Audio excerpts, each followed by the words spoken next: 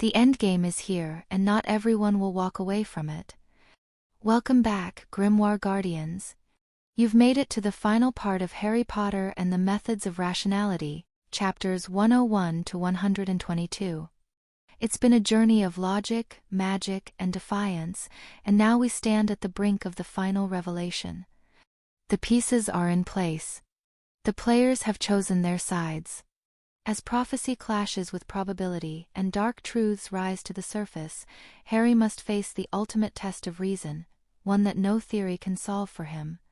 This is where minds are broken or changed forever. Disclaimer: this audiobook adaptation is a tribute to the phenomenal work of Eliezer Yudkowsky. All rights belong to the original author. We're just here to bring it to your ears and imagination. Gratitude to the brave and brilliant members of the Wizard Army and Wizard Kings. Your support is the spell that keeps this library alive. And to every listener, welcome to the Grimoire Guardians, where magic meets meaning. Let's turn the final page and discover what kind of future Harry truly chooses. 101 Precautionary Measures. Point 2. Harry stood, panting, in the midst of a brief wasted circle amid the forest, more destruction than a first year should have been able to reach by himself. The severing charm wouldn't bring down a tree, so he'd started partially transfiguring cross-sections through the wood. It hadn't let out what was inside him. Bringing down a small circle of trees hadn't made him feel any better. All the emotions were still there, but while he was destroying trees, he at least wasn't thinking about how the feelings couldn't be let out. After Harry had run out of available magic, he'd started tearing off branches with his bare hands and snapping them. His hands were bleeding, though nothing that Madame Pomfrey couldn't fix in the morning. Only dark magic left permanent scars on wizards. There came a sound of something moving in the woods, like the hoofbeats of a horse, and Harry whirled, his wand rising once more. Some part of his magic had returned while he was working with his hands. It occurred to him for the first time that he was out in the forbidden forest alone and making noise. What emerged into the moonlight was not the unicorn Harry had expected, but a creature with a lower body like that of a horse, gleaming white-brown beneath the moonlight, and the bare upper chest of a male human with long white hair. The moonlight caught the centaur's face, and Harry saw that the eyes were almost as blue as Dumbledore's, halfway to sapphire. In one hand the centaur held a long wooden spear, with an overlarge metal blade whose edge did not gleam beneath the moonlight. A gleaming edge, Harry had once read, was the sign of a dull blade. "So," the centaur said. His voice was low, powerful, and male. "Here you are, surrounded by destruction. I can smell the unicorn's blood in the air, the blood of something innocent, slain to save oneself." A jolt of sudden fear brought Harry into the now, and he said quickly, "It's not what it looks like." "I know. The stars themselves proclaim your innocence, ironically enough." The centaur took a step toward Harry within the small clearing, still holding his spear upright. A strange word, innocence. It means lack of knowledge, like the innocence of a child, and also means lack of guilt. Only those entirely ignorant can lack all responsibility for the consequences of their actions. He knows not what he does, and therefore can be without harmful intent, so says that word. The deep voice did not echo in the woods. Harry's eyes flickered to the spear tip, and he realized that he should have grabbed his time-turner the moment he saw the centaur. Now, if Harry tried to reach beneath his robes, the spear could strike him before then if the centaur was fast enough.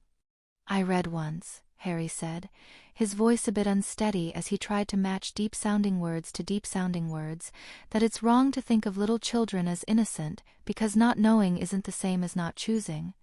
That children do little harms to each other with schoolyard fights, because they don't have the power to do great harm. And some adults do great harm. But the adults who don't, aren't they more innocent than children, not less?" "The wisdom of wizards," the centaur said. "Muggle wisdom, actually. Of the magicless I know little. Mars has been dim of late, but it grows brighter." The centaur took another step forwards, bringing him almost within striking distance of Harry. Harry didn't dare look up to the sky. That means Mars is coming closer to the Earth as both planets go around the sun. Mars is reflecting the same amount of sunlight as always, it's just getting nearer to us. What do you mean, the stars proclaim my innocence? The night sky speaks to centaurs. It is how we know what we know. Or do they not even tell wizards that much these days? A look of contempt crossed the centaur's face. I tried to look up centaurs when I was checking out divination. Most of the authors just ridiculed centaur divination without explaining why. Wizards don't understand argumentative norms. To them, ridiculing an idea or a person feels like casting that idea down just as much as bringing evidence against it. I thought the part about centaurs using astrology was just more ridicule. Why? The centaur intoned, his head cocked curiously. Because the course of the planets is predictable for thousands of years in advance. If I talked to the right muggles, I could show you a diagram of exactly what the planets will look like from this spot 10 years later. Would you be able to make predictions from that? The centaur shook his head. From a diagram? No. The light of the planets, the comets, the subtle shifts in the stars themselves, those I would not see. Cometary orbits are also set thousands of years in advance, so they shouldn't correlate much to current events. And the light of the stars takes years to travel from the stars to Earth, and the stars don't move much at all, not visibly. So the obvious hypothesis is that centaurs have a native magical talent for divination which you just, well, project onto the night sky. Perhaps, the centaur said thoughtfully. His head lowered. The others would strike you for saying such a thing, but I have ever sought to know what I do not know. Why the night sky can foretell the future that I surely do not know. It is hard enough to grasp the skill itself. All I can say, son of Lily, is that even if what you are saying is true, it does not seem useful.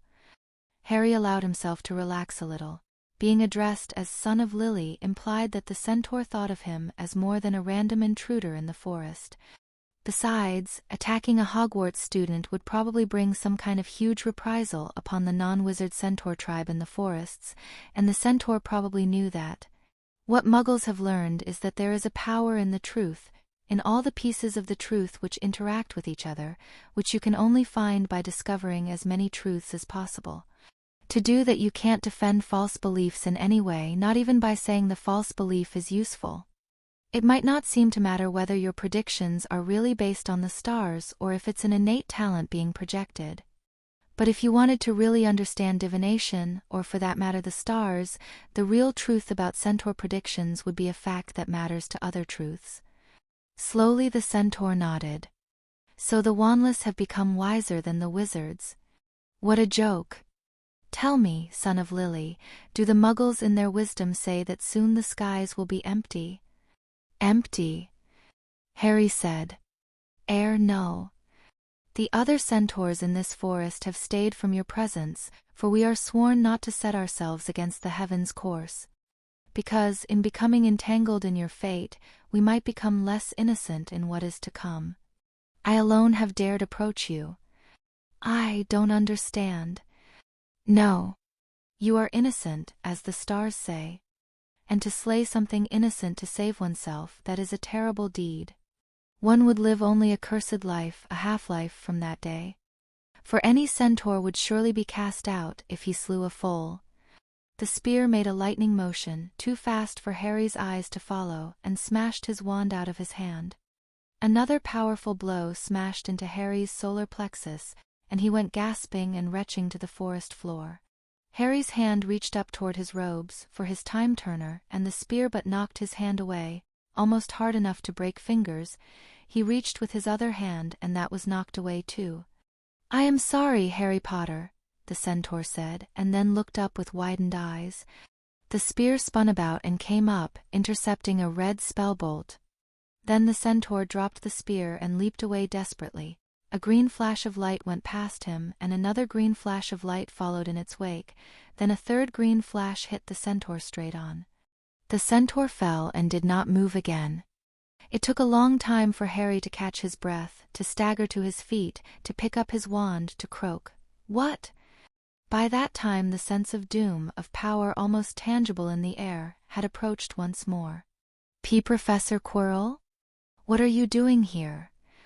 Well, the man in the black cloak said thoughtfully, you needed to fly into a rage and have a loud tantrum in the forbidden forest in the middle of the night, and I needed to go just outside your ability to detect me and keep watch. One does not leave a student alone in the forbidden forest. That should be obvious in retrospect. Harry stared at the fallen centaur. The horse form wasn't breathing. You killed him, that was Avada Kedavra. I do not always understand how other people imagine morality to work, Mr. Potter. But even I know that on conventional morality, it is acceptable to kill non-human creatures which are about to slay a wizard child.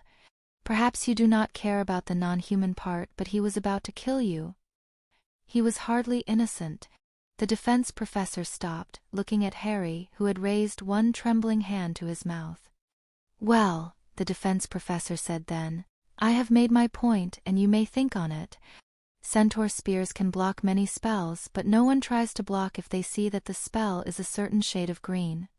For this purpose it is useful to know some green stunning hexes. Really, Mr. Potter, you should understand by now how I operate. The defense professor came nearer the centaur's body, and Harry took an involuntary step back, then another, at the terrible rising sense of stop, don't. The defense professor kneeled and pressed his wand to the centaur's head. The wand stayed there for a time. And the centaur rose, eyes blank, breathing once more. Remember nothing of this time, the defense professor commanded. Wander away and forget everything about this night. The centaur walked away, the 4 horse legs moving in strange synchrony. Happy now? The defense professor said, sounding rather sardonic about it. Harry's brain still felt broken. He was trying to kill me. Oh, for Merlin's sake, yes, he was trying to kill you. Get used to it. Only boring people never have that experience. Harry's voice emerged, hoarse. Why did he want to dish? Any number of reasons. I would be lying if I said I'd never considered killing you myself. Harry stared at where the centaur had wandered into the trees. His brain still felt half-broken, like an engine misfiring, but Harry did not see how this could possibly be a good sign. The news of Draco Malfoy nearly being eaten by a horror had been sufficient to summon back Dumbledore from wherever he'd gone, to wake Lord Malfoy and the Lady Greengrass's handsome husband, to bring forth Amelia Bones. The supposed presence of the horror had provoked skepticism even from Dumbledore, and the possibility of false memory charms had been raised. Harry had said, after some internal debate about the consequences of people believing a demon was on the loose, that he didn't actually remember making the same effort he'd put forth to frighten the Dementor, the dark thing had just left, which was what you would expect someone to create as a false memory if they hadn't actually known how Harry had done it. The names of Bellatrix Black, Severus Snape, and Quirinus Quirrell had been mentioned in connection with wizards strong enough to subdue everyone present and cast false memory charms, and Harry had known that Lucius was thinking of Dumbledore. There had been Aurors testifying and discussions going in circles and glares of accusation and cutting remarks at 2 a.m. in the morning. There had been motions and votes and consequences. "Do you believe," Headmaster Dumbledore said quietly to Harry, when all of it was done and the two of them alone, "that the Hogwarts you have wrought is an improvement?" Harry sat with his elbows on his knees, his face resting on his palms, in the conference room from which all the others had now departed. Professor McGonagall, who did not use a time-turner as routinely as the two of them, had departed swiftly for her bed. "Yes," Harry answered after too long a hesitation. "From my perspective, Headmaster, things in Hogwarts are finally normal. This is how things should be when 4 children get sent into the Forbidden Forest at night. There should be a huge fuss, constables showing up, and the responsible party getting sacked." "You believe it is good," Dumbledore said quietly, "that the man who you call responsible was, as you put it, sacked." "Yes, in fact, I do. Argus Filch has served this institution for decades." "And when given Veritaserum," Harry said tiredly, Argus Filch revealed that he had sent an 11-year-old boy into the Forbidden Forest, hoping something awful would happen to him, because he thought the boy's father had been responsible for the death of his cat. The 3 other students in Draco's company don't seem to have fazed him. I would have argued for jail time, but your concept of jail in this country is Azkaban. I'll also note that Filch was remarkably unpleasant to the children in Hogwarts, and I expect the school's hedonic index to be improved by his departure. Not that it matters to you, I suppose. The headmaster's eyes were impenetrable behind the half-moon glasses. Argus Filch is a squib. His work at Hogwarts is all he has. Had, rather. The purpose of a school is not to provide work for its employees. I know you probably spent more time around Filch than around any individual student, but that shouldn't make Filch's inner experiences loom larger in your thoughts. Students have inner lives too. You don't care at all, do you, Harry? Dumbledore's voice was quiet. About those you hurt. I care about the innocent, Harry said. Like Mr. Hagrid, who you'll note I argued should not be considered malicious, just oblivious. I was fine with Mr. Hagrid working here so long as he didn't take anyone into the Forbidden Forest again. I had thought that with Rubeus vindicated, he might teach care of magical creatures after Sylvanus departs the position. But much of that teaching is done in the Forbidden Forest. So that too shall not be in the wake of your passage, Harry said slowly. But you told us that Mr. Hagrid has a blind spot when it comes to magical creatures threatening wizards. That Mr. Hagrid had a cognitive deficit and couldn't really imagine Draco and Tracy getting hurt, which was why Mr. Hagrid didn't see anything wrong with leaving them alone in the Forbidden Forest at night. Was that not true? It is true. Then wouldn't Mr. Hagrid be the worst possible teacher for magical creatures? The old wizard gazed down at Harry through the half-moon glasses. His voice was thick when he spoke. Mr. Malfoy himself saw nothing awry. It was not so implausible a trick which Argus played Harry Potter. And Rubeus might have grown into his position. It would have been all Rubeus wished, his one greatest desire. Your mistake, Harry said, looking down at his knees, feeling at least 10% as exhausted as he'd ever been, is a cognitive bias we would call in the trade. Scope insensitivity. Failure to multiply. You're thinking about how happy Mr. Hagrid would be when he heard the news. Consider the next 10 years and 1,000 students taking magical creatures and 10% of them being scalded by Ashwinders. No one student would be hurt as much as Mr. Hagrid would be happy, but there'd be 100 students being hurt and only one happy teacher. Perhaps, the old wizard said. And your own error, Harry, is that you do not feel the pain of those you hurt once you have done your multiplication. Maybe. Harry went on staring at his knees. Or maybe it's worse than that. Headmaster, what does it mean if a centaur doesn't like me? What does it mean when a member of a race of magical creatures known for divination gives you a lecture on people who are ignorant of consequences, apologizes, and then tries to stab you with a spear? A centaur? The headmaster said. When did you, the time turner? You are the reason why I could not travel back to before the event, on pain of paradox. Am I? I guess I am. Harry shook his head distantly. Sorry.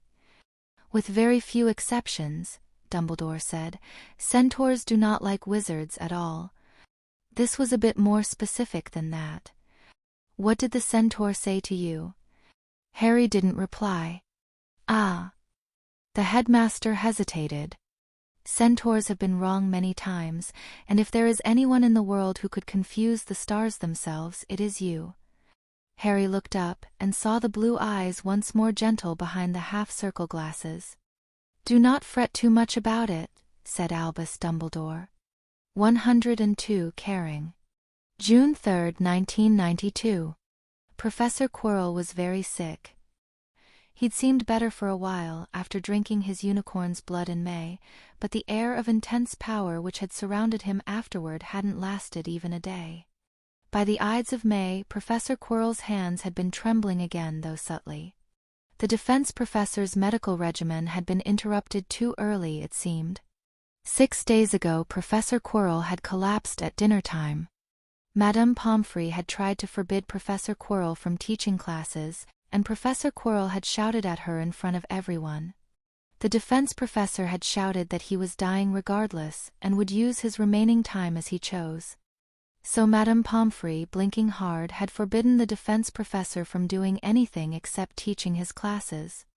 She'd asked for a volunteer to help her take Professor Quirrell to a room in the Hogwarts infirmary. More than 100 students had risen to their feet, only half wearing green. The defense professor no longer sat at the head table during mealtimes. He didn't cast spells during lessons. The oldest students who had the most Quirrell points helped him to teach, the 7th years who had already sat their defense NEWTS in May. They took turns floating him from his room in the infirmary to his classes, and brought him food at mealtimes. Professor Quirrell proctored his battle magic classes from a chair sitting. Watching Hermione die had hurt more than this, but that had ended much more quickly. This is the true enemy. Harry had already thought that, after Hermione had died. Being forced to watch Professor Quirrell die day by day, week by week, had not done much to change his mind. This is the true enemy I have to face, Harry thought in Wednesday's defense class, watching Professor Quirrell leaning far to one side of his chair before that day's 7th-year assistant caught him. Everything else is just shadows and distraction. Harry had been turning over Trelawney's prophecy in his mind, wondering if maybe the true Dark Lord had nothing to do with Lord Voldemort at all. Born to those who have thrice defied him seemed to strongly invoke the Peverell brothers and the 3 Deathly Hallows, though Harry didn't exactly see how Death could have marked him as an equal, which seemed to imply some sort of deliberate action on Death's part. This alone is the true enemy, Harry thought. After this will come Professor McGonagall, Mum and Dad, even Neville in his time, unless the wound in the world can be healed before then. There was nothing Harry could do. Madame Pomfrey was already doing for Professor Quirrell what magic could do, and magic seemed strictly superior to Muggle techniques when it came to healing. There was nothing Harry could do. Nothing he could do. Nothing. Nothing at all. Harry raised his hand and knocked upon the door in case the person there could no longer detect him. "What is it?" came a strained voice from the infirmary room. "It's me." There was a long pause. "Come in," said that voice. Harry slipped inside and closed the door behind him and cast the quieting charm. He stood as far away from Professor Quirrell as he could, just in case his own magic was making the professor feel uncomfortable. Though the sense of doom was fading with each passing day. Professor Quirrell was lying back in his infirmary bed, only his head propped up by a pillow. A coverlet of cottony material red with black stitching covered him to his chest. A book hovered before his eyes, outlined in a pale glow which also surrounded a black cube lying by the bed. Not the defense professor's own magic then, but a device of some kind. The book was Thinking Physics by Epstein, the same book Harry had lent to Draco a few months back. Harry had stopped fretting about its possible misuse several weeks earlier. "This dish," Professor Quirrell said and coughed. It didn't sound quite right. "This is a fascinating book, if I'd ever realized." A laugh mixed with another cough. "Why did I assume the Muggle arts must not be mine? That they would be of no use to me? Why did I never bother trying to test it experimentally, as you would say?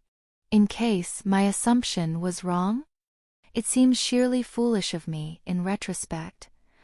Harry was having more trouble speaking than Professor Quirrell was. Wordlessly, Harry reached into his pocket and laid a kerchief on the floor, which he unfolded to reveal a small white pebble, smooth and round. "What's that?" said the defense professor. It's a transfigured unicorn." Harry had checked the books, had learned that since he was too young to have sexual thoughts he would be able to approach a unicorn without fear. The same books had said nothing about unicorns being smart. Harry had already noticed that every intelligent magical species was at least partially humanoid, from merfolk to centaurs to giants, from elves to goblins to Veela. All had essentially human-like emotions. Many were known to interbreed with humans. Harry had already reasoned out that magic didn't create new intelligence but just changed the shape of genetically human beings. Unicorns were equinoid, were not even partially humanoid, didn't talk, used no tools, they were almost certainly just magical horses. If it was right to eat a cow to feed yourself for a day, then it had to be right to drink a unicorn's blood in order to stave off death for weeks. You couldn't have it both ways. So Harry had gone into the forbidden forest wearing his cloak. He had searched the grove of unicorns until he saw her, a proud creature with a pure white coat and violet hair, with 3 blue blotches on her flank. Harry had gone over, and the sapphire eyes had stared at him inquisitively. Harry had tapped out the sequence 1, 2, 3 on the ground several times with his shoes. The unicorn had shown no sign of responding in kind. Harry had reached over, taken her hoof in his hand and tapped the same sequence with the unicorn's hoof. The unicorn had only looked at him curiously. And something about feeding the unicorn the sleeping potion-laced sugar cubes had still felt like murder. That magic gives their existence a weight of meaning which no mere animal could possess. To slay something innocent to save oneself, that is a very grave sin. Those 2 phrases from Professor McGonagall from the Centaur had both run through Harry's mind over and over as the white unicorn had yawned, laid down on the ground, and closed its eyes for what would be the last time. The transfiguration had lasted an hour, and Harry's eyes had watered repeatedly as he worked. The unicorn's death might not have come then, but it would come soon enough, and it was foreign to Harry's nature to try to refuse responsibility of any kind. Harry would just have to hope that, if you didn't kill the unicorn to save yourself, if you did it to help a friend, it would be acceptable in the end. Professor Quirrell's eyebrows had climbed toward his hairline. His voice was less soft, had something of his normal sharpness, as he said, "I forbid you from doing that again." "I wondered if you'd say that," Harry said. He swallowed again. "But this unicorn is already doomed, so you might as well take it, Professor." "Why have you done this?"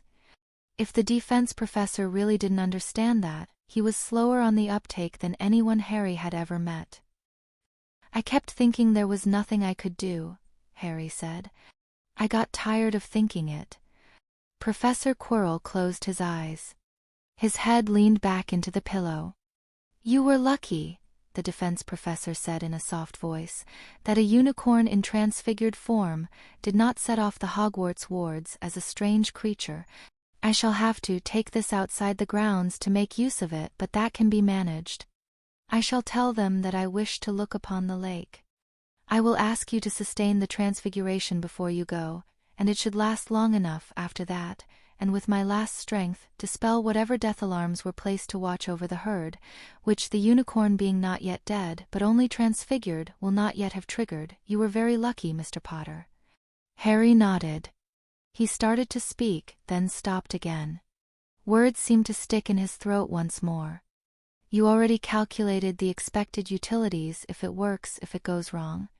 You assigned probabilities, you multiplied, and then you threw out the answer and went with your new gut feeling, which was the same. So say it." "Do you know," Harry said unsteadily, "of any way at all by which your life might be saved?" The defense professor's eyes opened. "Why do you ask me that, boy?" "There's a spell I heard of, a ritual." "Be silent," said the defense professor. An instant later a snake lay in the bed. Even the snake's eyes were dull. It did not rise. "Speak on," hissed that snake, its flickering tongue its only motion. There is a ritual I heard of from the schoolmaster by which he thinks the Dark Lord might have lived on. It is called the and Harry stopped as he realized that he did know how to say the word in Parseltongue. "Horcrux. It requires a death, I have heard. But if you are dying in any case, you might try to adapt the ritual, even at great risk for the new spell, so that it can be done with a different sacrifice. It would change the whole world if you succeed, though I don't know anything about the spell. The schoolmaster thought it tore off a piece of soul, though I don't see how that could be true." The snake was hissing laughter, strange sharp laughter, almost hysterical. "You tell me of that spell? Me? You must learn more caution in the future, boy." "But it matters not. I learned of the Horcrux spell since long ago. It is meaningless." "Meaningless?" Harry said aloud in surprise. "Would be pointless spell from beginning if souls existed. Tear piece of soul? That is lie." Misdirection to hide true secret. Only one who doeth not believe in common lease will reason further. See beneath obscuration, release how to cast spell. Required murder iss not sacrificial ritual at all. Sudden death sometimes maketh ghost, if magic bursts and imprints on nearby thing. Horcrux spell channels death burst through caster, creatus your own ghost instead of victim ss imprints ghost in special device. Second victim picks up Horcrux device imprints your memorius into them.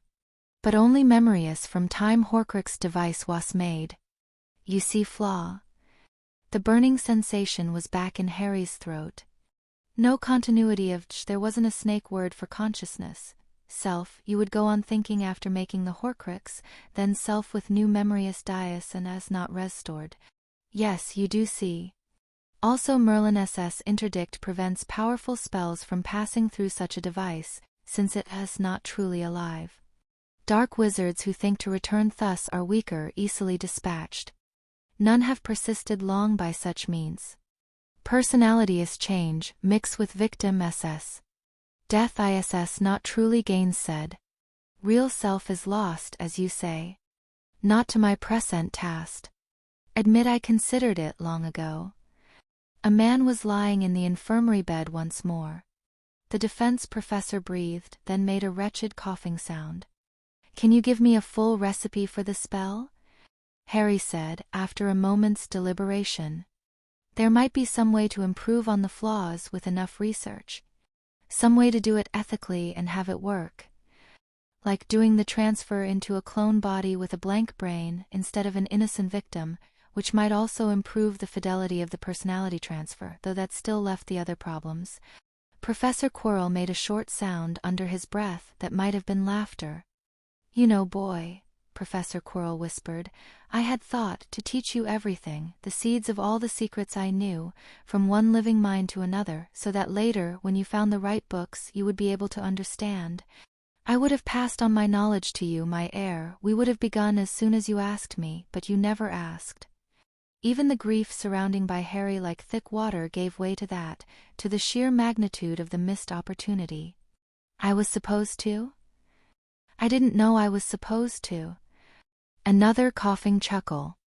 Ah yes, the unknowing muggle-born in heritage if not in blood, that is you. But I thought better of it, that you should not walk my path, it was not a good path in the end. It's not too late, Professor. Harry said. A part of Harry yelled that he was being selfish, and then another part shouted that down there would be other people to help. Yes, it is too late, and you shall not persuade me otherwise. I have thought better of it, as I said. I am too full of secrets better left unknown, look at me. Harry looked, almost despite himself. He saw a still unwrinkled face, looking old and pained, beneath a head rapidly losing its hair, even the sides looking wispy now. Harry saw a face he'd always thought was sharp, now revealed as thin, muscle and fat fading away from the face, as from the arms beneath it, like the skeletal form of Bellatrix Black he'd seen in Azkaban. Harry's head wrenched aside unthinkingly. You see, whispered the professor. I dislike to sound cliched. Mr. Potter, but the truth is, the arts called dark really are not good for a person in the end. Professor Quirrell breathed in, breathed out. There was quiet for a time in the infirmary, the two of them watched only by the elaborately ornamented stone of the walls. Is there anything left unsaid between us? Said Professor Quirrell. I am not dying today, mind you, not right now, but I do not know how long. I shall be able to converse. There's, Harry said, swallowed again. There's a lot of things, way too many things, but it might be the wrong thing to ask, but I don't want this one question unanswered. Snake? A snake lay on the bed. I learned how the killing curse works. Requires true hate to cast, not much hate, but must want target dead, they say. In prison with life-eaters, you cast killing curse at guard, said you did not want him dead, was that lie? Here now, at this distance, you may speak truth, even if you fear it reflects poorly on you, it should not matter now, teacher. I wish to know. Must know. Will not abandon you either way. A man lay on the bed. Listen carefully, Professor Quirrell whispered. I will tell you a conundrum, a riddle of a dangerous spell. When you know the answer to that puzzle, you will also know the answer to your question. Are you listening? Harry nodded. There is a limitation to the killing curse. To cast it once in a fight, you must hate enough to want the other dead. To cast Avada Kedavra twice, you must hate enough to kill twice, to cut their throat with your own hands, to watch them die, then do it again. Very few can hate enough to kill someone 5 times, they would get bored. The defense professor breathed several times before continuing. But if you look at history, you will find some dark wizards who could cast the killing curse over and over. A 19th century witch who called herself Dark Evangel, the Aurors called her A.K. McDowell. She could cast the killing curse 12 times in one fight. Ask yourself, as I asked myself, what is the secret that she knew? What is deadlier than hate and flows without limit? A second level to the Avada Kedavra spell, just like with the Patronus charm. I don't really care, Harry answered. The defense professor chuckled wetly. Good. You are learning. So you see. A pause of transformation.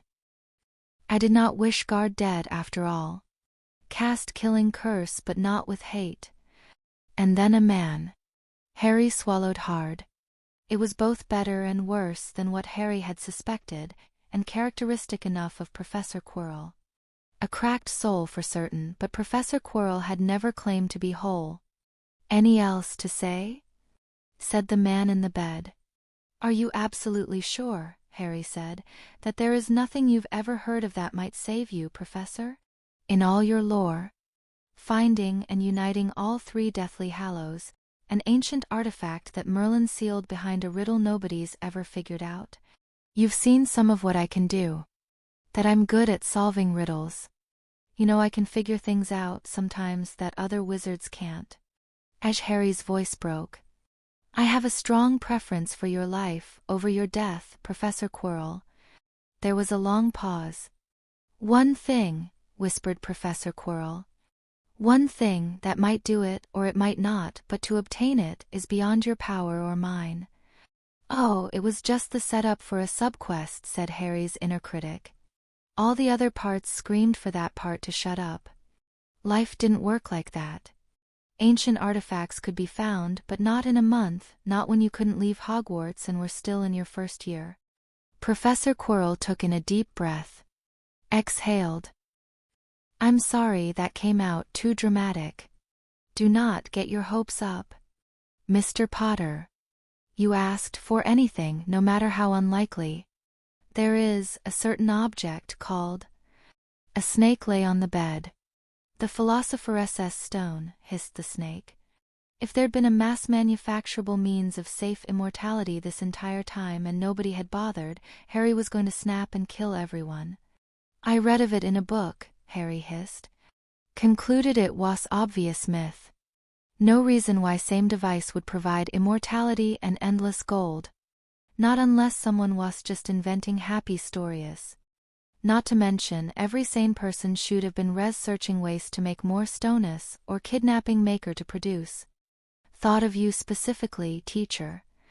A hissing of cold laughter. Reasoning ISS wis, but not wis enough. Like with Horcrux's spell, absurdity hides true secret. True stone is not what that legend says. True power is not what stories claim. Stone's supposed maker was not one who made it. One who holds it now was not born to name nowust. Yet stone is powerful healing device in truth. Have you heard it spoken of? Just in the book. One who holds stone is repository of much lore. Taught schoolmaster many secrets. Schoolmaster has said nothing of stone's holder, nothing of stone? No hints. Not that I can easily recall, Harry replied honestly. Ah, hissed the snake. Ah, well. Could ask schoolmaster. No. Do not ask him, boy. He would not take question well. But if the stone only heals, schoolmaster does not believe that, would not believe that. Too many have sought stone or sought holder's lore. Do not ask. Must not ask. Do not try to obtain stone yourself. I forbid. A man lay on the bed once more. I am at my limit, said Professor Quirrell. I must regain my strength before I go to the forest with your gift.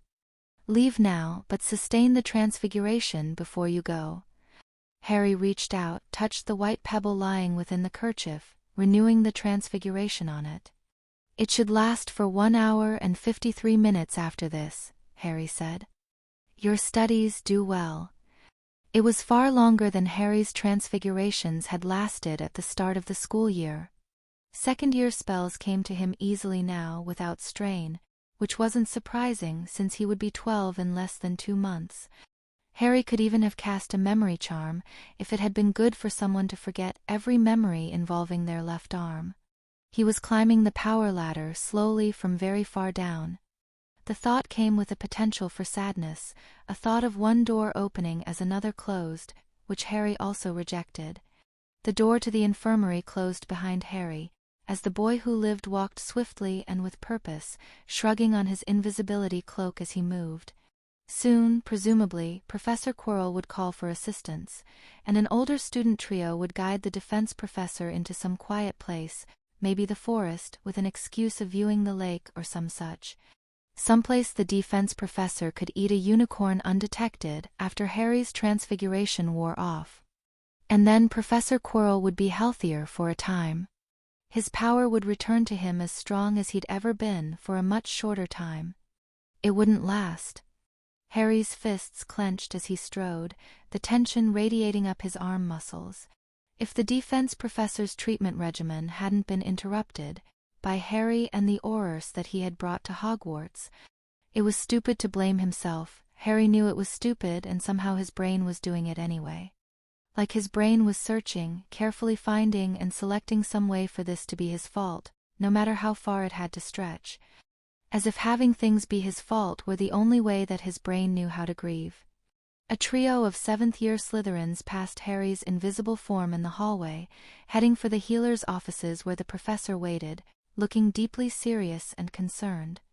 Was that how other people grieved? Or did they, on some level, not really care, as Professor Quirrell thought? There is a second level to the killing curse. Harry's brain had solved the riddle instantly, in the moment of first hearing it, as though the knowledge had always been inside him, waiting to make itself known. Harry had read once somewhere that the opposite of happiness wasn't sadness but boredom, and the author had gone on to say that to find happiness in life you asked yourself not what would make you happy but what would excite you. And by the same reasoning, hatred wasn't the true opposite of love.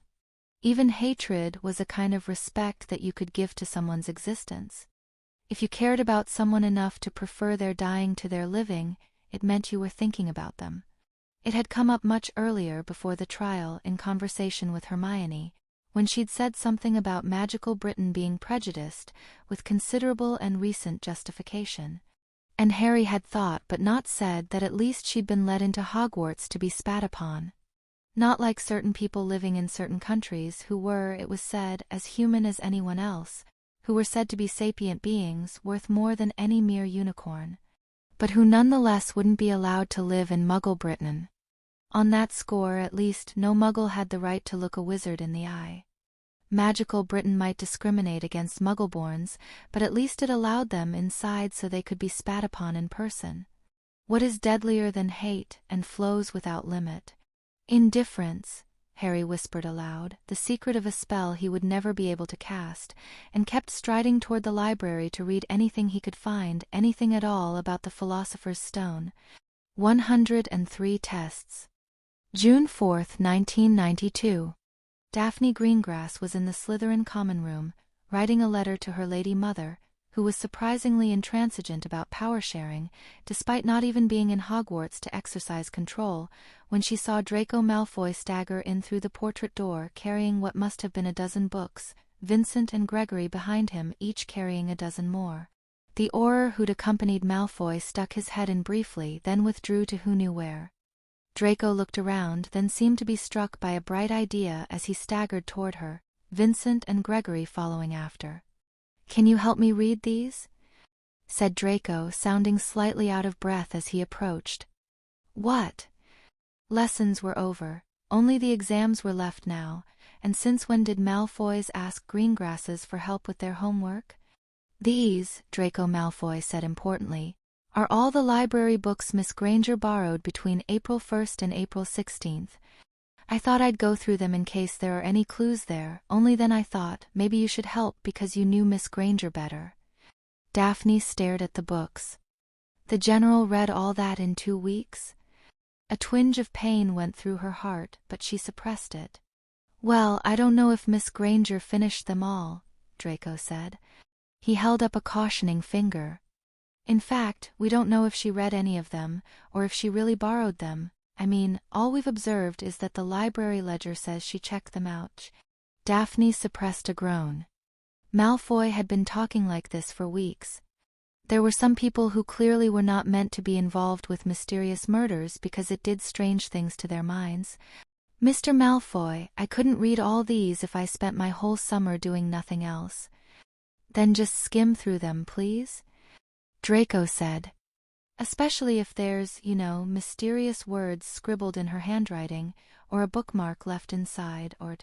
I've seen those plays too, Mr. Malfoy. Daphne rolled her eyes. Don't we have Aurors now for... We're doomed, shrieked Millicent Bulstrode, as she burst up from the lower chambers into the Slytherin common room. People paused to look at her. It's Professor Quirrell. A sudden air of attentiveness, as of long-standing disputes about to be settled. Well, finally, someone said, as Millicent tried to catch her breath. He's only got, 10 days left to go bad? 11 days, said the 7th year who was running the betting pool. He's gotten a little better suddenly, and he's going to summon the first years for our defense final. By surprise. In 50 minutes. A defense final? Pansy said blankly. But Professor Quirrell doesn't give exams. The Ministry defense final, shrieked Millicent. But Professor Quirrell doesn't teach anything from the Ministry curriculum, objected Pansy. Daphne was already fleeing to her room, racing for the first-year defense textbook that she hadn't touched since September and screaming curses inside her mind. One desk back of her, someone was crying, their soft sobs providing a background chant of despair for the classroom. Daphne looked back, expecting to see a Hufflepuff and hoping it wasn't Hannah, and was surprised at first, though not on further reflection, to see it was a Ravenclaw.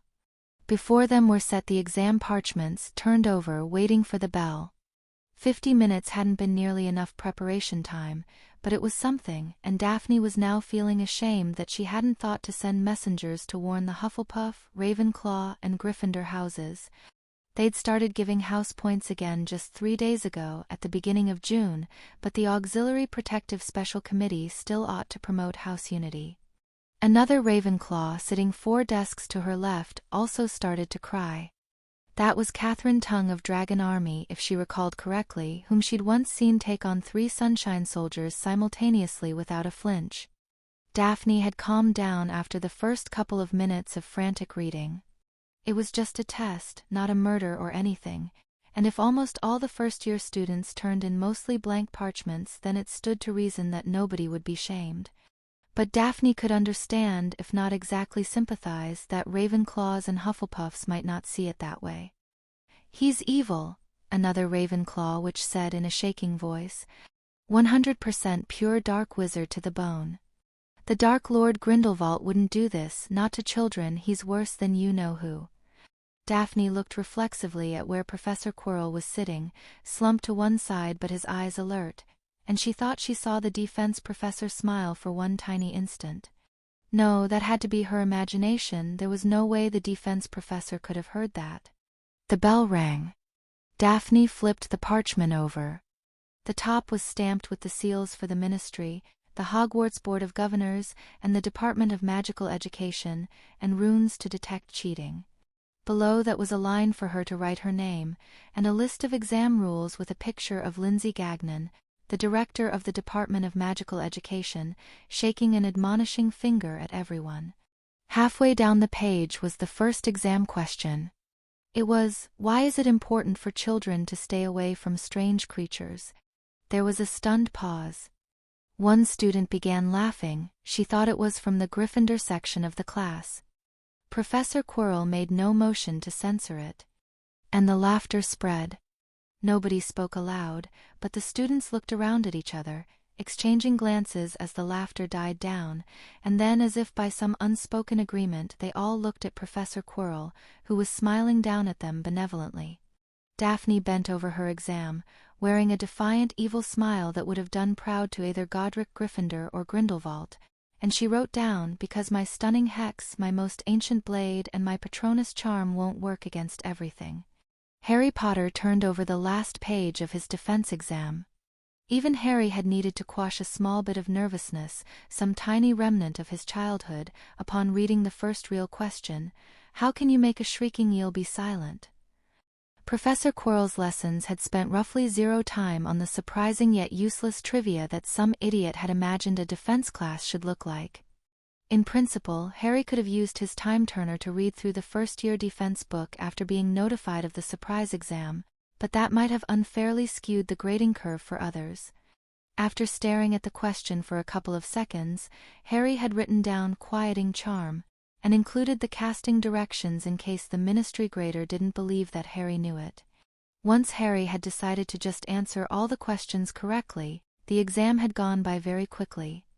The most realistic answer to more than half the questions was "stunning hex," and many of the other questions had optimal solutions along the lines of "turn around and walk in the opposite direction," or "throw away the cheese and buy a new pair of shoes." The last question on the test was, "What would you do if you suspected there might be a bogey snake underneath your bed?" The ministry-approved answer, Harry could in fact recall from his read-through of the textbook at the start of the year, was "tell your parents." The problem with this had occurred to Harry right away, which was why Harry had remembered it. After some pondering, Harry wrote down, "Dear Ministry Grader, I'm afraid the real answer to that is a secret, but rest assured that a bogey snake would present no more trouble to me than a mountain troll, a dementor, or you-know-who. Please inform your superiors that I find your standard answer prejudicial to Muggleborns, and that I expect this failing will be corrected at once without any need for my direct intervention. Sincerely, the boy who lived." Harry signed the last parchment with a broad flourish, turned it over into his stack, put down his quill, and sat up. Looking around, Harry saw that Professor Quirrell seemed to be looking in his rough direction, though the defense professor's head had nodded to one side. The other students were still writing. Some of them were silently crying, but they were still writing. Continuing to fight was also a lesson Professor Quirrell had taught. Interminably later, the official exam time was up. A 7th-year student went from desk to desk, collecting the exams in Professor Quirrell's place. The last exam parchment was collected, and Professor Quirrell sat up straight. "My young students," he said softly. The 7th-year student had her wand trained on the defense professor's mouth, so that they all heard his voice seeming to come from right beside them. "I know, that probably seemed very fearsome to some of you. It is a different kind of fear from facing the enemy's wand. You must conquer it separately. So I shall tell you this now. It is the custom of Hogwarts that grades are given in the 2nd week of June. But for my case they can make an exception, I think." The defense professor smiled his familiar dry smile, tinged now as though by a suppressed grimace. "I know you are worried that you were not prepared for this exam, that my lessons have not covered this material, and I quite forgot to mention that it was approaching, though you should have known it would come in time. But I have just now magically checked the answers you have given on that terribly, terribly important final exam, though of course only the ministry grade is official, and assigned your full-year grades taking the results into account, and magically written your full grades down on these parchments." Professor Quirrell tapped a stack of parchments on the side of his desk, "which will now be handed out. An incredible spell, is it not?" A few students on the Ravenclaw side were looking indignant, but for the most part the students just looked relieved, and some Slytherins were chuckling. Harry would have laughed too, if not for the pain of watching Professor Quirrell gasp out the words. The 7th-year student standing beside Professor Quirrell pointed her wand and spoke an incantation in magical pseudo-Latin. The parchments rose up and started to drift through the air, separating in mid-flow to drift toward each student. Harry waited until his parchment had arrived on his desk and then unfolded it. The parchment said E+, which stood for exceeds expectations. It was the second highest grade letter, the highest being outstanding. In another world, a distant vanished world, a little boy named Harry would have shouted with indignation about receiving only the second highest grade. This Harry sat quietly and thought. Professor Quirrell was making some point, and it wasn't as though the exact grade letter mattered in any other way. Was Professor Quirrell saying that Harry had done relatively well, but not lived up to his full potential? Or was the grade meant to be read literally, that Harry had in fact exceeded the defense professor's expectations? "All of you pass," Professor Quirrell said, as the students all looked at their final grades, as sighs of relief rose from desks and Lavender Brown raised her parchment in a clenched fist held high with triumph. "Every student in first-year battle magic has passed, except for one." A number of students looked up in sudden terror. Harry sat there silently. He had seen the point immediately, and even if it was a wrong point, he knew Professor Quirrell would never ever be talked out of making it. "All of you in this room have received grades of at least acceptable." Neville Longbottom, who took this test in the Longbottom home, received a grade of outstanding. But the other student who is not here has had a dreadful grade entered on her record for failing the only important test that was given her this year. I would have marked her even lower, but that would have been in poor taste. The room was very quiet, though a number of students were staring angrily at the professor. You may think that a grade of dreadful is not fair. That Miss Granger was faced with a test for which her lessons had not prepared her. That she was not told that the exam was coming on that day. The defense professor drew in a shaking breath. "Such is realism," said Professor Quirrell. "The only important test may come at any time. Be better prepared for it than she was. As for the rest of you, those who have received exceeds expectations or above have received my letters of recommendation to certain organizations beyond Britain's shores where your training might be completed. They will contact you when you are old enough if you still appear worthy and if you have not failed an important test. And remember, from this day you must train yourselves. You cannot rely on future defense professors. Your first year of battle magic is over. You are dismissed." Professor Quirrell sat back with his eyes closed, seeming to ignore the excited babble that broke out around him. In time most of the students had departed, and one remained, staying a prescribed distance from the defense professor. The defense professor opened his eyes. Harry raised the parchment with its E+, still silent. The defense professor smiled, and it went all the way to those tired eyes. "It is the same grade that I received in my own first year." Th. Harry couldn't make the words "thank you" come out. They were stuck in his suddenly closed throat, the defense professor tilting his head and giving him an inquiring stare, so Harry just bowed jerkily and then left the room. 104 The Truth. 1 Riddles and Answers. June 13, 1992. It was the last week of school in Hogwarts, and Professor Quirrell was still alive barely. The defense professor himself would be in a healer's bed this day as he'd been for almost the last week. Hogwarts tradition said that exams were given in the first week of June, that exam results were released the second week, and that in the third week there would be the leave-taking feast on Sunday and the Hogwarts Express transporting you to London on Monday. Harry had wondered, a long time ago when he'd first read about that schedule, just what exactly the students did during the rest of the second week of June, since waiting for exam results didn't sound like much, and the answer had surprised him when he'd found out. But now the second week of June was done as well, and it was Saturday. There was nothing left of the year but the leave-taking feast on the 14th and the Hogwarts Express ride on the 15th. And nothing had been answered. Nothing had been resolved. Hermione's killer hadn't been found. Somehow Harry had been thinking that, surely, all the truth would come out by the end of the school year. Like that was the end of a mystery novel, and the mystery's answer had been promised him. Certainly it had to be known by the time the defense professor died. It couldn't be allowed for Professor Quirrell to die without knowing the answer, without everything being neatly resolved. Not exam grades, certainly not death, it was only truth that finished a story. But unless you bought Draco Malfoy's latest theory that Professor Sprout had been assigning and grading less homework around the time of Hermione being framed for attempted murder, thereby proving that Professor Sprout had been spending her time setting it up, the truth remained unfound. And instead, like the world had priorities that were more like other people's way of thinking, the year was going to end with a climactic Quidditch match. In the air above the stadium, distant figures on broomsticks swooped and pirouetted and spun around each other. The red-purplish truncated tetrahedron that was the quaffle was caught, tossed, blocked, and occasionally thrown through floating hoops, accompanied by stadium-rocking cries of triumph or dismay.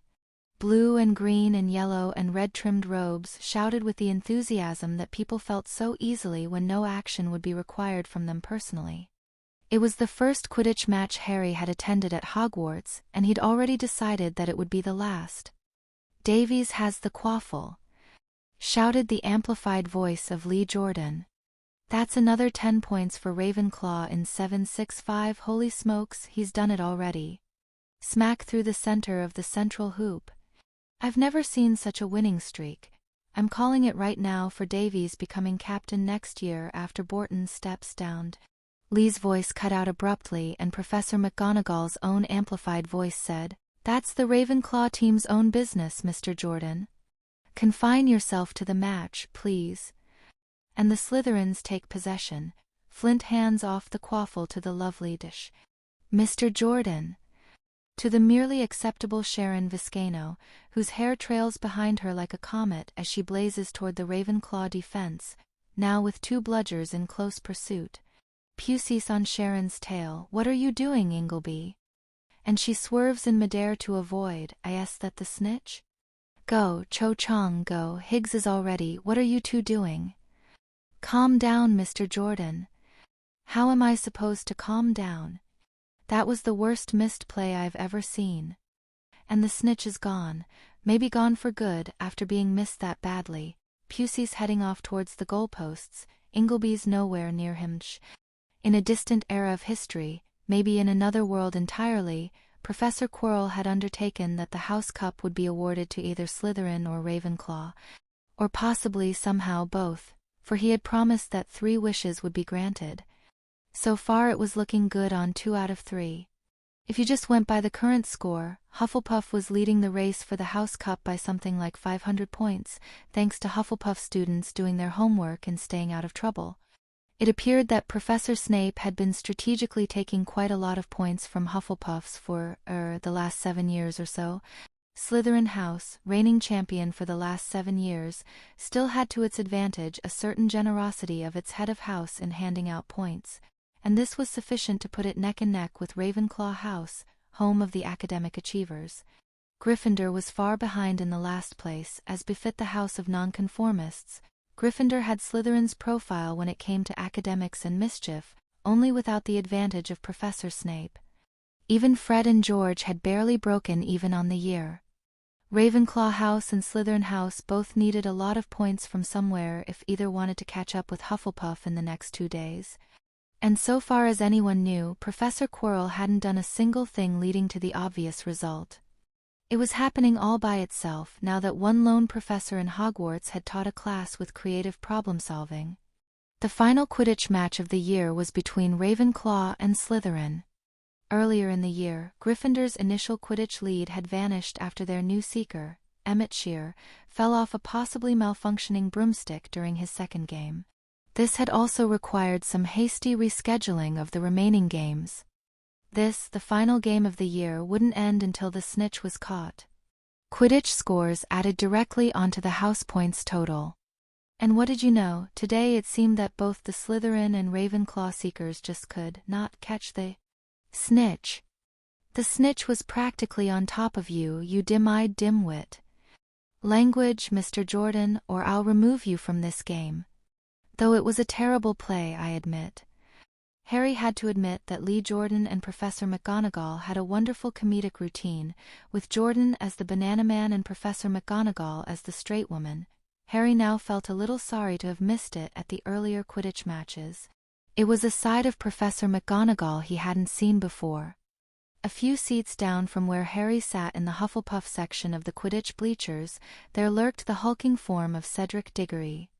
The Super Hufflepuff had observed the most recent near-air collision between Cho Chang and Terence Higgs with the keen eye of a wizard who was a Seeker and a Quidditch captain in his own right. "The Ravenclaw Seeker is new," Cedric said. "But Higgs is in his 7th year. I've played against him. He's better than that." "You think it's a strategy?" asked one of the Hufflepuffs sitting next to Cedric. "It would make sense if Slytherin needed some extra points to lead for the Quidditch Cup," Cedric said. "But Slytherin already has us beat for the title. What are they thinking? They could have won right there." The game had started at 6 o'clock in the afternoon. A typical game would have gone until 7 or so, at which point it would have been time for dinner. June in Scotland meant plenty of daylight. Sunset wasn't until 10. It was at 8 p.m. and 6 minutes, according to Harry's watch, when Slytherin had just scored another 10 points, bringing the score to 170 to 140, when Cedric Diggory leapt out of his seat and shouted, "Those bastards!" "Yeah!" cried a young boy beside him, leaping to his own feet. "Who do they think they are, scoring points?" "Not that!" cried Cedric Diggory. They're trying to steal the cup from us. But we're not in the running any more, Forge. Not the Quidditch Cup. The House Cup." The word spread with cries of outrage. That was Harry's cue. Harry politely asked a Hufflepuff which sitting next to him, and another Hufflepuff sitting one row above him, if they could move aside. Then Harry drew forth from his pouch a huge scroll, and unfurled it into a 2-meter-tall banner which stuck in place in midair. The enchantment had been done courtesy of a 6th-year Ravenclaw who had a reputation for knowing less about Quidditch than Harry did. In huge, glowing purple letters the sign read, "Just by a clock. 2:06:47. Beneath it was a snitch with a blinking red X over it. Second after second after second, the time counter increment. As that counter rose higher, there seemed to be an awful lot of Hufflepuffs who decided that they wanted to sit next to Harry's banner. As the game dragged on past 9, there also seemed to be a lot of Gryffindors. As the sun set and Harry started using Lumos to read his books, he'd given up on the actual game a long time ago. There were a noticeable number of Ravenclaws who'd betrayed patriotism for sanity. And Professor Sinistra. And Professor Vector. And as the stars began to come out, Professor Flitwick. The climactic final Quidditch game of the year dragged on. One of the things Harry hadn't planned on when he'd decided to do this was that he would still be out here at. Harry glanced at his watch, 11:04 at night. Harry was now reading a 6th-year Transfiguration textbook, or rather he'd weighted the book open, illuminated by a Muggle glow stick, while he did one of the exercises. Last week, when the graduating Ravenclaws were discussing their NEWT scores, Harry had overheard that upper-year Transfiguration practice involved several shaping exercises that relied more on control and precise thinking than raw power, and Harry had promptly set out to learn those, whacking himself hard on the forehead for not trying to read all the later-year textbooks earlier. Professor McGonagall had approved Harry doing a shaping exercise that involved controlling the way in which a transfiguring object approached its final form, for example, transfiguring a quill so that the shaft grew out first, then the barbs. Harry was doing an analogous exercise with pencils, growing out the lead first, then surrounding it with wood and finally having the eraser form on top. As Harry had suspected, focusing his attention and magic into a particular part of the pencil's ongoing transformation had proven similar to the mental discipline used in partial transfiguration, which could indeed have been used to fake the same effect, by partially transfiguring only the outer layers of the object. This way was proving relatively easier, though. Harry finished his current pencil and looked up at the Quidditch game, which was, check, still fantastically boring. Lee Jordan was commentating in a tone of dull disgust. "Another 10 points, yay whoopee, and now someone takes possession of the quaffle again, ask if I care who." Almost nobody remaining in the stands was paying attention either, since everyone who'd remained in the stadium seemed to have discovered a new and more interesting sport, the debate about how to amend the House Cup rules and/or Quidditch. The argument had become heated to the point where all of the nearby professors were barely keeping order at a level short of open combat. This argument, unfortunately, had considerably more than two factions. Some darned busybodies were proposing sensible-sounding alternatives to eliminating the snitch entirely, and this was threatening to split the vote and sap the momentum for reform. In retrospect, Harry thought it would have been nice to have Draco unfurl his own banner from the Slytherin side saying "Snitches are awesome," to set the polarity of the debate. Harry had squinted over at the Slytherin section earlier, but he hadn't been able to spot Draco anywhere in the stands. Severus Snape, who could also have been sympathetic enough to play the villainous opposition, was likewise nowhere to be seen. "Mr. Potter?" said a voice next to him. Beside Harry's seat was standing a short but older Hufflepuff boy, someone who'd never before come to Harry's attention, holding out a blank parchment envelope with wax dripped on the front. The wax was also blank, without impression. "What is it?" said Harry. "It's me," said the boy. "With the envelope you gave me. I know you said not to talk to you, but—" "Then don't talk to me," Harry said. The boy tossed the envelope at Harry and walked away, looking offended. It made Harry wince a little, but it probably hadn't been the wrong decision considering the temporal issues. Then Harry broke the unsigned wax seal and drew out the envelope's contents. It was parchment instead of the muggle paper that Harry would have expected, but the writing on it was his own handwriting, if done with a quill instead of a pen. The parchment said, "Beware the constellation, and help the Watcher of Stars. Pass unseen by the Life-Eater's confederates, and by the wise and the well-meaning. 6 and 7 in a square. In the place that is prohibited and bloody stupid."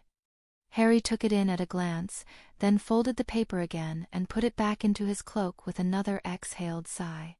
Beware the constellation, really? Harry would have expected a riddle left by himself to have been easier to interpret, though some parts were obvious enough. Clearly future Harry had been worried about this paper being intercepted, and while present Harry wouldn't ordinarily have thought of the local Aurors as the ones in league with the Dementors of Azkaban, maybe that had been the best way to say Auror without potentially tipping off anyone else who read the parchment and did their own best to decrypt it. Translating the idiom back out of the Parseltongue he'd used during the incident with Azkaban, that worked, Harry supposed. The note had said that Professor Quirrell needed help, and that whatever was going on needed to pass unnoticed from the Aurors, and from Dumbledore and McGonagall and Flitwick. Since time-turning was involved already, the obvious solution was to leave for the loo, travel back in time, and return to the game right after he'd left. Harry started to rise from his seat, then hesitated. His Hufflepuff side was remarking something about leaving the Auror escorts behind and not telling Professor McGonagall anything, and wondering if his future self was being stupid. Harry unfolded the parchment again and took another glance at the contents. On closer examination, the riddle verse didn't say that Harry couldn't bring anyone along. Draco Malfoy. Was he missing from the Quidditch game because future Harry, hours in the past, had brought Draco with him as backup? But that didn't make sense. There wasn't much marginal improvement in safety from bringing along another first year. Draco Malfoy would certainly have been present, regardless of his personal feelings about Quidditch, to watch Slytherin clinch the House Cup. Had something happened to him? Suddenly Harry didn't feel as tired anymore. A trickle of adrenaline was starting to rise in Harry, but no, this wouldn't be like the troll. The message had told Harry when to arrive. Harry wouldn't be too late, not this time. Harry glanced over at where Cedric Diggory was looking back and forth, visibly torn between a clutch of Ravenclaws arguing that the snitch had to be kept because it was traditional and rules were rules, and a pack of Hufflepuffs saying that it wasn't fair for the Seeker to be more important than the other players. Cedric Diggory had been an excellent dueling tutor to Harry and Neville, and Harry had thought they'd established a good relationship. More importantly, a student taking literally all of the electives would have his own time-turner. Maybe Harry could try to get Cedric to go back in time with him? The Super Hufflepuff seemed like a good spare wand to have by your side in any sort of sticky situation.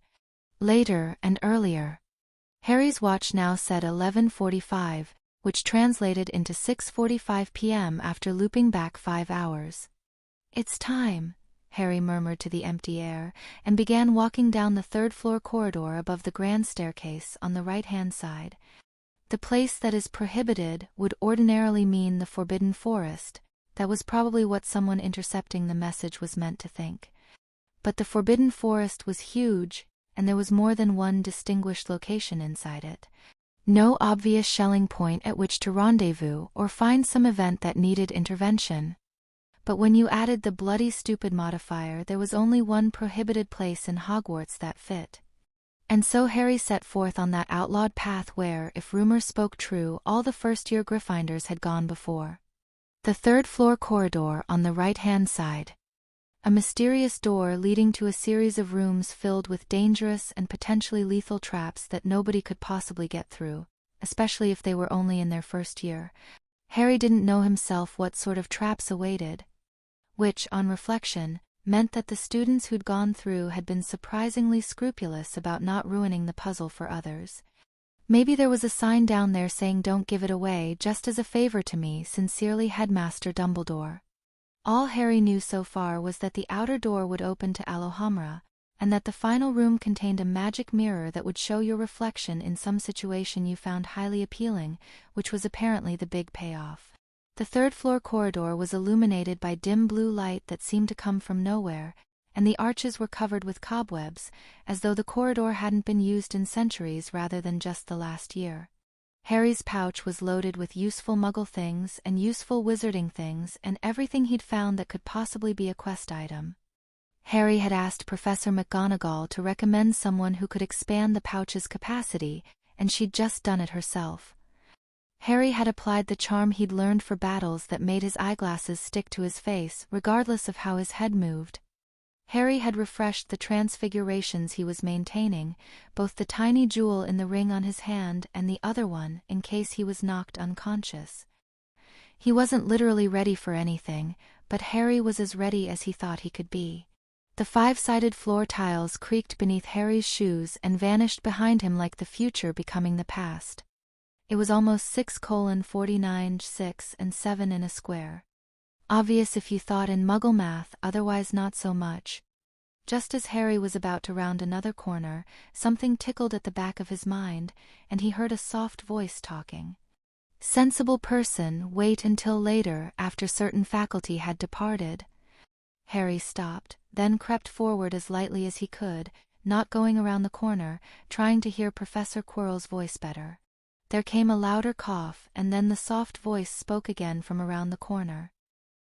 "But if they were also to depart themselves at that time," murmured the voice, "they might think this final game makes for the best distraction left in this year, a predictable distraction.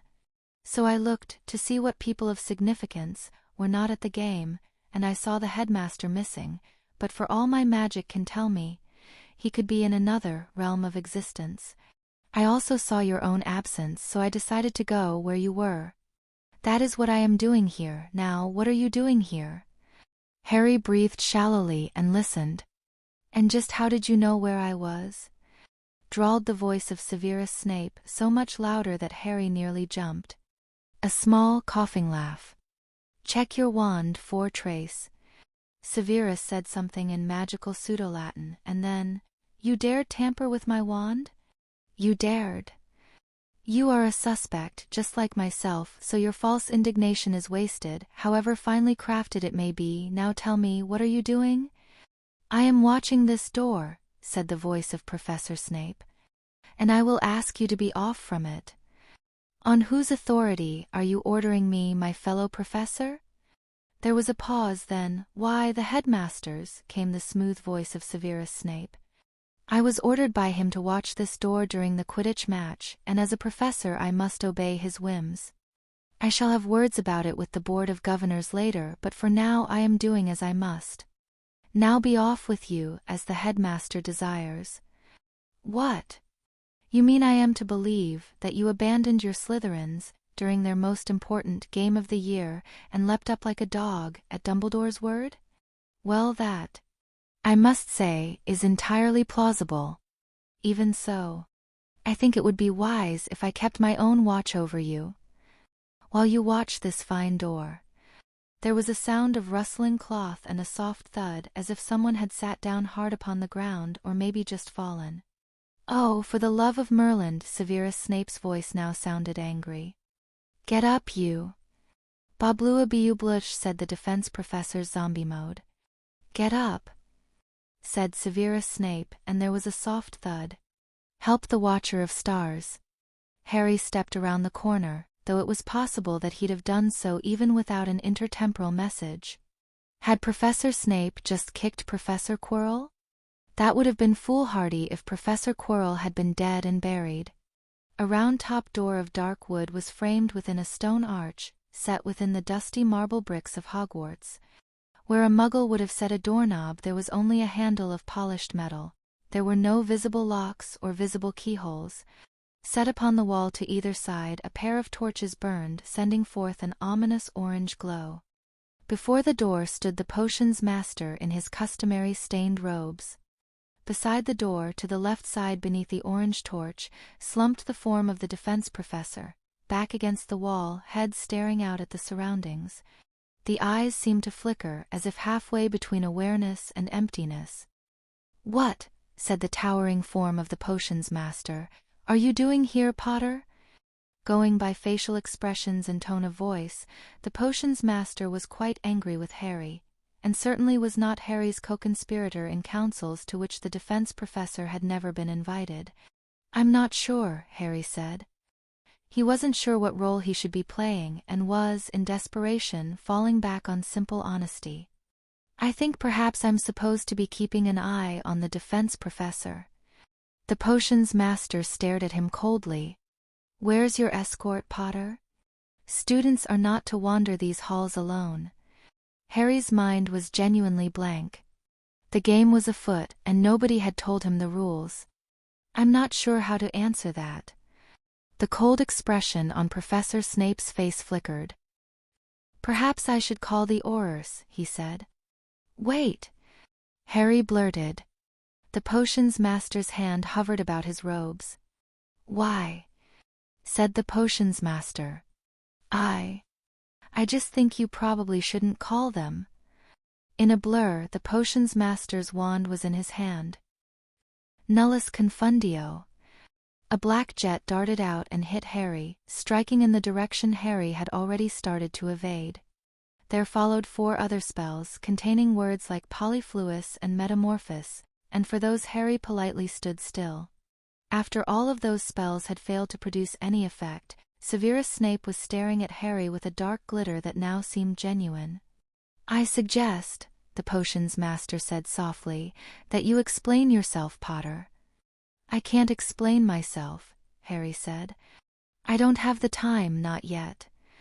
Harry looked directly into the potions master's gaze as he said the words "myself and time," widening his own eyes to try to convey the key information, and the potions master hesitated. Harry was frantically trying to work out who was pretending to be what. Since Professor Quirrell wasn't in on Dumbledore's conspiracy, Severus was pretending to be the evil potions master of Hogwarts, who'd been sent here by the headmaster, and might or might not have actually been sent here by Dumbledore, but Professor Quirrell either thought, or was pretending to think, that someone needed to keep an eye on Professor Snape, and Harry himself had been sent here by future Harry and had no idea why. And why were they all standing outside the headmaster's forbidden door in the first place? And then, from behind where Harry stood, came the growing sound of another set of footsteps, rapid and manifold. Professor Snape stabbed his wand once, creating a burst of darkness that shrouded where the defense professor was lying. "Muffliato," the potions master hissed. "Mr. Potter, if you must be here, then hide.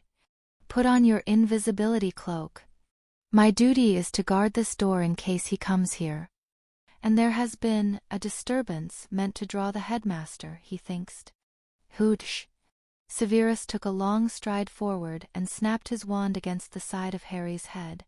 There was a trickling sensation like an egg had been cracked over him, the feeling of a disillusionment charm, and Harry's hands faded out, followed by the rest of him. The darkness shrouding one side of the wall dissipated like slow mist, and there was again visible the huddled form of the defense professor, who said nothing. Harry tiptoed away quietly as he could, then turned to watch. The approaching footsteps rounded the corner. "What are you doing here?" came many simultaneous cries. Trimmed in 3 sets of Slytherin green and 1 Hufflepuff yellow stood Theodore Nott, Daphne Greengrass, Susan Bones, and Tracy Davis. "Where," said Professor Snape with mounting wrath, "are your escorts, children?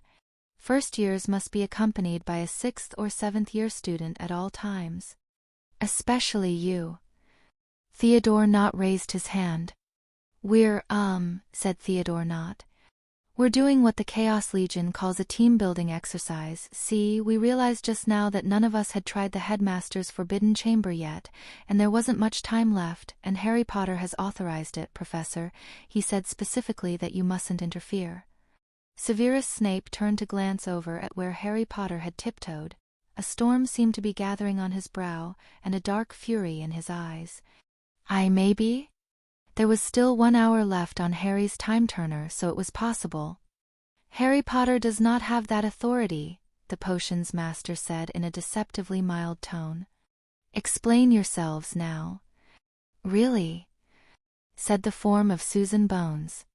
"Really? You're telling Professor Snape that Harry Potter authorized the mission? That's your idea of a bluff?"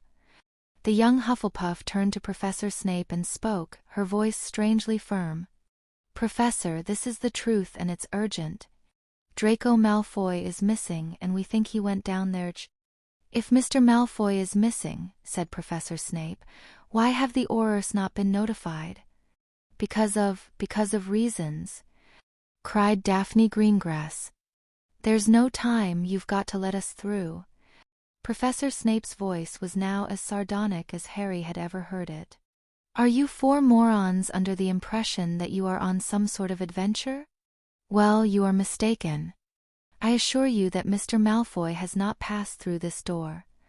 "We think Mr. Malfoy has an invisibility cloak," Susan Bones said rapidly. "Do you remember the door seeming to open for no reason?" "No," the potions master said. "Now be gone from here. This place is off-limits for today." "This is Dumbledore's forbidden corridor," Tracy said. "The headmaster himself said nobody was to come here. Who do you think you are, forbidding it too?" "Miss Davis," said the potions master, "you need to stop associating with Gryffindors, especially those named Lavender Brown. And if you are still here in 1 minute, I will file papers requesting your transfer into that house." "You wouldn't dare," shrieked Tracy. Susan Bones said, her face screwed up in concentration. "Professor Snape, do you occasionally open the door yourself to check on whatever's inside?" Professor Snape froze in place. Then he spun and put his right hand on the metal knocker. Harry was watching the hand on the knocker, so he didn't notice what Professor Snape was doing with his left hand until he heard the sudden outcry. "No, in fact," said Professor Snape, now holding the choking head of Draco Malfoy by his collar, though the rest of Draco was still underneath his invisibility cloak. "A fine try, though." "What?" cried Tracy and Daphne. Susan Bones hit herself in the forehead. "I can't believe I fell for that." "So, Mr. Malfoy," Professor Snape said. His voice had lowered. "You sent your friends here on a ruse, just in the hopes that you could pass through this door? Now why would you do that?" "I think we should trust him," said Theodore Nott. "Mr. Malfoy, we've got to trust him. He's the one professor who would take our side." "No!" cried Draco's floating head from where Professor Snape was still grasping his collar. "You mustn't say anything." "Stop! We've got to take the chance," yelled Theodore. "Professor Snape, Mr. Malfoy finally worked out what's been going on this whole year, and why Dumbledore is trying to get the Philosopher's Stone away from Nicholas Flamel. Because Dumbledore doesn't think anyone ought to have immortality." So Dumbledore tried to convince Flamel that the Dark Lord was coming back and needed the stone to revive, and asked Flamel to give it to him, but Flamel wouldn't, and instead Flamel put the stone in the magic mirror that's down there, and Dumbledore is finding out right now how to get it, and then he'll come for it, and we've got to get to it first. Dumbledore really will be all-powerful if he gets the Philosopher's Stone. What? Said Tracy. That's not what you said before. It's Daphne said. She looked frightened but determined. It doesn't matter, Professor Snape, please, you have to believe me. I looked at the books Hermione checked out of the library, and she was researching the Philosopher's Stone just before someone killed her. Her notes said that something dangerous might happen if the stone stays inside the mirror too long. We have to get it out of the castle right away. Susan Bones now had both hands over her face. I'm not with them, I just came along to prevent anything even stupider from happening. Severus Snape was staring at Theodore Nott and the others. Then he turned his head to look at Draco Malfoy. Mr. Malfoy, the potions master drawled. How did you come to discover Dumbledore's plot?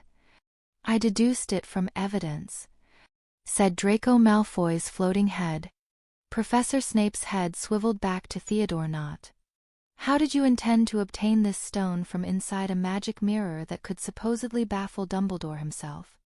Answer me at once. We're going to take the whole mirror and send it back to Flamel, said Theodore Nott. It's not like we want the stone for ourselves, we just need to stop Dumbledore from stealing it.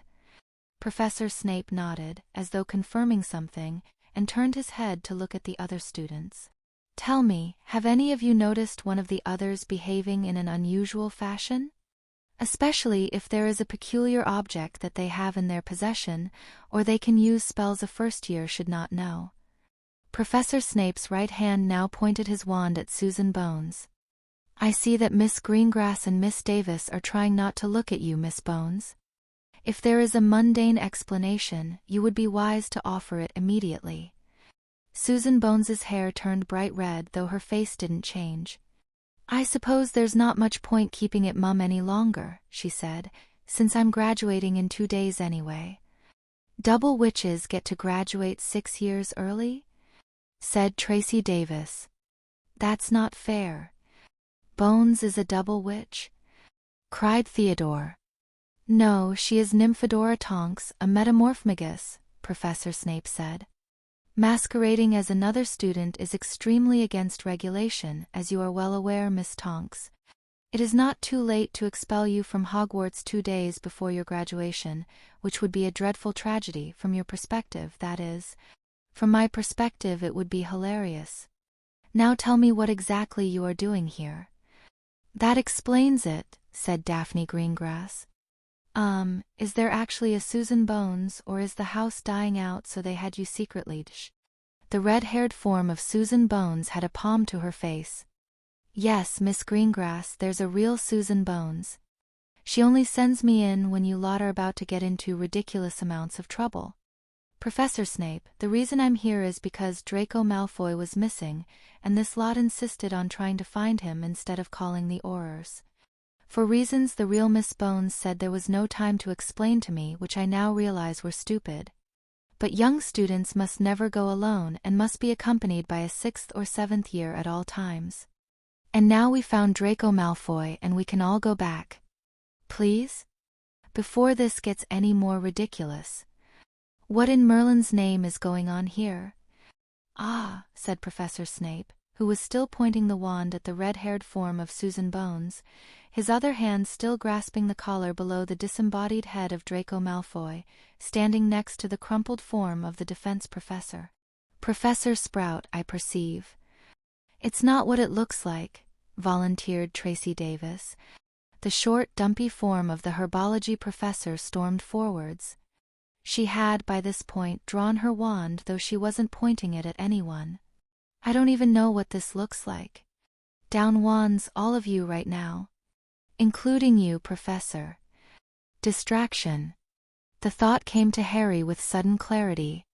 Whatever he was watching now, from where he stood invisibly and well back of the action, it wasn't what was really going on, it wasn't the true thread of the story, it had been arranged. Professor Sprout's arrival had broken Harry's suspension of disbelief. Things like that didn't happen just for the sake of comedic coincidence. Someone was deliberately causing all this chaos, but what was the point? Harry really hoped he hadn't gone back in time and done this, because it did seem like the sort of thing he would do. Severus Snape lowered his wand. His other hand unfisted Draco Malfoy. "Professor Sprout," the potions master said, "I am here on the headmaster's orders to watch this door. Everyone else present is not supposed to be here, and I ask you to see them cleared away." "A likely story," snapped Professor Sprout. "Why would Dumbledore set you of all people to guard the door to his playground? It's not as if he wants to keep the students out. Oh no, they need to go in and get stuck in my devil's snare. Susan, dear, you've got a communications mirror, don't you? Use it to call the Aurors." The watching Harry nodded to himself. That was the point. The Aurors would take away everyone present at this terribly confusing situation, no excuses accepted, and then the door would be unguarded. But was Harry meant to go into the forbidden corridor himself? Or watch to see who finally came once all the others were gone? A loud fit of hacking and coughing caused everyone to look at where the defense professor lay. "Snape, listen, said the defense professor between coughs. "Why, Sprout, here's..."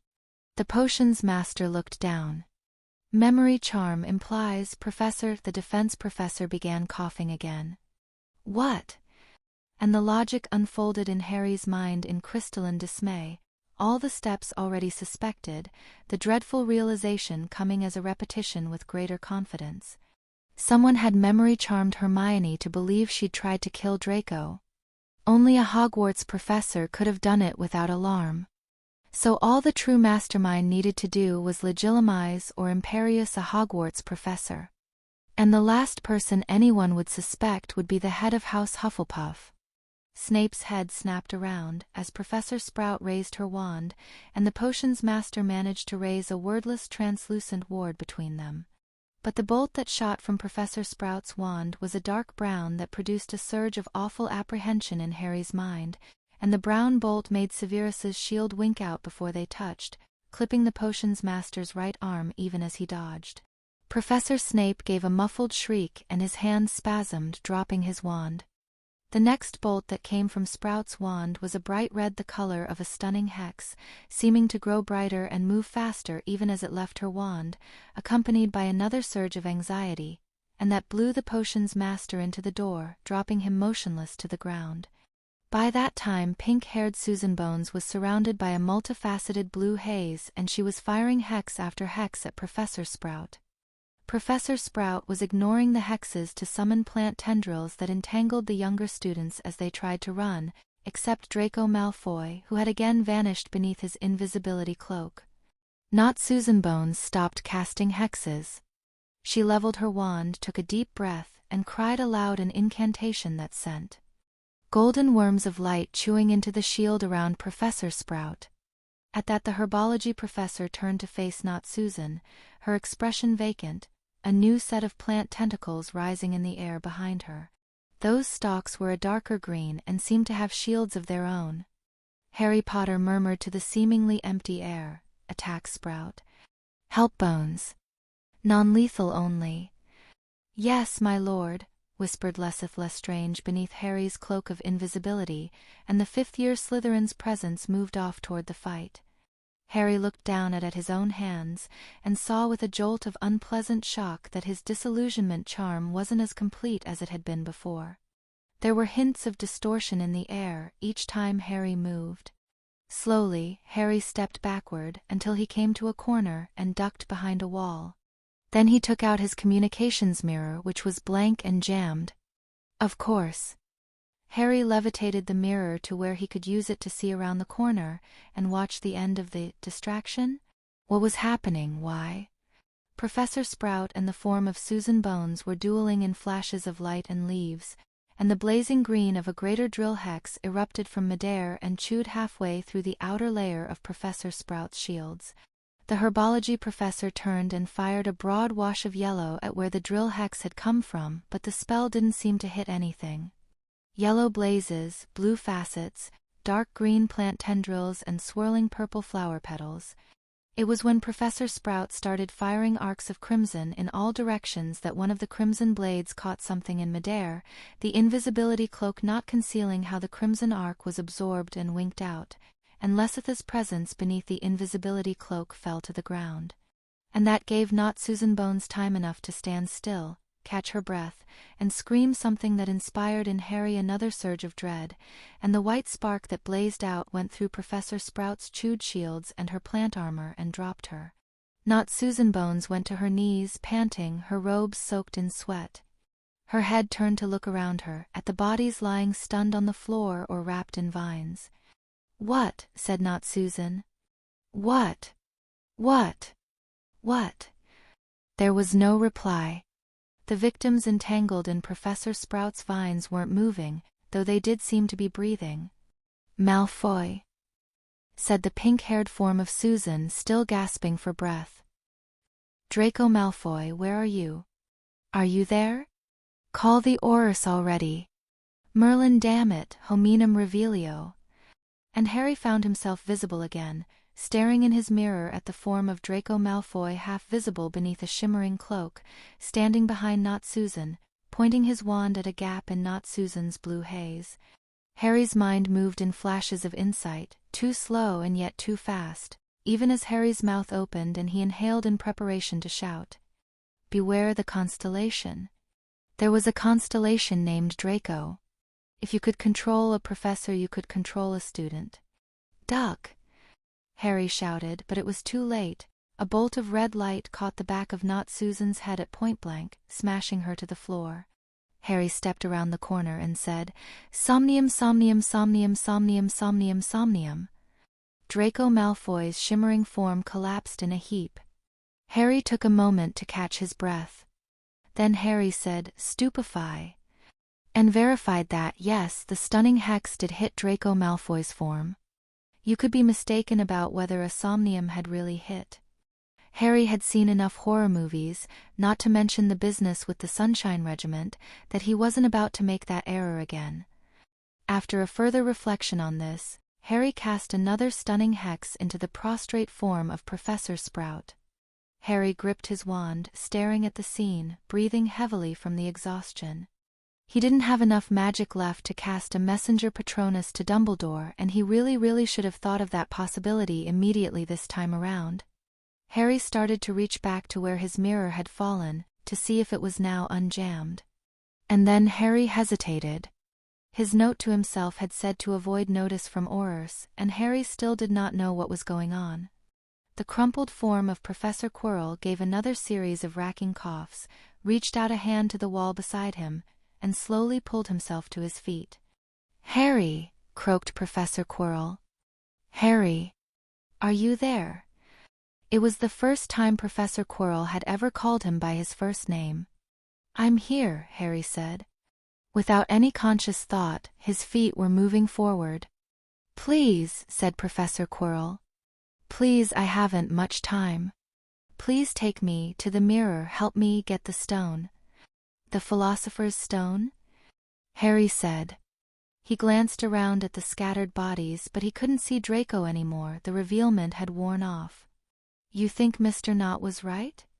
I don't think Dumbledore would—" "Not Dumbledore," gasped Professor Quirrell. "Because Sprout—" "I understand," Harry said. If Dumbledore had been the one behind it all, he wouldn't have needed to mind control a professor in order to use memory charms. Mirror, ancient relic, could hide anything. Stone could be there. Many others want stone. One sent Sprout. Harry repeated rapidly. The mirror down there is an ancient relic that can be used to hide things, and it would be one possible place to hide the Philosopher's Stone. If the Philosopher's Stone is inside the mirror, then any number of people might want to get it. One of them is controlling Sprout, and that would explain what their goal really is. Only, that doesn't explain why Sprout's controller would go after Hermione. "Harry, please," Professor Quirrell said. His breathing was yet more labored now. his voice came with excruciating slowness. "It's the one thing that can save my life, and I find now. I don't want to die, please help me." And somehow that tore it. Somehow that was a little too much. The sense of detachment that had come over Harry when Professor Sprout had arrived, the broken suspension of disbelief, was returning. His inner critic weighing up everything as though it were a set piece. Timing, probability, so many people showing up at the same door, the defense professor's desperation. This whole situation didn't feel real. But he might be able to solve it if he just took time to think things through in advance, instead of running off at adventure's first call. All the accumulated experience from the last year had finally crystallized into something like a touch of battle hardening. An instinct born of past disaster was telling Harry that if he just rushed on ahead, he would end up afterward in a sad conversation, realizing that he'd been stupid. Again. "Let me think," Harry said. "Let me think for a minute before we go." He turned away from the defense professor, looking at the unconscious bodies draped in various shapes over the floor. There'd been so many puzzle pieces already, this last year, maybe everything would just fall into place with one more piece. "Harry," the defense professor said in a faltering voice. "Harry, I'm dying. One more minute can't make the difference. He's had the whole year to be sick. It's improbable that his life versus death would be precisely timed to rest on this last minute, no matter what happened to Hermione." "I know," Harry said. "I'll think quickly." Harry stared at the bodies and tried to think. There was no time for doubts, for caveats, no breaks or second-guessing. Just take the first thoughts and run with them. In the back of Harry's mind, fragments of abstract thought flitted past, heuristics of problem-solving that there was no time to rehearse in words. In wordless flashes they shot past, to set up the object-level problem. What do I notice I am confused by? The first place to look for a problem is whatever aspect of the situation seems most improbable. Simple explanations are more probable. Eliminate separate improbabilities that must be postulated. Professor Snape had already been here, then Professor Quirrell had arrived, then Harry had arrived via time turner, then the adventuring party had arrived and Draco had been revealed part of the party, then Professor Sprout had shown up. Too many people had shown up synchronously, and that was too much coincidence. It was improbable that so many different parties would show up at the same location within a 5-minute window. There had to be hidden entanglements. Label Sprout's controller as the mastermind who had ordered Hermione memory charmed. The mastermind had sent Sprout. Professor Snape had said that the headmaster had sent him to guard the door after there had been some sort of disturbance. If the mastermind had caused that as a distraction, then that explained Severus's presence as well. Harry wasn't sure anymore that Draco had been controlled by the mastermind. That hypothesis had come to him in the spur of the moment. Draco might have just been trying to drop Not Susan so he could get into the corridor unhindered. No, that was the wrong way to think. Turn it around, try to explain the timed presence of Draco and his adventuring party. No time for self-questioning, run with the hypothesis. Therefore suppose Sprout's mastermind had sent Draco or triggered his coming. That was 3 arrivals explained. Harry had shown up because his note to himself had told him to do so. That could be attributed to time travel. That left the defense professor who'd said he was following Snape. Only that didn't really seem like an adequate reason for Professor Quirrell to show up. It didn't really make Harry feel less confused, and so maybe the mastermind had also controlled the timing of Professor Quirrell's presence somehow, and even arranged for Harry himself to enter the time loop. Harry's mind hit a stumbling block. He couldn't see how to extend that reasoning further. There was no time to stare blankly at stumbling blocks. Without any pause or breaking, Harry's mind attacked the problem from a new angle. Professor Quirrell had deduced a controlled Hogwarts professor from the need for some professor to memory charm Hermione, which meant that Professor Sprout's controller had framed and then murdered Hermione, which meant Professor Sprout's controller had detailed information about Hogwarts life, and maybe a personal interest in the boy who lived and his friends. Harry's mind finally threw up the relevant memory. Dumbledore saying that Lord Voldemort's strongest road to life was hidden here inside Hogwarts, run with the hypothesis, so that resurrection tool was the Philosopher's Stone hidden inside the mirror. Why had Dumbledore put the mirror into a corridor first years could get through? No, ignore this question, it's not important right now. And Professor Quirrell had said the Philosopher's Stone possessed great healing power, so that part also fit. But if it was the Philosopher's Stone that was hidden in the mirror to keep it away from the Dark Lord, that meant the mirror also contained the one thing in the world that could save the defense professor's life. Harry's mind tried to hesitate, to flinch away, feeling a sudden apprehension as to where this was going. But there was no time allowed for hesitation. And that was also far too much coincidence, just too much improbability if your mind didn't write it off as an amazing plot twist like you were inside a story. Could the putative Dark Lord also be manipulating Professor Quirrell, so that Professor Quirrell would discover his supposed salvation at the right time, so that Harry and Professor Quirrell would go get the resurrection tool from the mirror that might not even actually be the Philosopher's Stone, and then the Dark Lord's avatar or some other servant would show up and seize it from them? That would explain all the synchronies and negate every coincidence.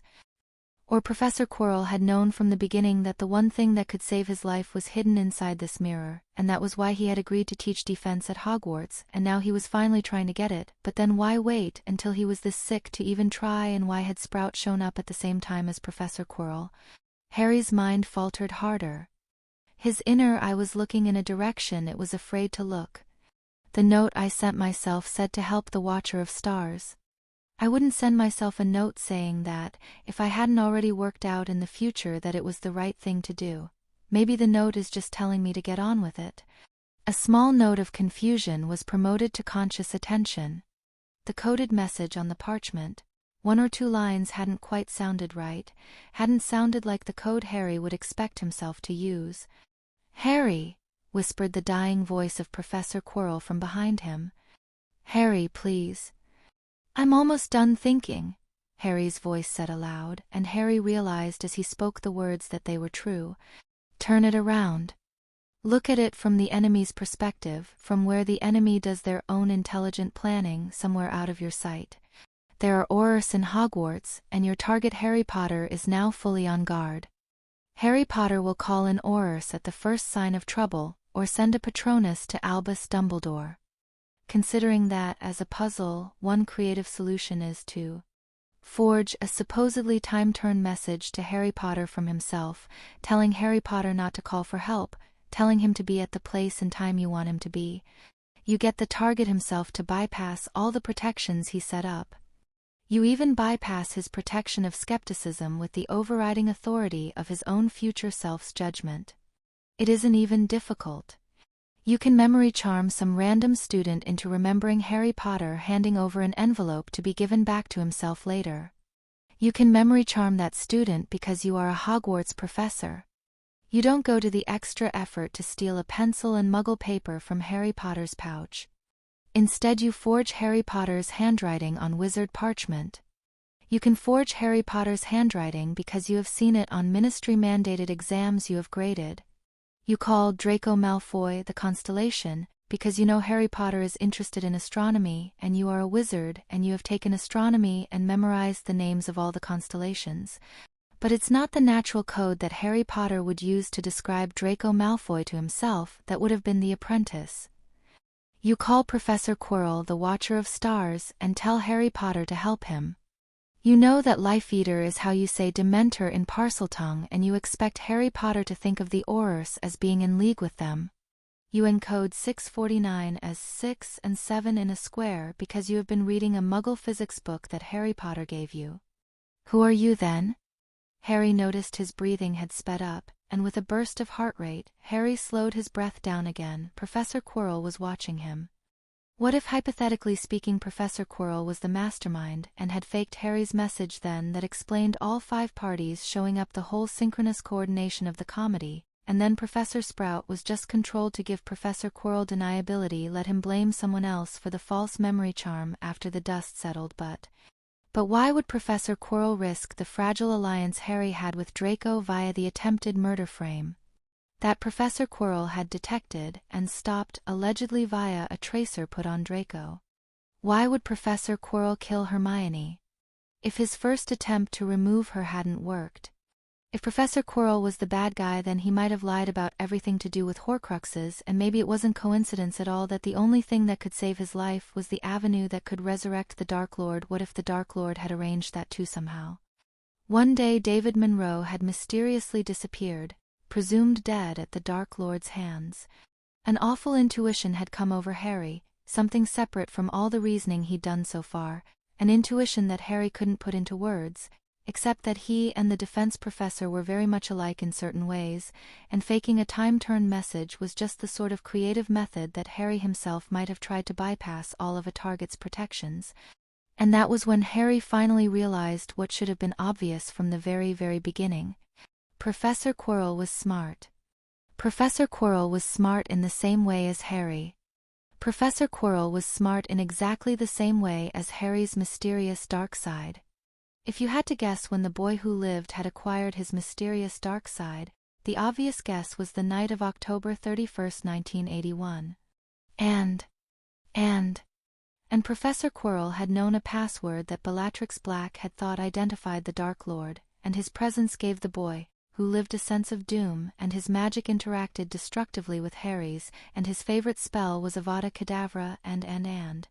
The realization blasted through Harry like a vast dam breaking, releasing out all its water, bursting through his mind in an irresistible flood that swept everything away. There is only one reality that generates all of the observations. If different observations seem to point in incompatible directions, it means the true hypothesis is one you haven't thought of yet. And in those cases, when you finally think of the correct hypothesis, everything aligns behind it, beyond denial or horror, tearing away every doubt and every emotion that might stand in its path. And then David Monroe and Lord Voldemort had just been one person playing both sides of the Wizarding War, and that was why the Monroe family had been killed before they could meet David Monroe, just like Moody had suspected. Reality settled down into a single known state, one coherent state of affairs that compactly generated the observation set. Harry didn't jump, didn't change his breathing, tried not to show a single sign of the horror and agony flooding his mind. The enemy was behind him, watching him. "All right," Harry said out loud, as soon as he dared trust his voice to sound normal. He kept on staring at the bodies, looking away from Professor Quirrell because Harry didn't trust his own face. Harry lifted a sleeve to wipe away the sweat on his forehead, trying to make the gesture look casual. Harry couldn't control the sweat or the rapid hammering in his chest. "Let's go get the Philosopher's Stone." All Harry needed was a single moment of distraction anywhere along the way to use his time-turner. There was no reply from behind him. The silence stretched. Slowly, Harry turned around. Professor Quirrell was standing upright and smiling. In the defense professor's hand was a shape of black metal pointed at Harry's wand arm, held with the sure grip of someone who knew exactly how to use a semi-automatic handgun. Harry's mouth was dry. Even his lips were trembling with adrenaline, but he managed to speak. "Hello, Lord Voldemort." Professor Quirrell inclined his head in acknowledgement and said, "Hello, Tom Riddle." 105 The Truth. Point 2.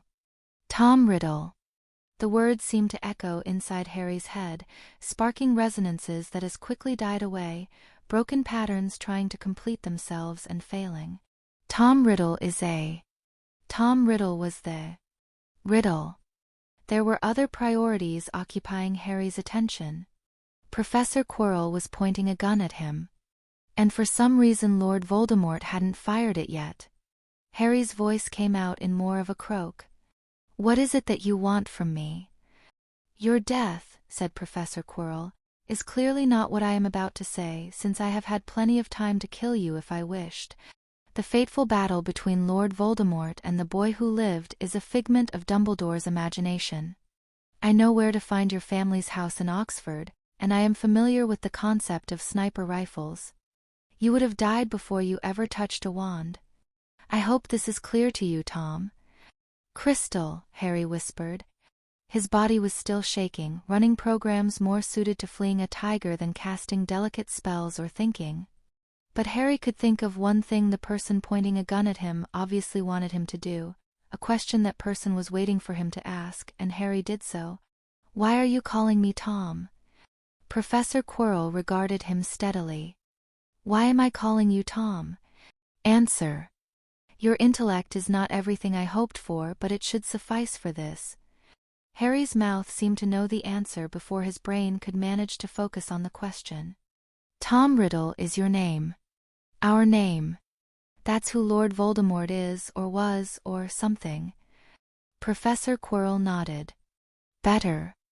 You have already vanquished the Dark Lord, the one and only time that you will ever do so. I have already destroyed all but a remnant of Harry Potter, eliminating the difference between our spirits and enabling us to reside in the same world. Now that it is clear to you that the battle between us is a lie, you might act sensibly to advance your own interests. Or you might not. The gun jabbed slightly forward, causing prickles of sweat to appear on Harry's forehead. Drop your wand. Now. Harry dropped it. Step away from the wand, said Professor Quirrell. Harry obeyed. Reach toward your neck, said Professor Quirrell, and remove your time-turner, touching it by the chain only. Place the time-turner on the ground, then step away from it as well. This also Harry did. Even in his state of shock, his mind still looked for a way to spin the time-turner in the process, a sudden move that would win, but Harry knew that Professor Quirrell would already be imagining himself in Harry's position, looking for the same possible opportunities. Remove your pouch and place it also on the ground, then step away. Harry did this. Very good, said the defense professor. Now. It is time for me to obtain the Philosopher's Stone. I mean to bring along these 4 first-years here, suitably obliviated of their most recent memories so that they still recall their original purpose. Snape I shall control and set to guard this door. After this day's work is done, I intend to kill Snape for the betrayals he has offered my other identity. The 3 heir children I shall take with me afterwards, to shape their future loyalties. And know this, I have taken hostages. I have already set in motion a spell that will kill hundreds of Hogwarts students, including many you called friends. I can stop that spell using the stone if I obtain it successfully. If I am interrupted before then, or if I choose not to stop the spell, hundreds of students will die. Professor Quirrell's voice was still mild. Do you yet perceive any interests you have at stake, boy? I would smile to hear you say no, but that is too much to hope. I'd like, Harry managed to say, through the horror and the heartbreak, and the knives slicing away at an emotional connection that hurt like living flesh as it was cut, for you not to do those things, Professor. Why, Professor Quirrell, why did it have to turn out like this? I don't want this to be happening. Very well, Professor Quirrell said. I grant you permission to offer me something I want. The gun gestured invitingly. That is a rare privilege, child. Lord Voldemort does not usually negotiate for what he wants. Some part of Harry's mind scrabbled frantically, looking for something, anything that might be of more value to Lord Voldemort or Professor Quirrell than child hostages or Severus's death. Another part of him, the part that had never stopped thinking, already knew his answer. You already have an idea for what you want from me, Harry said, through the sickness and the bleeding wounds in his soul. What is it? Your help in obtaining the Philosopher's Stone. Harry swallowed. He couldn't stop his eyes from going to the gun, then back up at Professor Quirrell's face. He was aware that the hero in a storybook was supposed to say no, but now that he was actually in a situation like this, saying no didn't seem to make sense. I am disappointed that you need to think about this, said Professor Quirrell. It is straightforward that you should obey me for now, since I hold every advantage over you. I have taught you better than this. In this situation you should certainly pretend to lose. You can expect to gain nothing by resisting except pain.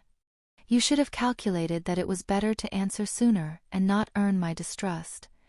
Professor Quirrell's eyes studied him curiously. Perhaps Dumbledore has filled your ears with nonsense about noble defiance? I find such morals amusing since they are so easy to manipulate. I assure you that I can make defiance seem morally worse, and you would be well advised to submit before I demonstrate how. The gun stayed pointed at Harry, but with a wave of Professor Quirrell's other hand, Tracy Davis rose up into the air, spun lazily, her limbs stretched out spread-eagle. Then, even as new adrenaline hammered at Harry's heart, Tracy floated back down again. "Choose," said Professor Quirrell. "This begins to try my patience." I should have spoken just then, before he might have ripped off Tracy's legs. No, I shouldn't have. The headmaster said I mustn't show Lord Voldemort that I'll do things if he threatens my friends, because that will just make him threaten more of them. Only what he said before isn't a threat, it's just the sort of thing Lord Voldemort does. Harry took a deep breath, several of them. Whatever part of him kept on running on full automatic was screaming at the remainder of his mind that it could not afford to stay in shock. Shocks were of finite duration. Neurons kept firing regardless. The only reason Harry's mind would shut down while his brain kept running was if Harry's self-model believed his mind would shut down. "I don't mean to try your patience," Harry said. His voice was cracking. That was good. Sounding like he was still in shock meant that Lord Voldemort might give him more time. But if Lord Voldemort had a reputation for keeping his bargains, I don't know about it. "An obvious concern," Professor Quirrell said. "There is a simple answer, and I would have enforced it upon you in any case. Snakes can't lie. And since I have a tremendous distaste for stupidity, I suggest you do not say anything like, 'What do you mean?' You are smarter than that, and I do not have time for such conversations as ordinary people inflict on one another." Harry swallowed. Snakes can't lie. 2 + 2 = 4. Harry had tried to say that 2 + 2 = 3, and the word 4 had slipped out instead. Good. When Salazar Slytherin invoked the Parselmouth curse upon himself and all his children, his true plan was to ensure his descendants could trust one another's words, whatever plots they wove against outsiders. Professor Quirrell had adopted his lecturing pose from battle magic, like someone putting on a well-worn mask, but the gun remained pointed in his hand. Occlumency cannot fool the Parselmouth curse as it can fool Veritaserum, and you may put that to the trial also. Now listen well. Come with me, promise your best aid in getting stone, and I shall leave Thess children behind unharmed. Hostages are real. Hundreds of students die tonight unless I stop events already set in motion. Will spare hostages if I obtain stone successfully. And mark also this, mark it well. I cannot be truly slain by any means known to me, and lossing stone will not stop me from returning, nor spare you or yours my wrath.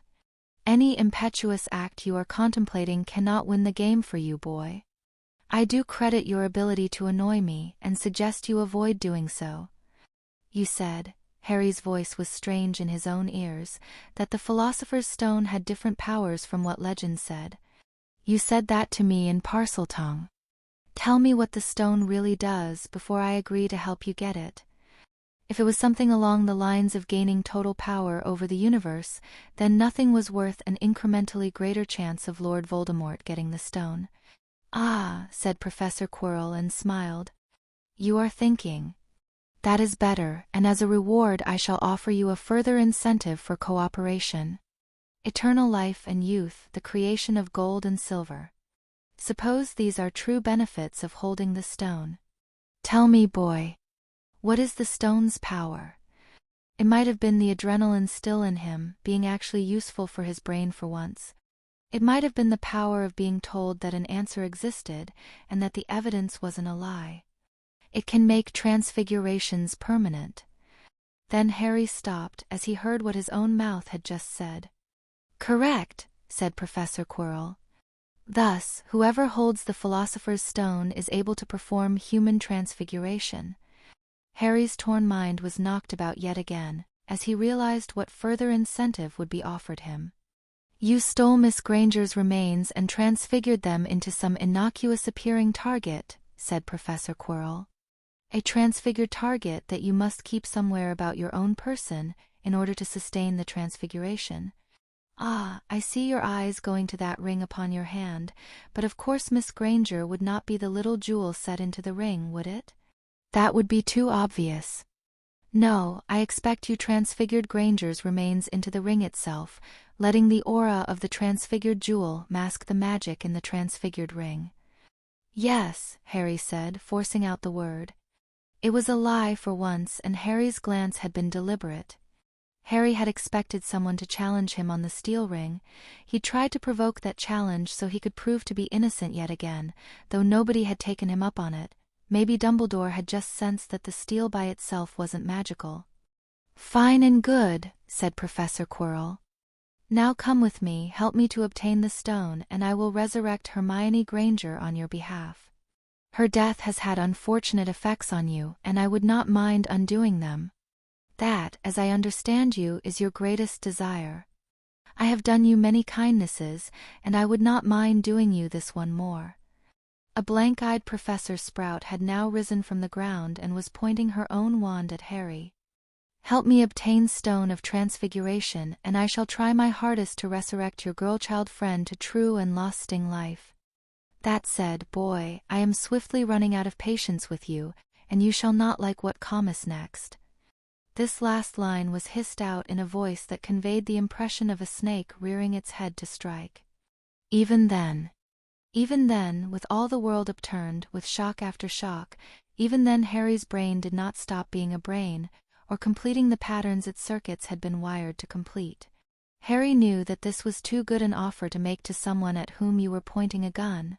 Unless you desperately needed their help to get the Philosopher's Stone out of the magic mirror.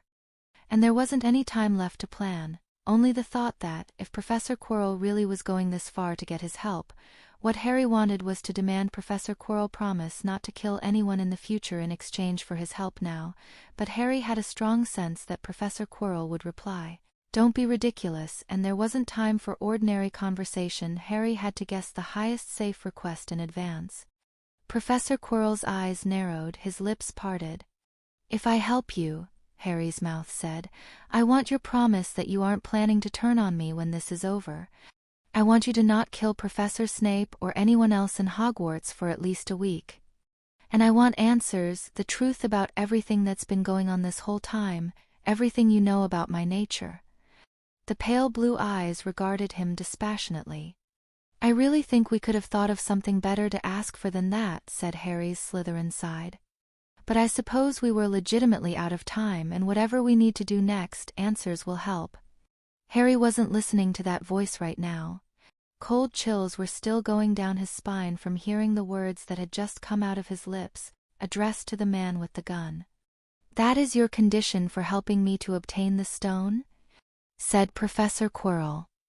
Harry nodded, unable to form words. "Agreed," hissed Professor Quirrell. "Help me and you shall have answers to your questions, so long as they are about past events, and not my plans for the future. I do not intend to raise my hand or magic against you in future, so long as you do not raise your hand or magic against me. Shall kill none within school grounds for a week, unless I must. Now promise that you will not attempt to warn against me or escape. Promise to put forth your own best efforts toward helping me to obtain the stone. And your girl-child friend shall be revived by me, to true life and health, nor shall me or mine ever seek to harm her." A twisted smile. "Promise, boy, and the bargain will be struck." "I promise," whispered Harry. "What?" screamed other parts of his mind. He's still pointing a gun at us," pointed out Slytherin. "We don't actually have a choice, we're just getting as much mileage out of this as possible." "You bastard," said Hufflepuff. "Do you think this is what Hermione would have wanted? This is Lord Voldemort we're talking about. Do we even know how many people he's killed and will kill?" "I deny that we are compromising with Lord Voldemort for Hermione's sake," said Slytherin. "Since there is, in fact, a gun and we can't otherwise stop him. Also, Mum and Dad would want us to just go along and stay safe." Professor Quirrell regarded him steadily. "Repeat the full promise in Parseltongue, boy." "I shall help you obtain the stone. I cannot promise I will ussy my best efforts, my heart will not be in it, I fear. I intend to try. Shall not do anything I think will annoy you to no good end. Shall call no help if I expect them to be killed by you or for hostages to die. I'm sorry, teacher, but it is best I can do." Harry's mind was settling, composing itself as the decision was made. He would stay with Professor Quirrell, go with him to get the stone, save the student hostages, and Harry didn't know except that he'd go on thinking. You actually are sorry about that? Professor Quirrell looked amused. I suppose it shall have to do. Then keep two other things in mind. I have planned to stop even Schoolmaster if he appears before use. And also this, I will occasionally ask you to say in Parseltongue whether you have betrayed me. The bargain is struck. After that, Professor Sprout picked up Harry's wand and wrapped it in shimmering cloth. Then she placed it on the floor and again pointed her wand at Harry. Only then did Professor Quirrell lower his gun, which seemed to disappear into his hand, and pick up Harry's wrapped wand, tucking it into his robes. The true cloak of invisibility was removed from the sleeping form of Lesseth Lestrange, and Professor Quirrell took the cloak, as well as Harry's pouch and time-turner. Then Professor Quirrell cast a mass obliviation followed by the mass version of the false memory charm, the one that just had the subject fill in the blanks using their own suggestibility, on all the students present. Afterwards Professor Sprout floated away the sleeping children, now wearing an expression that seemed annoyed and preoccupied, as if they'd been in some herbology accident. Professor Quirrell then turned back to where the potions master lay sprawled, bent over and placed his wand on Professor Snape's forehead. Alienus nervus mobile lignum. The defense professor stepped back, and began to move his left fingers in the air as though manipulating a puppet on strings. Professor Snape pushed himself up from the ground by smooth motions, and stood once more before the corridor door. Alohomora, Professor Quirrell said, pointing his wand at the forbidden door. The defense professor looked rather amused. Would you do the honors, boy? Harry swallowed. He was once again having second thoughts and third thoughts. It was strange how you could do something even while knowing it was the wrong thing, not the selfish thing but the wrong thing to do on some deeper level. But the man behind him was holding the gun. It had once more appeared in his hand at Harry's hesitation. Harry laid his hand on the door-knocker and took several deep breaths, again composing his mind as best he could. Go through with it, don't get shot, don't let the hostages die, be there to optimize events, be there to watch for opportunities and stay capable of taking them. It wasn't a good choice, but all the other ones seemed worse. Harry pushed open the forbidden door and stepped through. 106 The Truth. 3. After a single step into Dumbledore's forbidden chamber, Harry shrieked and jumped back and collided with Professor Snape, sending the two of them down in a heap. Professor Snape picked himself up and resumed standing in front of the door. His head tracked to look at Harry. I am guarding this door at the headmaster's orders, said Professor Snape in his usual sardonic tones. Be off with you at once, or I shall deduct house points. This was bone-chillingly creepy, but Harry's attention was occupied by the gigantic three-headed dog which had lunged forward, only to be stopped meters from Harry by the chains upon its three collars. That, Harry said. Yes, Professor Quirrell said from a ways behind him. That is indeed the usual occupant of that chamber, which is off-limits to all students, especially first years. That's not safe even by wizard standards. Within the chamber, the enormous black beast gave a multi-voiced bellow, flecks of white saliva flying from three fanged mouths. Professor Quirrell sighed. It is enchanted not to eat students, just spit them back out through the door. Now, boy, how would you recommend that we deal with this dangerous creature? Harry stuttered, trying to think over the continued roaring of the chamber's guardian.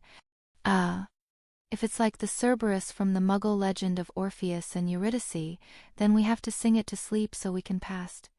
Avada Kedavra. The three-headed beast fell over.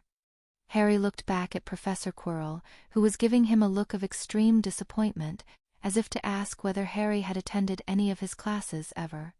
I sort of assumed, Harry said, still trying to catch his breath, that going through this challenge in any way except the one used by first years might perhaps trigger an alarm. That is a lie, boy. You simply did not remember your lessons when you faced the occasion in true life. As for alarms, I have spent months befuddling all the wards and trip signs upon these chambers. Then why did you send me in first, exactly? Professor Quirrell just smiled. It looked significantly more evil than usual. "Never mind," Harry said and walked slowly into the chamber, his limbs still shaking. The chamber was all of stone, illuminated by a pale blue light that shone from arched nooks carved into the wall, as if the light of a gray sky were passing through windows, though there were no windows. At the far end of the chamber was a wooden trapdoor upon the floor with a single ring attached. In the middle of the chamber lay a gigantic dead dog with 3 lifeless heads. Harry turned toward one of the arched nooks and looked inside it. There was nothing there but the sourceless blue glow, so he walked over and looked in the next one, also scrutinizing the wall as he passed. "What," said Professor Quirrell, "are you doing?" "Searching the room," Harry said. "There could be a clue, or an inscription, or a key we'll need later, or something. Are you serious, or are you deliberately trying to slow us down? Answer in Parseltongue." Harry looked back. "Was serious," hissed Harry. "Would have done same if came by myself." Professor Quirrell briefly massaged his forehead. "I confess," he said, "that your approach would serve you well in, say, exploring the tomb of Amonset, so I will not quite call you an idiot, but still. The false puzzle, the outer form of the challenge, is a game meant for first years. We simply go down through the trapdoor." Beneath the trapdoor was a gigantic plant, something like an enormous Dieffenbachia with wide leaves emerging from the central stem like a spiral staircase, but darker colored than a normal Dieffenbachia, with tendril-like vines emerging from the central stem and hanging down. The base spread out wide with bigger leaves and tendrils, as though promising to cushion anyone's fall. Beneath was another stone chamber like the first, with the same nooks like false arched windows, emitting the same gray-blue light. "The obvious thought is to fly down on the broomstick in my pouch, or toss something heavy to see if those tendrils are traps," Harry said, peering down. "But I'm guessing you'll say that we just walk down the leaves. They certainly looked like they were meant to be a spiral staircase." "After you," said Professor Quirrell. Harry carefully put a foot down on a leaf and found that it indeed supported his weight. Then Harry took a last look around the room before departing, to see if there was anything worth noticing. The enormous dead dog called enough attention to itself that it was hard to focus on anything else. "Professor Quirrell," Harry said, omitting the phrase, "your approach to dealing with obstacles has certain drawbacks. What if somebody looks in the door and sees that the Cerberus is dead?" "Then they have probably already noticed something wrong with Snape," said Professor Quirrell. "But since you insist—" The defense professor walked over to the 3-headed corpse and placed his wand against it. He began a Latin-sounding incantation that was accompanied by a sense of rising apprehension, the boy who lived feeling the Dark Lord's power as he always had. The last word spoken was "inferius," and it was accompanied by a final surge of "stop, don't." And the 3-headed dog rose to a stand, its 6 eyes dull and blank, turning to watch the door once more. Harry stared at the huge Inferius with a horrible sinking sensation in his stomach, the third worst feeling he'd ever felt in his life. He knew then that he'd seen and sensed this procedure before, only without the spoken Latin. The centaur who'd confronted him in the Forbidden Forest was dead. The defense professor had hit it with a real Avada Kedavra, not a fake one. Somewhere in the back of his mind, Harry had thought that if he could just get Hermione back, then he could return to the code of nobody dying, the ethic of Batman. Most people went through their whole lives without anyone getting killed on whatever adventures they had. And that was not to be. He hadn't even noticed the day he lost his last chance to win. Even if Hermione was resurrected now, Harry wouldn't have come through the whole mess without anyone getting killed. He hadn't even learned the centaur's name. Harry said nothing aloud. The defense professor would either confirm the accusation in Parseltongue or lie in plain speech, and either way the defense professor would have more reason to suspect Harry's next actions. But Harry knew that, although he didn't know how he would stop Professor Quirrell, although he didn't dare any positive act of betrayal, maybe not even making the decision, until it was almost time to win, there would never be an amicable settlement between him and Lord Voldemort, for those 2 different spirits could not exist in the same world. And it was like that resolution, that knowledge of opposition, invoked a strength from what Harry had thought of as his dark side. Harry had stopped trying to call deliberately on his dark side after the day he'd killed the troll. But his dark side had never been something separate from him. It had been something remembered from Tom Riddle. Harry didn't know how that had happened, but taking the assumption and running with it, whatever echoes of cognitive skill were in his dark side should be there for him to use. Not as a separate mode, as Harry had conceptualized at first, but just as neural patterns with a strong tendency to chain into one another since they had once formed part of a connected whole. This unfortunately did not change that Professor Quirrell had the same skills with far more life experience backing them up, and also had the gun. Harry turned and set foot on the giant plant, and began to walk down the spiral staircase provided by the leaves. It had taken Harry too long this time, but he'd recovered himself to some degree, despite the grief still weighing him down like thick water. It wasn't a cold steel rod in his spine, but it was something straight and solid nonetheless. He was going to play this through, see Hermione return to life first, and then, somehow, stop Professor Quirrell. Or stop Professor Quirrell first and then get the stone himself. There had to be something, some possibility, some opportunity that would present itself, some way to stop Voldemort and return Hermione to life. Harry continued his descent. Behind him the three-headed dog waited, guarding the gate. 107 The Truth. 4. The spiraling leaves of the gigantic Dieffenbachia felt like forest loam beneath Harry's shoes, not as unyielding as concrete but supporting his weight. Harry kept a wary eye on the tendrils, but they remained passive. When Harry reached the bottom of the leafy spiral staircase, the tendrils suddenly whipped out and grasped Harry's arms and legs. After a brief struggle, Harry allowed himself to go limp. "Interesting," said Professor Quirrell, as he floated down from above, not touching any of the plant's leaves or tendrils. "I notice that you seem to have no trouble losing to a plant." Harry looked more closely at the defense professor, seeing him now without the lens of panic. Professor Quirrell was upright and moving, flying without apparent difficulty. The sense of doom about him was strong. But his eyes were still sunken in the skull, his arms thin and wasted. The sickness had not been bluff, and the obvious hypothesis was that the defense professor had recently eaten another unicorn to temporarily regain some strength. And the defense professor was also speaking like the mask of Professor Quirrell, not like Lord Voldemort, which might not be a bad thing from Harry's perspective. Harry didn't know why, unless it was that the defense professor still needed him for something, but it certainly seemed to be in Harry's own interests to play along.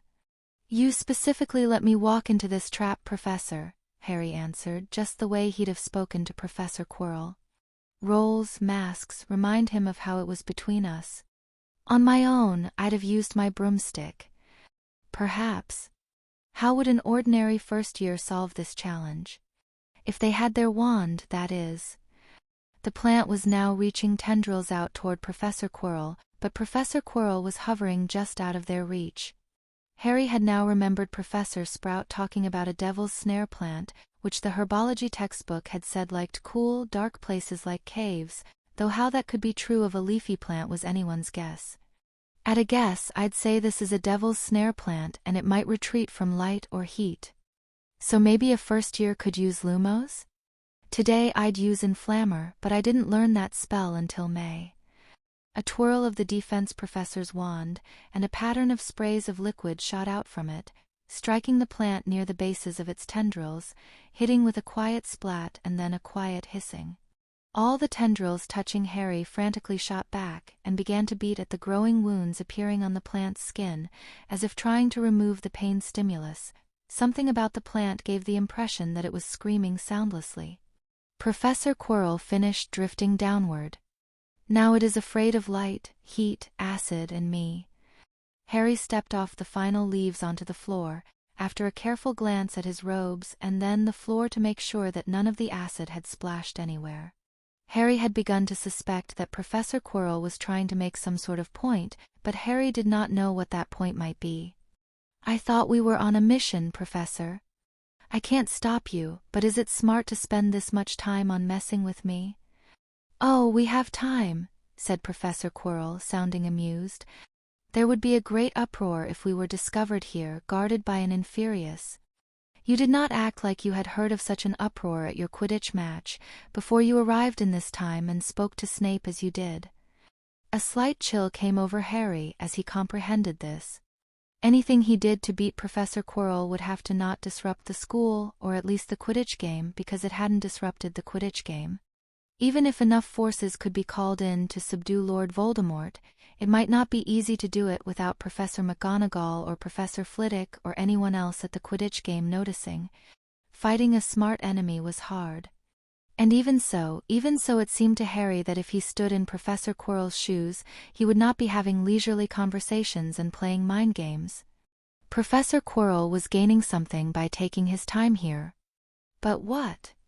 Was there some other process that had to run to completion? By the by, have you betrayed me yet? Said Professor Quirrell. Have not betrayed you yet, Harry hissed.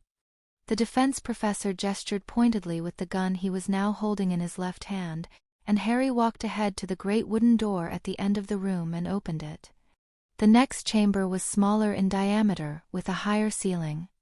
The light shining out of the arched alcoves was white instead of blue. Around them whizzed hundreds of winged keys, beating frantically through the air.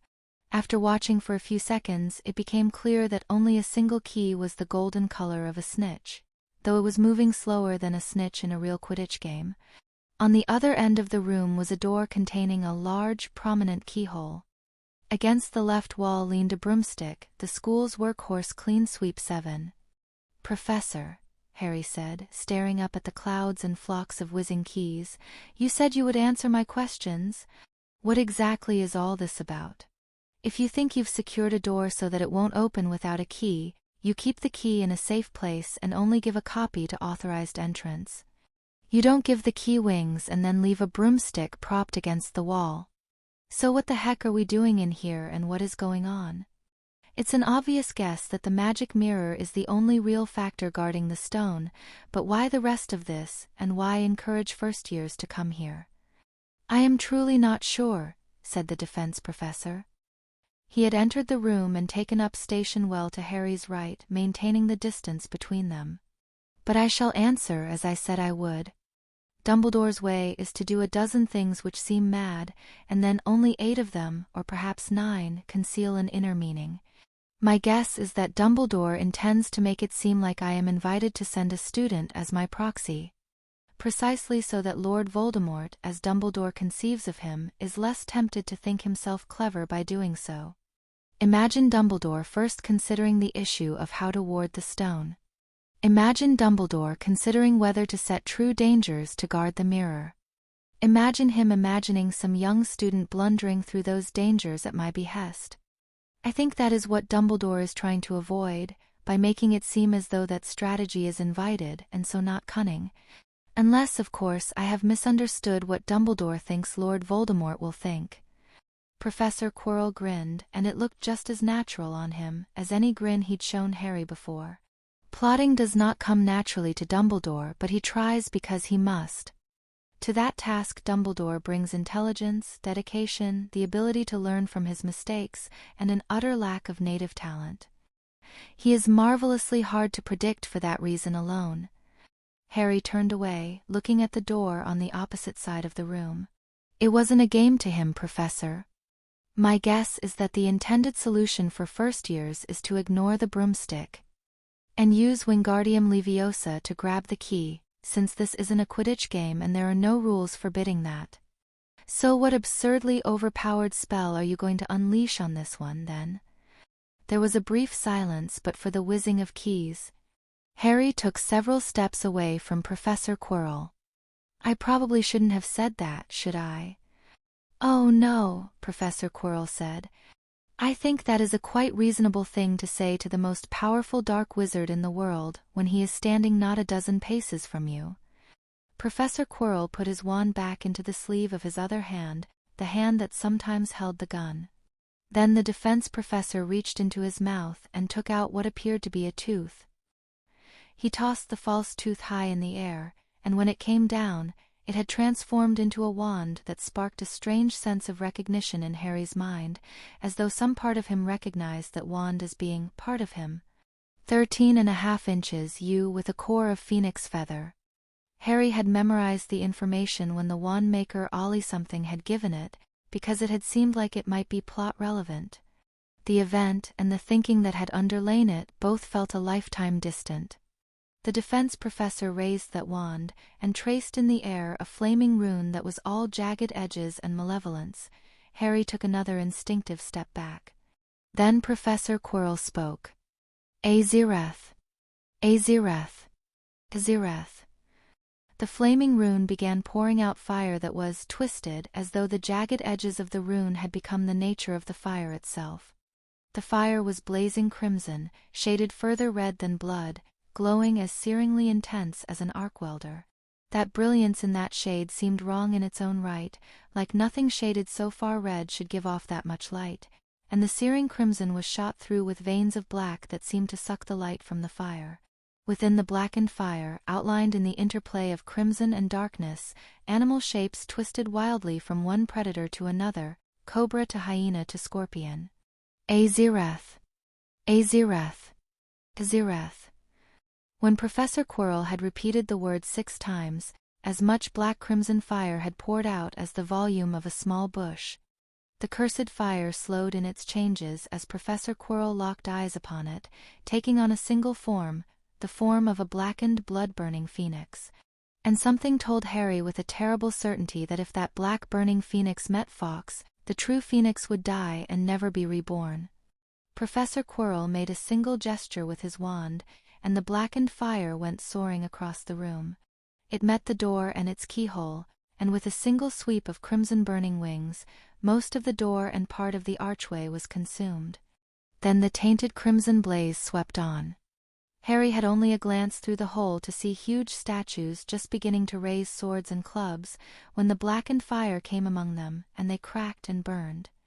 When it ended, the blackened fire phoenix swept back in through the hole, and hovered above Professor Quirrell's left shoulder, the sun-intense crimson claws staying an inch from his robes. "Go on ahead," said Professor Quirrell. "It's safe now."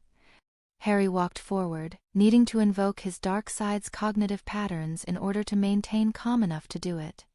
Harry stepped over the glowing edges of the remaining part of the door, and gazed at a chessboard of ruined huge chess pieces.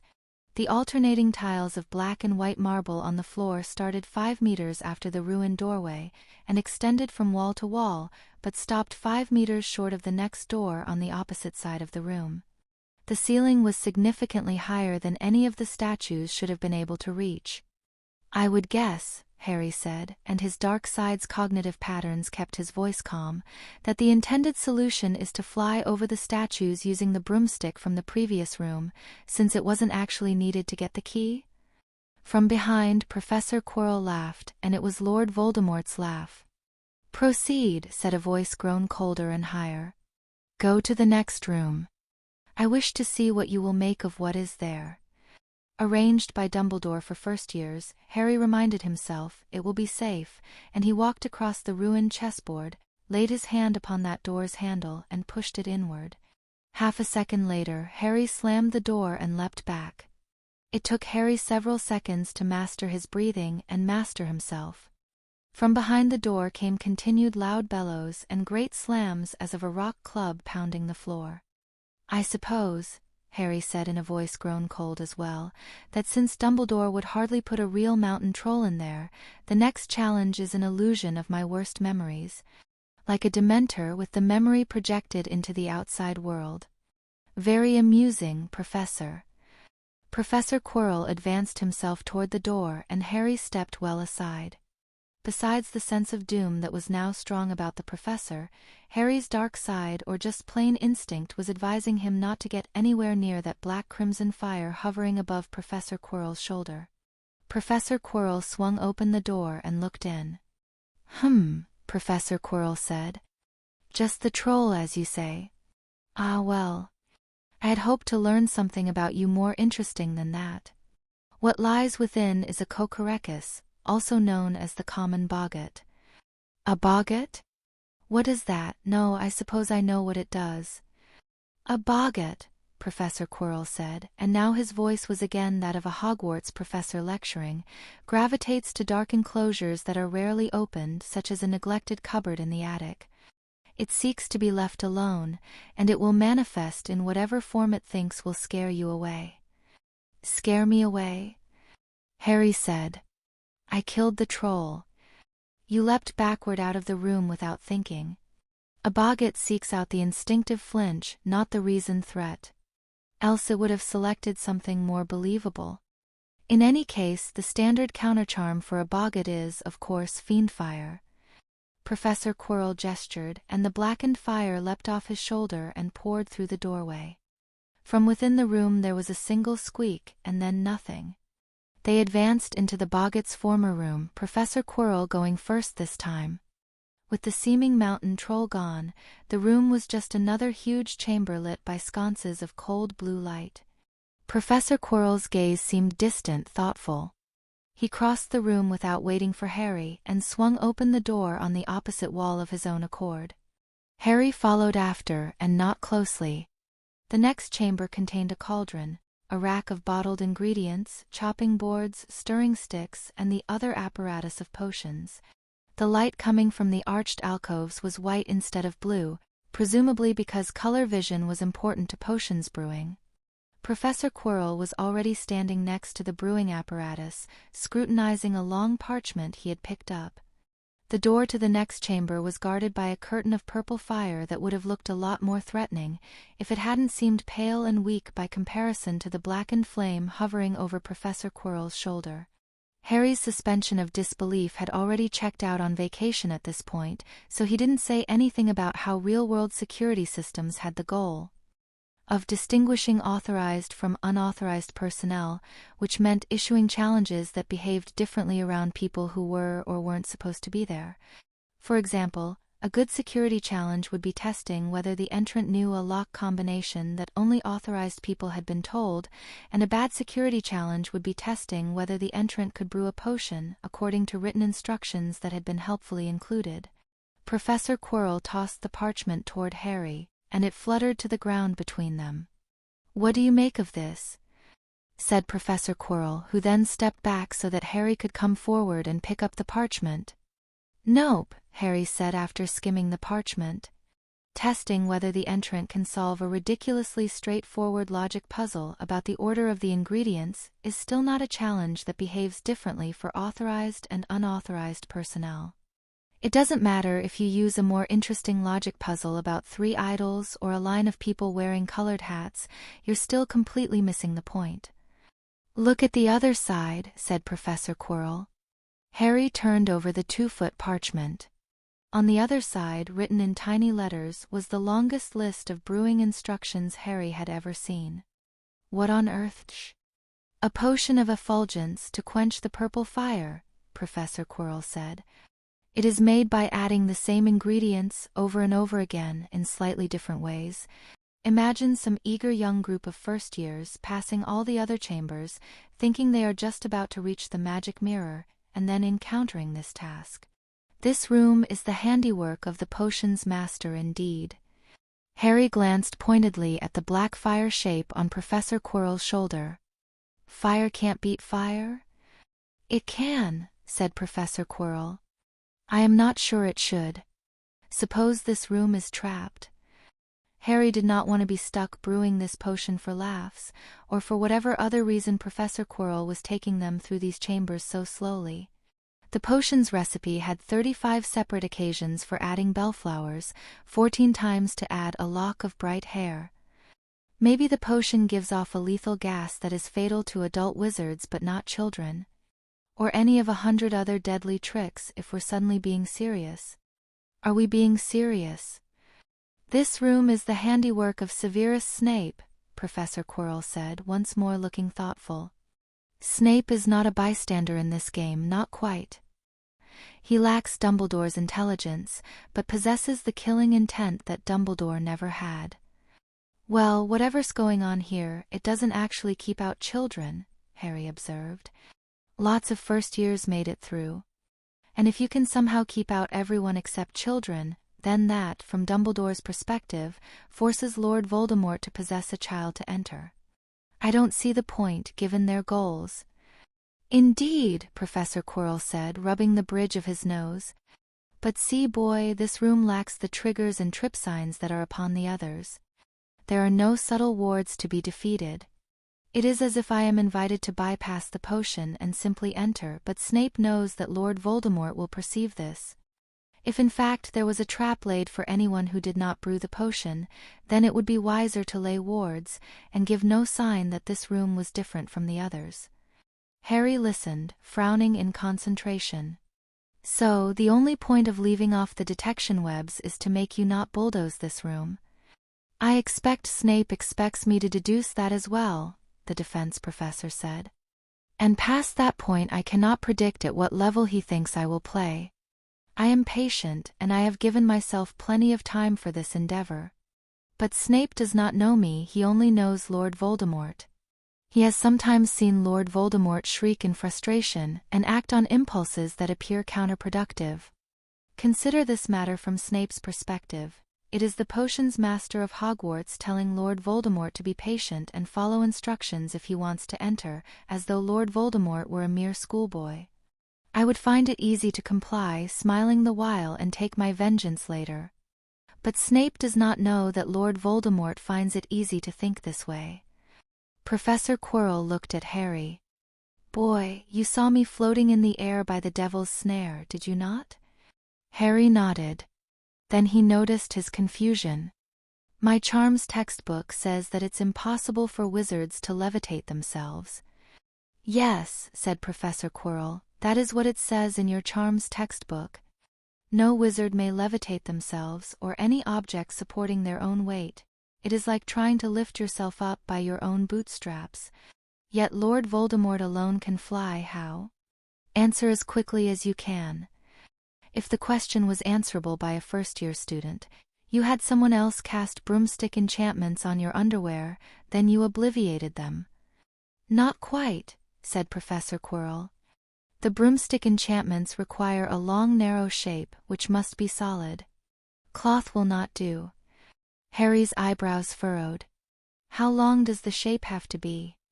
Can you attach some short broomstick rods to a fabric harness, and fly using those? Indeed, at first I strapped enchanted rods to my arms and legs, but that was only to teach myself a new mode of flight. Professor Quirrell drew back the sleeve of his robes, revealing the bare arm. As you can see, I have nothing up my sleeve right now. Harry absorbed this further constraint. You had someone cast broomstick enchantments on your bones? Professor Quirrell sighed. And that was one of Voldemort's most feared feats, or so I am told. After all these years, and some amount of reluctant legitimacy, I still do not truly comprehend what is wrong with ordinary people. But you are not one of them. It is time for you to begin contributing to this expedition. You have known Severus Snape more recently than I. Tell me your own analysis of this room. Harry hesitated, trying to look thoughtful. I will mention, said Professor Quirrell, as the blackened fire phoenix on his shoulder seemed to extend its head and glare at Harry, that if you knowingly allow me to fail, I will call it betrayal. I remind you that the stone is key to Miss Granger's resurrection, and that I hold hostage the lives of hundreds of students. I remember, Harry said, and on the heels of this Harry's wonderful inventive brain came up with a thought. Harry wasn't sure if he should say it. The silence stretched. Have you thought of anything yet? Said Professor Quirrell. Answer in Parseltongue. No, this was not going to be easy, not against a smart opponent who could force you to tell the literal truth at any time. Severus, at least the modern-day Severus, respects your intelligence a great deal, Harry said instead. I think he might expect Voldemort to believe that Severus wouldn't believe that Voldemort could pass his test of patience, but Severus would expect Voldemort to pass it. Professor Quirrell nodded. That is a plausible theory. Do you believe it yourself? Answer in Parseltongue. Yes, Harry hissed. It might not be safe to withhold information, not even thoughts and ideas. Therefore, the point of this room is to delay Lord Voldemort for an hour. And if I wanted to kill you, believing what Dumbledore believes, the obvious thing to try would be a Dementor's kiss. I mean, they think you're a disembodied soul. Are you, by the way? Professor Quirrell was still. Dumbledore would not think of that method, the defense professor said after a time. But Severus might. Professor Quirrell began to tap a finger against his cheek, his gaze distant. You have power over Dementors, boy. Can you tell me if there are any nearby? Harry closed his eyes. If there were voids in the world, he could not feel them. None that I can sense. Answer in Parseltongue.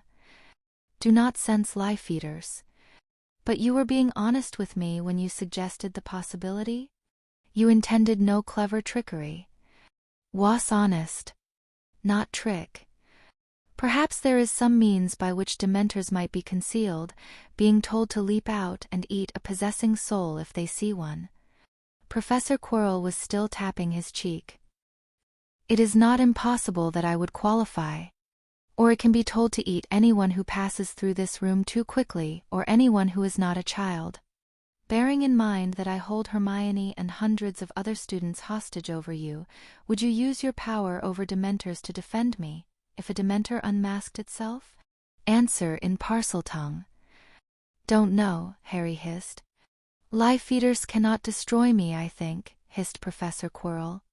And I will simply abandon this body if they approach too close. Shall return swiftly this time, and then there will be no stopping me. Will torture your parents for years to punish you for balking me. Hundreds of Hose stage students die, including thos you call friendus. Now I ask again. Will you ussy power over life eaters to protect me, if life eaters come? Yes, Harry whispered. The sadness and horror that Harry had pushed down flared up again, and his dark side had no stored patterns for handling the emotions. Why, Professor Quirrell, why are you like this? Professor Quirrell smiled. That reminds me. Have you betrayed me yet? Have not betrayed you yet. Professor Quirrell went over to the potions equipment, and began chopping a root one-handed, the knife moving almost invisibly fast and with no apparent effort. The Fiendfire Phoenix drifted over to the opposite corner of the room and waited there. All matters considered in their uncertainty, it seems wiser to expend the time to pass this room as a first-year would, said the defense professor. We may as well talk while we are waiting. You had questions, boy? I said that I would answer them, so ask. 108 The Truth. 5 Answers and Riddles. The defense professor had set up a cauldron, floating it into place with a wave of his wand, another wave starting a fire beneath it. A brief circling of the defense professor's finger had set in motion a long-handled spoon, and it had continued stirring the cauldron without being held. Now the defense professor was measuring out a heap of flowers from a large jar, what Harry supposed to be bellflowers. The indigo petals seemed luminous in the white light of the walls, and curved inward in a way that gave the impression of a desire for privacy.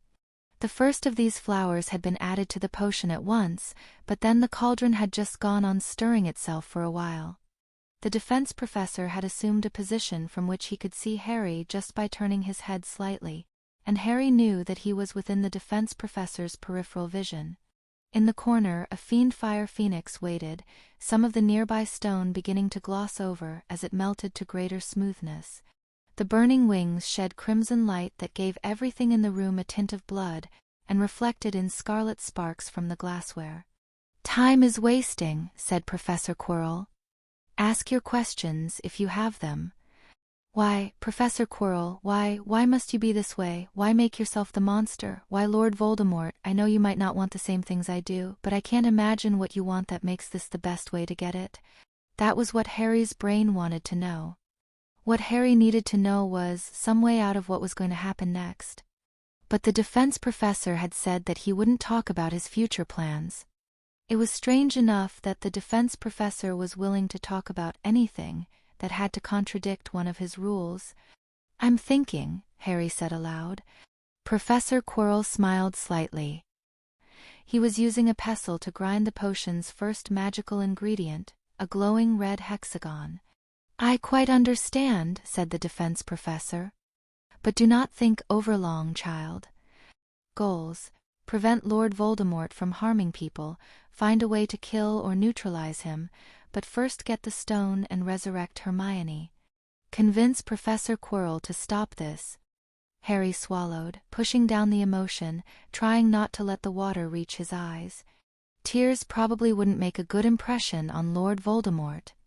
Professor Quirrell was already frowning, though from the direction of his gaze he was examining a leaf colored in vivid shades of white, green, and purple. There wasn't any obvious way to reach any of the goals, not yet. All Harry could do was ask the questions that seemed most likely to provide useful information, even if Harry didn't yet have a plan. "So we just ask about whatever seems most interesting?" said Harry's Ravenclaw side. "I'm up for that." "Shut up," Harry told the voice, and then, on further reflection, decided that he was no longer pretending it was there. For topics came to Harry's mind as being priorities from the standpoint of curiosity about important things. For questions, then, for major subjects to try to fit in while this potion was still being brewed. For questions. "I ask my first question," Harry said. "What really happened on the night of October 31st, 1981? Why was that night different from all other nights? I would like the entire story, please." The question of how and why Lord Voldemort had survived his apparent death seemed likely to matter for future planning. "I expected you would ask that," Professor Quirrell said, dropping a bellflower and a white glittering stone into the potion. "To begin, everything I told you about the Horcrux spell is true, as you should realize since I spoke in Parseltongue." Harry nodded. "Within seconds after you learned the details of the spell, you perceived the central flaw, and began pondering how the spell might be improved. Do you think the young Tom Riddle was any different?" Harry shook his head. "Well, he was," said Professor Quirrell. "Whenever I was tempted to despair of you, I reminded myself how I was an idiot at twice your age. When I was 15, I made myself a Horcrux as a certain book had shown me, using the death of Abigail Myrtle beneath the eyes of Slytherin's basilisk. I planned to make a new Horcrux every year after I left Hogwarts, and call that my fallback plan if my other hopes of immortality did not come to fruition." In retrospect, the young Tom Riddle was grasping straws. The thought of making a better Horcrux, of not being content with the spell I had already learned, this thought did not come to me until I had grasped the stupidity of ordinary people and realized which follies of theirs I had imitated. But in time I learned the habit that you inherited from me, to ask in every instance how it might be done better. To be content with the spell I had learned from a book, when it bore only a faint resemblance to what I truly wanted. Absurd. And so I set forth to create a better spell. You have true immortality now? Harry was aware that, even with everything else going on, this was a question more important than war and strategy. "Indeed," said Professor Quirrell. He paused in his potions work and turned to face Harry fully. There was a look of exultation in the man's eyes that Harry had never seen there before. "In all the darkest arts I could find, in all the interdicted secrets to which Slytherin's monster gave me keys, in all the lore remembered among wizard kind, I found only hints and smatterings of what I needed. So I rewove it and remade it, and devised a new ritual based on new principles. I kept that ritual burning in my mind for years, perfecting it in imagination, pondering its meaning and making fine adjustments, waiting for the intention to stabilize. At last I dared to invoke my ritual, an invented sacrificial ritual, based on a principle untested by all known magic. And I lived and yet live." The defense professor spoke with quiet triumph, as though the act itself was so great that no words could ever do it justice. "I still use the word Horcrux, but only from sentiment. It is a new thing entirely, the greatest of all my creations. As one of my questions you said you'd answer, I ask how to cast that spell," Harry said. "Denied." The defense professor turned back to his potion, dropping in a gray-flecked white feather and a bellflower. "I had thought perhaps to teach you when you were older, for no Tom Riddle would be content otherwise, but I have changed my mind."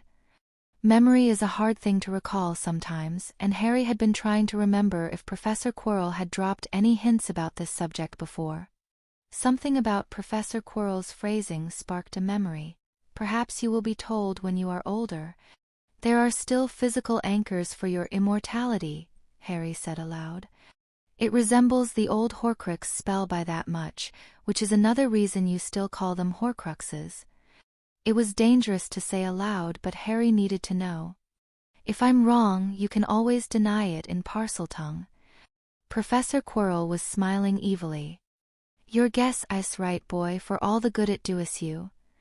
Unfortunately, that wasn't a difficult vulnerability to cover if the enemy was smart. Harry wouldn't ordinarily have made the suggestion just in case the enemy hadn't thought of it for themselves, but in this case he'd already made it. One Horcrux dropped into an active volcano, waited so it would sink into the Earth's mantle, Harry said heavily. The same place I thought of dropping the Dementor if I couldn't destroy it. And then you asked me where else I would hide something if I didn't want anyone to find it ever again. One Horcrux buried kilometers down in an anonymous cubic meter of the Earth's crust. One Horcrux you dropped into the Mariana Trench. One Horcrux floating high in the stratosphere, transparent. Even you don't know where they are because you obliterated the exact details from your memory. And the last Horcrux is the Pioneer 11 plaque that you snuck into NASA and modified. It's where you get your image of the stars when you cast the spell of starlight. Fire, earth, water, air, void. Something of a riddle, the defense professor had called it, and therefore Harry had remembered it. Something of a riddle. Indeed, said the defense professor. It did give me something of a shock when you remembered it that quickly, but I suppose it makes no difference. All 5 are beyond my reach or yours. That might not be true, especially if there was some way to trace the magical connection somehow and determine the location, though presumably Voldemort would have done his best to obscure it, but what magic had done, magic might be able to defeat. Pioneer 11 might be far away by wizard standards, but NASA knew exactly where it was, and it was probably a lot more reachable if you could use magic to tell the Tsiolkovsky rocket equation to bugger off. A sudden note of worry plucked at Harry's mind. There was no rule saying the defense professor needed to have told the truth about which interstellar probe he'd Horcruxed, and if Harry recalled correctly, communication and tracking of the Pioneer 10 probe had been lost shortly after the Jupiter flyby. Why wouldn't Professor Quirrell have just Horcruxed them both? The obvious next thought came to Harry. It was something that ought not to be suggested if the enemy had not thought of it. But it seemed extremely probable that the enemy had thought of it. Tell me, teacher, Harry hissed, would destroying Thos 5 anchors slay you? Why do you ask? Hissed the defense professor with a lilt to the hiss that Parseltongue translated as snakish amusement. Do you suspect that answer is no? Harry couldn't think of how to answer, though he strongly suspected that it didn't matter in any case. Your suspicion is right, boy. Destroying Thos 5 would not render me mortal. Harry's throat felt a bit dry again. If the spell had no disastrous cost associated with it. How many anchors did you make? Would not ordinarily say, but has clear you have already guessed. The defense professor's smile widened. Answer ISS that I do not know. Stopped counting somewhere around 107. Simply made a habit of it each time I murdered someone in private. Over 100 murders in private before Lord Voldemort had stopped counting. And even worse news, your immortality spell still requires a human death? Why? Great creation maintains life and magic within devices created by sacrificing life and magic of others. Again that hissing snake laughter. Liked false description of previous Horcrux spell so much, how disappointed when realist truth of it, thoughts of improved version came out in that shape. Harry wasn't sure why the defense professor was giving him all this vital information, but there had to be a reason, and that was making him nervous. So you really are a disembodied spirit possessing Quirrell Quirrell? Yes. I shall return swiftly if this body is killed. Will be greatly annoyed and vengeful. I am telling you this, boy, so that you do not try anything stupid. I understand, Harry said. He did his best to organize his thoughts, remember what he'd meant to ask next, while the defense professor turned his eyes back to the potion. The man's left hand was dribbling crushed seashell into the cauldron, while his right hand dropped in another bellflower. So what did happen on October 31st? You tried to turn the baby Harry Potter into a Horcrux, either the new kind or the old kind. You did it deliberately because you told Lily Potter. Harry took a breath. Now that he knew why the chills were there, he could endure them. Very well, I accept the bargain. Yourself to die and the child to live. Now drop your wand so that I can murder you. In retrospect, it was clear that Harry had remembered that event mainly from Lord Voldemort's perspective, and only at the very end had he seen it through the baby Harry Potter's eyes. What did you do? Why did you do it? Trelawney's prophecy, Professor Quirrell said. His hand tapped a bellflower with a strip of copper before dropping it in. I spent long days pondering it after Snape brought the prophecy to me. Prophecies are never trivial things. And how shall I put this in a way that does not make you think stupid things? Well, I shall say it, and if you are stupid I shall be annoyed. I was fascinated by the prophecy's assertion that someone would be my equal, because it might mean that person could hold up the other end of an intelligent conversation. After 50 years of being surrounded by gibbering stupidity, I no longer cared whether my reaction might be considered a literary cliché. I was not about to pass up on that opportunity without thinking about it first. And then, you see, I had a clever idea. Professor Quirrell sighed. It occurred to me how I might fulfill the prophecy my own way, to my own benefit. I would mark the baby as my equal by casting the old Horcrux spell in such fashion as to imprint my own spirit onto the baby's blank slate. It would be a purer copy of myself, since there would be no old self to mix with the new. In some years, when I had become bored with ruling Britain and moved on to other things, I would arrange with the other Tom Riddle that he should appear to vanquish me, and he would rule over the Britain he had saved. We would play the game against each other forever, keeping our lives interesting amid a world of fools. I knew a dramatist would predict that the two of us would end by destroying each other, but I pondered long upon it, and decided that both of us would simply decline to play out the drama. That was my decision, and I was confident that it would remain so. Both Tom Riddles, I thought, would be too intelligent to truly go down that road. The prophecy seemed to hint that if I destroyed all but a remnant of Harry Potter, then our spirits would not be so different, and we could exist in the same world. Something went wrong, Harry said. Something that blew off the top of the Potter's home in Godric's Hollow, gave me the scar on my forehead, and left your burnt body behind. Professor Quirrell nodded. His hands had slowed in their potions work.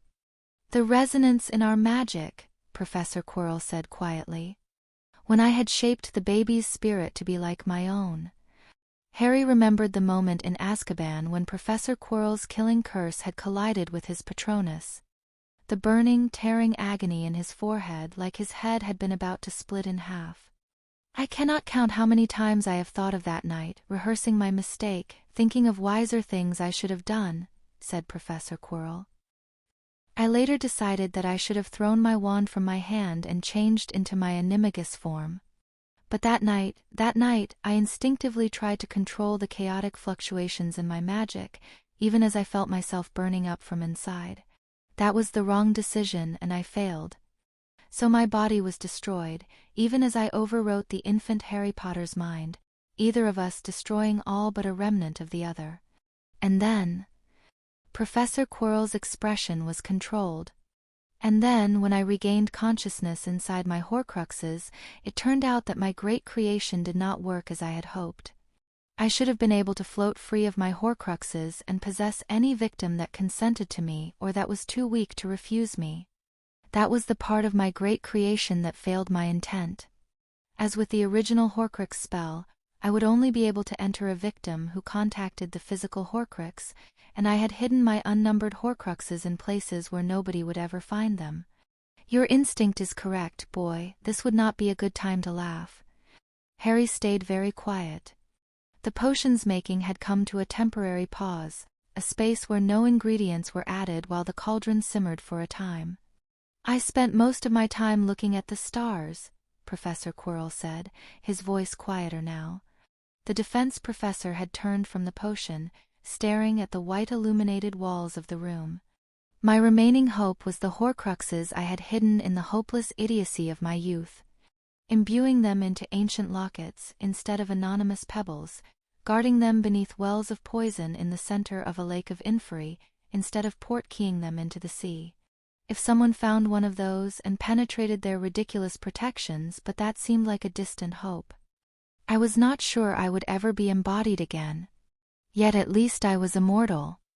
The worst of all fates had been averted. My great creation had done that much. I had little left to hope for and little left to fear. I decided that I would not go insane since there seemed to be no advantage in it. Instead, I gazed out at the stars and thought, as the sun slowly diminished behind me. I reflected on the errors of my past life. They were many in that hindsight. In my imagination I constructed powerful new rituals I might attempt, if I was free to use my magic once more and yet confident of my immortality. I contemplated ancient riddles at greater length than before, for all that I had once thought myself patient. I knew that if I won free, I would be more powerful by far than in my previous life, but I mostly did not expect that to happen.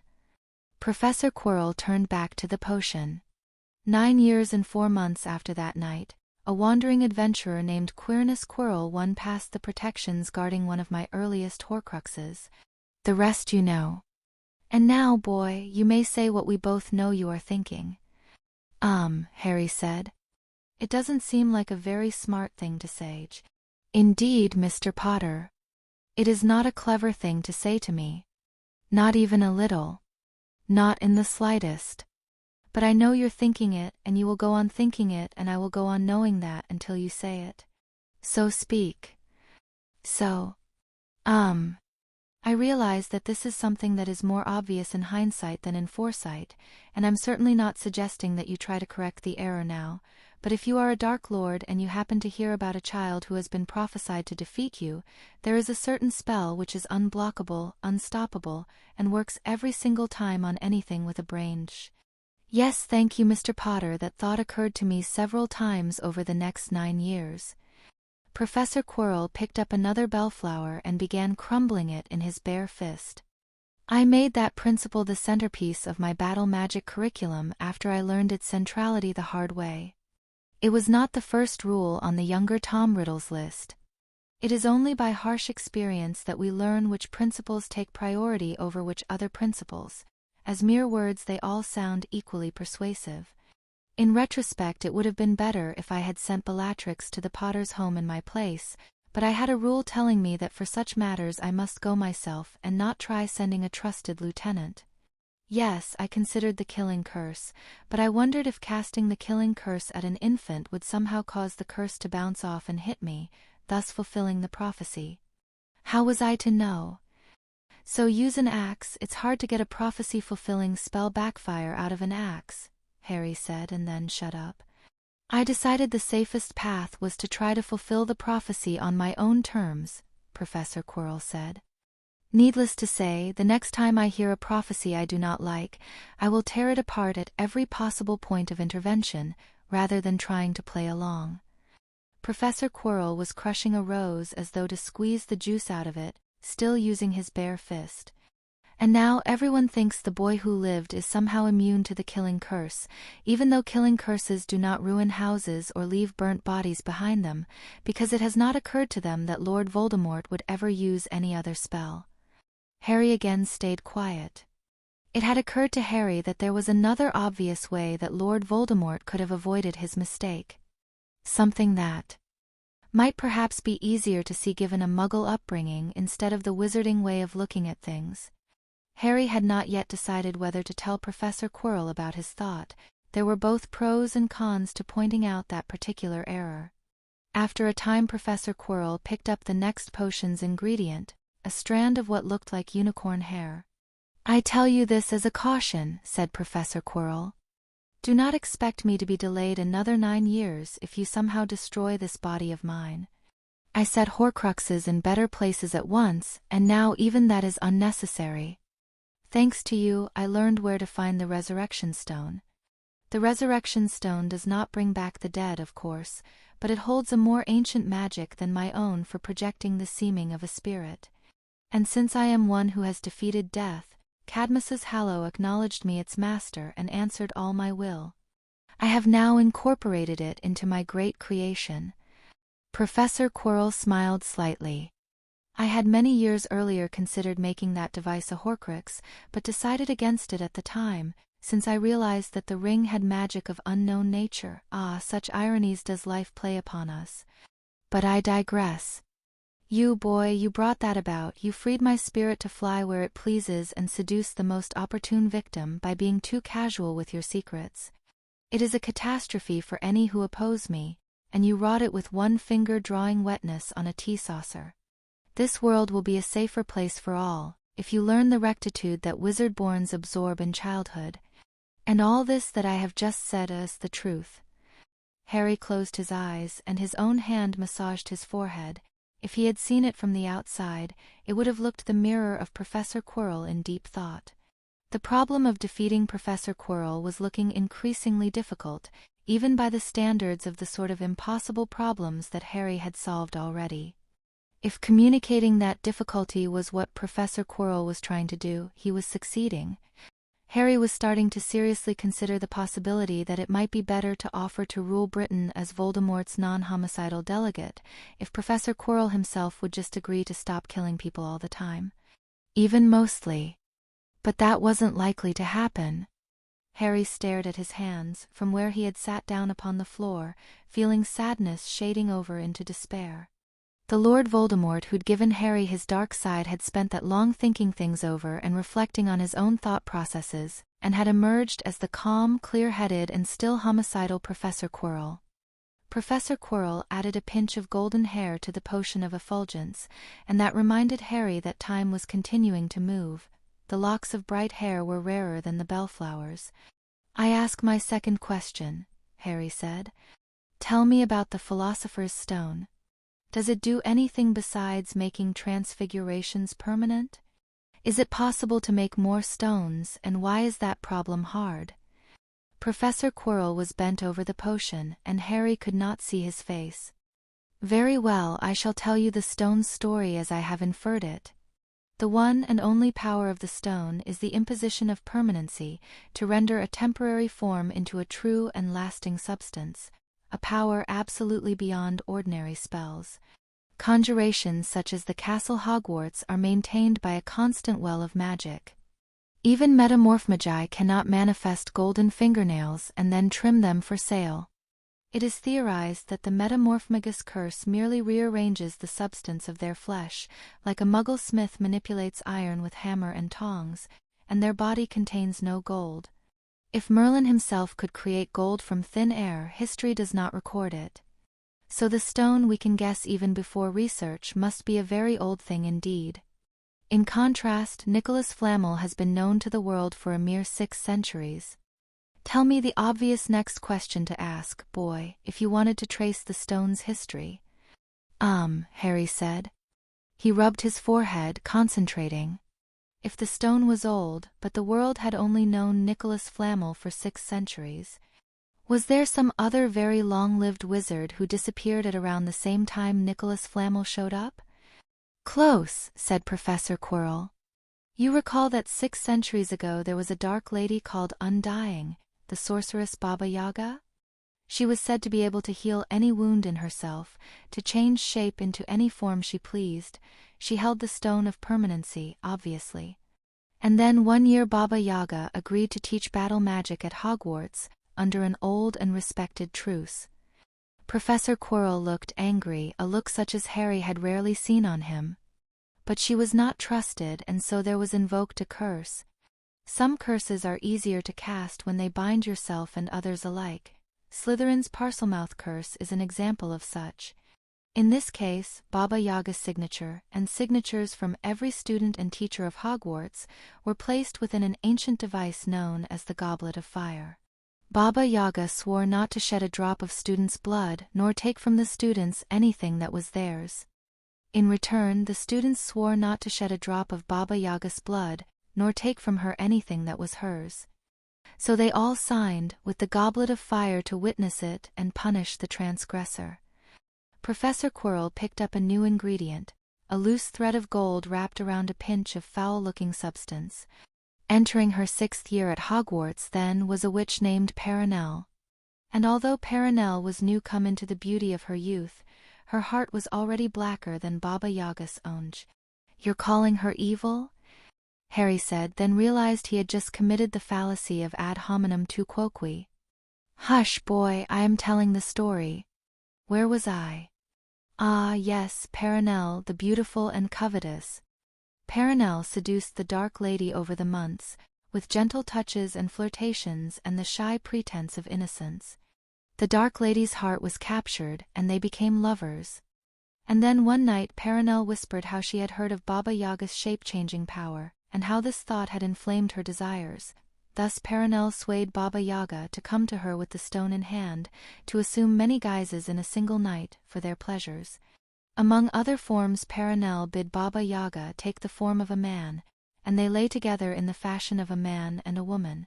But Perenelle had been a virgin until that night. And since they were all rather old-fashioned in those days, the Goblet of Fire accounted that as the shedding of Perenelle's blood, and the taking of what was hers. Thus Baba Yaga was tricked into being forsworn, and the goblet rendered her defenseless. Then Perenelle killed the unsuspecting Baba Yaga as she slept in Perenelle's bed, killed the Dark Lady who had loved her and come peacefully to Hogwarts under truce, and that was the end of the pact by which dark wizards and witches taught battle magic at Hogwarts. For the next few centuries the Goblet of Fire was used to oversee pointless inter-school tournaments, and then it resided in a disused chamber at Beauxbatons, until I finally stole it. Professor Quirrell dropped a pale beige-pink twig into the cauldron, and its color changed to white just as it touched the surface.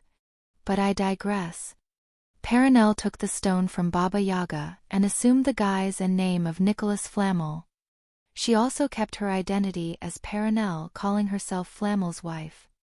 The two have appeared together in public, but that might be done by any number of obvious methods. "And the stone's manufacture?" said Harry, his brain working to process all this. "I saw an alchemical recipe for it in a book." Another lie. Perenelle was making it appear as though Nicholas Flamel had earned the right to live forever by completing a great magic that any could attempt. And she was giving others a false path to pursue, instead of seeking the one true stone as Perenelle had sought Baba Yaga's. Professor Quirrell looked rather sour. "It should come as no surprise that I spent years trying to master that false recipe. Next you will ask why I did not kidnap, torture, and kill Perenelle after I learned the truth." This had not in fact been a question that had come into Harry's mind. Professor Quirrell continued to speak. "The answer is that Perenelle had foreseen and forestalled the ambitions of dark wizards like myself. Nicholas Flamel publicly took unbreakable vows not to be coerced by any means into relinquishing his stone, to guard immortality from the covetous, he claimed, as if that were a public service. I was afraid the stone would be lost forever if Perenelle died without saying where it was hidden, and her vow prevented attempts at torture. Further, I had hopes of gaining Perenelle's knowledge if I could find the right strategy to extract it from her. Though Perenelle began with little lore of her own, she has held hostage the lives of wizards greater than herself, holding out dribs and drabs of healing in exchange for secrets, and small reversals of age in exchange for power. Perenelle does not condescend to bestow any real youth upon others, but if you hear of a wizard who lived, greybeard, to the age of 250, you may be sure that her hand was in play. By my own generation, the centuries had given Perenelle enough of an advantage that she could raise up Albus Dumbledore as a counterweight to the Dark Lord Grindelwald. When I appeared as Lord Voldemort, Perenelle raised up Dumbledore yet further, parceling out another drop of her hoarded lore whenever Lord Voldemort seemed to gain an advantage. I felt like I ought to be able to figure out something clever to do with that situation, but I never did. I did not attack her directly, for I was not sure of my great creation. It was not impossible that I would someday need to go begging to her for a dollop of reversed age. Professor Quirrell dropped 2 bellflowers at once into the potion, and they seemed to merge as they touched the bubbling liquid. But now I am sure of my creation, and so I have decided that the time has come to take the stone by force. Harry hesitated. I would like to hear you answer in Parseltongue. Was all of that true? None of it is known to me to be false, said Professor Quirrell. Telling a tale implies filling in certain gaps. I was not present to observe when Perenelle seduced Baba Yaga. The basics should be mostly correct, I think. Harry had noticed a trace of confusion. Then I don't understand why the stone is here in Hogwarts. Wouldn't the best defense just be hiding it under an anonymous rock in Greenland? Perhaps she respected my abilities as a particularly good finder, said the defense professor. He appeared focused on his cauldron as he dipped a bellflower into a jar of liquid labeled with the potion's symbol for rainwater. We are very much alike, the defense professor and I, in some ways if not others. If I imagine what I'd do given his problem. Did you bluff everyone into believing you had some way of finding the stone? Harry said aloud. So that Perenelle would put it inside Hogwarts where Dumbledore could guard it? The defense professor sighed, not looking up from the cauldron. I suppose that stratagem would be futile to conceal from you. Yes, after I possessed Quirrell and returned, I implemented a strategy one had conceived while gazing at the stars. First I made sure to be accepted as defense professor at Hogwarts, for it would not do to have suspicions raised while I was still seeking employment. When that was done, I arranged for one of Perenelle's curse-breaking expeditions to discover a falsified but credible inscription describing how the crown of the serpent could be used to seek out the stone wherever it was hidden. Immediately after, before Perenelle could buy up the crown, it was stolen. Furthermore, I left clear indications that the thief had possessed the power to speak to snakes. So Perenelle thought that I could infallibly find the stone's location, and that it needed a guardian powerful enough to defeat me. That is how the stone came to be held in Hogwarts in Dumbledore's domain. Just as I intended, naturally, since I had already gained access to Hogwarts for the year. I think that is all of this that concerns you, if I speak not of future plans. Harry frowned. Professor Quirrell should not have told him that. Unless the strategy had somehow become irrelevant to any future deception of Perenelle? Or unless, by answering so quickly, the defense professor had hoped to have people conclude that it was a double bluff, and that the crown of the serpent really could find the stone. Harry decided not to question this answer in Parseltongue. Another lock of bright hair, seeming white but not with age, was gently dribbled into the cauldron, again reminding Harry that they were on a time limit. Harry considered, but he couldn't see any further path to pursue this line of questioning. There was no known way to manufacture more philosophers' stones and no obvious way to invent such, which was probably the objectively worst news Harry had heard all day. Harry took a deep breath. I ask my third question, Harry said. What's the truth behind this entire school year? All the plots you ran, all the plots you know about. Said Professor Quirrell, dropping another bellflower into the potion, accompanied by a plant shaped like a tiny cross. Let me see, the most shocking twist is that the defense professor turns out to be secretly Voldemort. Well, obviously, Harry said, with a good deal of self-directed bitterness. Then where do you wish me to start? Why did you kill Hermione? The question just slipped out. Professor Quirrell's pale eyes glanced up from the potion, watched him intently. One would think that should be evident, but I suppose I cannot blame you for distrusting what seems evident. To understand the object of an obscure plot, observe its consequences and ask who might have intended them. I killed Miss Granger to improve your position relative to that of Lucius Malfoy, since my plans did not call for him to have so much leverage over you. I admit I am impressed by how far you managed to parlay that opening. Harry unclenched his teeth, which took an effort.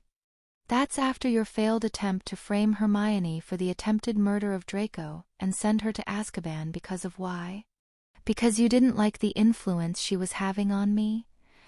Don't be ridiculous, Professor Quirrell said.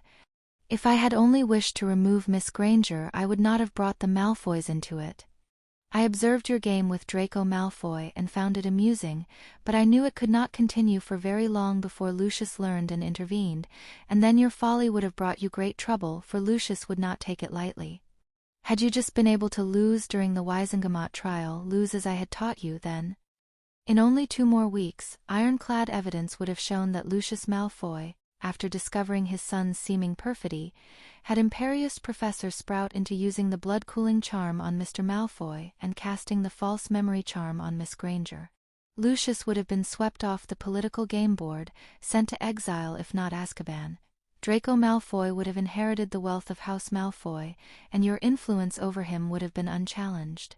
Instead, I had to abort that plot in mid-course. You managed to completely disrupt the real plan in the course of sacrificing double your entire fortune by giving Lucius Malfoy the perfect opportunity to prove his true concern for his son. You have an incredible anti-talent for meddling, I must say. And you also thought, Harry said, even with his dark side's patterns he had to work to keep his voice level and cool, that 2 weeks in Azkaban would improve Miss Granger's disposition and get her to stop being a bad influence on me.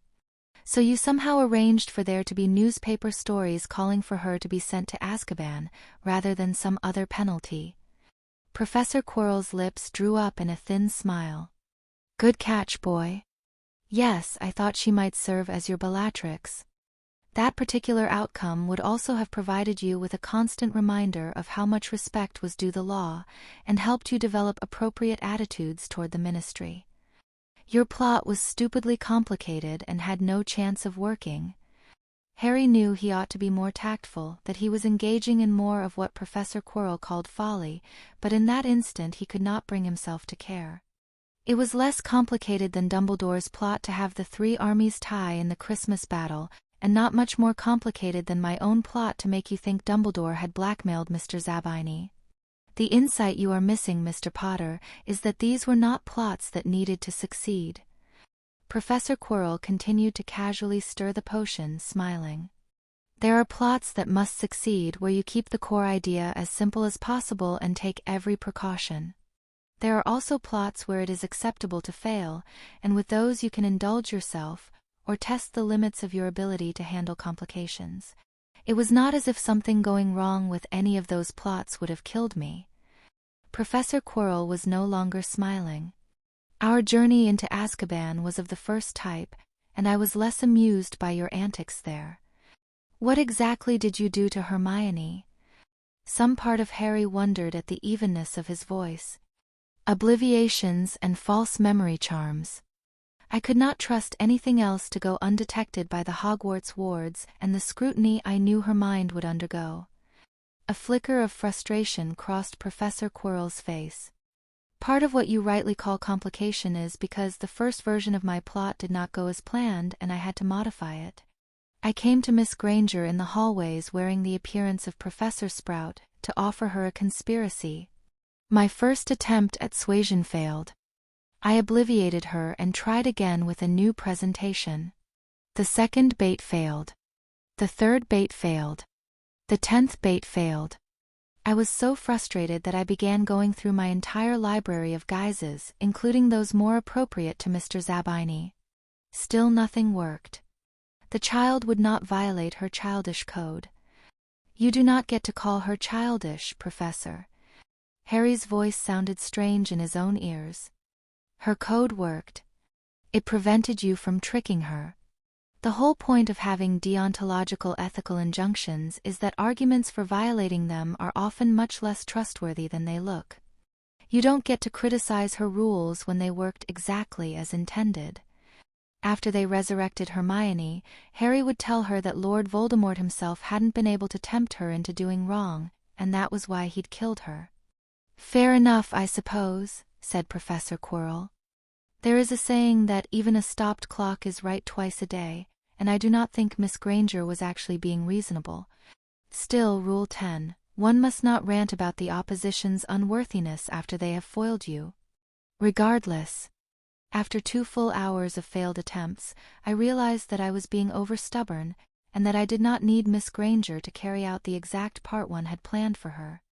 I gave up on my original intent, and instead imbued Miss Granger with false memories of watching Mr. Malfoy plotting against her under circumstances that implied she should not tell you or the authorities.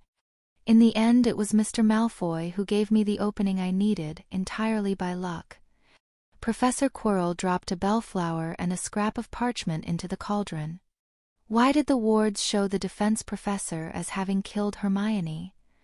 I wore the mountain troll as a false tooth while Dumbledore was identifying me to the Hogwarts wards as the defense professor. A slight smile. Other living weapons cannot be transfigured. They will not survive the disenchantment for the requisite 6 hours to avoid being traced by Time Turner. The fact that a mountain troll was used as a weapon of assassination was a clear sign that the assassin had needed a proxy weapon that could be transfigured safely. Combined with the evidence of the wards and Dumbledore's own knowledge of how he had identified me to Hogwarts, you could have deduced who was responsible in theory. However, experience has taught me that such puzzles are far harder to solve when you do not already know the solution, and I considered it a small risk. Ah, that reminds me, I have a question of my own.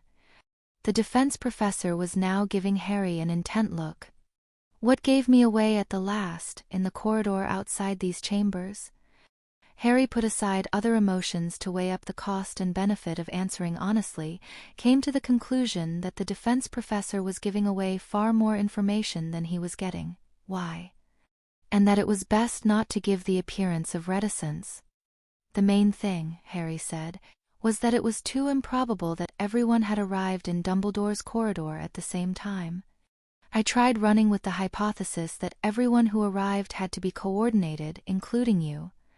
But I had said that I was following Snape, the defense professor said. Was that not plausible? It was, but... Harry said. The laws governing what constitutes a good explanation don't talk about plausible excuses you hear afterward. They talk about the probabilities we assign in advance. That's why science makes people do advanced predictions, instead of trusting explanations people come up with afterward. And I wouldn't have predicted in advance for you to follow Snape and show up like that. Even if I'd known in advance that you could put a trace on Snape's wand, I wouldn't have expected you to do it and follow him just then.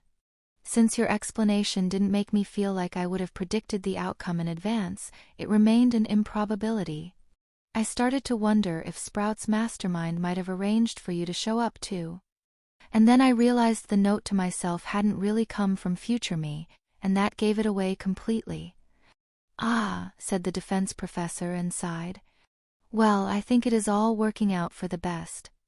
You did understand only too late, and there would have been inconveniences as well as benefits to you remaining unaware. What on earth were you trying to do? The reason I was trying so hard to figure it out was that the whole thing was just so weird. That should have pointed at Dumbledore, not myself, said Professor Quirrell and frowned.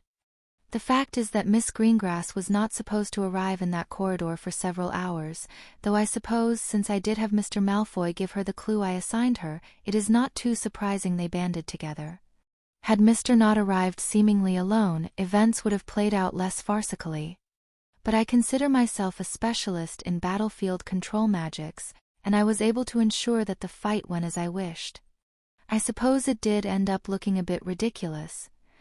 The defense professor dropped a peach slice and a bellflower into the cauldron. But let us defer our discussion of the mirror until we reach it. Did you have any more questions concerning Miss Granger's regrettable and hopefully temporary demise?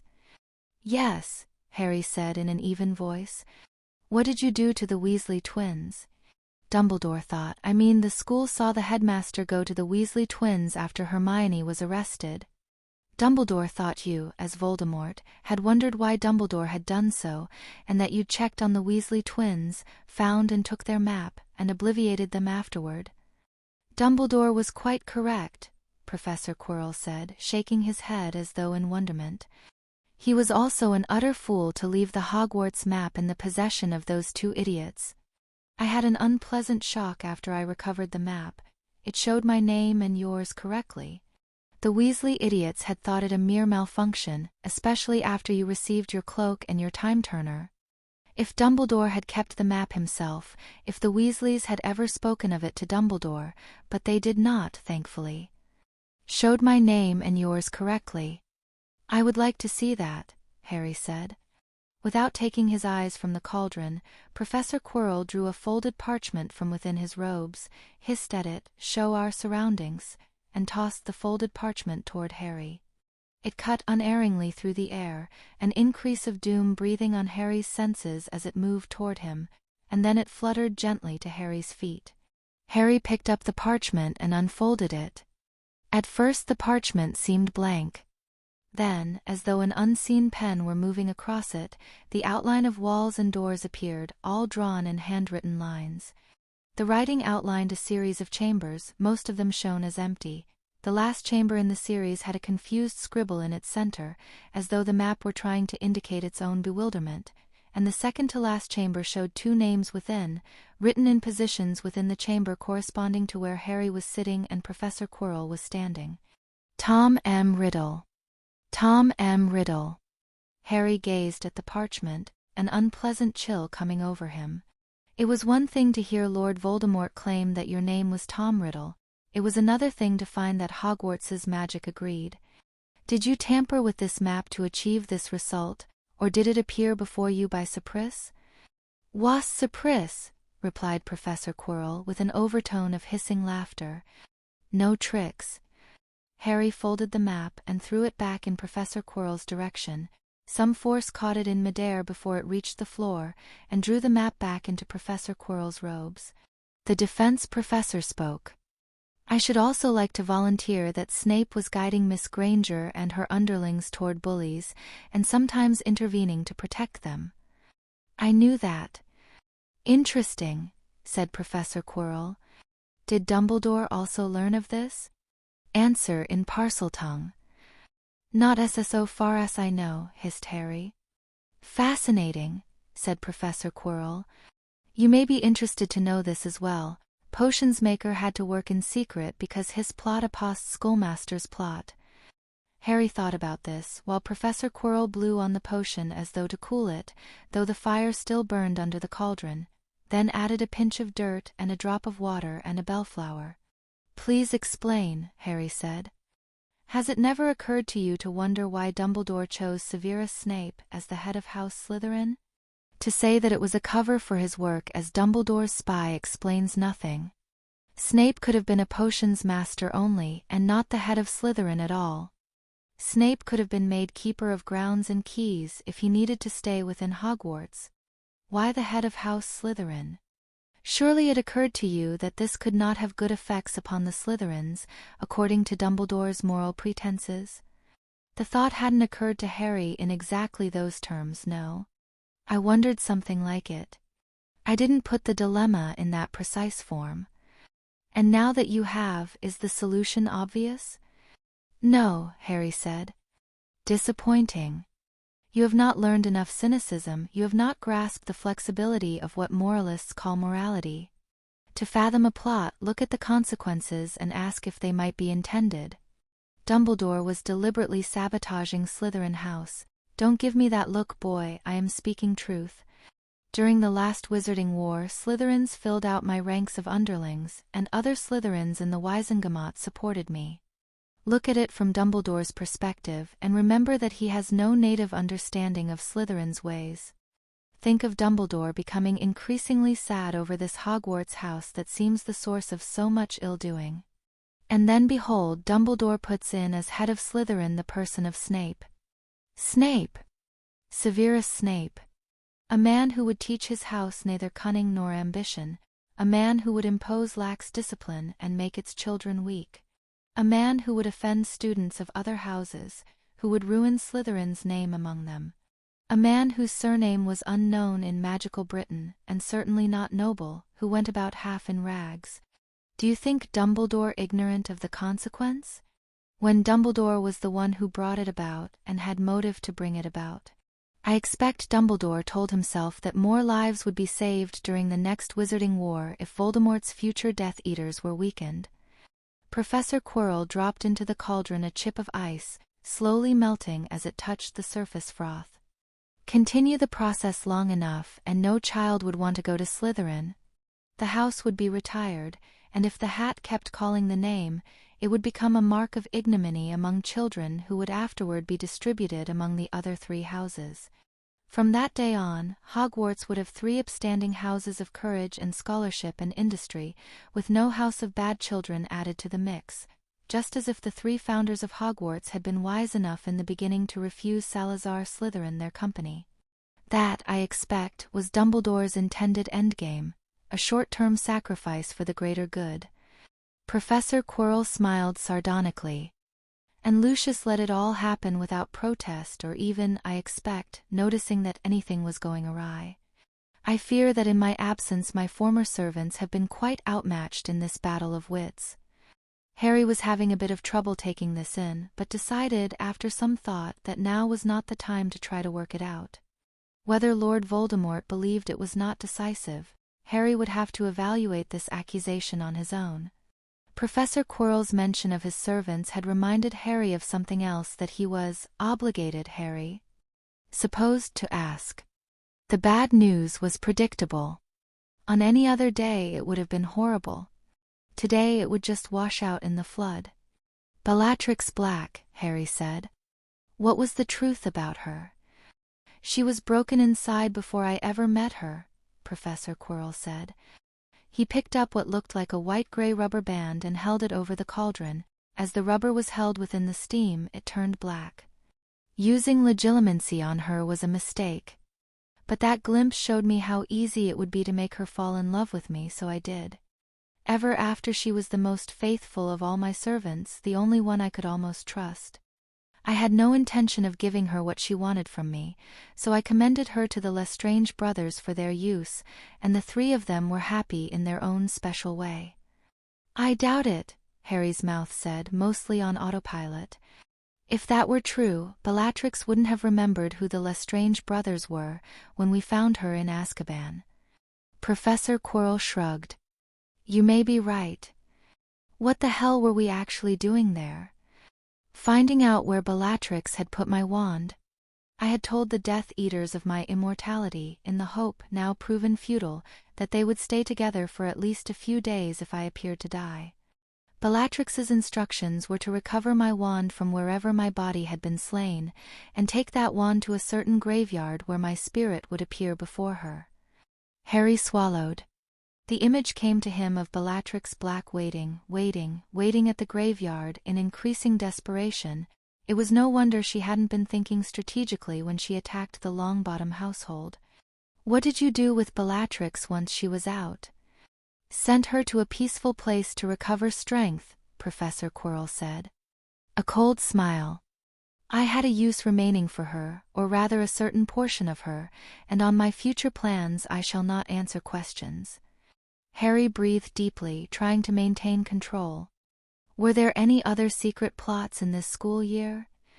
Oh, a fair number, but not many more that concern you, not that I can think of offhand.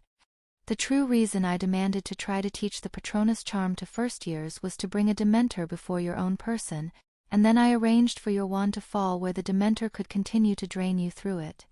Was no malice in it, only hopus that you would recover some of your true memories. That was also why I arranged for certain witches to pull you down from the air during your rooftop episode, so I could appear to save your life, just in case any suspicion fell on me during the Dementor incident I had scheduled for shortly after. Also no malice there. I arranged some of the attacks on Miss Granger's group so that the attacks could be defeated. I do rather dislike bullies. Think that has all secret plots concerning you from this school year, unless I have forgotten something. Life lesson learned, said his Hufflepart. Try to resist the temptation to randomly meddle in other people's lives. Like, Padma Patil's life. If you don't want to end up like this, that is. A pinch of red-brown dust was gently sifted into the potions cauldron, and Harry asked his fourth and final question, the one that had seemed to have the lowest priority but still mattered. What was your objective during the Wizarding War? Harry said. What? His voice wobbled. What was the point of the entire thing? His brain repeating endlessly, why Lord Voldemort? Professor Quirrell lifted an eyebrow. They told you about David Monroe, did they not?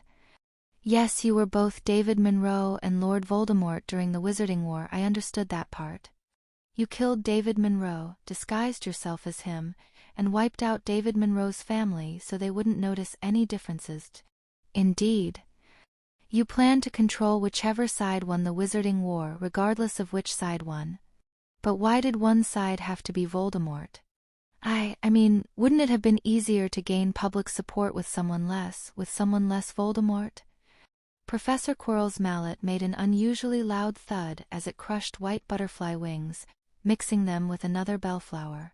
I planned, Professor Quirrell said harshly, for Lord Voldemort to lose to David Monroe.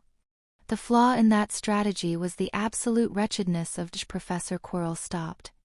No, I am telling the tale out of order. Listen, boy, when I had devised my great creation and come into the fullness of my magic, I thought the time had come for me to take political power into my hands. It would be inconvenient, certainly, and take up my time in ways that were not enjoyable. But I knew the Muggles would eventually destroy the world or make war on wizardkind or both, and something had to be done if I was not to wander a dead or dull world through my eternity. Having attained immortality, I needed a new ambition to occupy my decades, and to prevent the Muggles from ruining everything seemed a goal of acceptable scope and difficulty. It is a source of continual amusement to me that I, of all people, am the only one really taking action towards that end. Though I suppose it would make sense for the mortal insects not to care about their world's end.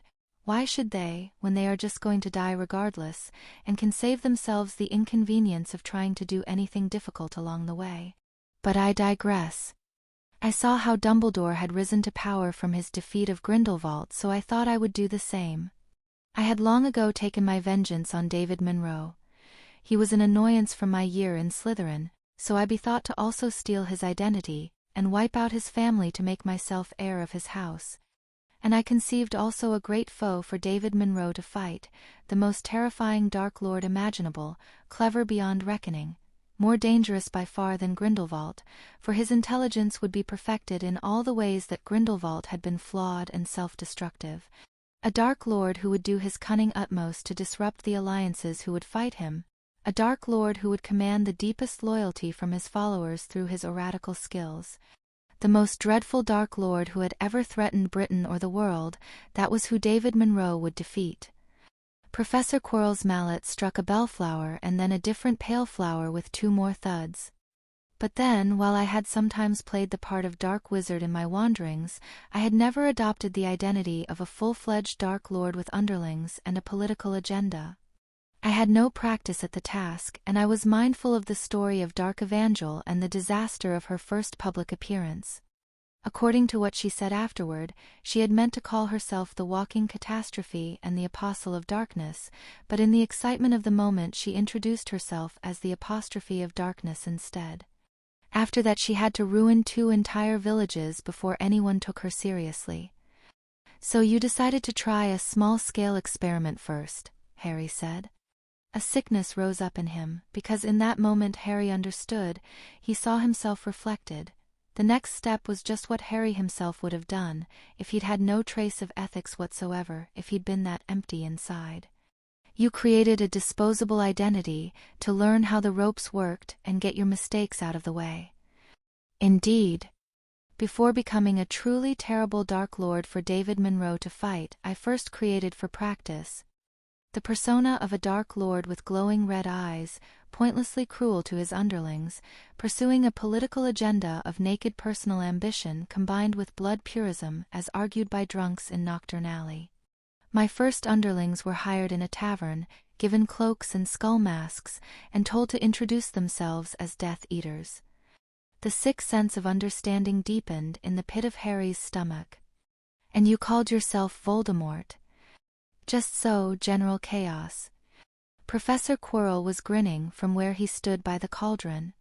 I wanted it to be an anagram of my name, but that would only have worked if I'd conveniently been given the middle name of Marvolo, and then it would have been a stretch. Our actual middle name is Morphin, if you're curious. But I digress. I thought Voldemort's career would last only a few months, a year at the longest, before the Aurors brought down his underlings and the disposable Dark Lord vanished.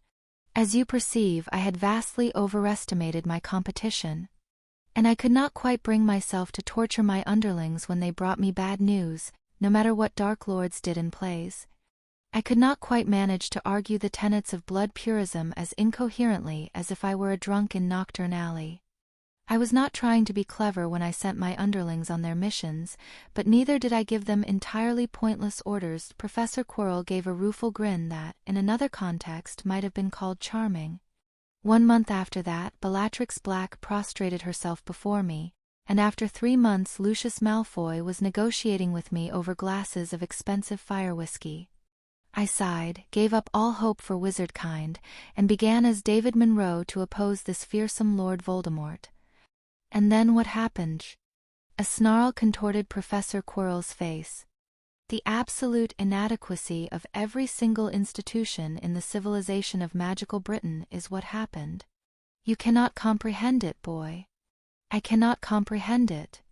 It has to be seen, and even then it cannot be believed. You will have observed, perhaps, that of your fellow students who speak of their families' occupations, 3 in 4 seem to mention jobs in some part or another of the ministry. You will wonder how a country can manage to employ 3 of its 4 citizens in bureaucracy. The answer is that if they did not all prevent each other from doing their jobs, none of them would have any work left to do.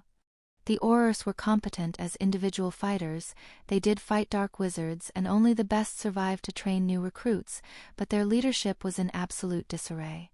The ministry was so busy routing papers that the country had no effective opposition to Voldemort's attacks except myself, Dumbledore, and a handful of untrained irregulars. A shiftless, incompetent, cowardly layabout, Mundungus Fletcher, was considered a key asset in the Order of the Phoenix, because, being otherwise unemployed, he did not need to juggle another job.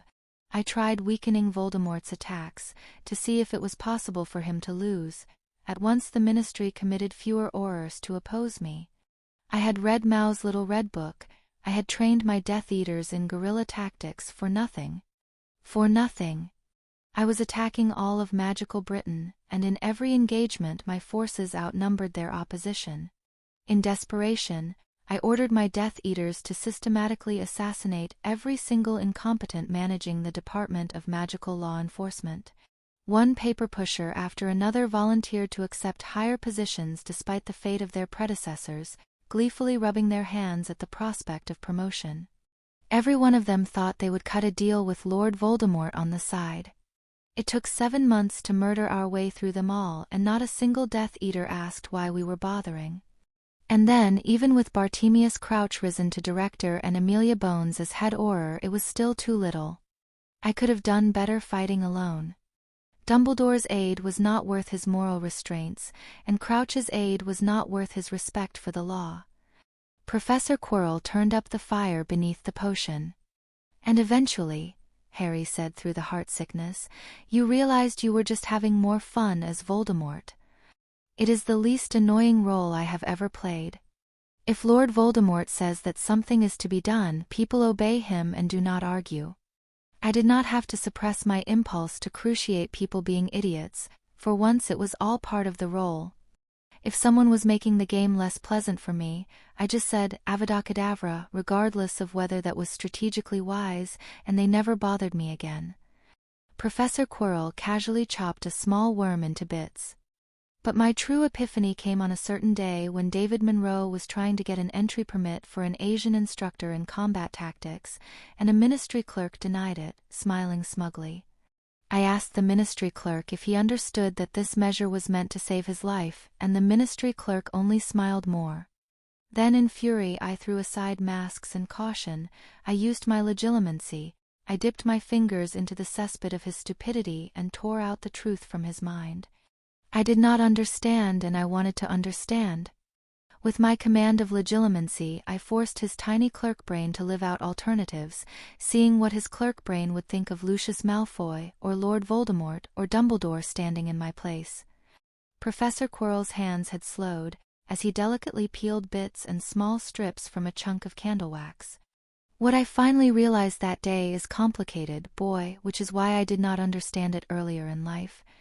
To you I shall try to describe it anyway. Today I know that Dumbledore does not stand at the top of the world, for all that he is the supreme mugwump of the International Confederation. People speak ill of Dumbledore openly, they criticize him proudly and to his face, in a way they would not dare stand up to Lucius Malfoy. "You have acted disrespectfully toward Dumbledore, boy. Do you know why you did so?" "I'm not sure," Harry said. Having Tom Riddle's leftover neural patterns was certainly an obvious hypothesis. Wolves, dogs, even chickens fight for dominance among themselves. What I finally understood from that clerk's mind was that to him Lucius Malfoy had dominance, Lord Voldemort had dominance, and David Monroe and Albus Dumbledore did not. By taking the side of good, by professing to abide in the light, we had made ourselves unthreatening. In Britain, Lucius Malfoy has dominance, for he can call in your loans or send ministry bureaucrats against your shop, or crucify you in the Daily Prophet if you go openly against his will. And the most powerful wizard in the world has no dominance, because everyone knows that he is, Professor Quirrell's lips curled, a hero out of stories, relentlessly self-effacing and too humble for vengeance. Tell me, child, have you ever seen a drama where the hero, before he consents to save his country, demands so much gold as a barrister might receive for a court case? Actually, there have been a lot of heroes like that in Muggle fiction. I'll name Han Solo just to start. Well, in magical drama it is not so. It is all humble heroes like Dumbledore. It is the fantasy of the powerful slave who will never truly rise above you, never demand your respect, never even ask you for pay. Do you understand now? "I think so," Harry said. Frodo and Samwise from Lord of the Rings did seem to match the archetype of a completely non-threatening hero. You're saying that's how people think of Dumbledore? I don't believe the Hogwarts students see him as a hobbit. In Hogwarts, Dumbledore does punish certain transgressions against his will, so he is feared to some degree, though the students still make free to mock him in more than whispers. Outside this castle, Dumbledore is sneered at. They began to call him mad, and he aped the part like a fool.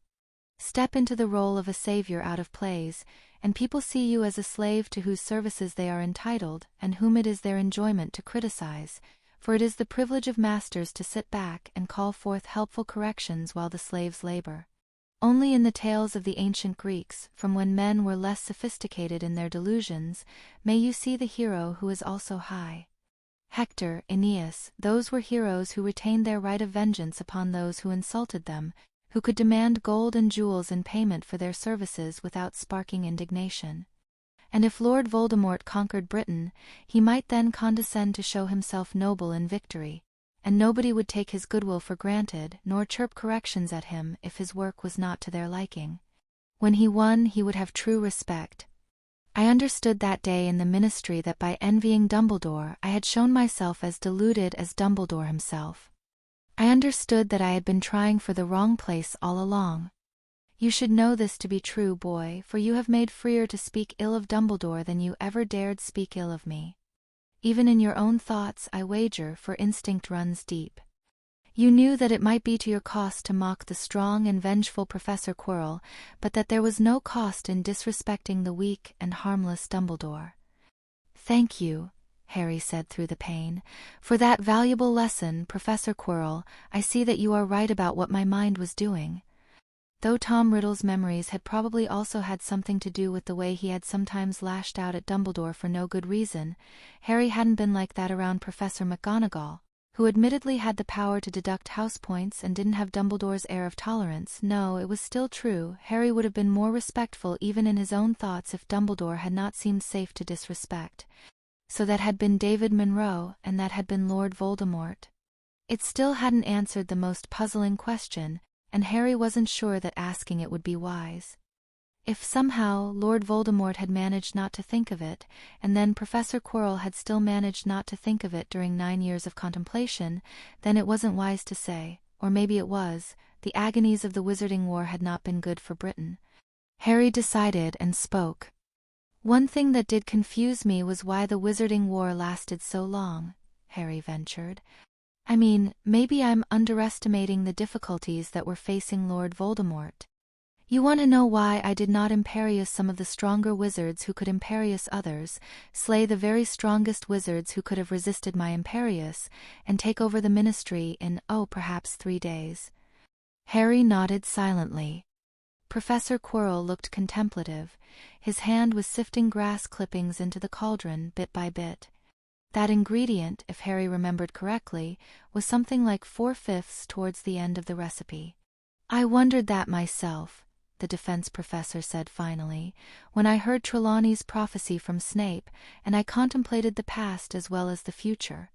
If you had asked my past self why he did not use the Imperius, he would have spoken of the need to be seen to rule, to openly command the ministry bureaucracy, before it was time to turn his eyes outward to other countries.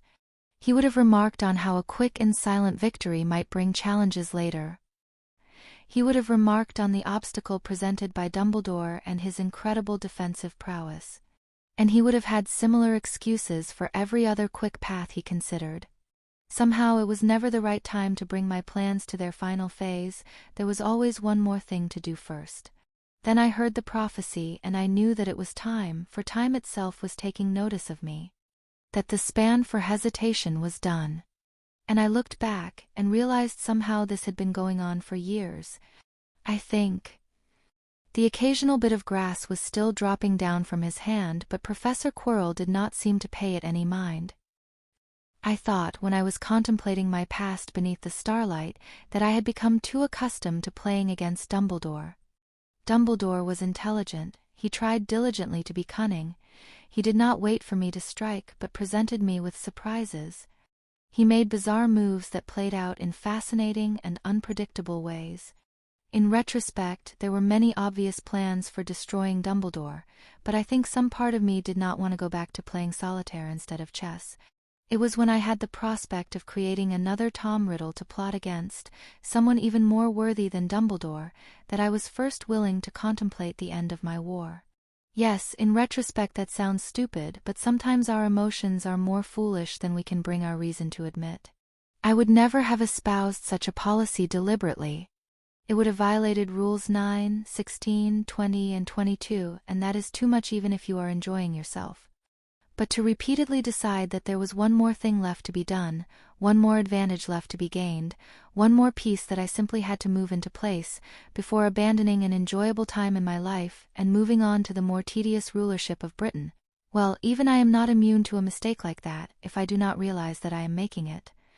And that was when Harry knew what was going to happen at the end of this, after the Philosopher's Stone had been retrieved. At the end of this, Professor Quirrell was going to kill him. Professor Quirrell didn't want to kill him. It was possible that Harry was the only person in the world against whom Professor Quirrell wouldn't be able to use a killing curse. But Professor Quirrell thought he had to do it, for whatever reason. That was why Professor Quirrell had decided that it was necessary to brew the potion of effulgence the long way. That was why Professor Quirrell had been so easily negotiated into answering these questions, into finally talking about his life with someone who might understand.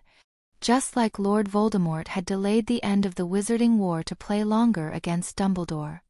Harry couldn't exactly recall what Professor Quirrell had said earlier about not killing Harry.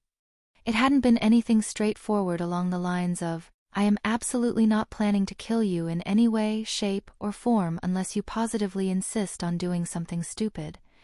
Harry had been reluctant himself to push the promise too far and insist on unambiguous terms because Harry had already known that he would need to neutralize Lord Voldemort and had expected more precise language to reveal that fact, if they tried to exchange truly binding promises.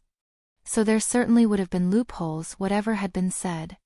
There was no particular shock to the realization, just an increased sense of urgency. Some part of Harry had already known this, and had simply been waiting for an excuse to make it known to deliberation. There had been too many things said here that Professor Quirrell would not reveal to anyone with an expected lifespan measured in more than hours. The overwhelming isolation and loneliness of the life Professor Quirrell had described might explain why he was willing to violate his rules and talk with Harry, given that Harry was going to die soon, and that the world did not actually work like a play where the villain disclosing his plans would always fail to kill the hero afterward. But Harry's death certainly had to be in those future plans somewhere. Harry swallowed, controlling his breathing. Professor Quirrell had just added a tuft of horsehair to the potion of effulgence, and that was very late in the potion if Harry remembered correctly. There weren't many bellflowers left in the heap to be added either. It was probably time to stop worrying so much about risk and play this conversation less conservatively, all things considered. If I point out one of Lord Voldemort's mistakes, Harry said, does he punish me for it? Professor Quirrell lifted his eyebrows. Not if the mistake is a real one. I do not suggest that you moralize at me. But I would not curse the bearer of bad news nor the subordinate who makes an honest attempt to point out a problem. Even as Lord Voldemort, I could never bring myself to that stupidity. Of course, there were some fools who mistook my policy for weakness, who tried to thrust themselves forward by pushing me down in their public council, thinking me obliged to tolerate it as criticism. Professor Quirrell smiled reminiscently. The Death Eaters were better off without them, and I do not advise you make the same mistake. Harry nodded, a slight shiver going through him. When you told me about what happened in Godric's Hollow on Halloween night in 1981, I thought I saw another flaw in your reasoning. A way you could have avoided disaster. But, I think you have a blind spot, a class of strategies you don't consider, so you didn't see it even afterwards. I hope you are not about to say anything stupid along the lines of "don't try to kill people," Professor Quirrell said. I shall be unhappy if that is the case. Not valuous difference. True mistake given your goals. Will you hurt me if I act the part of the teacher toward you and teach less son? Or if mistake is simple and obvious and makes you feel stupid? No, hissed Professor Quirrell. Not if less son is true. Harry swallowed. Why didn't you test the Horcrux system before you actually had to use it? Test it, said Professor Quirrell. He looked up from the brewing potion and indignation came into his voice. What do you mean, test it? Why didn't you test if the Horcrux system was working correctly before you needed it on Halloween? Professor Quirrell looked disgusted. You ridiculous, I didn't want to die, Mr. Potter, and that was the only way to test my great creation. What good would it have done to risk my life sooner rather than later? How would I have been better off? Harry swallowed a lump in his throat. There was way for you to test your Horcrux system without dying. The general lesson is important. Do you see it now? No, Professor Quirrell said after a while. The defense professor gently crumbled one of the last bellflowers together with a strand of long blonde hair, and then dropped it into the potion, which was bubbling brighter now. Only 2 more bellflowers remained on the potions table. And I do hope your lesson is a sensible one for your sake. Suppose, Professor, that I learned how to cast the improved Horcrux spell and I was willing to use it. What would I do with it? Professor Quirrell answered at once. You would find some person whom you found morally abhorrent and whose death you could convince yourself would save other lives, and murder them to create a Horcrux. And then what? Make more Horcruxes, said the defense professor. He picked up a jar of what looked like dragon scales. Before that, Harry said. After a time the defense professor shook his head. I still do not see it, and you will cease this game and tell me. I would make Horcruxes for my friends. If you'd ever really cared about one single other person in the entire world, if there'd been just one person who gave your immortality meaning, someone that you wanted to live forever with you, Harry's throat choked. Then the idea of making a Horcrux for someone else wouldn't have been such a counterintuitive thought. Harry was blinking hard. You have a blind spot around strategies that involve doing nice things for other people, to the point where it stops you from achieving your selfish values. You think it's not your style, I suppose. That particular part of your self-image is what cost you those 9 years. The dropper of mint oil that the defense professor was holding added liquid to the cauldron drip by drip. I see. The defense professor said slowly. I see. I should have taught Rabaston the advanced Horcrux ritual and forced him to test the invention. Yes, that is supremely obvious in retrospect. For that matter, I could have ordered Rabaston to try marking himself onto some disposable infant to see what happened before I took myself to Godric's Hollow to create you. Professor Quirrell shook his head bemusedly. Well, I am glad I am realizing this now and not 10 years earlier. I had enough to chide myself for at that time. You don't see nice ways to do the things you want to do, Harry said. His ears heard a note of desperation in his own voice. Even when a nice strategy would be more effective, you don't see it because you have a self-image of not being nice. That is a fair observation, said Professor Quirrell. Indeed, now that you have pointed it out, I have just now thought of some nice things I can do this very day to further my agenda. Harry just looked at him. Professor Quirrell was smiling. Your lesson is a good one, Mr. Potter. From now on, until I learn the trick of it, I shall keep diligent watch for cunning strategies that involve doing kindnesses for other people. Go and practice acts of goodwill, perhaps, until my mind goes there easily. Cold chills ran down Harry's spine. Professor Quirrell had said this without the slightest visible hesitation. Lord Voldemort was absolutely certain that he could never be redeemed. He wasn't the tiniest bit afraid of it happening to him. The second-to-last bellflower was dropped into the potion gently. Any other valuable lessons you would like to teach to Lord Voldemort, boy? Said Professor Quirrell. He was looking up from the potion, and grinning as though he knew exactly what Harry was thinking. Yes, Harry said, his voice almost breaking. If your goal is to obtain happiness, then doing nice things for other people feels better than doing them for yourself. Do you really think I never thought of that, boy?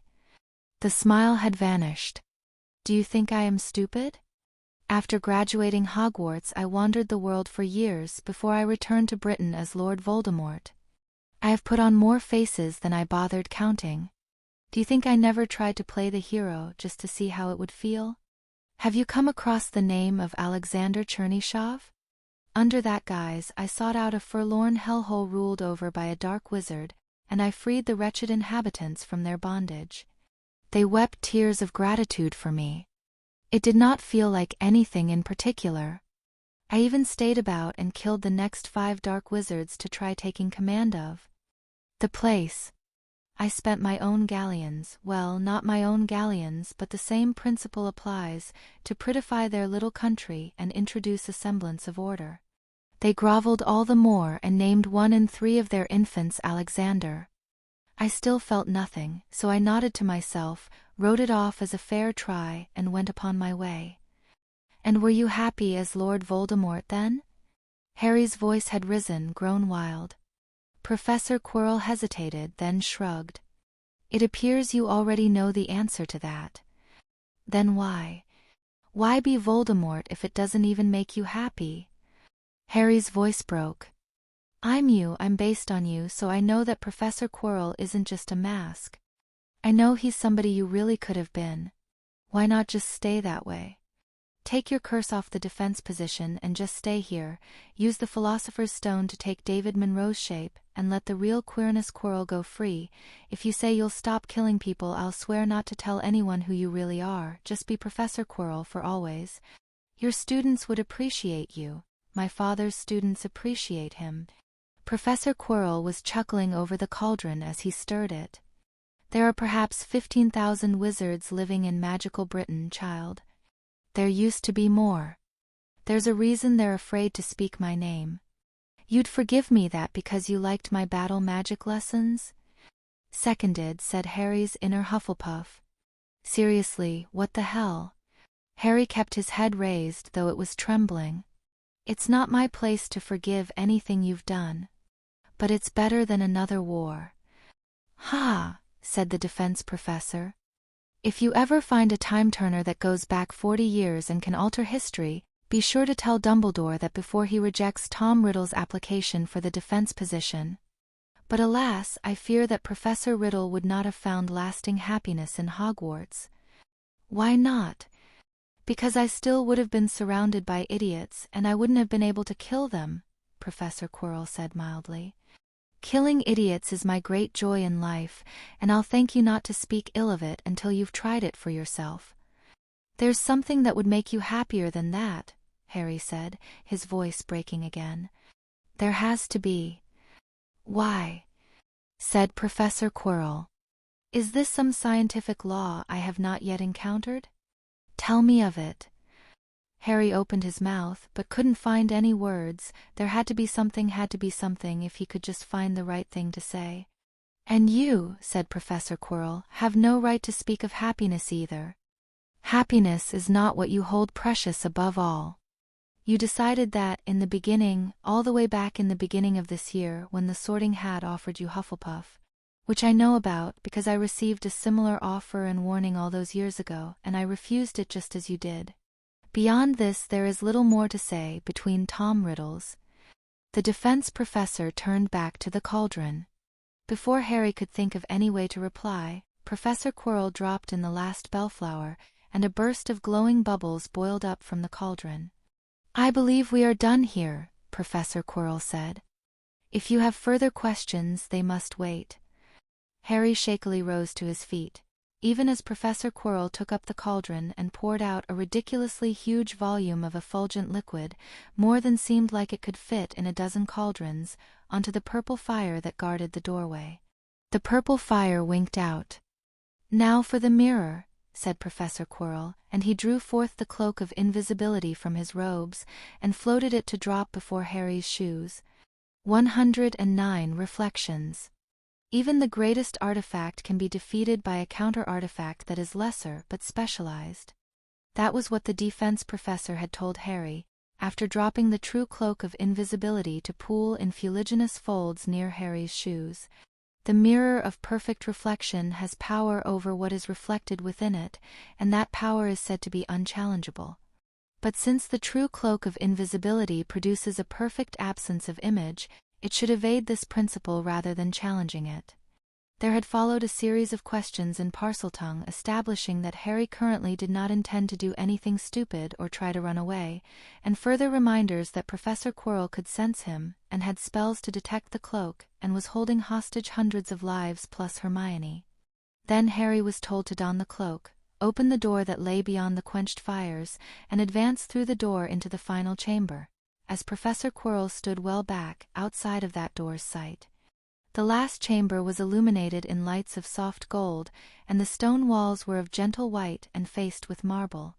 In the center of the room stood a simple and unornamented golden frame, and within the frame was a portal to another gold-illuminated room, beyond whose door which lay another potions chamber. That was what Harry's brain told him. The mirror's transformation of light was so perfect that conscious thought was required to deduce that the room inside the frame was only a reflection, rather than a portal. Though it might have been easier to intuit if Harry hadn't been invisible just then. The mirror did not touch the ground, the golden frame had no feet. It didn't look like it was hovering. It looked like it was fixed in place, more solid and more motionless than the walls themselves, like it was nailed to the reference frame of the Earth's motion. Is the mirror there? Is it moving? Came Professor Quirrell's commanding voice from the potions chamber. ISS there, Harry hissed back. Not moving. Again tones of command rang forth. Walk around to the back of the mirror. From behind, the golden frame appeared solid, showing no reflections, and Harry said so in Parseltongue. Now take off your cloak, commanded Professor Quirrell's voice still from within the potions room. Report to me at once if the mirror moves to face you. Harry took off his cloak. The mirror remained nailed to the reference frame of Earth's motion, and Harry reported this. Shortly after there came a hissing and seething, and a balefire phoenix melted through the marble wall behind Harry, the ambient light in the room taking on a red tinge as it entered. Professor Quirrell followed behind it, walking out of the new-made corridor that had been carved, his black formal shoes unharmed by the red glowing molten surface beneath. Well, Professor Quirrell said, that is one possible trap averted. And now? Professor Quirrell exhaled. Now we will think of possible strategies for retrieving the stone from the mirror, and you will try them, for I prefer not to let my own image be reflected. I give you fair warning, this is the part that may prove tedious. I take it this isn't a problem you can solve with fiendfire? Ha, said Professor Quirrell and gestured. The balefire phoenix moved forward in a rush of crimson terror, the red light casting writhing shadows on the remaining marble walls. Harry jumped back before he could think. The dreadful dark red blaze rushed past Professor Quirrell, surged into the golden back of the mirror, and disappeared as fast as it touched the gold. Then the fire was gone and the room was tinged scarlet no more. There was no scratch upon the golden surface, no glow to mark the absorption of heat. The mirror had simply remained in place, untouched. Chills went down Harry's spine. If he'd been playing Dungeons and Dragons and the dungeon master had reported that result, Harry would have suspected a mental illusion and rolled to disbelieve. Upon the center of the golden back had appeared a sequence of runes in no known alphabet, black absences of light in small lines and curves, arranged in a level horizontal row. The thought occurred to Harry that some minor concealing illusion had been consumed in the fiendfire, a far lesser enchantment that had been added to prevent children from seeing those letters. "How old is this mirror?" Harry said in almost a whisper. "Nobody knows, Mr. Potter." The defense professor reached out his fingers toward the runes, a look of something like reverence on his face, but his fingers did not touch the gold. "But my guess is the same as yours, I think. It is said, in certain legends that may or may not be fabrications, that this mirror reflects itself perfectly, and therefore its existence is absolutely stable. So stable that the mirror was able to survive when every other effect of Atlantis was undone, all its consequences severed from time. You can see why I was amused when you suggested fiendfire." The defense professor let his hand fall. Even in the middle of everything else, Harry felt the awe, if that was true. The golden frame gleamed no brighter than before, for all the revelation, but you could imagine it going back and back into a civilization that had been made to never be. "What does the mirror do exactly?" "An excellent question," said Professor Quirrell. "The answer is in the runes that are written upon the mirror's golden frame." "Read them to me." "They're not in any alphabet I recognize. They look like randomly oriented chicken scratches drawn by Tolkien elves." "Read them anyway. This is not dangerous." "The runes say, Noidalov Dedalo Parks Tnir Hawk Rui Tu Bicafroi Tun Washif." Harry stopped, feeling more prickles at his spine. Harry knew what the rune for Noidalov meant. It meant Noidalov. And the next rune said to Dedalo the Noidalov until it reached Parks, then keep the part that was both Tnir and Hawk. That belief felt like knowledge, like he could have answered yes with confident authority if somebody asked him whether the Tunwa was Ruoi or Bicafruoi. It was just that when Harry tried to relate those concepts to any other concepts, he drew a blank. "Do you understand what words mean, boy?" "Don't think SSO." Professor Quirrell gave a soft exhalation, his eyes not leaving the golden frame. "I had wondered if perhaps the words of false comprehension might be understandable to a student of Muggle science." "Apparently not." "Maybe Harry began. "Really, Ravenclaw?" said Slytherin. "You're pulling this now? Maybe I could try again to understand the words if I knew more about the mirror?" said Harry's Ravenclaw part, which had assumed direct control. Professor Quirrell's lips quirked up. As with most ancient things, scholars have written down enough lies that it is hard to be sure of anything by now. It is definite that the mirror is at least as old as Merlin, for it is known that Merlin used it as a tool. It is also known that after his death, Merlin left written instructions that the mirror did not need to be sealed away, despite it having certain powers that might normally cause one to worry. He wrote that, given how painstakingly the mirror had been crafted to not destroy the world, it would be easier to destroy the world using a lump of cheese. This statement struck Harry as not entirely reassuring. Certain other facts about the mirror are attested by famous wizards who were reasonably skeptical, and whose word has otherwise proven reliable. The mirror's most characteristic power is to create alternate realms of existence, though these realms are only as large in size as what can be seen within the mirror. It is known that people and other objects can be stored therein.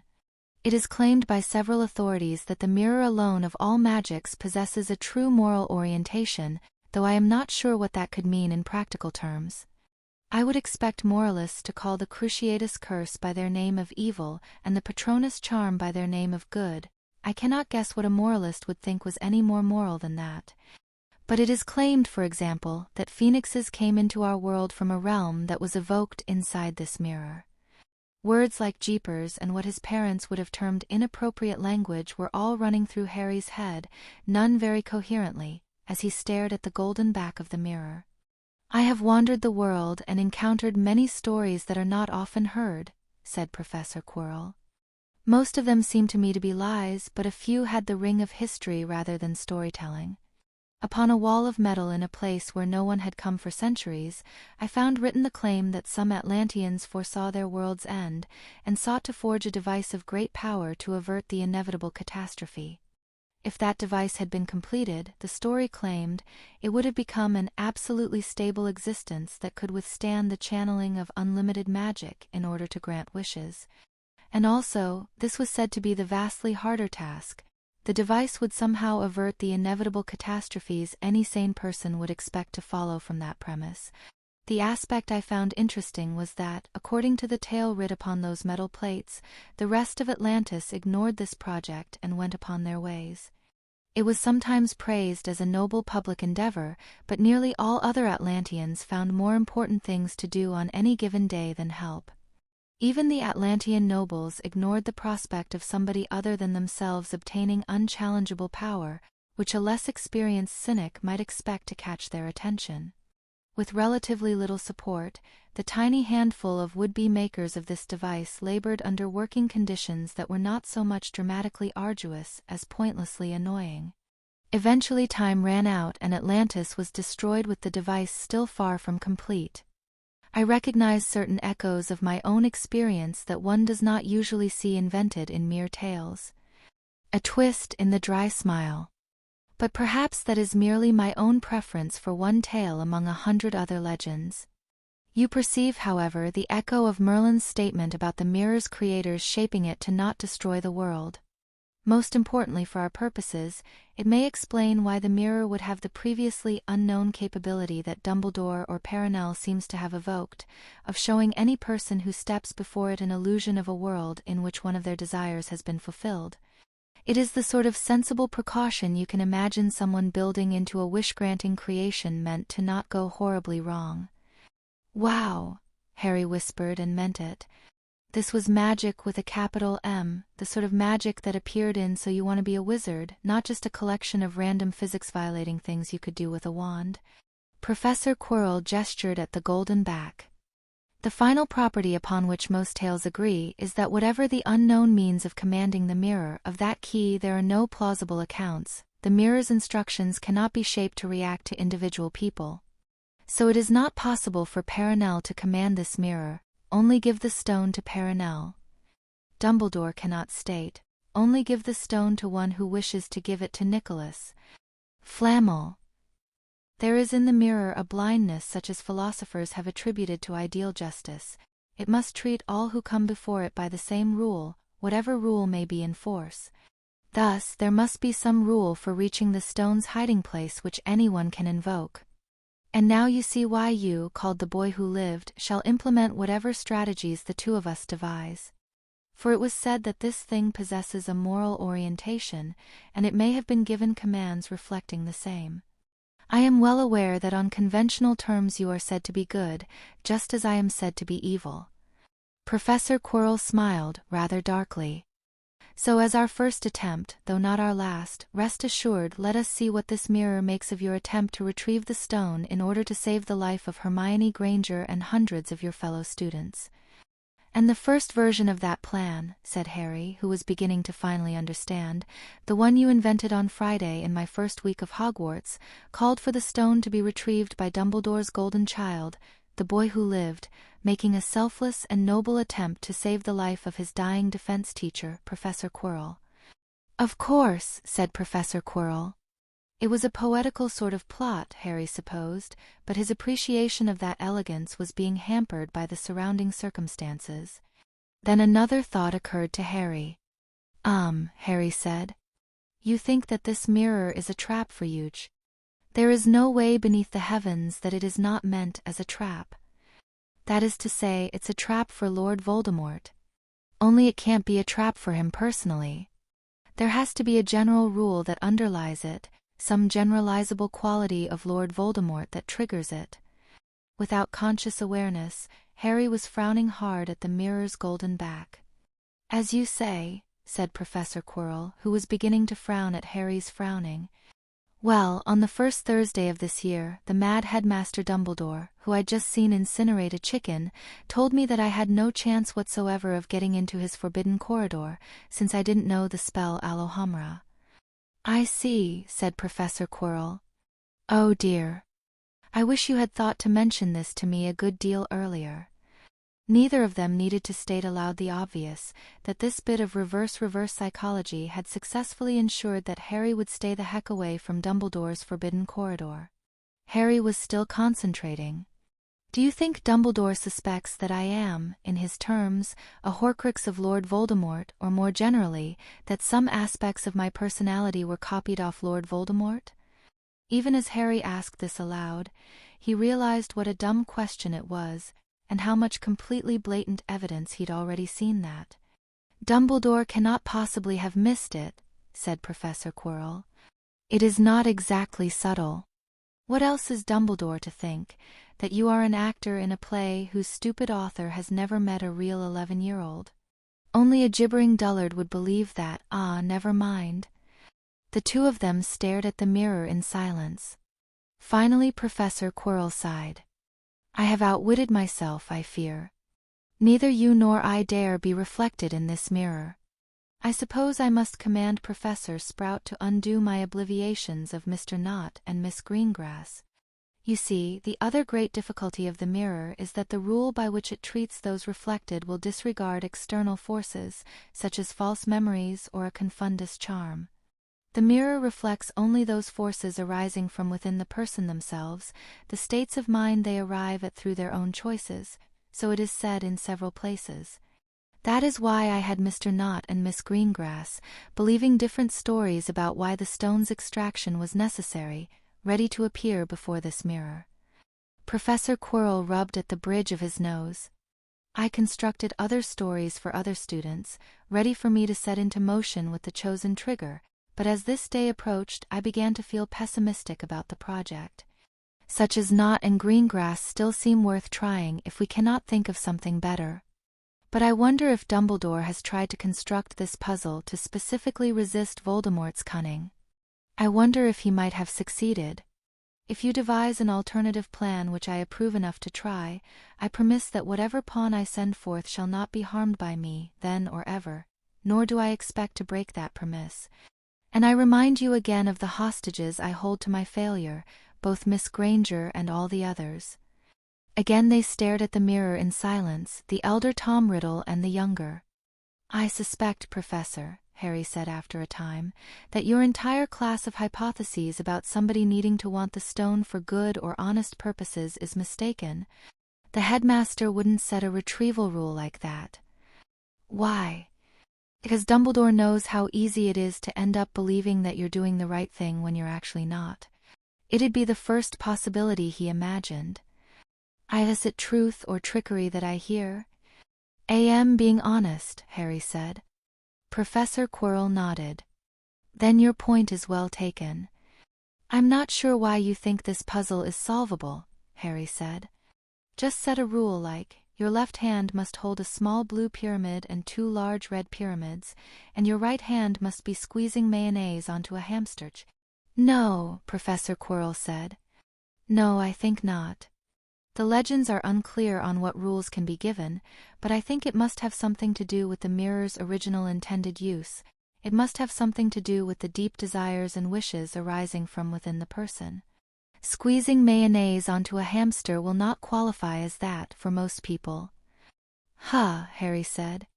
"Maybe the rule is that the person has to not want to use the stone at all." "No, that's too easy. The story you gave Mr. Knott solves it."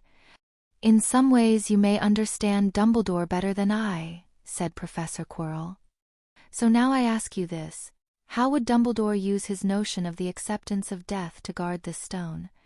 For that above all he thinks I cannot comprehend, and he is not far wrong."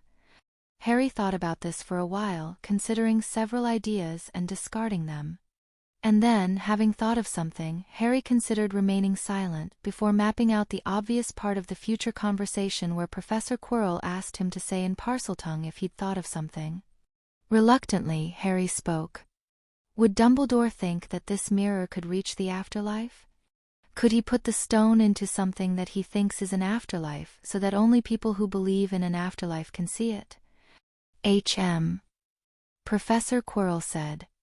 Possibly, yes, there is a certain plausibility to it. Using this setting of the mirror to show people their heart's desires, Albus Dumbledore would see himself reunited with his family. He would see himself united with them in death, wanting to die himself rather than wishing for them to be returned to life. His brother Aberforth, his sister Ariana, his parents Kendra and Percival, it would be Aberforth to whom Dumbledore gave the stone, I think. Would the mirror recognize that Aberforth particularly had been given the stone? Or will any person's dead relative do, if that person believes their relative's spirit would give them back the stone? Professor Quirrell was pacing in a short circle, keeping well away from Harry and the mirror as he moved. But all this is only one idea. Let us devise another. Harry began to tap his cheek, then stopped abruptly as he realized where he'd picked up that gesture. What if Perenelle is the one who put the stone in here? Maybe she keyed the mirror to give the stone only to the person who put it in originally. Perenelle has lived this long by knowing her limitations, said Professor Quirrell. She does not overestimate her own intellect. She is not prideful. If that were so, she would have lost the stone long ago. Perenelle will not try to think of a good mirror rule herself, not when Master Flamel can leave the matter in Dumbledore's wiser hands, but the rule of only returning the stone to the one who remembers placing it also works if Dumbledore himself has placed the stone. It would be a hard rule to bypass, since I cannot simply confound someone into believing that they put in the stone. I would have to create a false stone and a false mirror and arrange the drama. Professor Quirrell was frowning now. But it is still something that Dumbledore would imagine Voldemort being able to arrange, given time. If at all possible, Dumbledore will want to make the key to the mirror a state of mind he thinks I cannot arrange in a pawn, or a rule that Dumbledore thinks Voldemort can never comprehend, such as a rule involving the acceptance of one's own death. That is why I considered your previous idea plausible. Then Harry had an idea. He was not sure if it was a good idea. It wasn't like Harry had a lot of choice here. Arguendo, Harry said. We're not sure what's necessary to retrieve the stone. But a sufficient condition should involve Albus Dumbledore, or maybe someone else, in a state of mind where they believe that the Dark Lord has been defeated, that the threat is over, and that it is time to take out the stone and give it back to Nicholas Flamel. We aren't sure which part of that person's state of mind, let's say Dumbledore's, will be the necessary part that he thinks Lord Voldemort can't understand or duplicate, but under those conditions Dumbledore's entire state of mind will be sufficient. Reasonable, said Professor Quirrell. So, the corresponding strategy, Harry said carefully, is to mimic Dumbledore's state of mind under those conditions in as much detail as possible, while standing in front of the mirror. And this state of mind must have been produced by internal forces, not external ones. But how are we to get that without legilimency or the confundus charm, both of which would certainly be external, ha? I see. Professor Quirrell's ice-pale eyes were suddenly piercing. You suggest that I confund myself as you cast that hex upon yourself during your first day in battle magic, so that it is an internal force and not an external one, a state of mind that comes about through only my own choices. Say to me whether you have made this suggestion with the intention of trapping me, boy. Say it to me in Parseltongue. My mind that you ask to devise strategy may perhaps have been influenced by such an intent, who knows? Knew you would be suspicious, ask this very question. Decision is up to you, teacher. I know nothing you do not know about whether this is likely to trap you. Do not call it betrayal by me if you choose this for yourself and it fails. Harry felt a strong impulse to smile and suppressed it. Lovely, said Professor Quirrell, who was smiling. I suppose there are some threats from an inventive mind that even questioning in Parseltongue cannot neutralize. Harry put on the cloak of invisibility at Professor Quirrell's orders to stop the man who shall believe himself to be schoolmaster from seeing you, as Professor Quirrell said in Parseltongue. Wearing the cloak or no, you will stand in range of the mirror yourself, Professor Quirrell said. If a gush of lava comes forth, you will also burn. I feel that much symmetry should apply.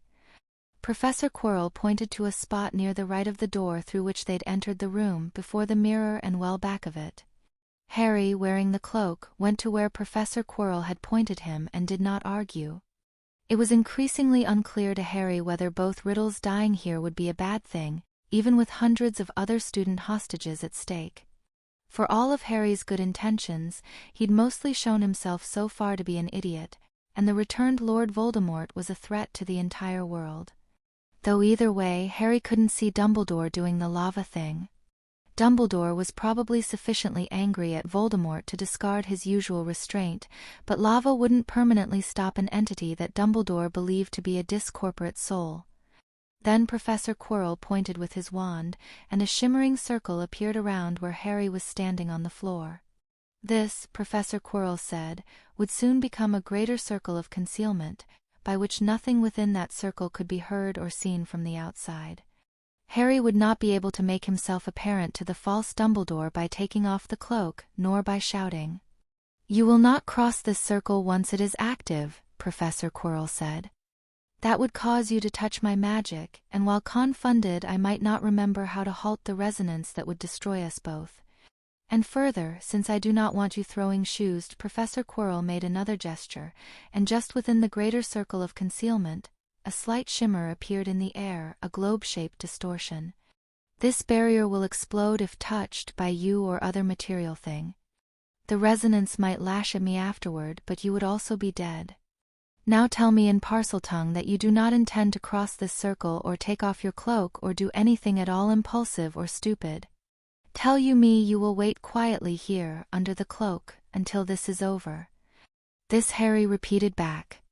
Then Professor Quirrell's robes became black tinged with gold, such robes as Dumbledore might wear upon a formal occasion, and Professor Quirrell pointed his own wand at his head.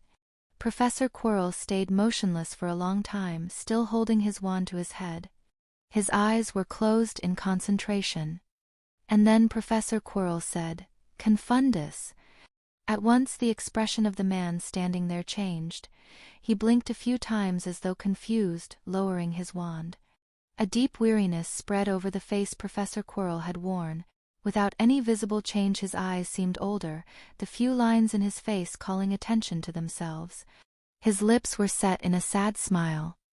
Without any hurry, the man quietly walked over to the mirror, as though he had all the time in the world. He crossed into the mirror's range of reflection without anything happening and stared into the surface.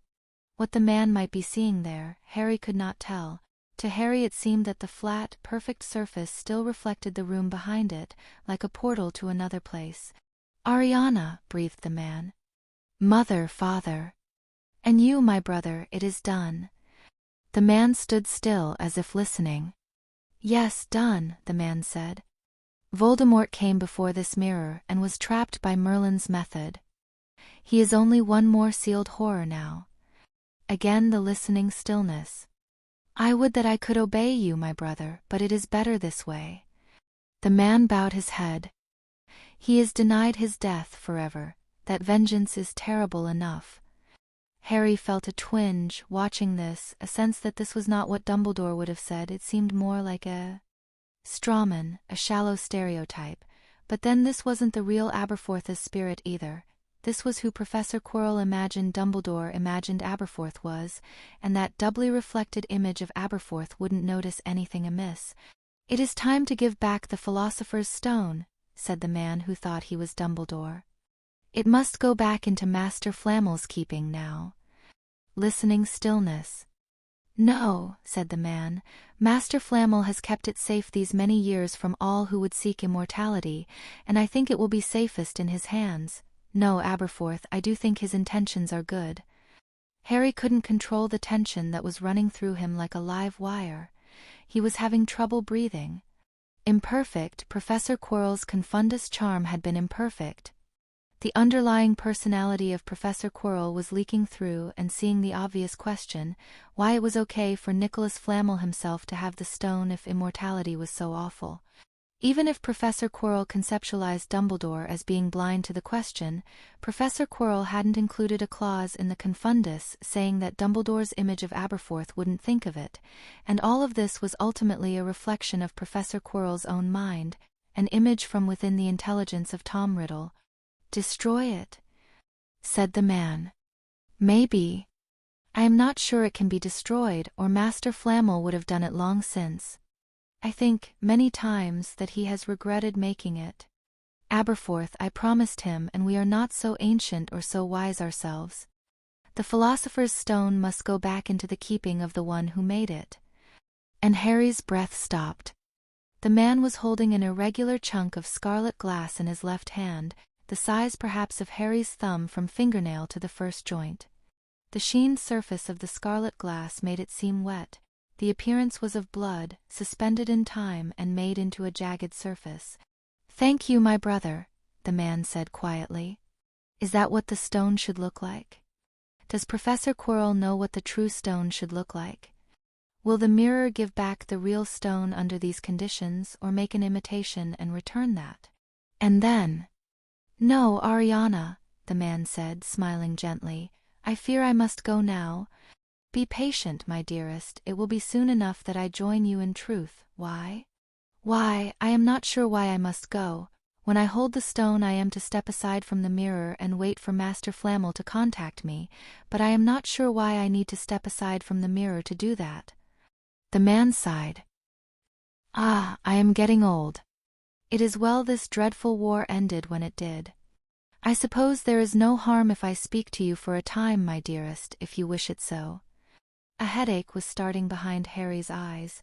Some part of Harry was trying to send a message about not having breathed in a while, but no one was listening. Imperfect, Professor Quirrell's Confundus charm had been imperfect. Professor Quirrell's image of Dumbledore's image of Ariana wanted to talk to Dumbledore, and maybe didn't want to wait because Professor Quirrell knew on some level that there wasn't really an afterlife, and the previously implanted impulse to leave after getting the stone wasn't standing up to riddle Ariana's arguments. And then Harry felt himself become very calm. He started breathing again. Either way, there wasn't much Harry could do about it. Professor Quirrell had stopped Harry from intervening. Well, Professor Quirrell was welcome to reap the consequences of that decision. If the consequences caught Harry as well, so be it. The man who thought he was Dumbledore was mostly nodding patiently, sometimes replying to his dearest sister.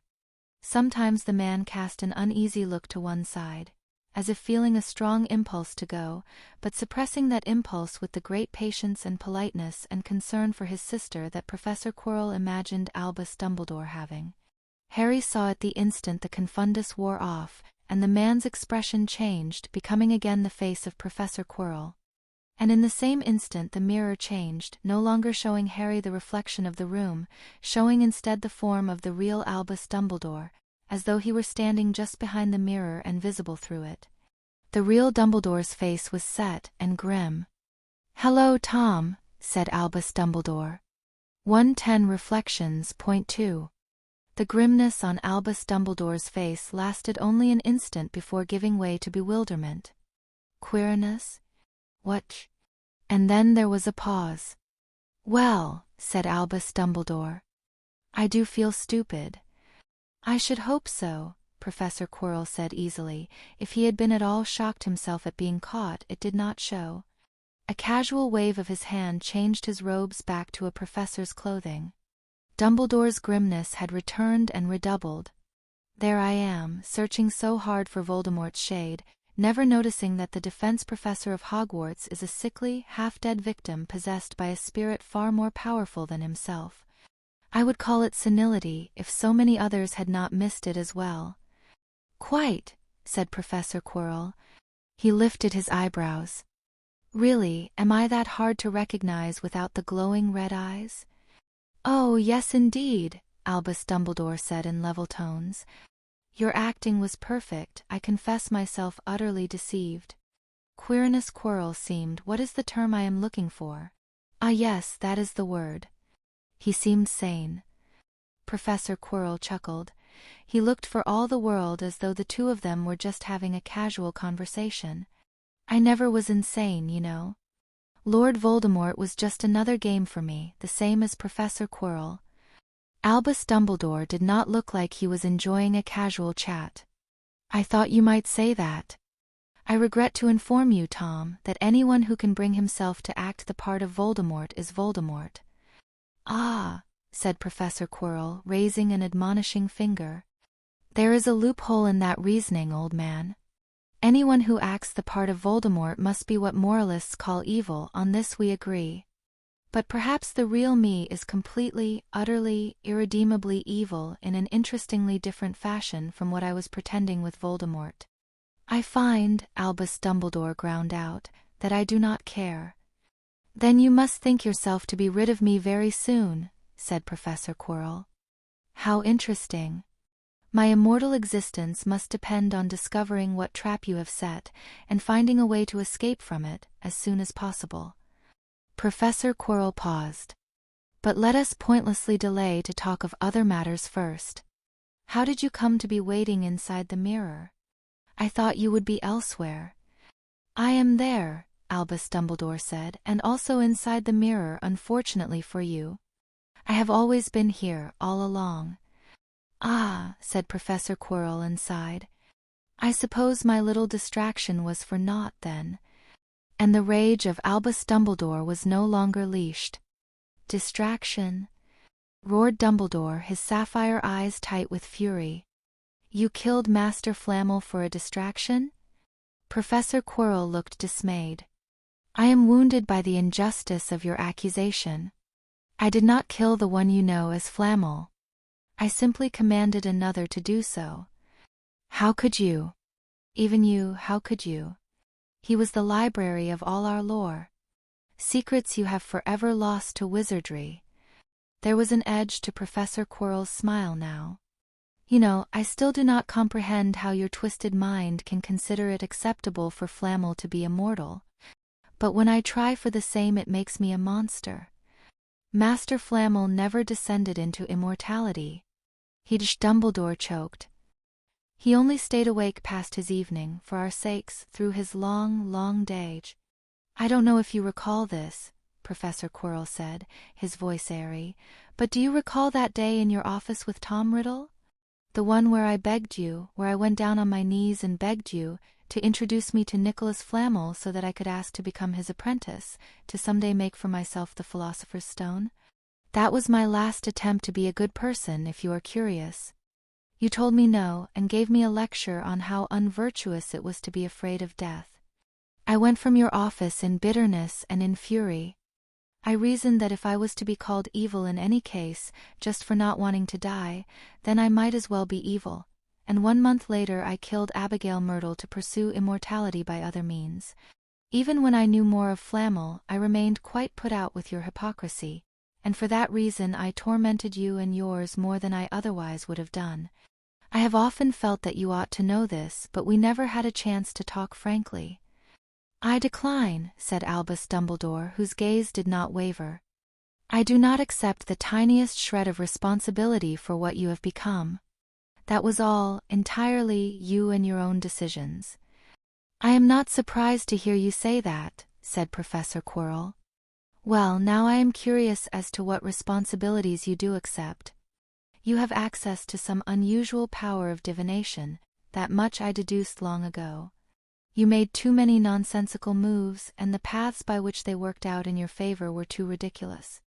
So tell me, were you forewarned of the result, that night of All Hallows' Eve when I was vanquished for a time? I knew, said Albus Dumbledore, his voice low and cold. For that, I accept responsibility, which is something you will never understand. You arranged for Severus Snape to hear the prophecy that he brought to me. I allowed it to happen, said Albus Dumbledore. And there I was, all excited at having finally gained my own foreknowledge. Professor Quirrell shook his head as though in sadness. So the great hero Dumbledore sacrificed his unwitting pawns, Lily and James Potter, merely to banish me for a few years. Albus Dumbledore's eyes were like stones. James and Lily would have gone willingly to the death if they had known. And the little baby? Professor Quirrell said. Somehow I doubt the Potters would have been so eager to leave him in the path of you-know-who. You could scarcely see the flinch. The boy who lived came out of it well enough. Tried to turn him into you, did you? Instead you turned yourself into a corpse, and Harry Potter became the wizard you should have been. Now there was something like the usual Dumbledore behind the half-moon glasses, a tiny twinkle in those eyes. All of Tom Riddle's icy brilliance tamed to the service of James and Lily's warmth and love. I wonder how you felt when you saw what Tom Riddle could have become if he had grown up in a loving family. Professor Quirrell's lips quirked. I was surprised, even shocked, by the abyssal depths of Mr. Potter's naivete. I suppose the humor of the situation would be lost on you. It was then, finally, that Albus Dumbledore smiled. How I laughed when I realized it. When I saw you had made a good Voldemort to oppose the evil one, how I laughed. I never had the steel for my role, but Harry Potter shall be more than equal to it when he comes into his power. Albus Dumbledore's smile disappeared. Though I suppose Harry shall have to find some other Dark Lord to vanquish for it, since you will not be there. Ah, yes. That. Professor Quirrell made to walk away from the mirror, and seemed to halt just before reaching the point where the mirror would no longer have reflected him, if it had been reflecting him. Interesting. Dumbledore's smile was colder now. No, Tom. You are not going anywhere. Professor Quirrell nodded. What have you done, exactly? You have refused death, said Dumbledore, and if I destroyed your body, your spirit would only wander back, like a dumb animal that cannot understand it is being sent away.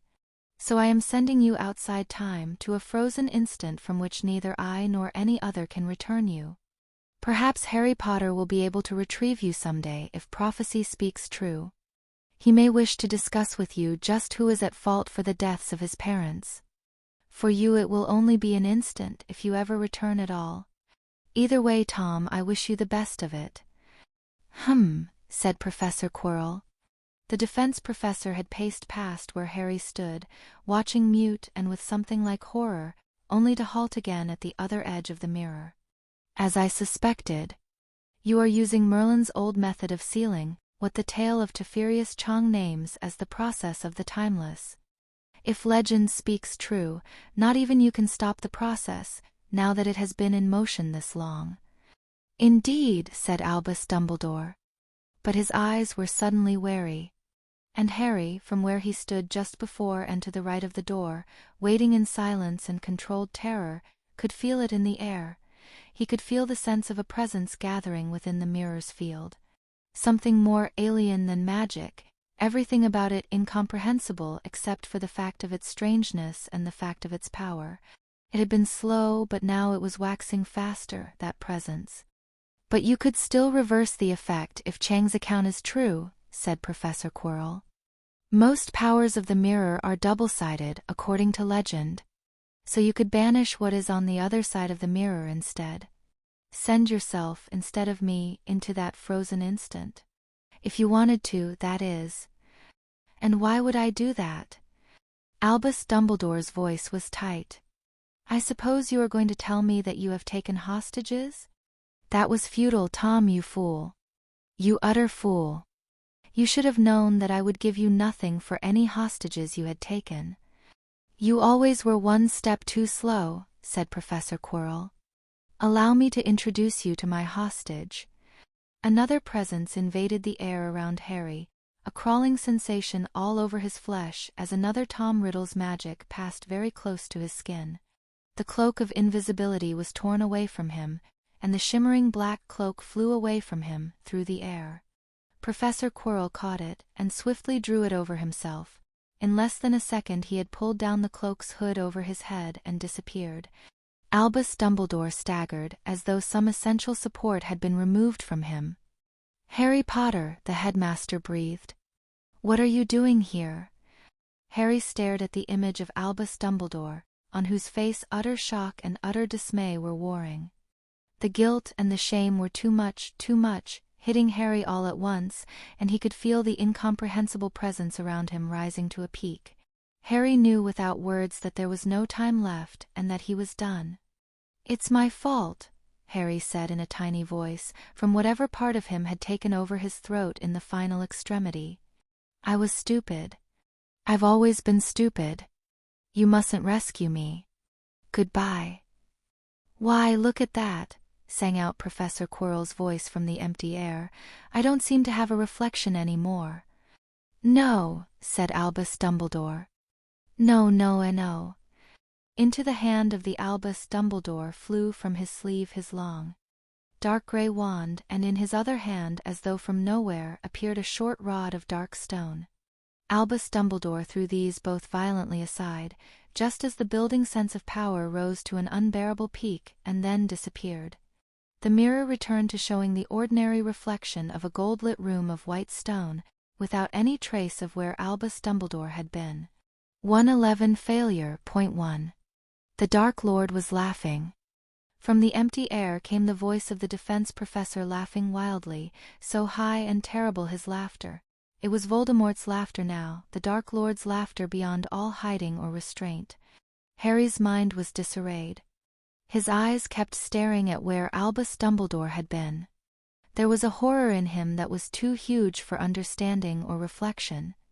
His mind kept trying to fall back through time and undo reality, but that wasn't a sort of magic that existed, and reality stayed the same. He had lost Dumbledore, there were no takebacks, and that meant he had lost the war. And the Dark Lord went on laughing. "Ah, aha, aha, ha, ha. Professor Dumbledore, ah, Professor Dumbledore, such a fitting end to our game." Another burst of wild laughter. "The wrong sacrifice even at the finish, for the piece you gave up everything to save was already in my possession. The wrong trap even from the beginning, for I could have abandoned this body at any time. Ah, ha, ha, ha, ha. You never did learn cunning, you poor old fool." Youch, a voice was coming from Harry's throat. "Youch. Ah, ha, ha, ha, ha. Why, yes, little child, you were always along on this adventure as my hostage. It was your whole purpose in being here. Ha, ha, ha, ha, ha. You are decades too young to play this game against the real Tom Riddle, child." The Dark Lord drew back the hood of the cloak, his head becoming visible, and began to remove the rest of the cloak. "And now, boy, you have helped me, yes indeed, and so it is time to resurrect your girl-child friend. To keep promise." The Dark Lord's smile was cold, cold indeed. "I suppose you have doubts? Mark well, I could kill you this instant, for there is no longer a headmaster of Hogwarts to be informed of it. Doubt me all you wish, but remember that." The hand was once more holding the gun. "Now come along, foolish child." And they left. They went back out through the door into the potions room, the Dark Lord banishing the returned purple fire with a stroke of his wand. They went through the chamber where the boggart had been, and the chamber of ruined chess statues, and through the burned door of the chamber of keys. The Dark Lord floated up through the trapdoor, and Harry struggled up afterward through the spiral staircase of leaves, the tendrils of the devil's snare twitching and then moving back as though afraid. The boy who lived was trying hard not to burst into tears, and his dark side patterns weren't helping, maybe because Voldemort had never known or dealt with guilt. They passed the huge three-headed inferi, and at a whispered word from the Dark Lord it collapsed over the trapdoor and became a corpse again. They passed Severus Snape standing guard, who told them both that he was guarding the door and that they must leave or he would deduct house points.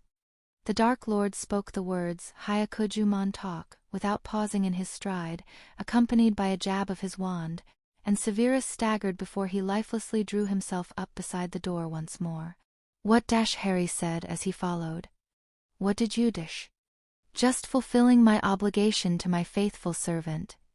It shall not kill him, as I promised you." The Dark Lord laughed again. "The hostages," Harry said. It was hard to keep his voice steady. "The students, you said you'd stop whatever is going to kill them." "Yes. Stop worrying. We'll do on our way out." "Out?" "We are leaving, child." The Dark Lord was still smiling. The bad feeling this raised was lost in a sea of other bad feelings. The Dark Lord was now consulting what he called the Hogwarts map, the handwritten lines upon it seeming to move as they walked.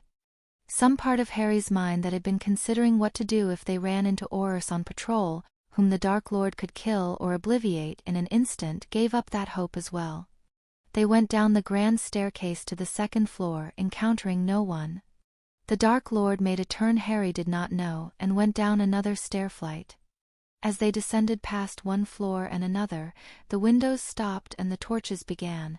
They were within the Slytherin dungeons now. Ahead, the form of a person in Hogwarts robes appeared. The Dark Lord kept walking toward that person. Harry followed.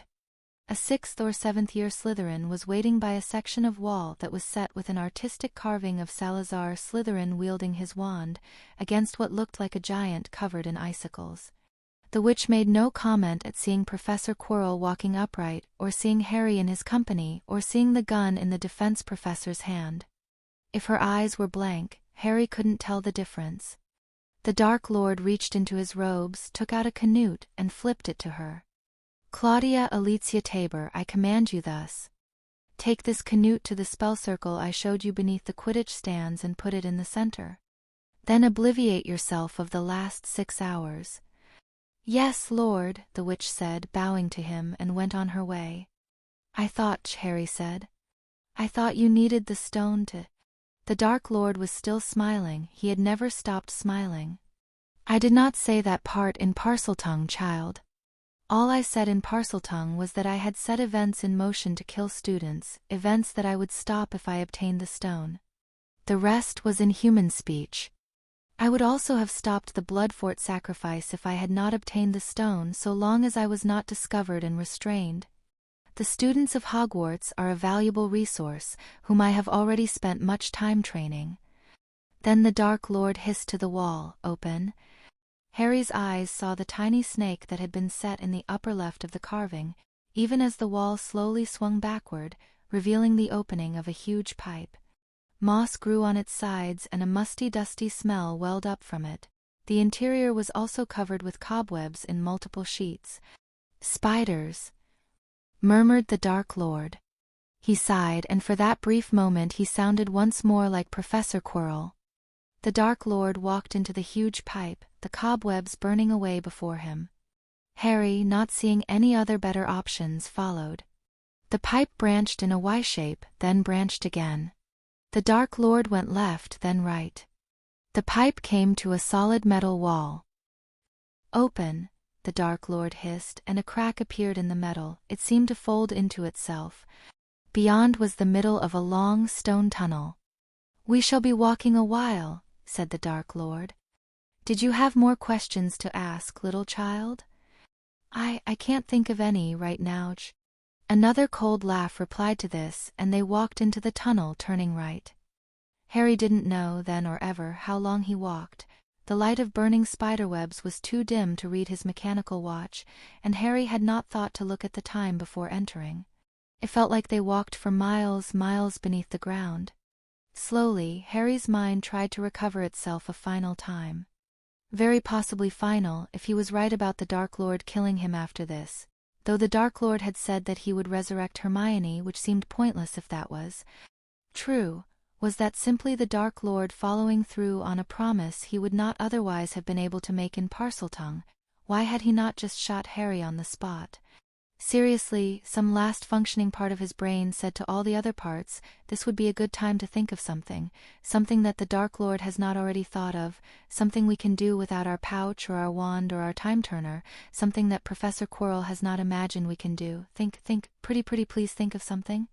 Don't shut down now, even if you're scared, even if we've never really faced death before in the sense of being about to die in the next hour. This is not the time to shut down. Harry's mind stayed blank. "Suppose," said that last remaining part, "suppose we try to condition on the fact that we win this, or at least get out of this alive. If someone told you a fact that you had survived, or even won, somehow made everything turn out okay, what would you think had happened?" "Not legitimate procedure," whispered Ravenclaw. "The universe doesn't work like that, we're just going to die." "Someone realizes we're missing," thought Hufflepuff, "and Mad-Eye Moody shows up with a squad of Aurors and rescues us." I think the time has come to admit we're not more competent than the standard authorities. The saving factor does have to be something we do somehow, said the last voice. Otherwise there's no point in our thinking about it. Problem 2, said Gryffindor. Harry Potter isn't missing, he's right there at the Quidditch match where everyone can see him. Professor Quirrell thought of that too, it's part of why he sent that fake note. Problem 3.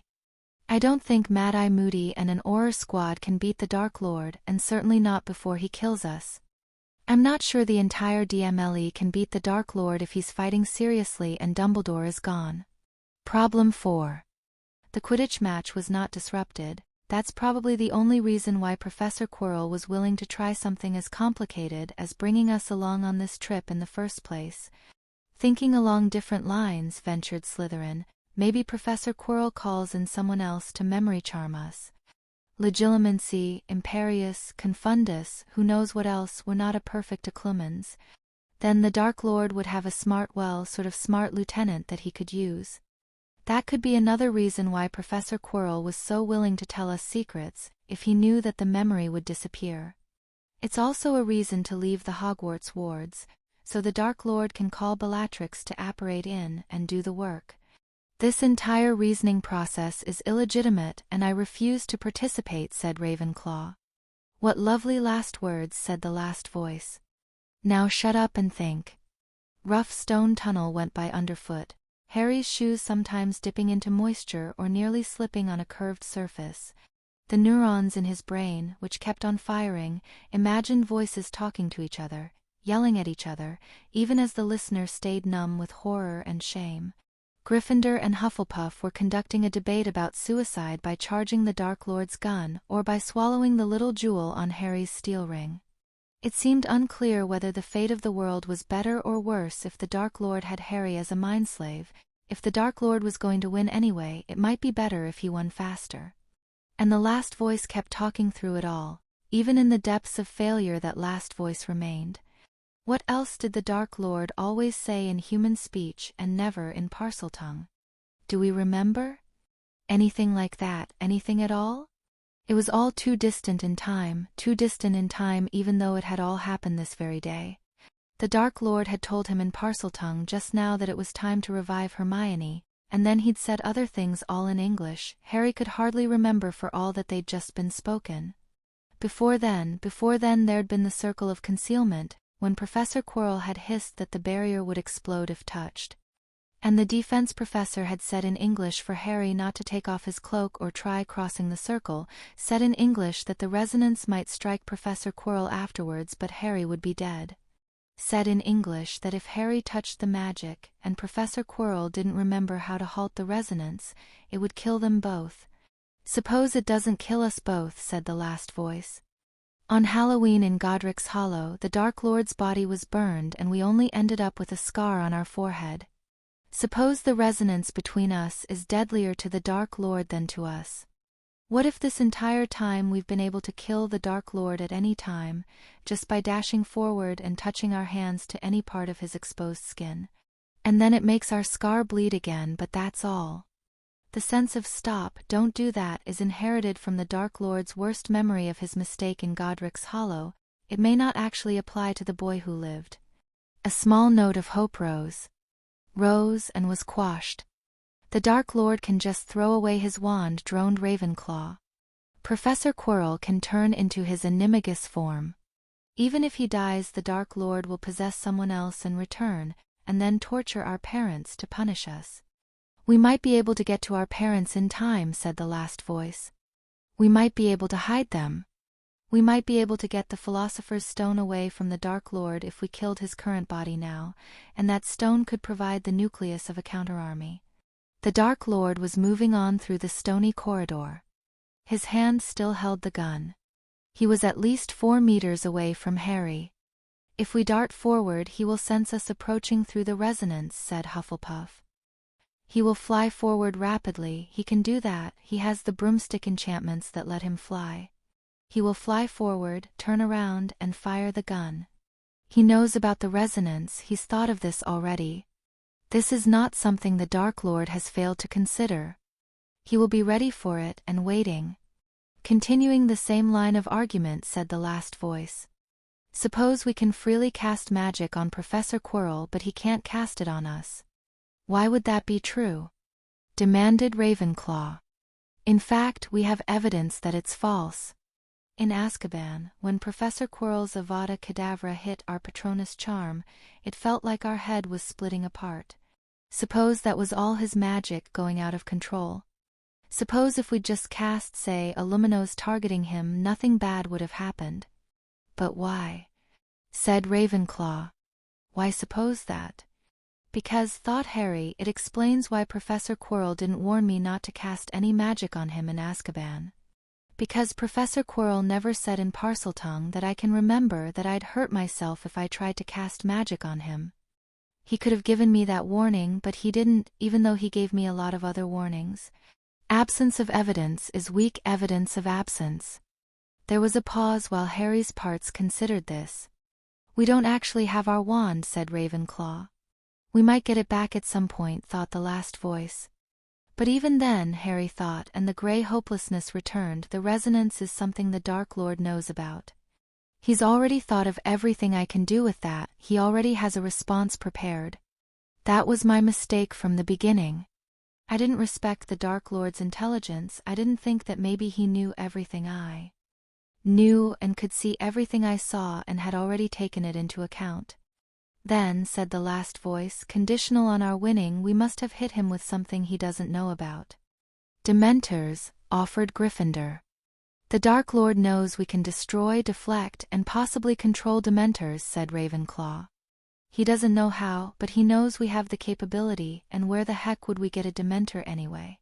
Maybe, ventured Hufflepuff, the Dark Lord's whole Horcrux system would short out via the resonance if we grabbed him and held him, sacrificing our own life to destroy him forever. Bull hockey, said Ravenclaw. But I guess it doesn't hurt to engage in some pleasant fantasy before we die, no matter how stupid. If Lord Voldemort had a strong enough fear of death, Hufflepuff argued, if he wanted strongly enough to just not need to think about death again, then the Horcrux system could have designed flaws like that. It never occurred to Voldemort to test his Horcruxes on someone else that could indicate he wasn't able to think about the subject clearly. So his fear of death is his fatal weakness? Said Ravenclaw. Yeah, no. I'm thinking someone with over 100 Horcruxes might have a few failsafe mechanisms in there. And Harry's brain went on thinking. A genuine asymmetry in the magical resonance between them seemed improbable. There was no reason for the magical effect to work like that. But the magical backlash could hit the stronger wizard harder, the more powerful magic resonating more dangerously. That could explain the observed event in Godric's Hollow. Voldemort explodes, baby survives, and also explain the observed event in Azkaban. Voldemort severely impaired by backlash of his strong magic, first-year boy who lived hit by lighter backlash of his weak magic. Or if it was only the caster's magic that resonated, that could also explain both those two observations. That might even explain why Professor Quirrell had been in no rush to warn Harry against casting any magic on him. Though there was another obvious reason why Professor Quirrell would avoid raising the subject of the resonance. It was a gigantic hint about the mystery of Godric's Hollow, if Harry had ever made the connection. The part that was numb with grief and guilt took this opportunity to observe, speaking of obliviousness, that after events at Hogwarts had turned serious, they really should have reconsidered the decision made on First Thursday, at the behest of Professor McGonagall, not to tell Dumbledore about the sense of doom that Harry got around Professor Quirrell. It was true that Harry hadn't been sure who to trust. There was a long stretch where it had seemed plausible that Dumbledore was the bad guy and Professor Quirrell the heroic opposition, but Dumbledore would have realized. Dumbledore would have realized instantly. The wise old wizard with the true phoenix on his shoulder would have known, and Harry hadn't trusted him. Harry hadn't told him all the relevant facts, and the reason for this had been sheer neglect to reconsider a cash decision made 4 days into the start of the school year.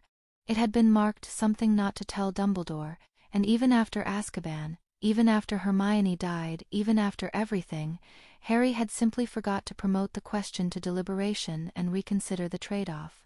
Another wave of grief and shame washed over Harry, and for a time he walked on in the silence of the last voice, other voices being happy enough to fill the gap.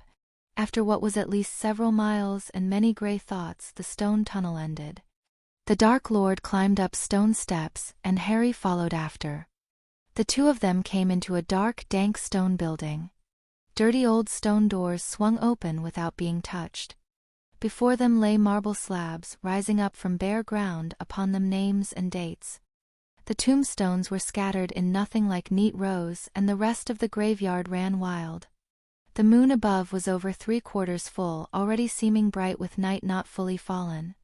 Harry had stopped walking upon seeing the graveyard. There was a blaring alarm in his brain saying to be anywhere other than here, but there weren't any options for accomplishing that. So that alarm cried unanswered, even as behind Harry the stone doors of the mausoleum swung shut again and sealed themselves. The Dark Lord came into the center of the scattered graveyard. He stopped walking and waved his wand above his head in a small circle. There was a rumbling sound, and smoothly from the ground rose an altar, at least 2 meters wide and of black stone carved with grey sigils. And then surrounding the altar groaned up 6 dark marble obelisks, regularly spaced, gleaming darkly beneath the fading twilight sky. The unanswerable alarm in Harry's brain grew louder. "This," said the Dark Lord in Professor Quirrell's cadences, "is a workspace I made for myself, convenient to either Hogwarts or Hogsmeade." The Dark Lord flourished a hand at the altar. "That is where Miss Granger shall revive, and also where I shall be reborn into my true body. I shall remake myself first, of course. Magics to revive girl-child Eliezer with true body." A strange snakish laughter accompanied these words. "Rest assured that though some aspects of girl-child's resurrection shall be what others consider dark, girl-child will not be harmed or made ugly by it. Shall still look like herself, mine shall be her own, nor shall I or mine harm her after." Harry's tongue was dry and his mind was having trouble functioning. "Please, Professor, would you say in Parseltongue what is your real purpose in resurrecting Miss Granger?" "To restore to you girl-child friend SS counsel and restraint. To make sure she is part of the world for you to care about. That boy is truly the greater part of the reason I am doing this deed." Again snakish laughter accompanied these words, conveying sardonic awareness of some vast irony. A small spark of hope kindled inside Harry, alongside the much greater note of confusion, and the fear that a perfect accoutrements could indeed lie in Parseltongue. Harry didn't understand why the Dark Lord was doing this. If the next step was just to kill the boy who lived or enslave him, maybe he just never understood Professor Quirrell at all. Maybe somehow Harry's model of Tom Riddle was just that wrong. Maybe the boy who lived would be obliviated of the last day and dropped off somewhere with a confused Hermione Granger, while Lord Voldemort went on to conquer the world? Hope flared up in Harry, but it was a confused hope that didn't make any sense. It didn't square with the Dark Lord who had mocked Dumbledore and laughed at his defeat. Harry couldn't come up with any consistent account of Professor Quirrell's motives that allowed for something like that. "I do not know what is meant to happen next." The Dark Lord had moved forward to the altar. He knelt there and seemed to reach deep into the stone of the altar itself, drawing forth a vial of liquid that looked black in the fading twilight. When the Dark Lord spoke again his voice was clipped and precise. "Blood, blood, blood so wisely hidden," said the Dark Lord. And the obelisks surrounding the altar began to speak, voices like a chanting chorus coming from the motionless stones, cadences older than Latin. "Apocatastathe, apocatastathe, apocatastathe to soma mau emoi. Apocatastathe, apocatastathe, apocatastathe to soma mau emoi." The obelisk's chant echoed after the end of each line, as if they were speaking out of synchrony with each other. The blood was poured from the vial, and it seemed to catch and hang over the altar, slowly expanding through the air, taking on a shape. "Apocatastathe, apocatastathe, apocatastathe to soma mau emoi, emoi. Apocatastathe, apocatastathe, apocatastathe to soma mau emoi, emoi." A tall form rested upon the altar, and even in the dimming twilight it looked too pale. The defense professor reached his hand into his robe, and drew forth a small irregular chunk of red glass. He placed that upon the tall pale body. The stone stayed there for a time, minutes at least. The irregular chunk of red glass did not glow or flash or give any other indication of power. Then the stone moved just a little, turning slightly upon the body. The defense professor took back the stone into his robes and prodded the tall form that lay motionless upon the altar, touching the eyes with his fingers, poking the chest with his wand. He threw back his head then and laughed. "Incredible," said the Dark Lord in the voice of the defense professor that Harry had known. "Fixed, it is fixed in form. A mere construct sustained by magic, become the true substance at the stone's touch. And yet I sensed nothing. Nothing. I feared I had been deceived, that I had obtained a false stone, but the substance proves true to my every test." The defense professor tucked the red glass back into his robes. "That is eldritch even by my standards, I admit." Then the defense professor walked around the altar. 5 times he walked around it, chanting something too low for Harry to hear. The Dark Lord placed his wand in the hand of the figure lying on the altar. He placed his hands, both of them, over the body's forehead. The Dark Lord spoke. "Fal. Tor. Pan." Without any warning there was a flash like lightning that lit up the entire graveyard, and Harry staggered back a step, his hands involuntarily going to his forehead. It felt as if he had been shot there or a wasp stung him upon his scar. The defense professor collapsed, and the too tall figure sat up upon the altar. It swung around smoothly and stood tall upon the ground, at least a head higher than a normal man. The form's limbs were lean and pale, little muscled but giving an impression of terrible strength. Harry took another staggering step back, his hands still clasped to his scar. Though the distance between them was wide, Harry felt a sense of terrifying apprehension in the air, as though the sense of doom had always been out of focus and had now clarified, concentrated into a physical pain in the scar on Harry's forehead. Was that what Voldemort was supposed to look like? The nose looked like it had malfunctioned during the resurrection process. The too tall figure threw back his head and laughed, raising his hands and wand to look at them. The left hand opened wide, and it was like a pale half-spider with 4 overlong legs, fingers caressing the wand held in the other hand. Leaves stirred up from the graveyard, approaching to dance around the too tall figure, surrounding him and clothing him, reforming into a high-necked shirt and flowing robes, and Lord Voldemort was laughing. Exactly the mirthless laughter that Harry remembered coming from his own throat inside the Dementor's nightmare, precise in tone and timbre.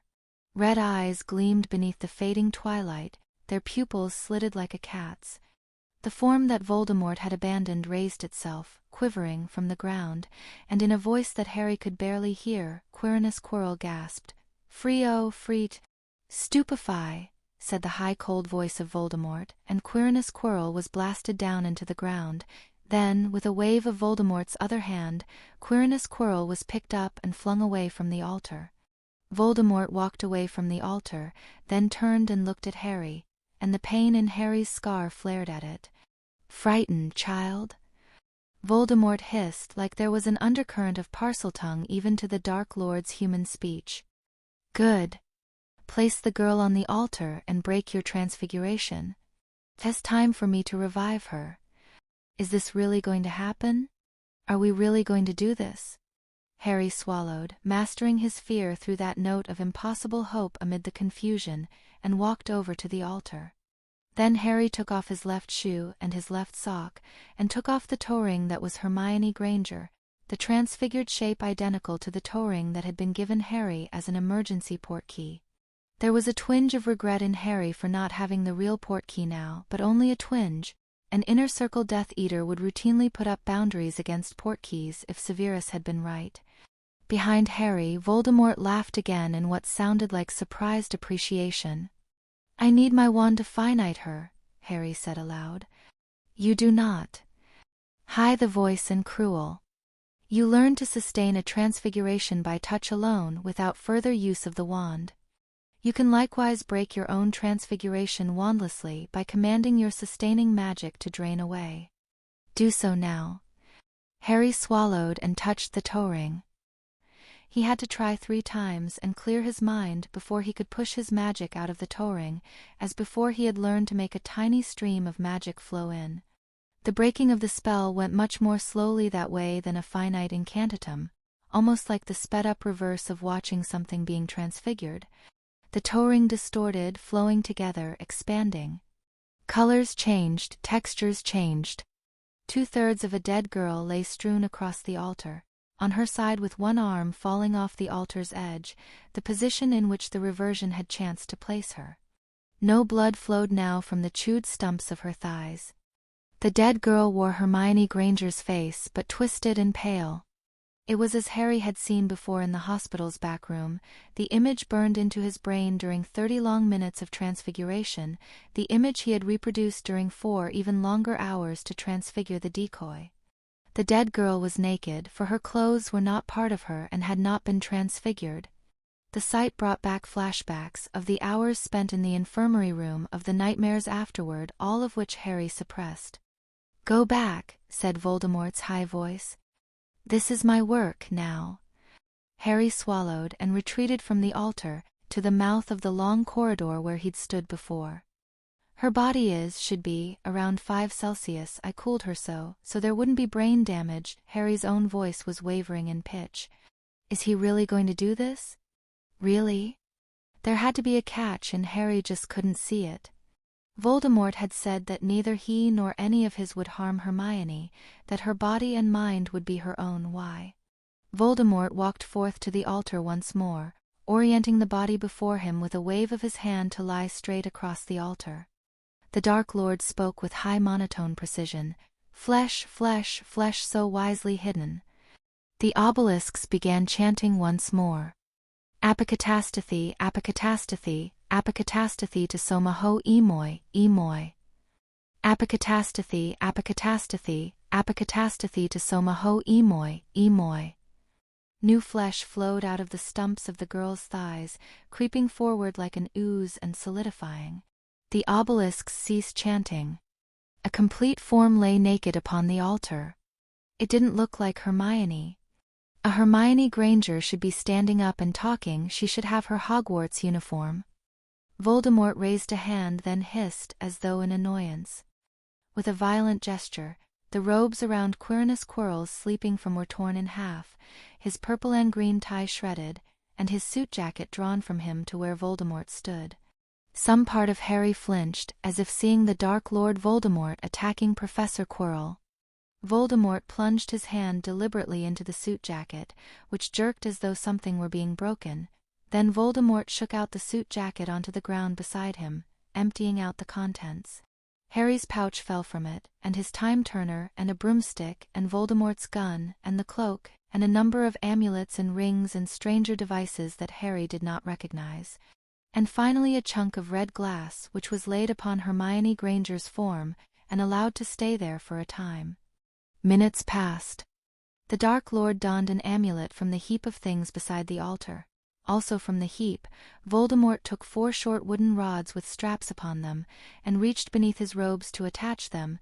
It looked like they went on his upper arms and upper thighs. The Dark Lord rose into the air, moved left, right, up and down, seeming to wobble slightly at first, then his flight stabilized. The chunk of red glass turned slightly. The Dark Lord Voldemort floated to the ground and prodded Hermione Granger's body with his wand. "There is us an obstacle," hissed Voldemort. In Harry's mind the expectation of betrayal or other failure had already been so strong that the confirmation came only as a dull shock, not a sharp one. "What obstacle?" "Girl SS body ISS restored. Substance ISS repaired. But not magic or life, this ISS body of dead muggle." Voldemort turned from the altar, began to pace.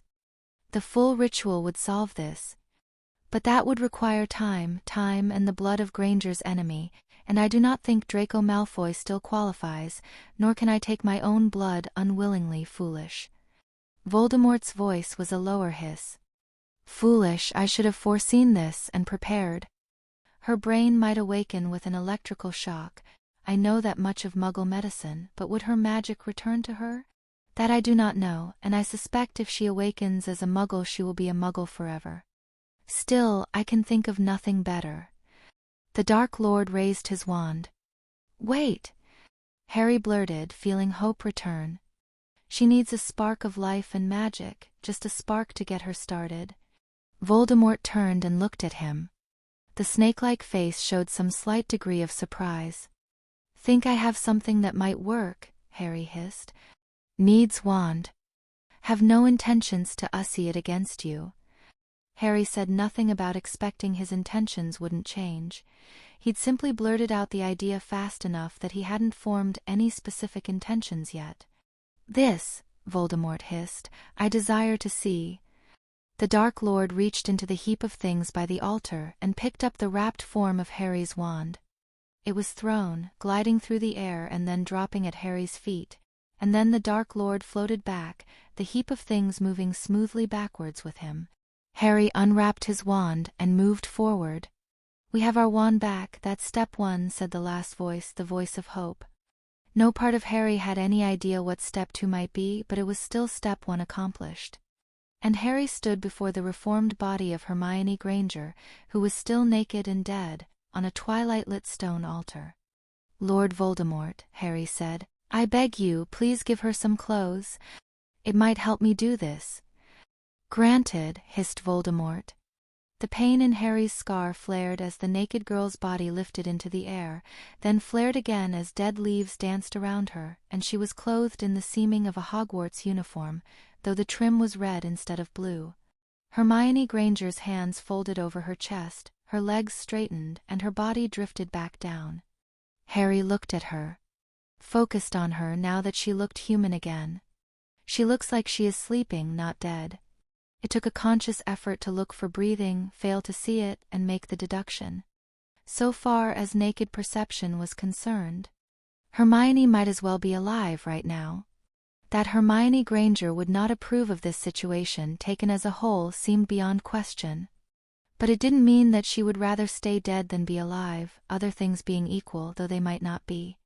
Because you wish to live, because my best guess is that you would wish to live. Harry reached out his shaking left hand and touched Hermione's forehead. It was warm now, not the chill of 5 degrees Celsius. Either Voldemort had increased her body temperature to normal, or the magic of the ritual had done it automatically. Which meant that Hermione's brain was currently warm and without oxygen, come to think. That did it, the sense of urgency rising in him. Harry's feet assumed the stance, his wand swung up to point at Hermione Granger's dead body. The only thing wrong with Hermione's body was that it was dead. Everything else about that body was right, only one thing needed changing. You don't belong here, Death. Expecto, Harry shouted, feeling the magic and the life rise up into the Patronus charm that was fueled by both. Patronum! The girl in the Hogwarts uniform was surrounded by a blazing aura of silver fire, as the Patronus was born inside her. Harry staggered as he felt a dip, a bite. Intuition or Tom Riddle's memory told Harry that the life and magic that had just flowed into Hermione would never return to him, either one. It hadn't been all his life or all his magic, not by a long shot, there hadn't been time to expend that much, but whatever he'd just expended was gone forever. And Hermione Granger was breathing, just like she was sleeping, rhythmic inhalations and exhalations. The twilight sky had dimmed further, and Harry could not see if color was returning to her, but it should have been, it certainly should have been. She looked to be sleeping peacefully, and it wasn't because being dead looked like sleeping, it was because she was asleep, and her body was fine and nothing was hurting her while she slept.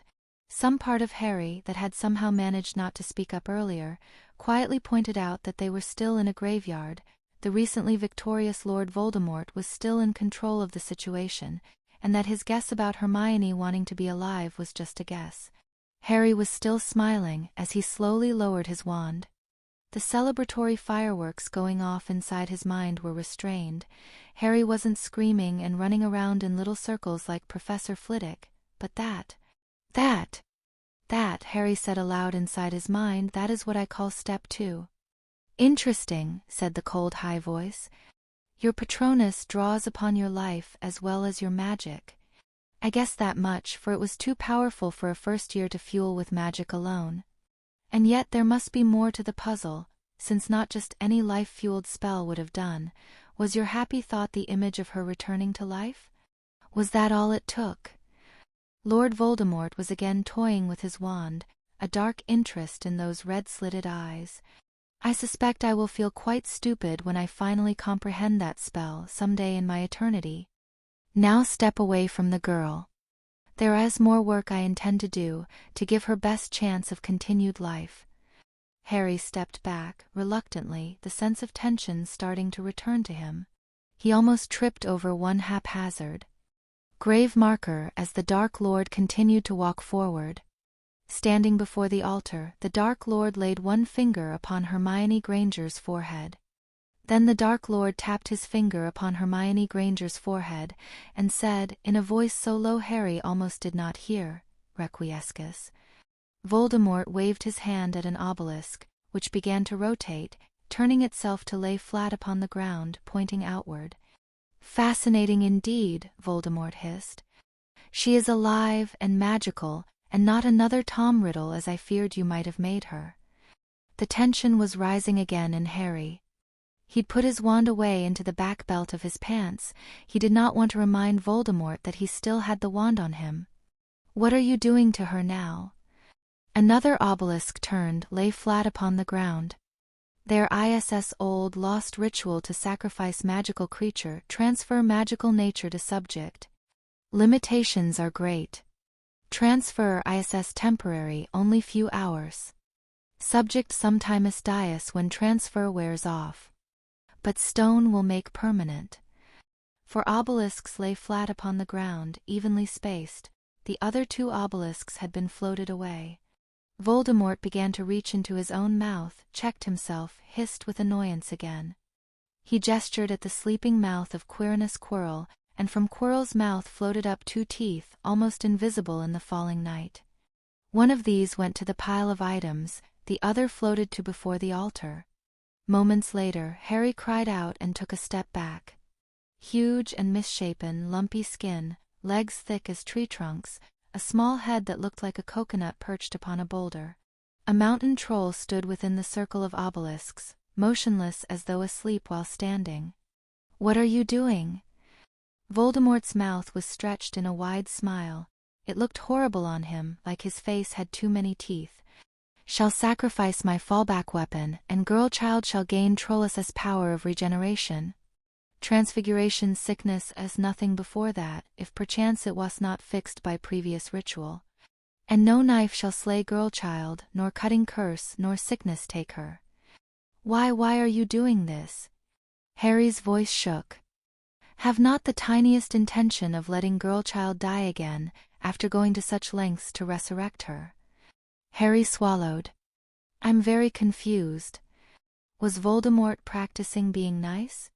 This hypothesis did not seem like a sufficient explanation." "Stay well back," Voldemort said coldly. "This ritual is darker than the last."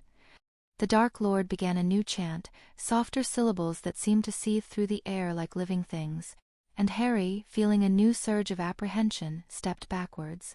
Then Harry cried aloud, as pain flared again within his scar. The mountain troll crumbled in on itself, becoming ashes hanging in the air, then dust, and then the dust seemed to blow away without going anywhere. It was gone. Hermione Granger slept on peacefully, whatever spell of repose Voldemort had cast on her being sufficient to the task. Harry said in a small voice. "Did it work?" "Diffindo." Harry stepped forward with a choked yell, and then halted, both as the stupidity of his motion caught up with him, and as the sudden cut that the severing charm had opened on Hermione's leg closed almost as quickly as it had been made. In seconds there was only a light stain of blood on the surrounding flesh. The stone was laid again on Hermione, and after a time it turned. Voldemort laughed once more as he passed his hand over her. "Marvelous!" Then another tiny tooth was floating within the circle of obelisks, and an instant later a unicorn stood where the troll had stood before, eyes dull and head lowered. "What?" Harry said. "Why a unicorn?" "Power of unicorn's blood to preserve life makes excellent combination with Trollus' healing." Only fiendfire and killing curse shall girlchild fear from this day. A flicker of snakish laughter. Besides, had spare unicorn left over might as well ussie. Unicorn's blood has side effects. That is us only when power of unicorn's blood is stolen by another. This spell will make power of unicorn belong inside girlchild, as if she was always born that way. The grim chant and its seething words began again. Harry watched, not understanding in the slightest. Forget understanding, what am I seeing? I'm seeing the Dark Lord Voldemort going to enormous lengths to resurrect Hermione Granger and keep her alive. It's like he thinks that his own life depends on Hermione Granger being alive somehow. The confused parts of Harry looked around for a procedure to follow. Make a prediction based on your best current hypothesis was the first thought that came to mind, but it didn't seem to lead anywhere. The plot of the story wasn't going how it ought to after the villain had won. Again the blaze of pain in his scar like a blow to Harry's forehead. The unicorn swayed and then disintegrated as the troll had done. The Dark Lord laid the stone upon Hermione's form once more, clasping her hands around it. Voldemort watched the unremarkable process for a time, then turned while the stone still laid on her, making a high humming sound in his throat. "Ah, yes," hissed Voldemort. "That would be most appropriate. Do you still have the diary I gave you, boy? The diary of the famous scientist?" Harry's brain took a moment to place what Voldemort was talking about. It had been in Mary's room in Mary's place in October, that precious gift from a friend. The thought should have triggered a wave of awful sadness, for the Professor Quirrell that had been lost or never real, but there had been enough of that emotion already, and his brain had set it aside for now. "Yes," Harry said aloud. "I think it's in my pouch, can I check?" Harry knew it was in the pouch. He'd loaded it up with everything that he might possibly conceivably need, that he owned or had bought, everything that could have been a quest item. From the heap of items by the altar, Harry's moleskin pouch was drawn out, tossed to Harry's feet. "Roger Bacon's diary," Harry said as he reached in a hand, and the diary appeared. Professor Quirrell had said that the diary would emerge unscathed from a fire, so Harry threw it toward Voldemort's altar. Harry did not wince. There were more important things to worry about than polite treatment of books, even that one. Voldemort picked up the diary, examining it, appearing quite absorbed. Harry, as quietly and unobtrusively as he could, attached the pouch to his belt loop and back, where it wouldn't be visible, near where Harry had put his wand. Step 3: the pouch. "Yes," Voldemort hissed as he flipped pages of the diary, "this will do quite well." The stone moved slightly, and the Dark Lord's other hand stored the stone again within his robes. "What was your hidden purpose behind the diary?" Harry said when the pouch was attached to his belt, and he'd put both of his empty hands where Voldemort could see them again. "I tried translating a little at the beginning, but it was going slowly. Actually, it had been excruciatingly slow, and Harry had found other priorities. Diary was exactly what it seemed, a gift meant to seduce you to my side." Voldemort made intricate gestures in the air with his wand, not even looking at what his hand was doing, as he held the diary in his other hand. For a moment Harry thought he could see a trail of darkness in the air, but the moonlight was too faint for certainty. "And now, my dear boy," Voldemort's high voice was laced with grim amusement, as his wand briefly tapped Hermione Granger's forehead with a casual gesture, "I make this diary into a far more precious gift, a sign of how much wisdom I have learned from you. For I would never want you to be deprived of Hermione Granger's counsel and restraint, not ever while the stars yet live. Avada Kedavra." The green bolt of the killing curse blazed out faster than Harry could possibly have cast the Patronus charm, faster than he could possibly have moved. It was already over even as Harry cried out and went for his wand. Quirinus Quirrell's unconscious body did not even jerk in death. The green light struck into it without other sign. Darkness glowed in the air, anti-light in the trails that Voldemort had made before, and the diary of Roger Bacon darkened as though corruption were creeping over it, even as a shiver appeared in the air around Hermione Granger's form. The pain in Harry's scar flared overwhelmingly, Like a brand driven into his forehead, it sent Harry dodging unthinkingly to one side as Tom Riddle's reflexes took over. And Voldemort was also screaming, shrieking as he dropped the diary to the ground, holding his own head and screaming, "Chance!" The last voice of hope said that, as Harry tried frantically to think, to understand. There wasn't any point in trying to kill Voldemort now, it might only annoy him. Weapons couldn't kill him while any of his hundreds of Horcruxes remained. But it still seemed worth it to temporarily discarnate Voldemort, take the stone and Hermione and run. Harry's right hand had already taken his wand. His left hand went around to his back, reached awkwardly into his pouch, began to make a silent sign, 3 English letters. "No!" cried Voldemort. He dropped his hands from his head, was staring at Hermione's body as though bewildered. "No, no." The item came up from Harry's pouch into his hand, and Harry began to step forward as smoothly as he could, diminishing the range between them to what his brief trials had shown was doable. "My great creation," gasped Voldemort. His voice was high, sounding panicked. "Two different spirits cannot exist in the same world, it is gone, it is severed. A Horcrux, I must make a Horcrux at once." Voldemort's gaze fell on Hermione Granger's still sleeping form, and he began to raise his wand in the air, executing the same gestures as before. Harry raised his gun and pulled the trigger 3 times. 112 failure. 2. Even as Harry had raised the gun, he'd known he was making a mistake. His forebrain saw it and tried to stop his hand, but somehow the sick certainty didn't propagate fast enough to prevent his finger from pulling the trigger. The echo of the shots died away within the graveyard. A fraction of a second before Harry had pulled the trigger, Voldemort had jabbed his wand downward, and a wide wall of dirt had shot up between them from the graveyard earth, intercepting all 3 bullets. An instant after that, pain flared in Harry's scar, a crawling feeling came close to his skin, and then Harry's pouch, clothes, gun, everything except his wand disappeared, leaving him naked but for the wand still in his right hand, and the glasses he'd charmed to stick to his nose. The steel ring upon his left pinky finger was yanked off hard enough to scrape skin, taking the transfigured jewel with it. "That," said the voice of Voldemort from behind the dirt wall, "was absolutely predictable. Do you really think I would shout it aloud for you to hear, if my immortality were disrupted? Really, stupid child? Lower your wand, do not raise it up again at any time, or you die upon the spot." Harry swallowed and pointed his wand downward.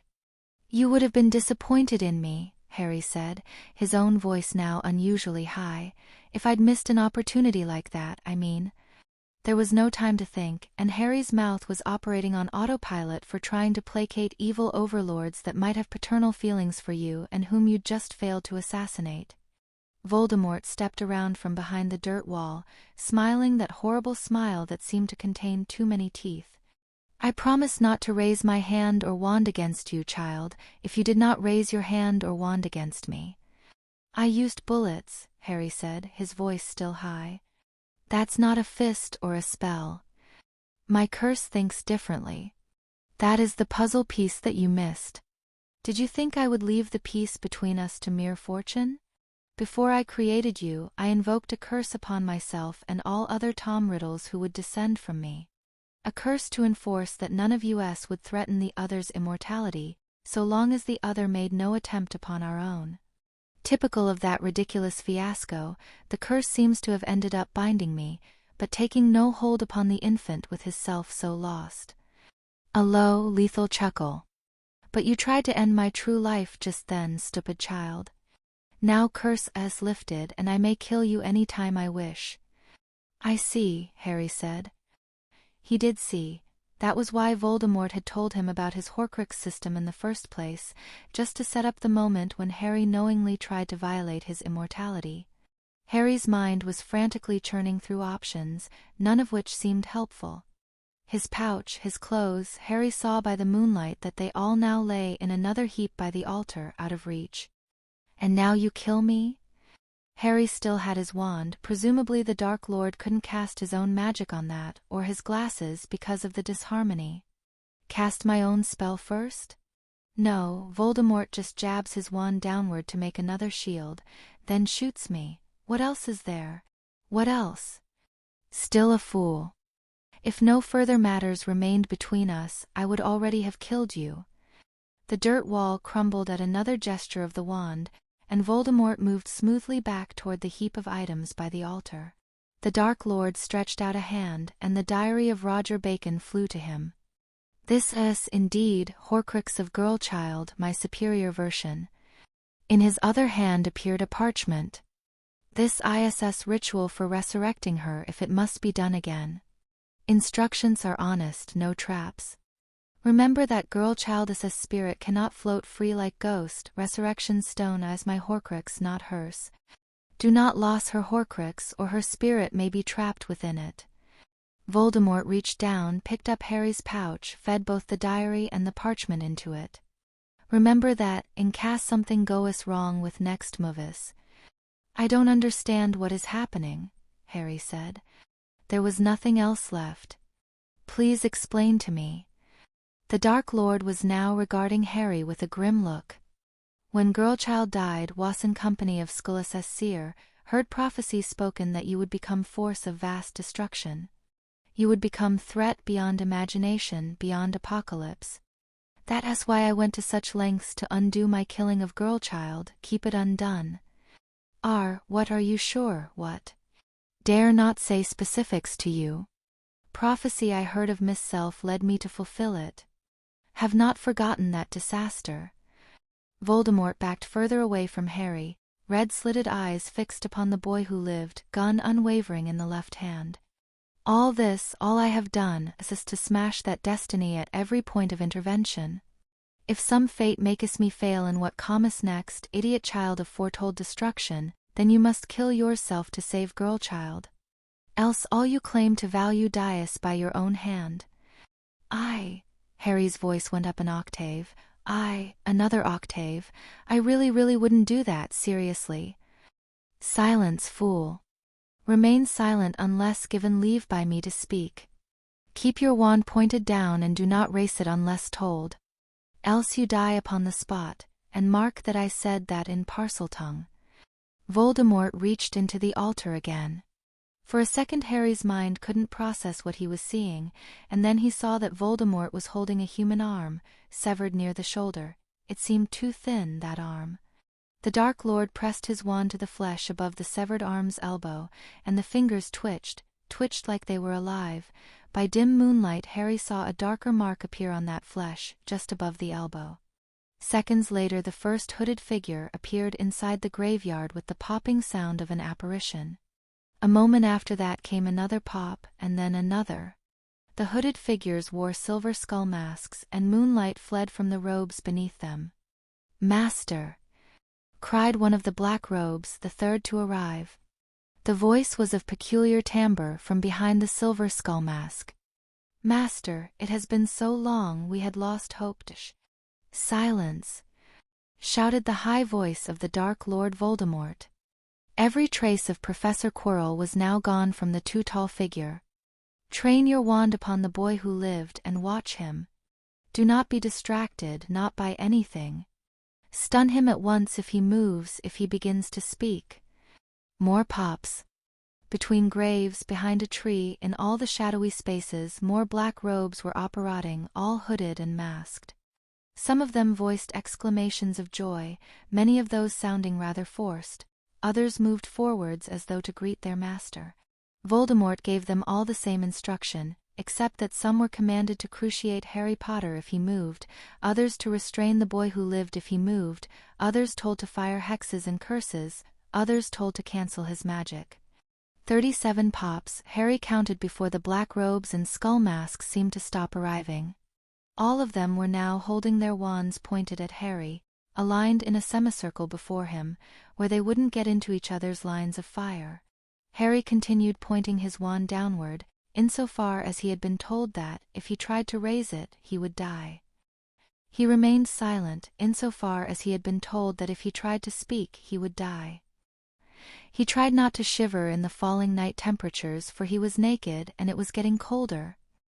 said the last voice within Harry, the voice of hope. I think this is getting pretty bad even by my standards. 113 Final Exam. The gibbous moon riding higher in the cloudless sky, the stars and wash of the Milky Way visible in all their majesty within the darkness. All these illuminated 37 skull masks gleaming above black robes, and the darker-clad Lord Voldemort, whose eyes shone red. "Welcome, my Death Eaters," spoke Lord Voldemort's voice, smooth and high and terrible. "No, do not look at me, you fools. Eyes upon the Potter child. 10 years it has been, 10 years since we last met. Yet you answer my call as though it were yesterday." The Dark Lord Voldemort came near to one hooded figure, tapped fingers upon the mask. In a hastily transfigured mockery of a Death Eater's true armor, with a childish charm to distort your voice. "Explain, Mr. Honor."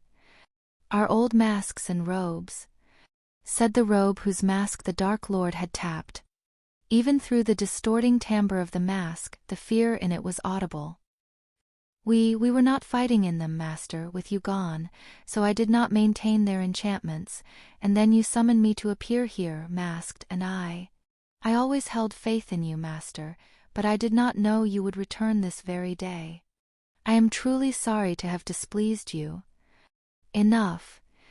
The Dark Lord moved on to stand behind another figure that seemed to tremble, though it kept its mask facing the boy who lived, and its wand held level. "I might think more kindly of such neglect, if you had pursued my agenda by other means, Mr. Counsel. Yet I return to find, what? A country conquered in my name." The high voice climbed higher. "No. I find you playing ordinary politics in the Wizengamot. I find your brothers still abandoned in Azkaban. It is a disappointment to me. I confess myself disappointed.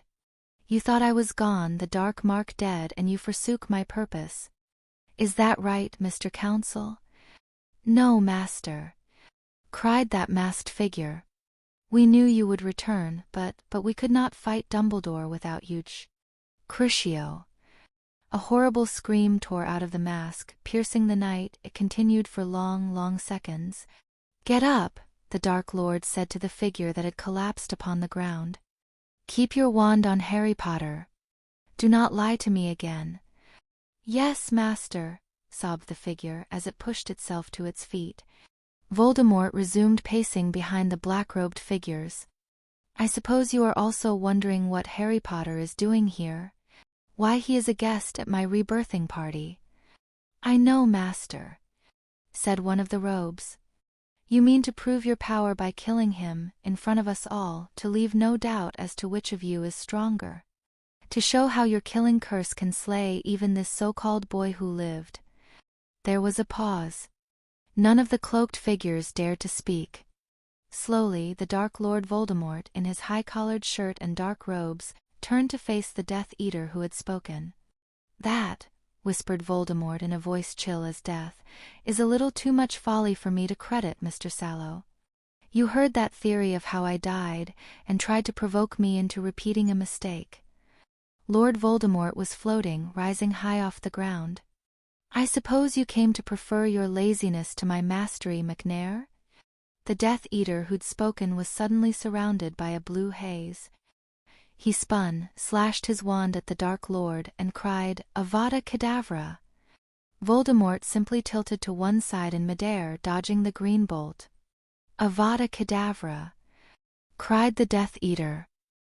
His hand that didn't hold a wand was making other gestures, further colors and layers building up in his shielding haze with each gesture completed. "Help me, my brothers. If we all..." The Death Eater fell in 7 flaming pieces to the ground, chunks of flesh with the cauterized edges still glowing. "Eyes and wands on Harry Potter, all of you," Voldemort repeated, his voice low and dangerous. "And McNair acted in sheer stupidity just then, for I command your marks as I always shall. I am immortal." "Master," said another robe. "The girl upon the altar, is she to serve us for a dark revel? She seems unworthy of such a joyous occasion. I could find better, Master, if you give me leave for just a short time." "No, Mr. Friendly," said Voldemort, sounding rather amused. "The little which you see upon the altar is none other than Hermione Granger." "What?" cried one of the black robes, and then, "I'm sorry, master, I'm sorry, I beg your Crucio." This screaming only lasted a few seconds, and Voldemort had performed it as though it were perfunctory.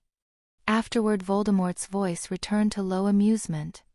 "I have resurrected this mudblood through the darkest of magics, for my own purposes. You shall not offer her the slightest trouble, any of you. You are better off dead than if I learn my little experiment came to harm at your hands.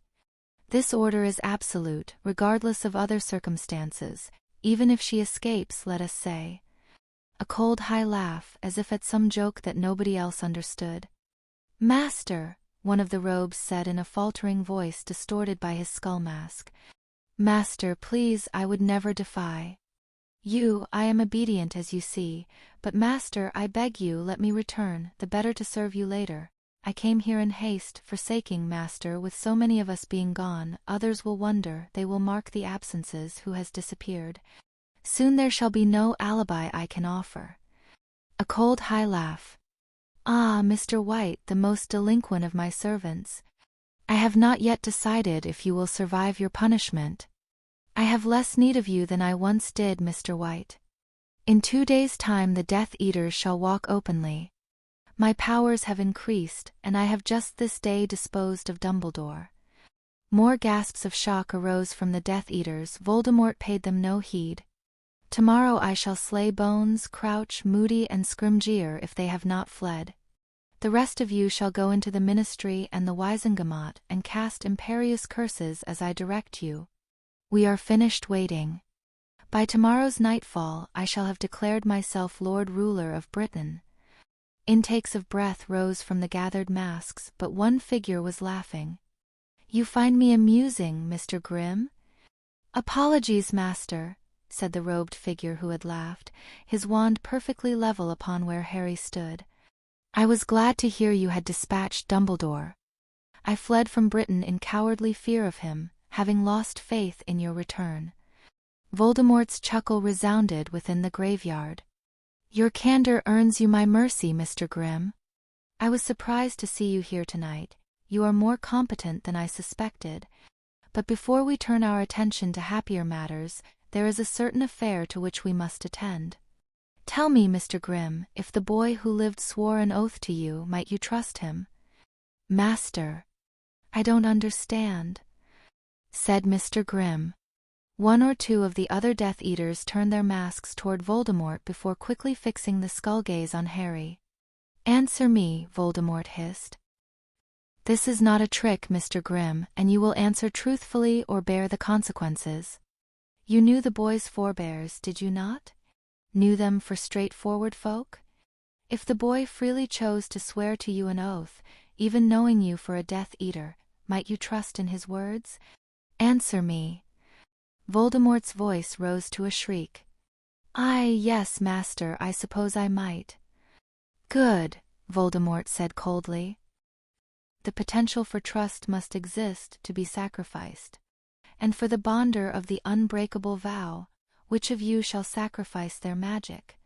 It shall be quite the long vow, much longer than usual. Much magic shall be required for that." Voldemort smiled his awful smile. "Mr. White shall do." "No, please. Master, I beg you. I served you better than any, as best I could." "Crucio," said Voldemort, and Mr. White screamed through his mask's distortion for what seemed like a full minute. "Be grateful if I leave you your life. Now approach the boy, Mr. Grimm, Mr. White. From behind him, idiot. You must not block the others' wands. And the rest of you, you must fire if Harry Potter tries to run, even if it means striking at your fellow Death Eaters." Mr. White took time to approach, the black robes seeming to shake, even as Mr. Grimm moved smoothly into position. "What is to be the vow, master?" came the voice of Mr. Grimm.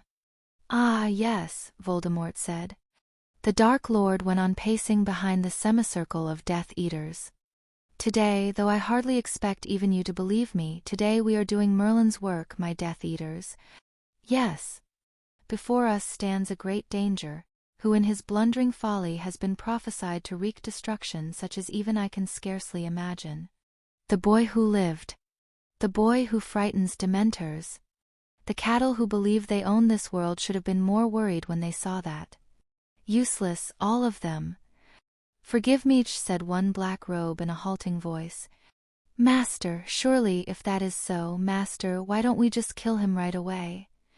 Voldemort laughed, a strange bitter laugh. When he spoke on his high voice was precise. Here is the oath's intent, Mr. Grimm, Mr. White, Harry Potter. Listen well and comprehend the vow that must be sworn, for its intent is also binding, and you three must share an understanding of its meaning. You will swear, Harry Potter, not to destroy the world, to take no risks when it comes to not destroying the world.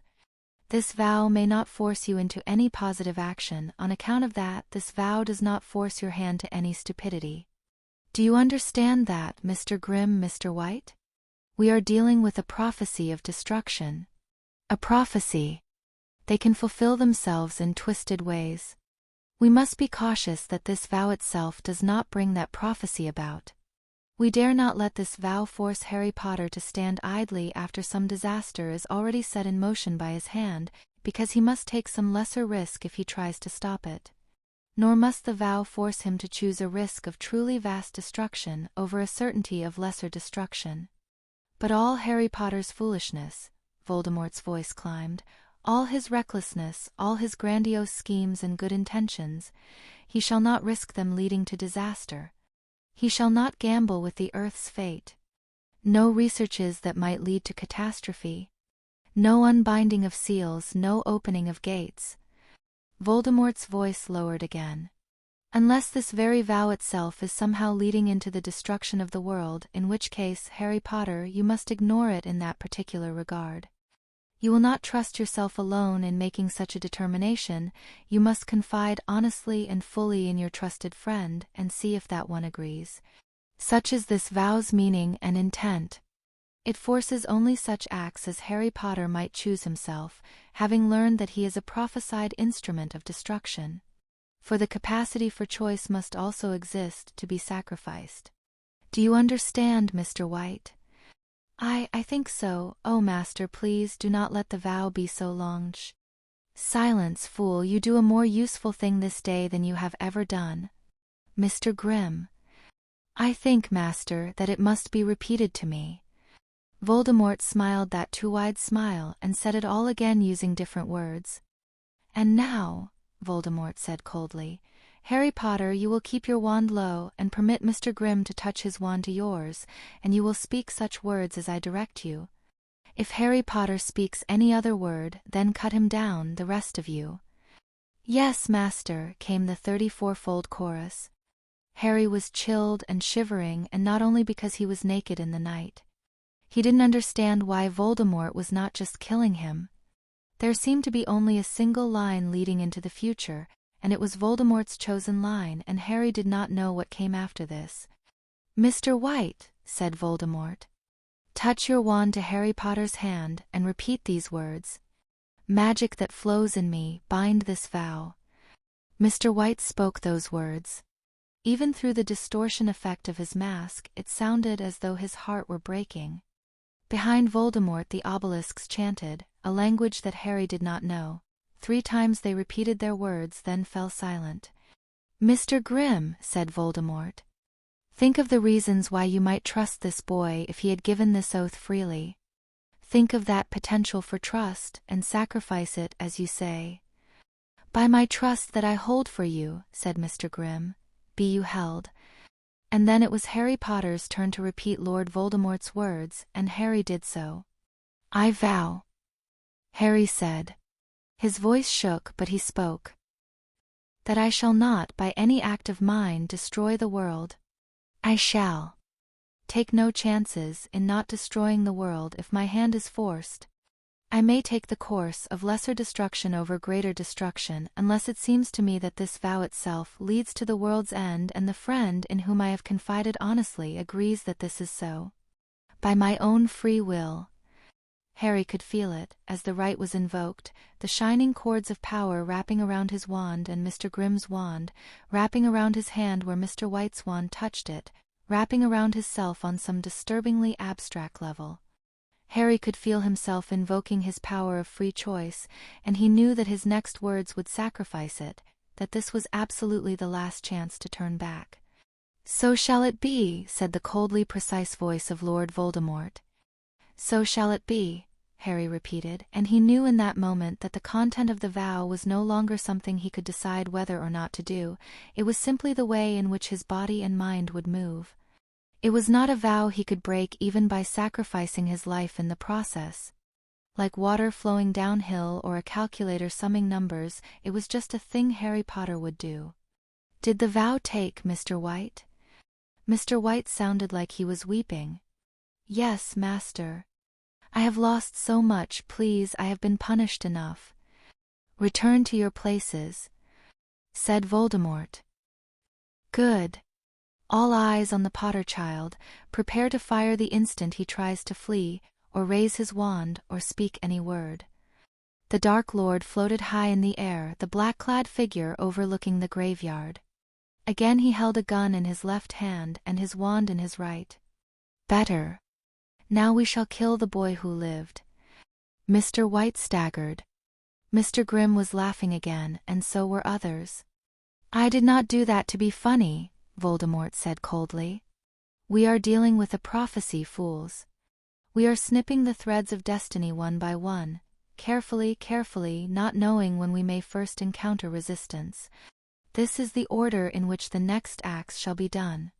First Harry Potter shall be stunned, then his limbs severed and the wounds cauterized. Mr. Friendly and Mr. Honor will examine him for any trace of unusual magics. One of you shall shoot the boy many times with my Muggle weapon, and then as many of you as can shall strike him with the killing curse. Only then will Mr. Grimm crush his skull and brains with the mundane substance of a tombstone. I shall verify his corpse, then his corpse shall be burned with fiend fire, then we will exorcise the surrounding area in case he has left a ghost. I myself will guard this place until 6 hours have passed, for I do not fully trust the wards I have set against time's looping, and 4 of you shall search the surroundings for signs of anything noteworthy. Even after that we must remain vigilant for any sign of Harry Potter's renewed presence, in case Dumbledore has left some unimagined trick in play. If you can think of any trick that I have missed in being sure that Harry Potter's threat is ended, speak now and I shall reward you handsomely. Speak now, in Merlin's name." There was stunned silence amid the cemetery, no one made to speak. "Useless, the lot of you," Voldemort said with bitter scorn. "Now I shall ask Harry Potter one final question, and he is to answer that question for my ears alone in Parseltongue. Strike the boy down at once if he answers with anything but hisses, if he tries to speak one word of human speech." Then Voldemort hissed, "Power I know not, it was said that you would have. The Muggle arts I have now learned of from you, and I am already studying them. Your power over life-eaters must be comprehended for oneself, or else so you say. If there is any other power you possess that I may come to have, tell me of it now. Else I intend to torment certain of thos you care for. Some livis I have already promised you, but others I did not. Your mudblood servants in your little army. Your precious parents. All shall suffer for what will seem to them like eternities, and then I shall send them, broken, into the life-eater prison to remember it, until they wast and die. For each unknown power you tell me how to master, or other secret you tell me that I desire to know, you may name one more of thos to instead be protected and honored under my reign. This also I promise and intend to keep." Voldemort's smiling expression now came through as if it were a snake's gaping fangs, and the meaning that expression bore among snakes, a promise that whoever beheld the teeth was to be consumed by them. "Was not time in thoughts of escape if you care for thos honest. You have 60 seconds to begin telling me something I wish to know, and then your death begins. 1:14 Shut up and do the impossible." The gibbous moon riding higher in the cloudless sky, the stars and wash of the Milky Way visible in all their majesty within the darkness, all these shone down upon the graveyard to bear witness from their unimaginable distances. In the instant when Harry had realized there was no way at all left to save everyone, his mind's voices had fallen away, become one, a single purpose taking up every fraction of his mind. 50 seconds. 40 seconds. Harry's eyes tracked slowly across the air, until his gaze landed on the first Death Eater, the one closest to him. 30 seconds? 20 seconds? Time is almost up, hissed Voldemort. I do know secrets you would like to know, Harry hissed. He didn't look directly at the Dark Lord as he spoke. But most valuable knowledge to you, I think, would be my as to how world might be destroyed. Yet, to tell you such thoughts might lead to destruction of world. Do not know prophecy, but if there is prophecy, that maketh it more than usually probable that any action I take might have that effect. Or to tell you such might prevent destruction of world, since you do seem motivated to avoid it. Not allowed to make such a decision myself. Would need to awaken and consult girl-child friend. Vow requires. There was a long pause. The Dark Lord, floating above and behind the curve of Death Eaters with leveled wands, began to laugh as Salazar Slytherin had thought a snake would laugh, cold amusement in the form of a hiss. Do you know how to destroy world, then? Cannot deliberately try to imagine method. You might have way for servant to steal my thoughts. Vow prohibits. But suspect I could devise method if girl-child said to try. Harry's eyes drifted slowly to another Death Eater and another. More snakish laughter. Clever. You have my compliments for thinking of such tactics. But no. No, it is annoying, but with world and your eternity at stake, would you not? Greater risk to world in introducing such complications, delaying your end. I will study Muggle sciences myself, think of all you might imagine. Now speak such secrets as you may tell me, or this ends. Slowly Harry's vision tracked across the graveyard in careful arcs, ignoring the Dark Lord except as a floating blackness in his peripheral vision. His mouth went on speaking with only half his attention. Have thought of idea you might not have considered, teacher. Your attempt to kill me might fail in certain specific way despite all your precautions, perhaps lead into my destroying world later. Would not ordinarily deem probable, but with prophecy at hand may well be as so. Voldemort went still in the air. How? I am not obligated to tell you. A cold anger began to seethe through the snakish reply. Though I understand well your desperation and attempted cleverness, this begins to annoy me. I will not withhold from killing you, for that is a still greater risk. To fail to tell me your thought risks destroying world. Speak. No. Vow doest not obligate me to any positive action. The Dark Lord stared down at Harry Potter, who glanced up at the angry face only briefly before his eyes went back to the next Death Eater. Some of them were shifting their stances slightly, but they stood still and said no words as they leveled their wands. The silver skull masks could not be read. Then the Dark Lord began to chuckle again. Survive your death, you think you might? No, child, my Horcruxes are not linked to you also. I would know if they were. Or is there other reason you think you might survive beyond my ways of ensuring your death? Harry didn't allow himself to be distracted.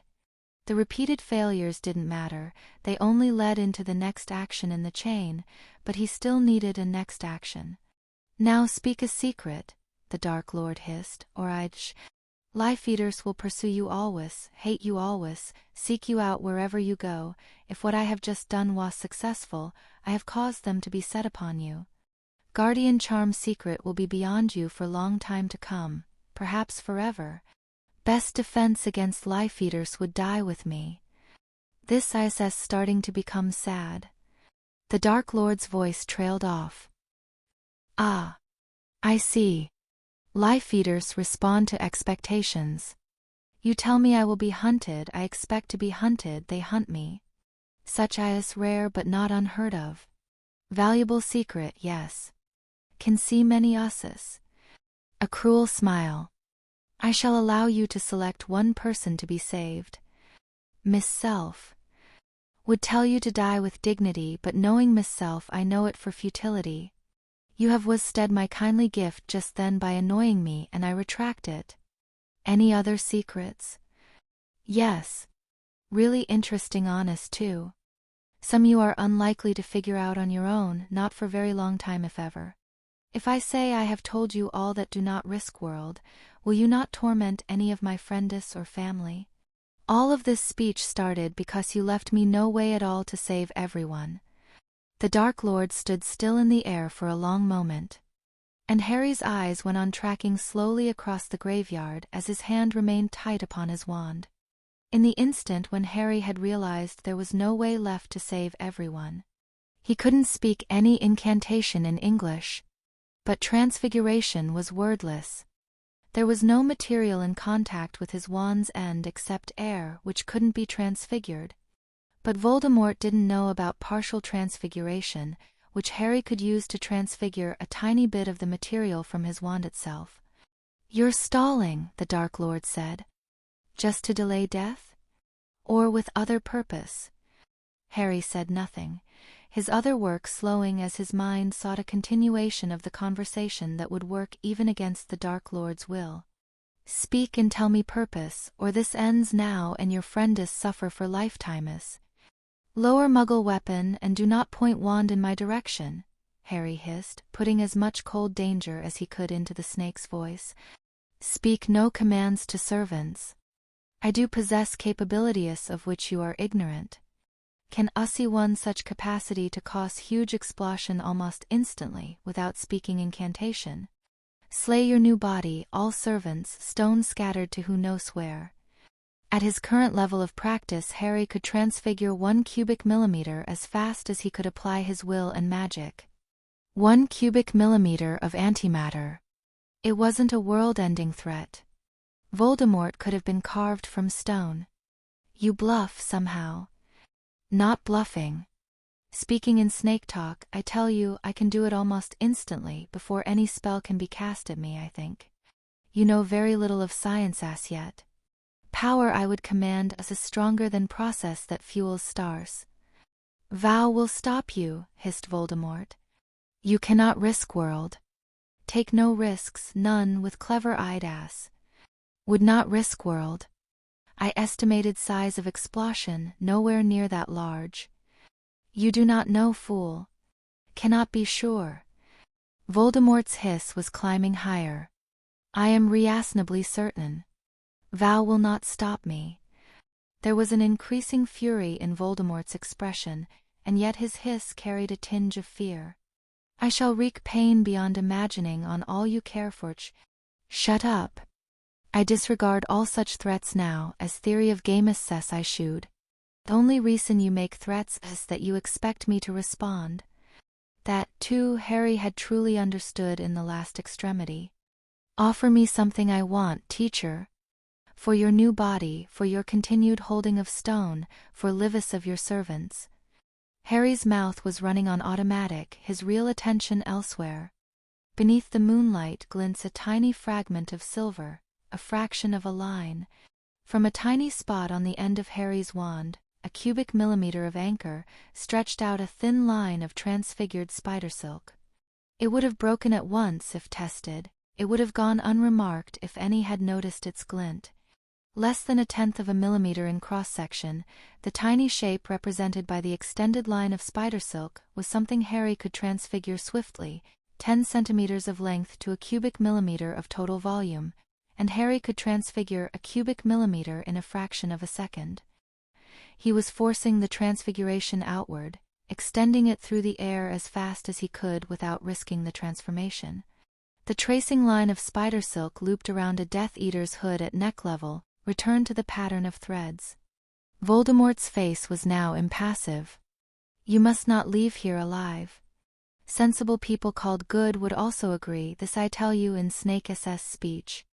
But all your friendes I will treat kindly and protect under my reign, if you agree to die now as good person should." The last Death Eater was looped. The pattern of spider silk was complete. The web had been drawn with loops around all the Death Eaters' necks. The ends of those loops had been anchored to a central circle, and that central circle in turn had 3 threads stretching across its center. the entire pattern still touching the anchor line stretching out of Harry's wand. Over the next seconds, those near-invisible threads of reflected moonlight turned black. Filaments narrower, stronger, and sharper than steel wire, braided carbon nanotubes, each individual tube all a single molecule. Harry hissed, "Want you to also promise to treat nations kindly under your rule. Will not accept less." Voldemort hovered still in the air, snake face showing a dawning fury. The last 2 threads stretched out from the dark pattern, black theids already in the form of nanotubes. They moved lightly through the air toward the Dark Lord himself, toward the sleeve just above Voldemort's left hand that held the gun, toward the sleeve above the right hand that held the wand, threads placed high at first to give them time to drift slowly downward through the air. The threads looped around, went over themselves, tied slippable knots. Began to tighten, coming closer to the sleeve, as Harry transfigured them shorter. Harry felt the tickle of Voldemort's power beginning to touch his own in the back of his mind. At the same time the Dark Lord's eyes widened, his mouth opened. And Harry transfigured the black threads stretching across the black pattern's center to a quarter their previous size, shrinking the circle, yanking hard on everything attached, tightening loops. Black robes falling. Harry wasn't looking there, he didn't see the falling masks, the blood. In the back of his mind he felt some explosions of magic like he'd felt when Hermione died, but he ignored them. Harry's eyes only saw the Dark Lord's hands and wand and gun dropping downward, and then Harry's wand was rising, pointing. Harry screamed, "Stupefy!" The red bolt, the color of the stunning hex, winged toward Voldemort, blazing across the graveyard almost faster than the eye could see. Without any hesitation, despite his wounds, the Dark Lord jerked down and right through the air. And the red bolt from Professor Flitwick's secret swerving stunner turned in midair and slammed into Voldemort. The pain that flashed through Harry's scar was searing. It made him cry out, and a red haze appear across his vision. Despite everything, Harry dropped his wand in pain and sheer fatigue. As Harry let go of his wand, the pain began to clear. 1:15 Shut up and do the impossible. 2. Something like a fugue state had come over Harry's mind. The absolute state had partially worn off him, partially stayed with him. Elements of his mind were numb, maybe deliberately numbed by some part that was smart enough to predict what would happen otherwise. What he'd just done. The thought was shut off, making space for an awareness of other things. Harry was standing in the middle of a haphazard graveyard, tombstones scattered without order. By moonlight and starlight, it could be seen that black robes littered the ground, surrounded by textures that didn't match the surrounding graveyard earth, wetness tinged red in the moonlight. Some heads had come loose from the surrounding hoods of the robes, revealing hair that was long or short, dark or bright, which was all that could be seen beneath the moon. The silver masks stayed on, making all the hair originate in skulls instead of human faces. The thought was shut off, making space for awareness of other things. A girl in a red-trimmed Hogwarts uniform slept upon an altar. Near the altar, Harry's things lay in a heap. Upon the ground lay a too-tall pale man of inhuman face, blood pouring from the stumps of his wrists. As soon as the Dark Lord Voldemort awakens, he will destroy everything you love. Dumbledore is no longer there to stop him. He cannot be imprisoned, for he can abandon his body at any time. He cannot be killed permanently, not without destroying more than 100 Horcruxes, one of which is the Pioneer Plaque. Materials: 1 wand. You are allowed to point it and speak this time. You have 5 minutes. Solve. Harry stumbled toward the altar, knelt at its side, and picked up his pouch. He walked toward where Voldemort lay. The sense of apprehension had diminished after Voldemort had been hexed unconscious.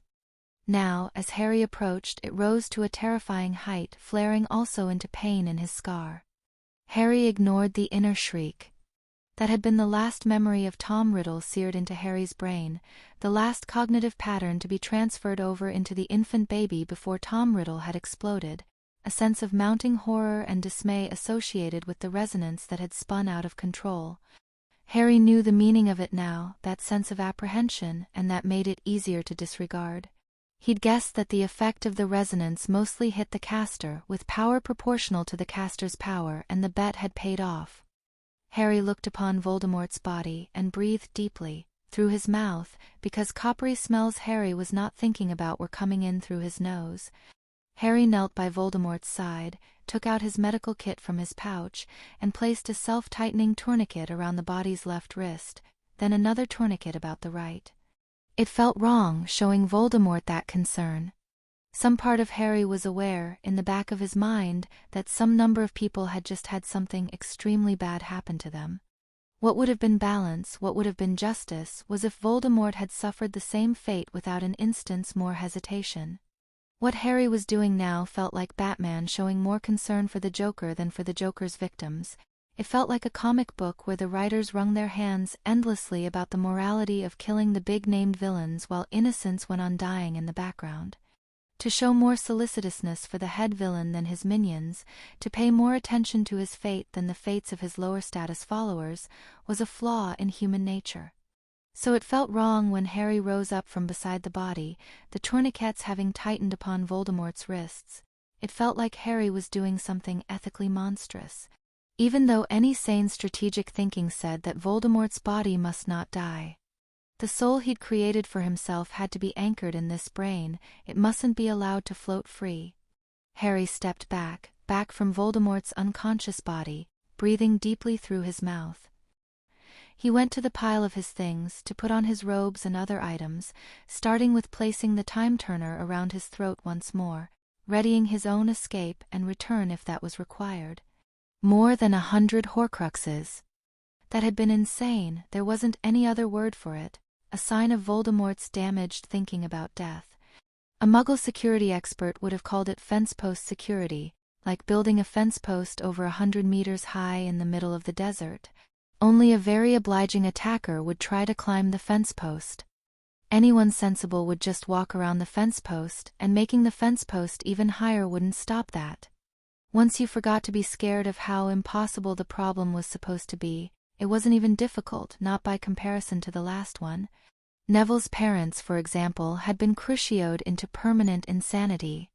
200 advanced Horcruxes wouldn't prevent that insanity, they would all just echo the same damaged mind.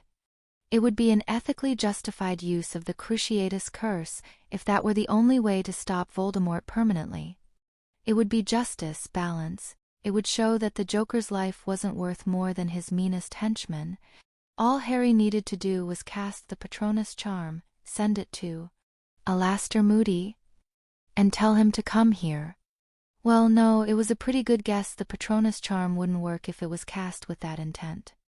Maybe just resolve to tell Moody that, and use his time-turner once he was out of range of Voldemort's wards.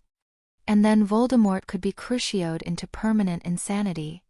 It wasn't even the least merciful fate. That would have been throwing Voldemort's wand into the pit at Azkaban, if the wand stayed connected to Voldemort's life and magic no matter where his ghost tried to flee. Harry turned to face where Voldemort lay. He walked forward and continued to control his breathing, ignoring the burning feeling in his throat.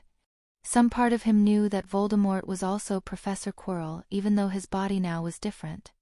Even though the shift of personality had been perfect, and that meant that Professor Quirrell had been just another mask. Though Voldemort hadn't planned to kill Harry painfully. Hadn't thought to strike Harry with his follower's Cruciatus when Harry was being annoying before.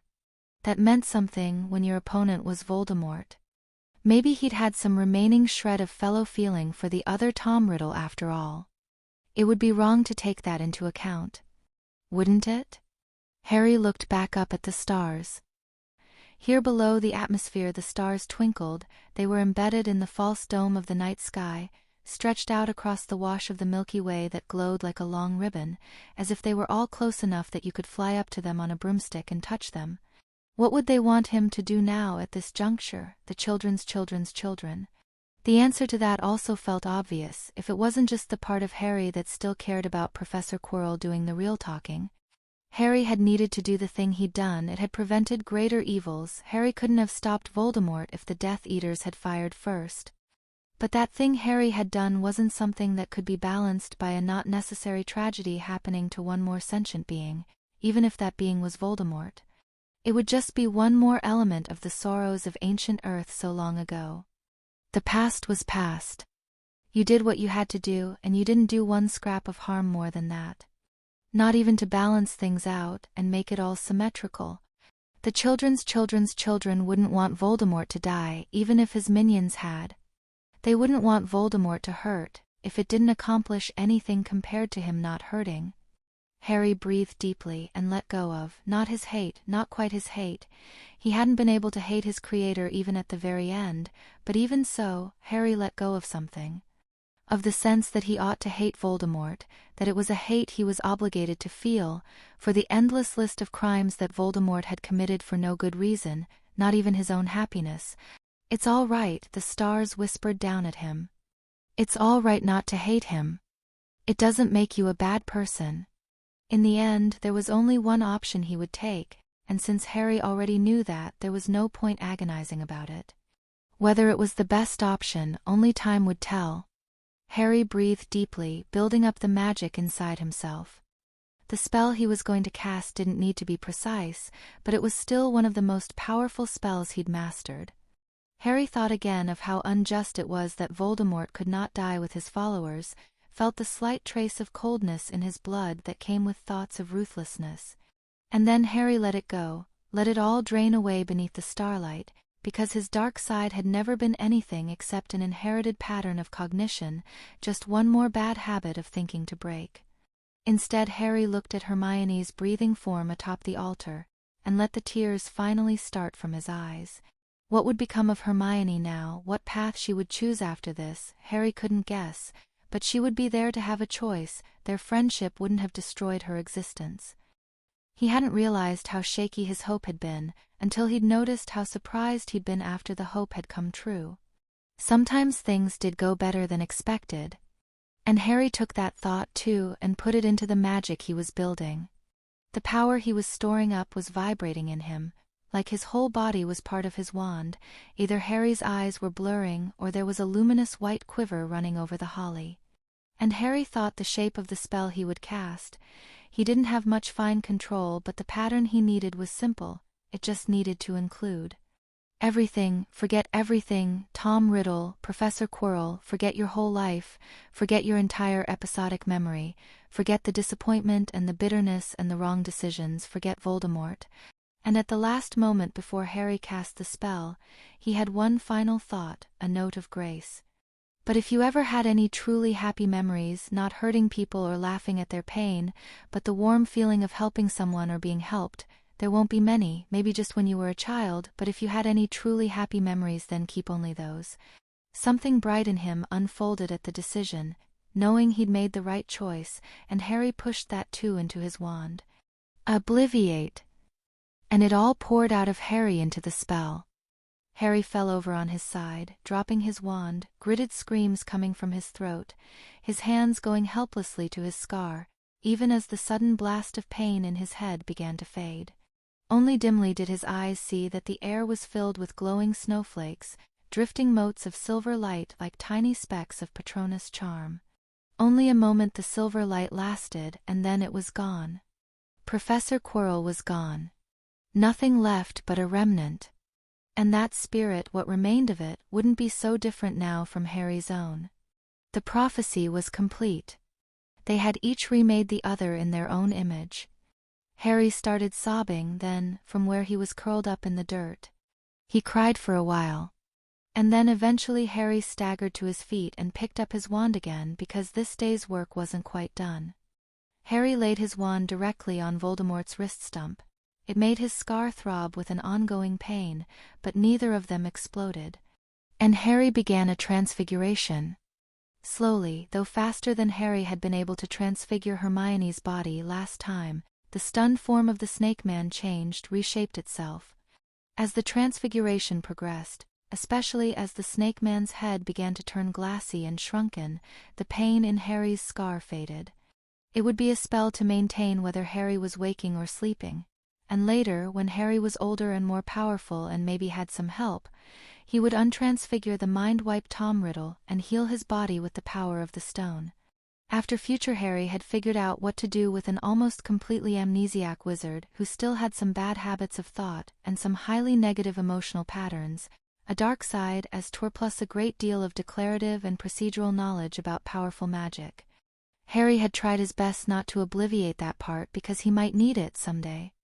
And meanwhile, just like magic hadn't defined a transfigured unicorn as dead for purposes of setting off wards, Voldemort's Horcruxes wouldn't define a transfigured Voldemort as dead and try to bring him back.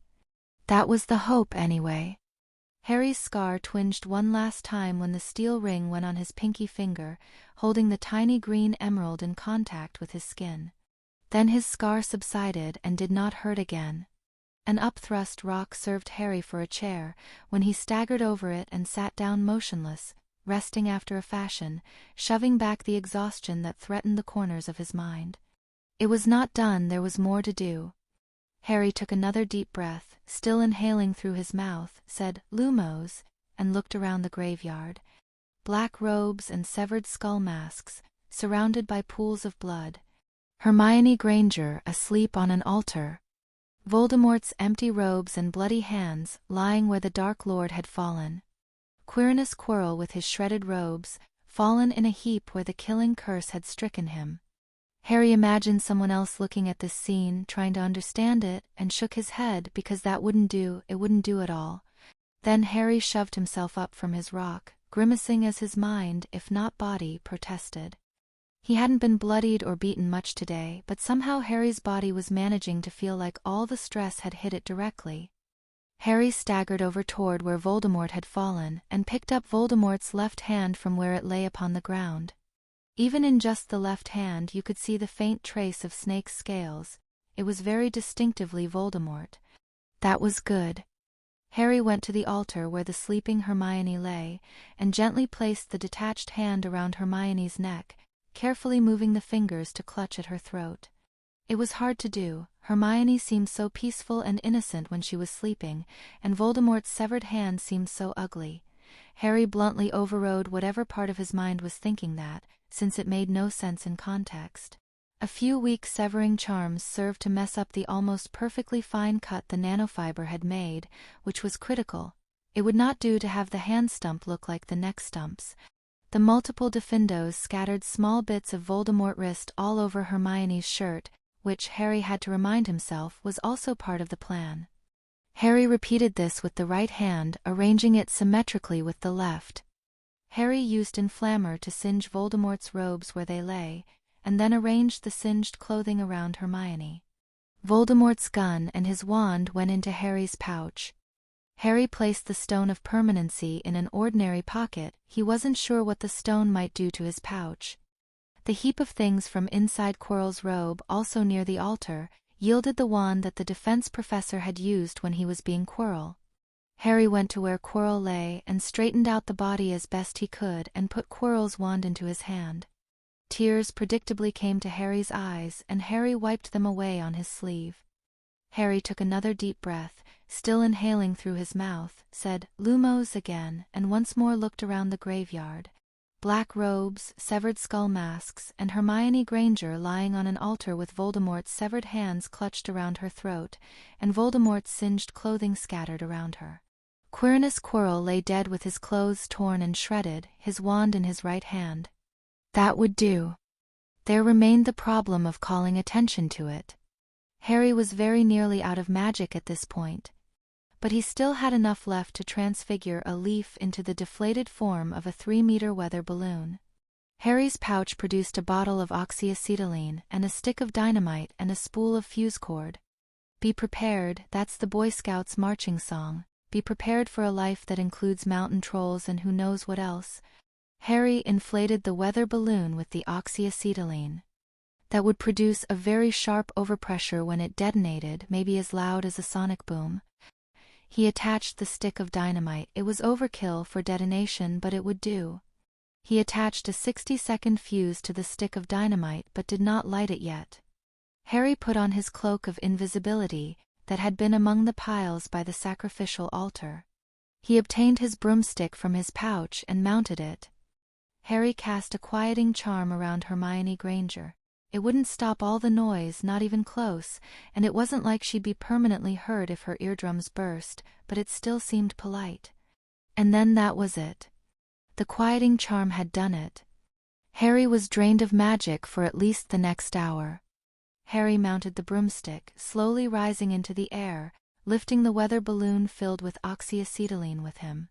The castle Hogwarts came into view, distantly gleaming in moonlight a few kilometers away, as Harry rose above the trees, and Harry did his best to figure the distance and the angle as it would be seen from Hogwarts. When he had risen high above the forest, Harry used a lighter to ignite the fuse on the dynamite attached to the weather balloon full of oxyacetylene. Then Harry spun the broomstick and darted away, though not directly toward the castle. That might take him too close to the route past Harry and Professor Quirrell had traversed. It wouldn't do to have the professor sense another Harry. Harry felt a leaden stab of sadness and refused it. 31 1000, 32 1000, 33 1000. When Harry reached 40, not wanting to take chances with his own eardrums, he glanced at his wristwatch, noting the exact time, and spun his time-turner once. 1:16 Aftermath, something to protect, .0. At first Anna had been gratified to see the final Quidditch Cup go on so long. As a Gryffindor she was a bystander at the House Cup thing. It wasn't like Gryffindor ever won. In contrast, last year's World Cup of Quidditch, to which her family had bought some very expensive tickets, had been over in 10 minutes, which was awful. Modern Quidditch games had become too short, the snitch caught much too quickly. It was a widely talked problem among aficionados. Broomstick enchantments had advanced, while the snitch stayed the same regulation speed, with the result that Quidditch games had become shorter and shorter. At professional levels, the sport of Quidditch had been reduced to a contest of who had the deepest pockets for their seeker's experimental racing broom, and the rest of the players might as well have been watching from the stands. Everyone knew something had to be done. The situation had been getting worse for centuries, and now it was intolerable.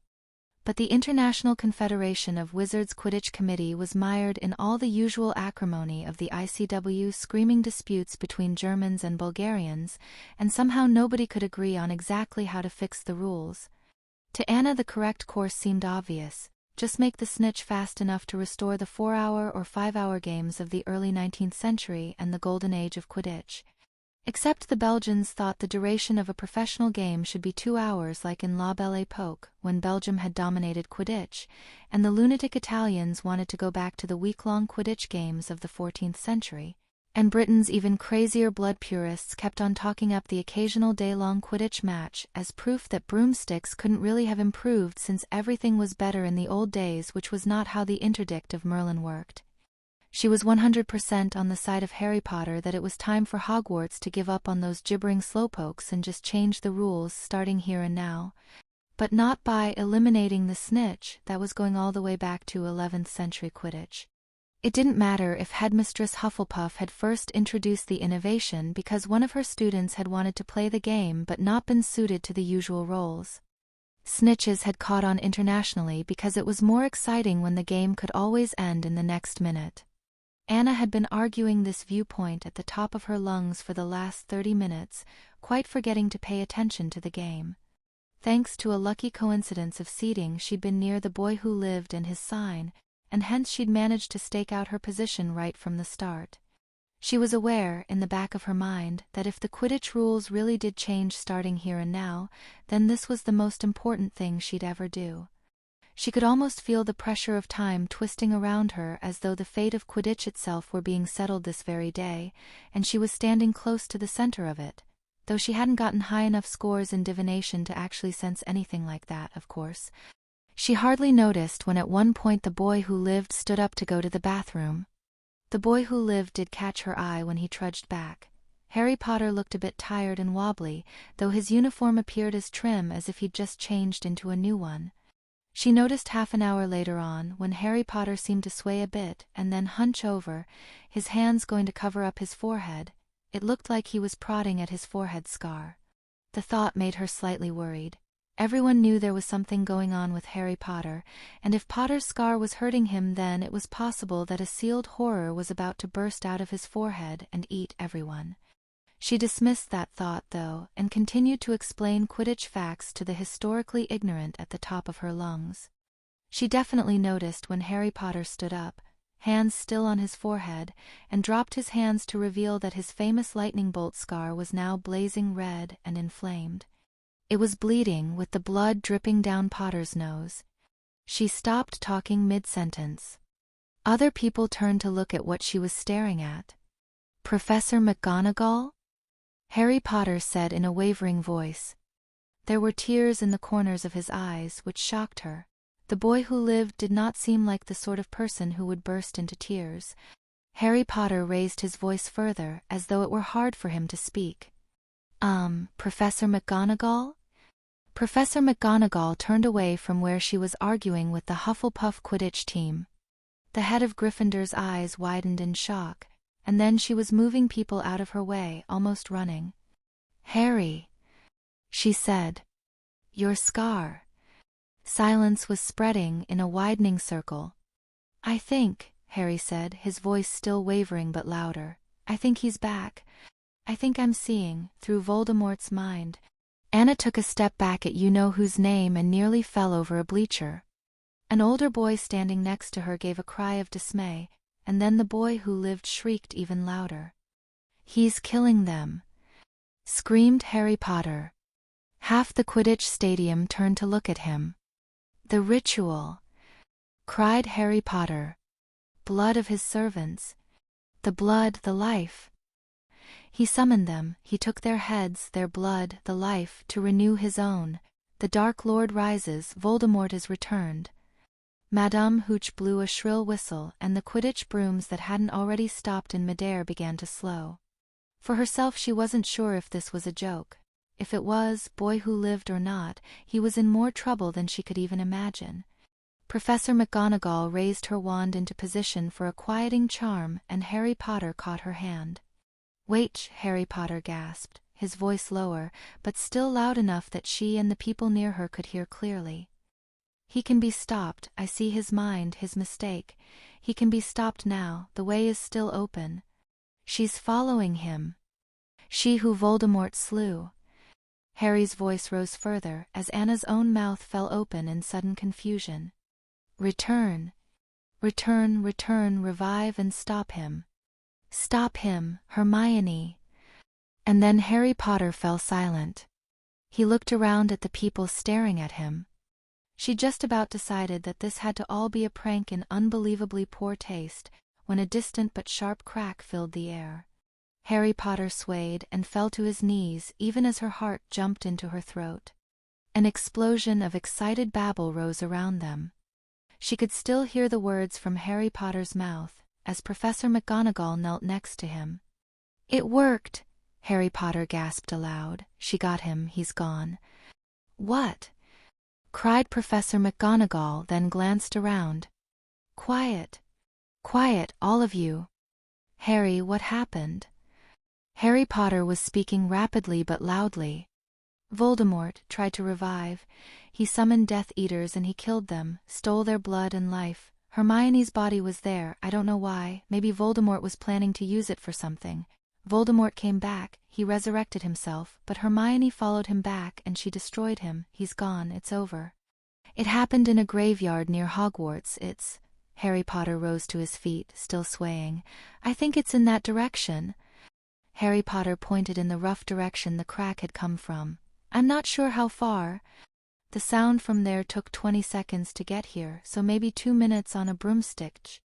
With a motion so smooth it looked unconscious, Professor McGonagall shifted into a stance and said, "Expecto Patronum." She addressed the glowing cat that then appeared. "Go to Albus, tell him he must come at once." "Dumbledore's gone," cried Harry Potter. "The headmaster is gone, Professor McGonagall. The Dark Lord trapped him. He reversed some kind of trap the headmaster planned, and Dumbledore was caught outside time. He's gone." The horrified babble around them rose in pitch. "Go to Albus," Professor McGonagall said to her Patronus.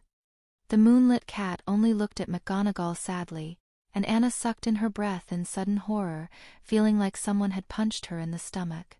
It was real, it was all real, this wasn't a joke. "Professor McGonagall, Hermione is alive." Harry Potter raised his voice again. She's really alive and not an inferius or anything, and she's still there in the graveyard. A broomstick! Professor McGonagall shouted. She turned to the players hovering motionless over the Quidditch field. I need a broomstick. Now! Despite everything, Anna raised a hand in mute protest, then caught herself, even as the Ravenclaw and Slytherin seekers came zooming over, with excellent strategic sense, since they weren't actually doing anything. Harry Potter was already retrieving another broomstick from his pouch, a multi-person one. Professor McGonagall saw this, and nodded firmly. You stay here, Mr. Potter, unless there is some excellent reason you must be there. I will go at once. You mustn't, squeaked Professor Flitwick, who'd shoved his tiny way through the crowd, occasionally running under someone's legs. His eyes were wide, he looked as though he wanted to faint. You have to stay at Hogwarts, Minerva. You're the dash. Professor Flitwick seemed to be having trouble speaking. Professor McGonagall spun around to face Professor Flitwick, and then stopped, blood draining from her face. Then she seized the broomstick from Harry Potter's hand, and presented it to the tiny half-goblin professor. Filius, she said crisply. All the incipient panic had disappeared from her voice. She now spoke in her crisp Scottish accent as though addressing lessons on Monday. Look for the graveyard of which Mr. Potter spoke, find Miss Granger. Apparate her to St. Mungo's and then stay by her. I think, Harry Potter said hoarsely. I think transfiguration might have been used in combat there. Professor Quirrell tried to fight Voldemort. Take precautions. Filius Flitwick nodded without halting and getting on the broomstick. Professor Quirrell's dead, wailed Harry Potter. The anguish in his voice carried clearly. He's dead. The Dark Lord killed him. His body. Harry Potter choked up. It's there, in the graveyard. She stumbled back again, feeling it like another punch in her gut. Professor Quirrell had been one of her favorite professors ever. He'd made her rethink everything she'd believed about Slytherin. She'd known in some distant way that he was probably going to die very soon, but to hear that he was really, truly dead. The boy who lived sat down on the bench, as if his legs couldn't support him anymore. Professor McGonagall turned to the crowd, touching her wand to her throat. Quidditch is over, her amplified voice boomed out. Go back to your dormitories. Don't! Screamed Harry Potter. Professor McGonagall turned to look at him. Tears were leaking down the boy who lived's cheeks. He looked like the interruption had surprised himself as much as it had surprised anyone else. It was Professor Quirrell's last plot, Harry Potter said, his voice breaking. The boy who lived looked at the Quidditch players who had now flown to nearby, as though speaking to them directly. His last plot. Harry Potter was floated off by Professor McGonagall to the infirmary. The other professors ran off to oversee who knew what, leaving only Professors Sinistra and Hooch behind. At the stadium, rumors ran wild. Anna repeated everything she could remember hearing as best she could.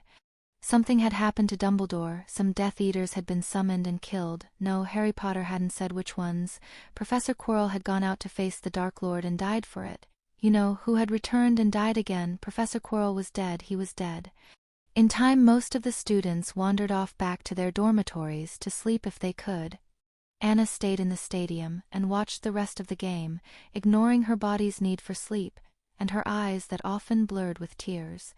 The Ravenclaw team put up a valiant fight. But there was no Quidditch team anywhere that could have defeated the Slytherins that day. Dawn was tinging the sky when the Slytherins won their final game, the Quidditch Cup and the House Cup. 117 Something to protect, Minerva McGonagall. The morning after had come, and all the students had gathered silently around the 4 tables of Hogwarts, Harry James Potter Evansvares among them. He had collapsed in exhaustion last night and been awoken in the infirmary next morning, still muzzy, with the Philosopher's Stone underneath his left sock. The head table looked like a plague had swept it. Dumbledore's throne was gone from the head table without replacement, leaving the center of the head table empty. Severus Snape was sitting in a floating seat, the magical equivalent of a wheelchair. Professor Sprout was missing. According to what Harry had been told last night, A court legilimens would examine her to see if any further compulsions remained, but probably no charges would be filed. Harry had emphasized to Professor McGonagall and the Aurors, as hard as he could, that Professor Sprout was probably just a victim. The boy who lived had pronounced that he'd seen no evidence of Sprout's intentional guilt in Voldemort's mind. Professor Flitwick was missing, presumably still staying by Hermione's side. Professor Sinistra was missing, and Harry didn't know why or where. The numbness that surrounded Harry's mind was like a mylar blanket, protective if not comforting. There were scenes in his mind of black robes falling and blood spilling, appearing for an instant before being shoved back. He'd process it later, not now. Some other time would be better. Future Harry would have a comparative advantage at coping. Somewhere inside Harry was the fear that it wouldn't hurt, that there would be no price to be paid. But that fear also could be put off into the future. No breakfast had appeared on the tables. The students sitting near Harry were waiting in frightened silence. Owls had been prohibited from entering or leaving Hogwarts since early last night. The doors of the Great Hall opened once more, and forth came Deputy Headmistress Minerva McGonagall. She wore robes of formal black, and her head was bare, denuded of its usual witch's hat. Her grey-brown blonde hair was done up in a coiled braid, as if in preparation for a hat to be placed later, but for now Harry saw her head bare for the first time. Minerva McGonagall came to the lectern that stood before the head table. All eyes were upon her.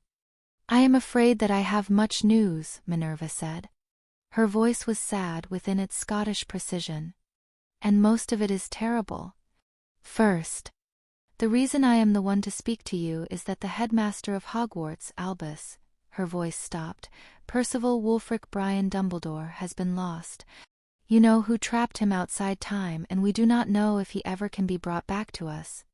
We have lost what may have been the greatest headmaster that Hogwarts has ever had."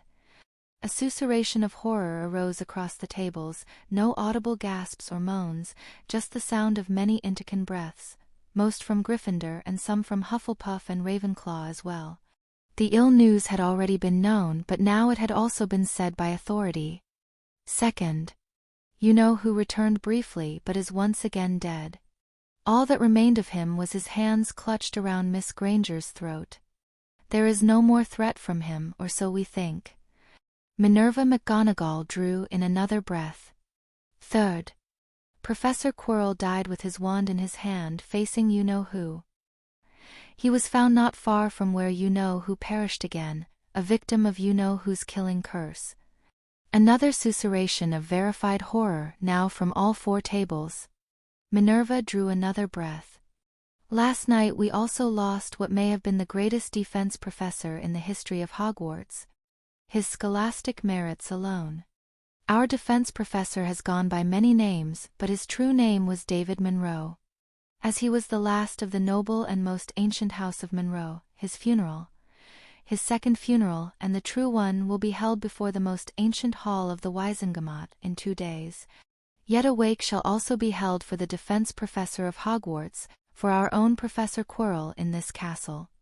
That man also died a Hogwarts teacher, as nobly as a Hogwarts teacher ever did. Harry listened in silence, shoving down the tears that again rose to his eyes. It wasn't even true, let alone unexpected, and yet hearing it still hurt. From where he sat beside, Anthony Goldstein put a comforting hand over Harry's hand, and Harry left it there. Fourth, one piece of exceedingly unexpected and happy news.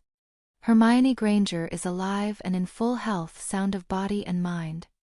Miss Granger is being observed at St. Mungo's to see if there are any unexpected after-effects from whatever happened to her, but she appears to be doing astonishingly well considering her previous condition. It should have produced wild cheers from Ravenclaw and Gryffindor if the news had come as part of any other package, or if it had been more unexpected. As it stood, Harry saw a few smiles, but they were brief. Maybe they'd jumped for joy earlier, but at the moment there was only silence. Harry understood that. He wasn't cheering either, not right now. Finally, Minerva McGonagall faltered, then raised her voice. "I fear that I have the gravest possible news to share with some of our students." It seems that you know who summoned those who were once his followers, and many of them obeyed, whether from terribly misguided loyalty, or out of fear for their families if they refused. A sacrifice was required, it seems, to complete you-know-who's resurrection, or perhaps you know who blamed his former followers for his defeat. 37 bodies were found, more followers outside Azkaban than you know who was thought to have. I am afraid, Minerva McGonagall faltered again. I am afraid that among the deceased are the parents of many of our students. No. As though by some terrible magnet, Harry's eyes were drawn to the picture of absolute horror that was Draco Malfoy's face, even as the comforting cotton wrap around Harry's thoughts was torn away like thin tissue. How could he have not thought, how could he have not realized? Somewhere in the background someone was already screaming, and yet the room seemed very silent. Sheila, Flora, and Hestia Caro lost both their parents last night. Students who have lost their fathers include Robert Jugson, Ethan Jugson, Sarah Jugson, Michael McNair, Riley and Randy Rookwood, Lily Liu, Sasha Sprock, Daniel Gibson, Jason Gross, Elsie Ambrose. Maybe Lucius realized, maybe he was smart enough to stay away, maybe he realized that Voldemort was the one who struck at Draco. Theodore Knott, Vincent Crabbe, Gregory Goyle, Draco Malfoy. This concludes the list. One student sitting at the Gryffindor table let out a single cheer, and was immediately slapped by the Gryffindor which sitting nearby hard enough that a Muggle would have lost teeth. 30 points from Gryffindor and detention for the first month of next year, Professor McGonagall said, her voice hard enough to break stone. Lies! Shrieked a tall Slytherin who'd risen up from that table. Lies! Lies! The Dark Lord will return, and he'll teach you all the meaning of dish. Mr. Jugson, said Severus Snape's voice. It was also faltering, it didn't sound like the potion's master at all, it wasn't loud, and yet the Slytherin fell silent. Robert! The Dark Lord killed your father. Robert Jugson let out a scream of terrific fury and turned to run out of the room, and Draco Malfoy folded in on himself like a collapsing house and made sounds that nobody heard, because the babble was starting up now. Harry rose 6 inches from the bench and then stopped. What would you say to Draco? There is nothing you can say to Draco. You can't go over there now and pretend to be his friend. You want to make it right, you want to make it better, but you cannot make it right. There is no way you can make right what you have done to him, what you did to Vincent, to Gregory, what you did to Theodore. The world blurred around Harry. He barely saw Padma Patil rise up and make her way toward the Slytherin table and Draco, or Seamus heading towards Theodore. And because Harry had read his father's science fiction and fantasy collection, because he had already read this scene a dozen times over when it happened to other protagonists, there was an image in Harry's mind of Mad-Eye Moody, of the scarred man called Alastor. And Mad-Eye's image was saying, in just the same voice he'd used to speak to Albus Dumbledore in memory, that the Death Eaters had been pointing their wands at Harry, that they had already chosen to take the dark mark, that they had been guilty of sins beyond reckoning and maybe beyond Harry's imagination, that they had foregone the deontological protection of good people and made themselves targetable if there was a strong reason to sacrifice them, that it had been necessary to save Harry's innocent parents from torture and Azkaban, that it had been necessary to protect the world from Voldemort, that plain old ordinary Aurors and judges had to do much more morally questionable things than killing sworn and blooded Death Eaters who were pointing wands at them, in the course of carrying out ordinary justices that were less clear-cut but still necessary to society. If it were not right to do what Harry had done, if it were not right to do much more morally ambiguous things than what Harry had done, then society as human beings knew it could not exist. Nobody with common sense would blame Harry for doing it. Neville wouldn't blame him, Professor McGonagall wouldn't blame him, Dumbledore wouldn't blame him. Even Hermione would tell him it had been the right thing to do once she knew. And all of this was true. Just as it was also true that some part of Harry's mind had calculated that wiping out the blood-purist political elite would make it easier and more convenient to rebuild magical Britain afterward. It hadn't been an important consideration, but it had still been calculated in those instants of rapid thought. a check on the long-term consequences to see if they rated as catastrophic, and a decision that they actually rated as pretty much okay. And that check had forgotten that Death Eaters had children at Hogwarts, or that one of them wore the face of Draco's father. It wouldn't have changed anything. It wouldn't have changed anything at all. But that was the truth of the calculation Harry's mind had performed, given only seconds to think. At least Harry could, if the Death Eaters' survivors were in any sort of financial trouble, do something about that easily enough. Transfigure gold, and use the stone to make it permanent, unless making that much gold would be troublesome to the wizard economy at large, or cause objections from goblins who didn't understand market monetarist economics, though it wasn't as though Harry didn't also have useful services to sell. Other cotton wrap was also being torn off Harry's thoughts now. "It seems likely," Minerva said, her voice was not loud but it cut through all other sounds, "that some of our students will also have been stripped last night of those named as their guardians. Should you end up a ward of Hogwarts, please know that I will take the responsibilities of my position with extreme seriousness. You will be extended every courtesy. Your family's vault will be managed well and truly. As best I can, I will treat every one of you as I would my own children, and I will protect you as much as I would protect my own children, no more no less. I hope that is clear to everyone at Hogwarts." Students nodded rapidly. "Good," Minerva said. Her voice sank back. "Then there is one more thing that must be done." With a sad, solemn air, Professor Sinistra emerged from a side entrance. She was wearing white robes instead of her usual brown, and instead of her customary witch's hat, she was wearing a many-tasseled square hat whose colors had faded into mostly gray. In her hands, Professor Sinistra carried the Sorting Hat. With the air of someone carrying out a ceremony that had not changed in centuries, Aurora Sinistra kneeled, on one knee, before Minerva McGonagall, presenting to her the Sorting Hat in both hands. Minerva McGonagall took the Sorting Hat from Professor Sinistra's hands and placed it on her own head. There was a long silence. "Headmistress." "As Albus Dumbledore is not dead," Minerva said, her voice so low that students strained to hear it, "but only taken from us, I accept this position in the capacity of acting headmistress only, until Dumbledore's return." A piercing cry split the great hall and Fawkes was there, overflying all 4 tables in a slow spiral arc. He passed over each of the tables, humming in his bird's voice, a hum of absolute loyalty that would outlast the death of merely physical fires. "Wait," the hum seemed to say. "Wait until his return and be true." Fawkes circled Minerva McGonagall 3 times, feathered wings brushing around her as the tears began to creep down her cheeks. Then the bird flew out a window above the hall and was gone. 118 Something to protect, Professor Quirrell.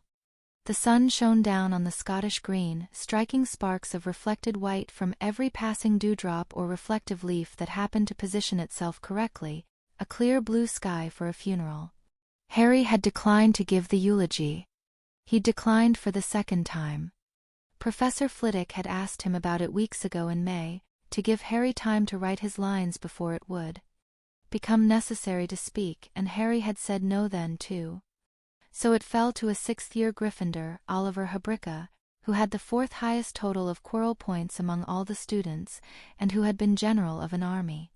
The 17-year-old boy was tall and not especially handsome in solid black robes. Instead of a red tie, he was wearing a purple tie such as Professor Quirrell had sometimes favored. Speaking, under the circumstances, ex tempore. The previous eulogies, written well in advance, had been discarded.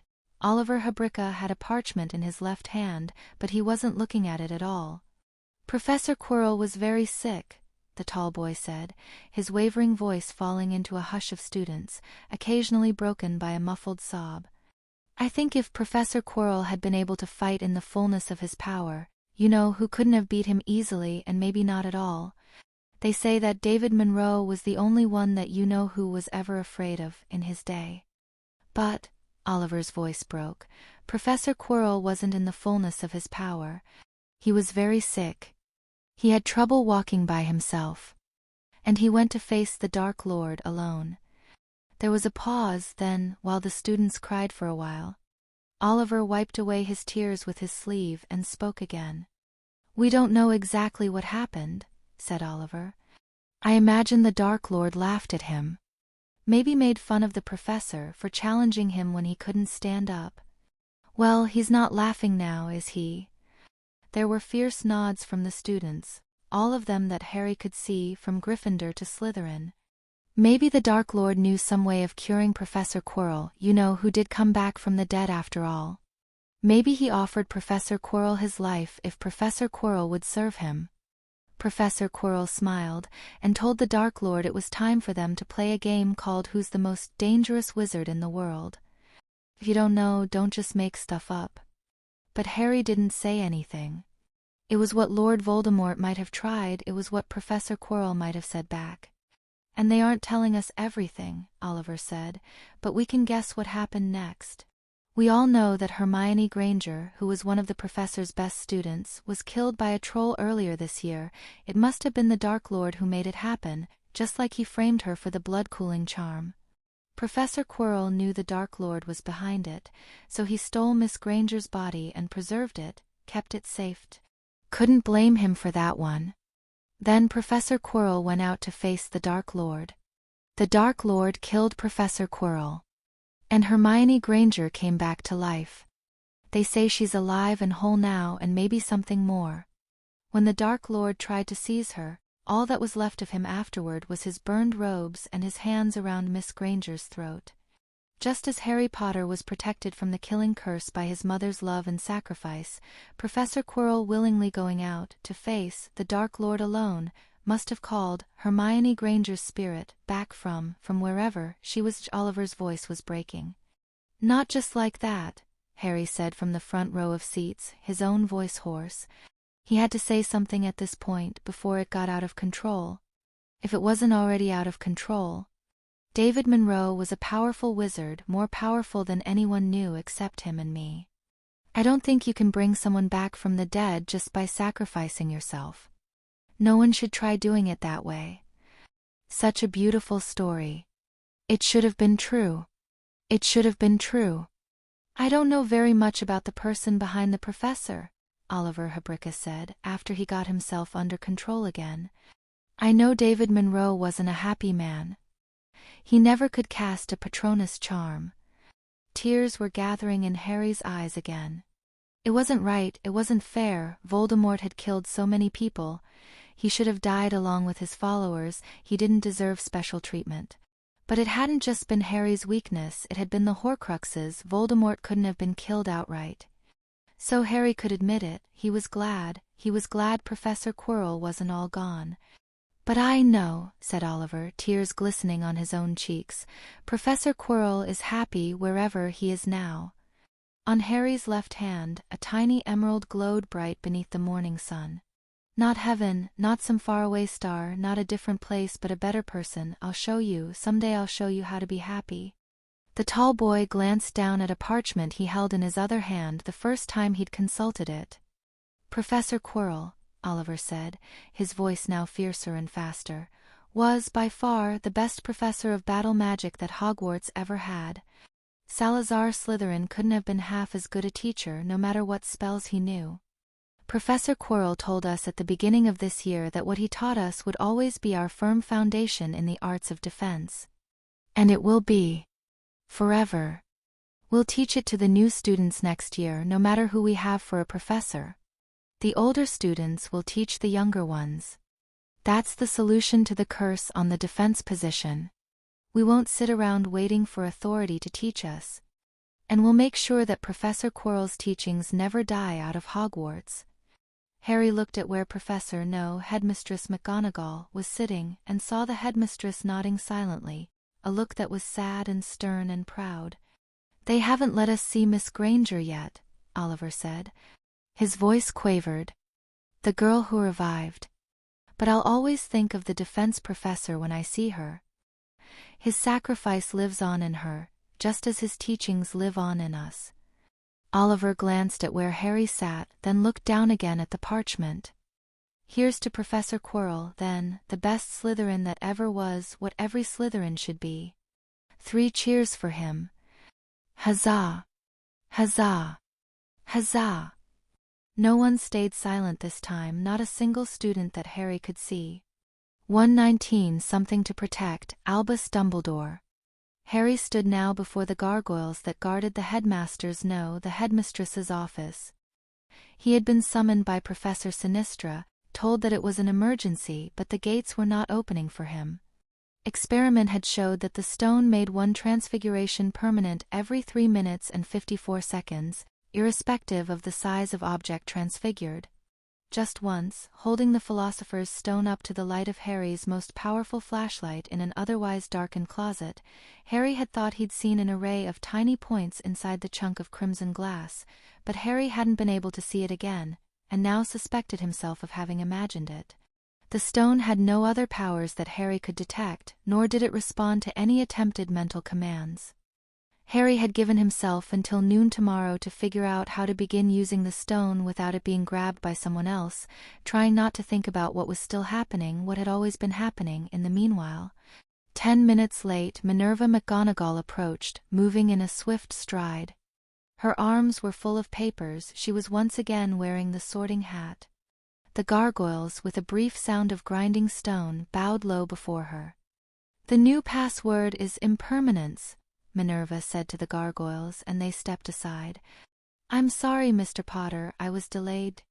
"Understood." Minerva mounted the long spiral stairs, climbing instead of waiting to be carried, Harry following behind her. "We are meeting with Amelia Bones, Director of the Department of Magical Law Enforcement, with Alastair Moody, whom you have met, and with Bartemius Crouch, Director of the Department of International Magical Cooperation," Minerva said as she climbed. "They are Dumbledore's heirs as much as you or I." How's Hermione doing?"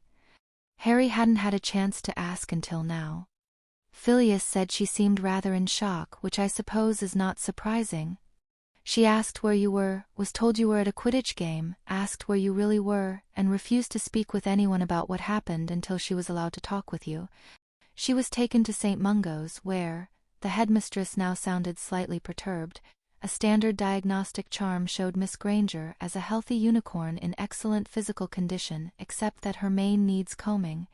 Charms to detect active magic have each time detected her as being in the process of transforming into another shape. There was an unspeakable who showed up before Phileas removed him. He performed certain spells he probably ought not to have known, and declared that Hermione's soul was in healthy condition but at least a mile away from her body. At that point the senior healers gave up. She's currently alone in a cell with the rats and flies. She's what? I'm sorry, Mr. Potter, that's transfiguration jargon. Miss Granger is in an isolation chamber with a cage of tame rats and a box of flies that will bear offspring in a single day. Logic suggests that whatever mystery underlies her resurrection, it left behind an emanation that is causing the healer's charms to produce gibberish. But if nothing happens to the rats or to the flies' offspring, Miss Granger will be declared safe to return to Hogwarts after she wakes up again tomorrow morning. Harry still wasn't sure at all what Hermione would think of having been resurrected, at least under these particular circumstances. He didn't actually think Hermione would yell at him for doing it wrong. That was just Harry's brain trying to imagine her as a stereotype. Harry had been legitimately exhausted and not thinking very straight when he'd come up with that cover story, and Hermione would probably understand that part. But he couldn't imagine what Hermione would think. I wonder how Miss Granger will feel about having also vanquished you-know-who, Minerva said reflectively, climbing the moving stairs fast enough that Harry felt out of breath trying to keep up. And people believing the most interesting things about her.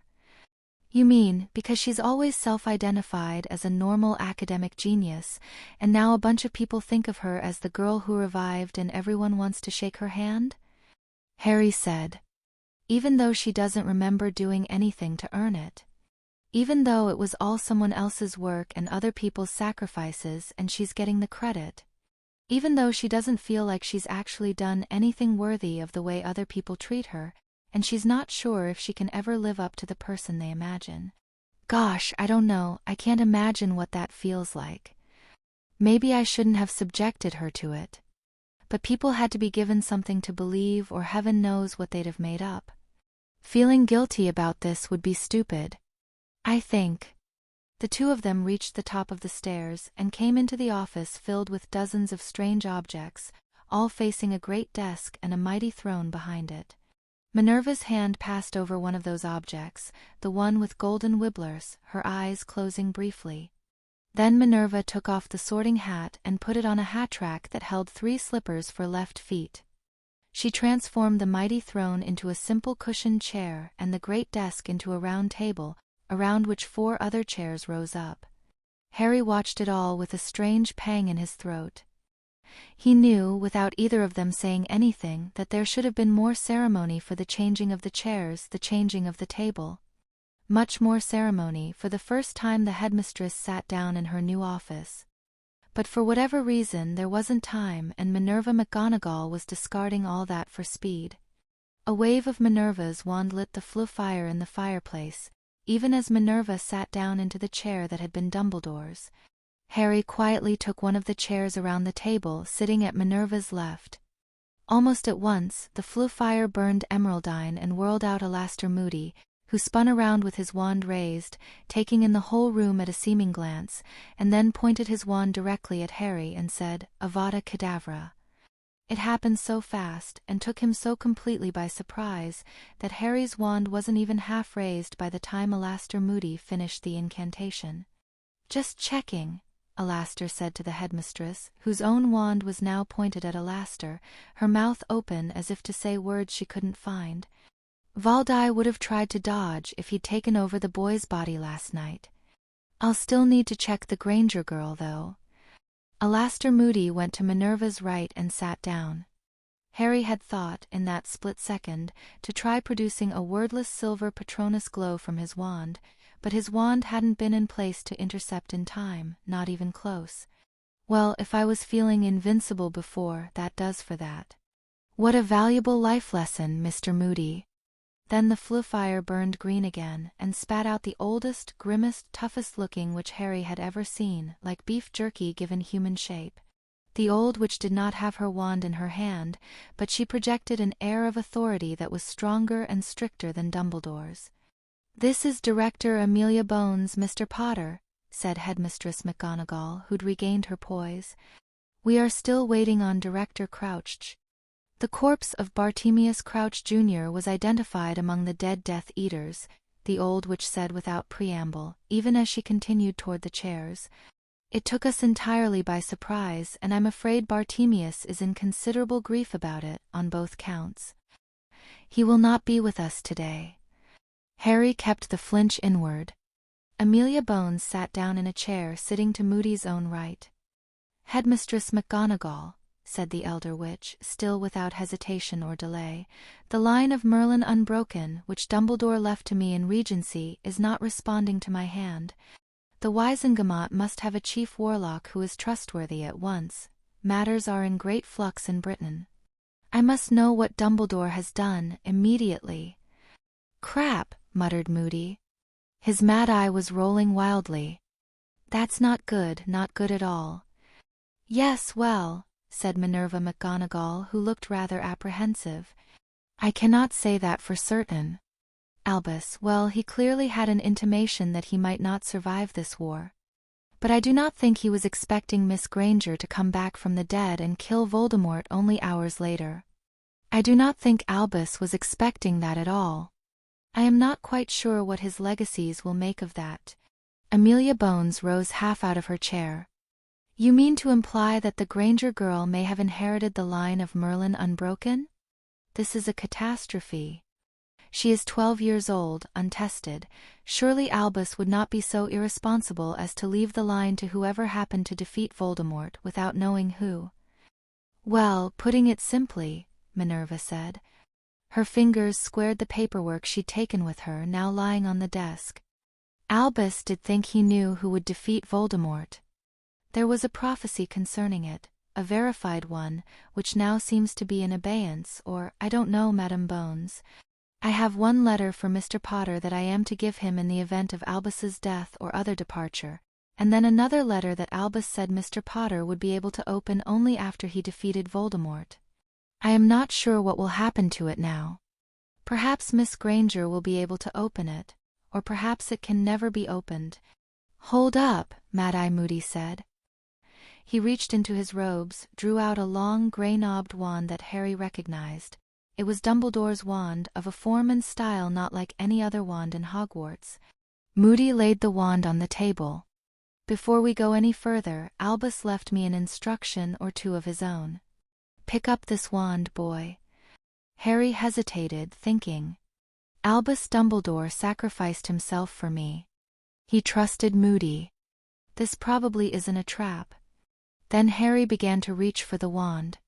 It leaped up and flew across the table into Harry's hand. And the moment that Harry's fingers grasped the handle, it was like he heard a song, a paean of glory and battle that resonated in his mind. A wave of white fire ran up the handle and over the wood, magnifying as it moved, bursting from the end in a tremendous spray of sparks. Through the wood beneath his fingers ran a sense of strength and constrained danger like a leashed wolf.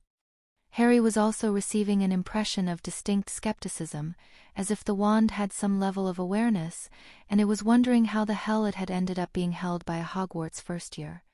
Right, said Mad-Eye Moody into the puzzled stares.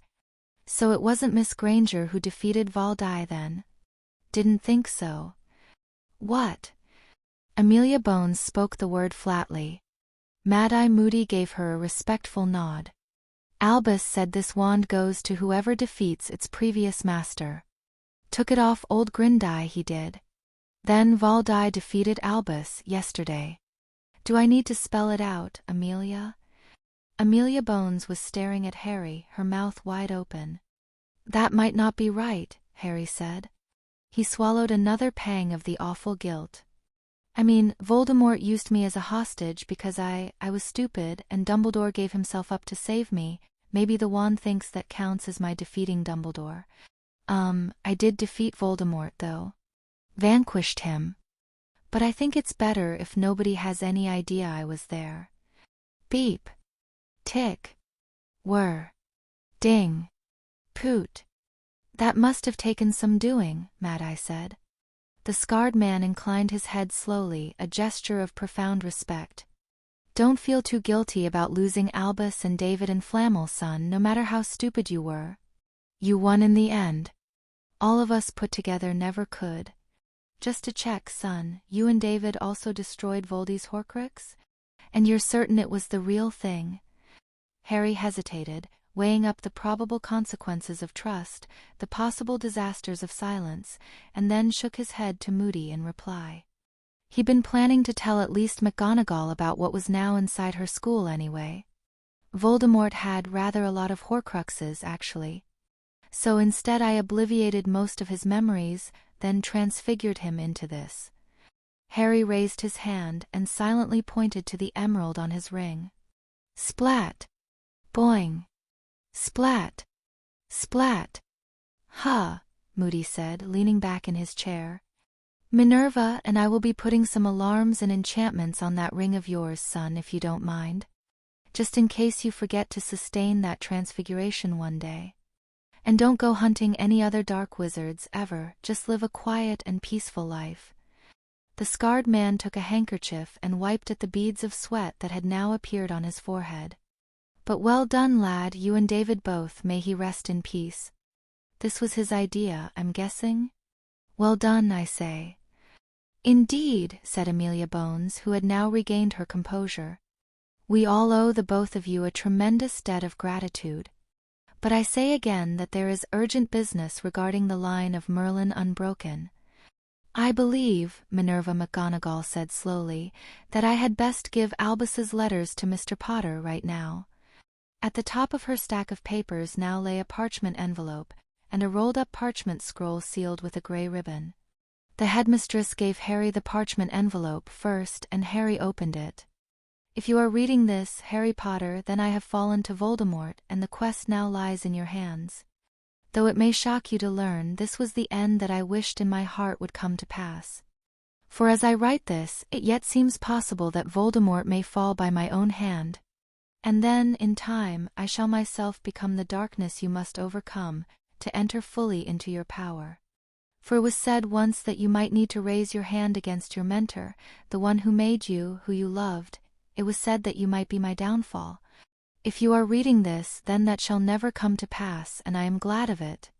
Even so, Harry, I would spare you this, the lonely fight against Voldemort. I write this, vowing to shelter you as long as I can, no matter the final cost to myself. But if I have failed, then know that I am glad of it, in my own selfish way. With my passing, there is none left to oppose Voldemort as an equal save you. His shadow will fall long and terrible over magical Britain, and many will suffer and die for it. That shadow will not lift until you destroy its source, until you cleanse the heart of the darkness. How you are to do this I do not know. If Voldemort knows not the power you bear, then neither do I. You must find that power within yourself, you must learn to wield it, you must become Voldemort's final judge, and I beg you not to make the error of showing him mercy. My wand, which I have left to you in Moody's keeping, you must not dare to wield against Voldemort. For when that wand's master is defeated, it passes to the victor in turn. When you have conquered my conqueror, then the wand will answer truly to your hand, but if you try to turn it against Voldemort before then, it will betray you for certain. Keep it out of Voldemort's grasp at all costs. I should advise you not to wield that wand at all, yet it is a device of great power which you might need in some desperate case. But if you pick it up, you must fear its treachery at all times. In my absence, the Wizengamot will inevitably fall to Malfoy. The line of Merlin unbroken I have passed to you with Amelia Bones as your regent, until you come of age or come into your power. But she cannot oppose Malfoy for long, not with myself gone and Voldemort returned to advise him. Soon, I think, the ministry will fall and Hogwarts will become the last fortress. To Minerva I have left Hogwarts's keys, but you alone are its prince, and she will help you however she can.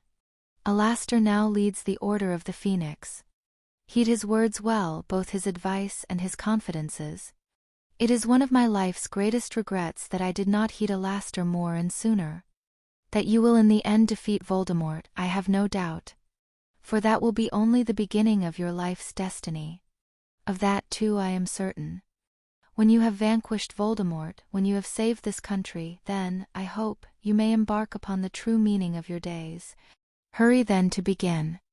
Yours in death, or in whatever. Dumbledore.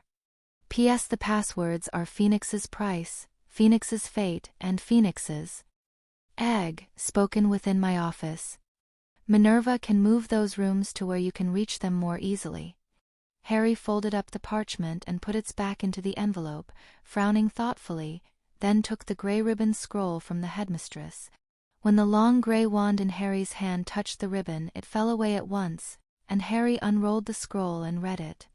Dear Harry James Potter Evansvares, if you are reading this, you have defeated Voldemort. Congratulations on that. I hope you had some time in which to celebrate before you open this scroll, because the news in it is not cheerful. During the First Wizarding War, there came a time when I realized that Voldemort was winning, that he would soon hold all within his hand. In that extremity, I went into the Department of Mysteries and I invoked a password which had never been spoken in the history of the line of Merlin unbroken, did a thing forbidden and yet not utterly forbidden. I listened to every prophecy that had ever been recorded. And so I learned that my troubles were far worse than Voldemort. From certain seers and diviners have come an increasing chorus of foretellings that this world is doomed to destruction. And you, Harry James Potter Evansvares, are one of those foretold to destroy it.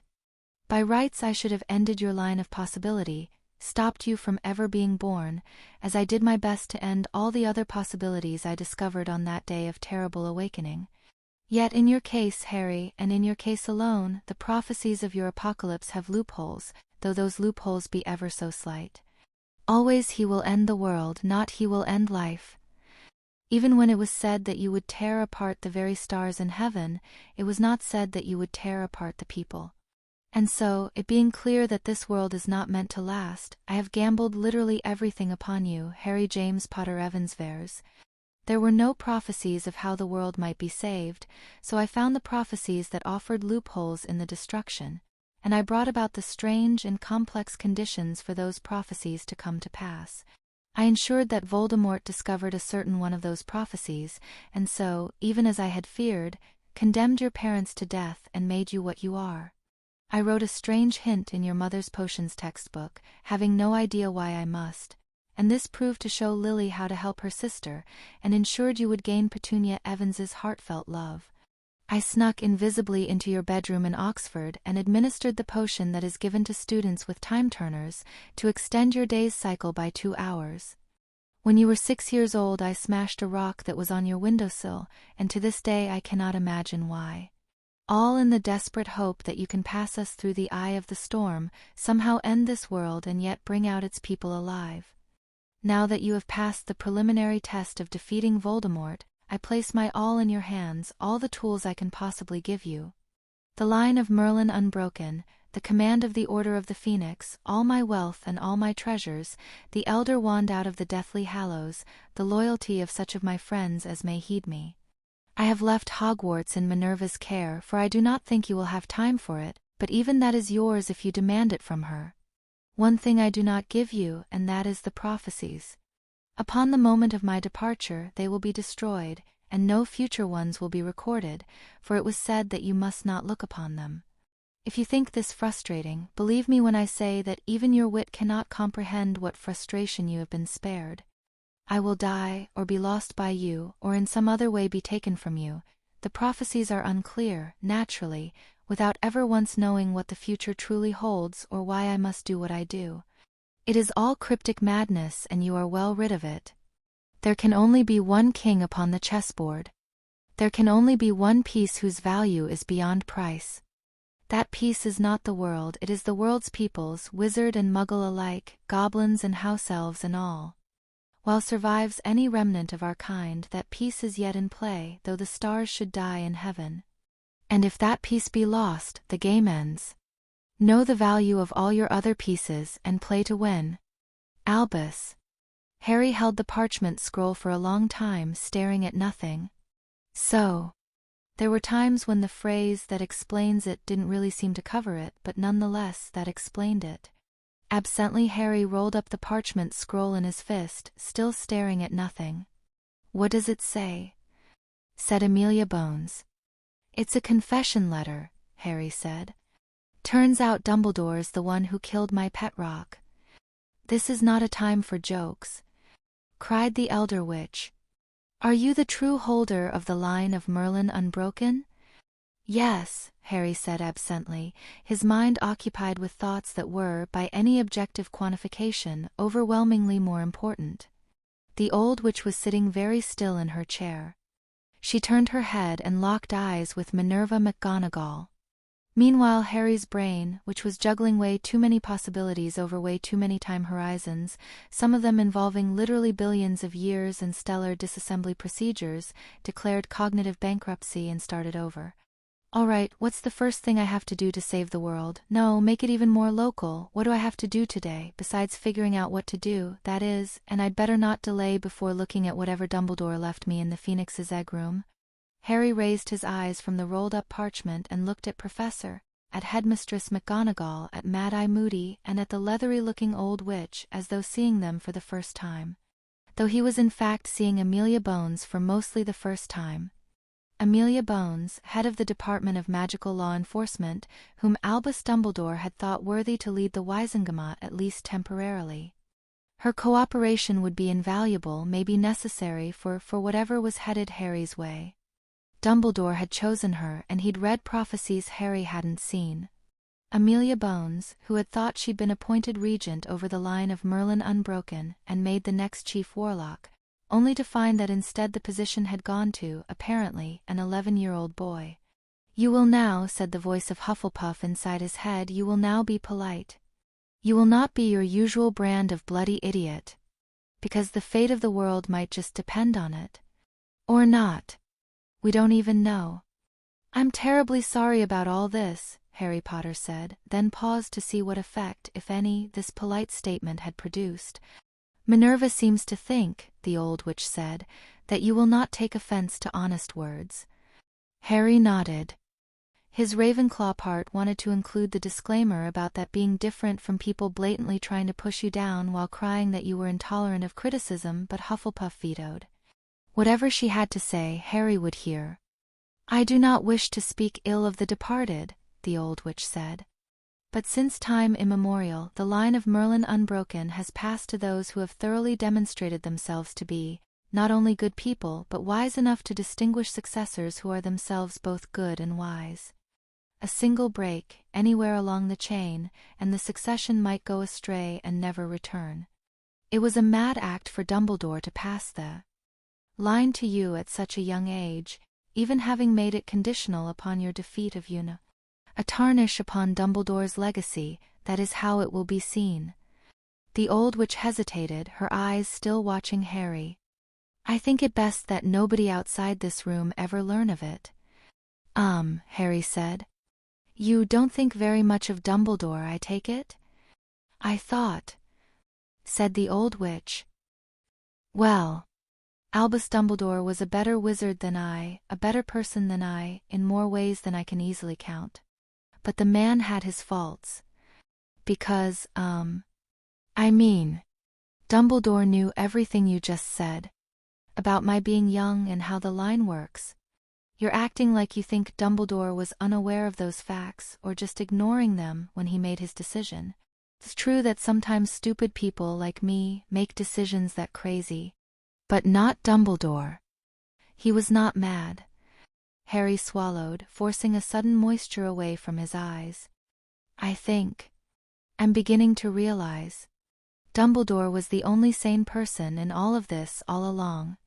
The only one who was doing the right things for anything like the right reasons." Madame Bones was cursing under her breath, low dire imprecations that were making Minerva McGonagall twitch. "I'm sorry," Harry said helplessly. Mad Eye was grinning, the scarred face twisting up in a smile. "Always knew Albus was up to something he never told the rest of us. Lad, you have no idea how hard it is for me not to use my eye on that scroll." Harry quickly shoved the scroll into his moleskin pouch. "Alaster," Amelia said. The old witch's voice was rising. "You are a man of sense, you cannot think the lad is able to fill Dumbledore's socks. Not today." "Dumbledore," Harry said, the name tasting strange on his tongue, "did make one wrong assumption when he made his decisions.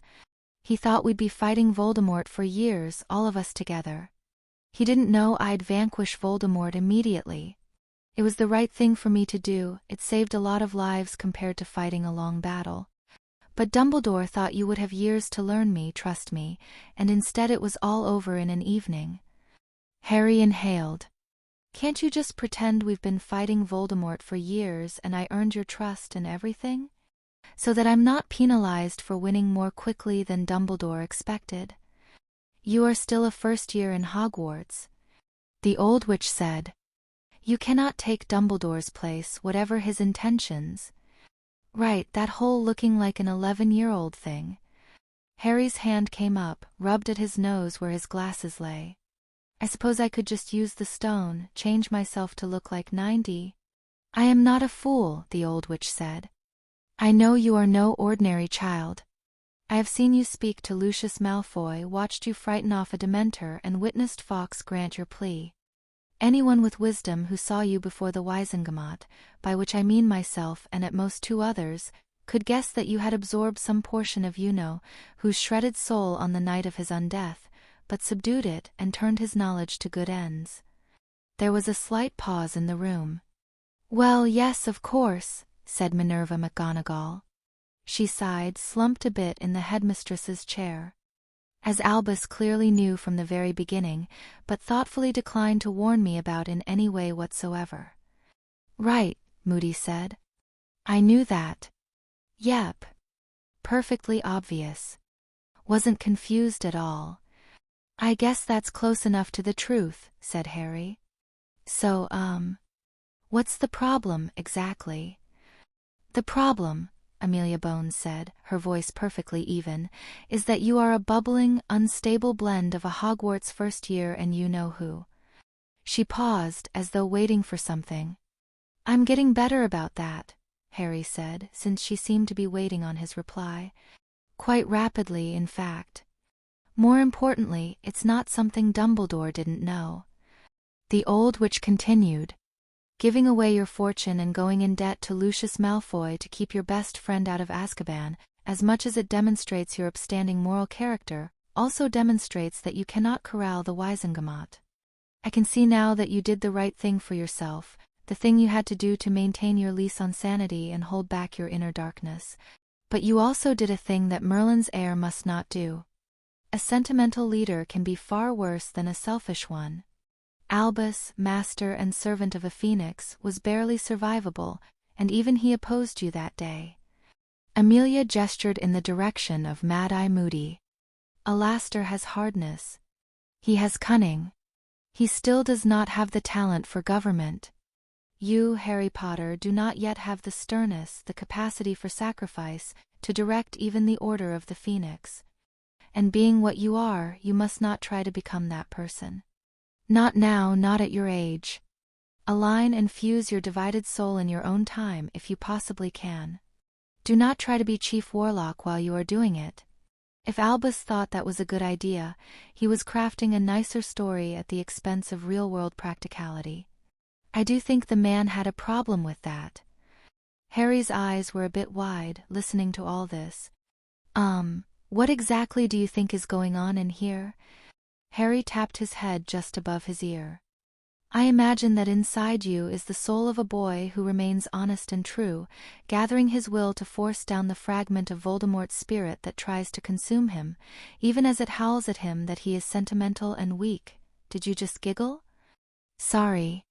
But seriously, it wasn't ever that bad. More like having a lot of bad habits I needed to break. Ahem, said Headmistress McGonagall. Mr. Potter, I think at the start of this year it was that bad. Bad habits that chained into and triggered each other. Yes, those are a bit more of a problem. Harry sighed. And you, Madam Bones, are... Sorry if I'm wrong about this. But my guess is that you're feeling a bit upset that the line went to an 11-year-old? Not the way you are thinking, the old witch said calmly. Though it is natural for you to suspect me. The position of Chief Warlock is not one I will find pleasant, even compared to the horrors of magical law enforcement.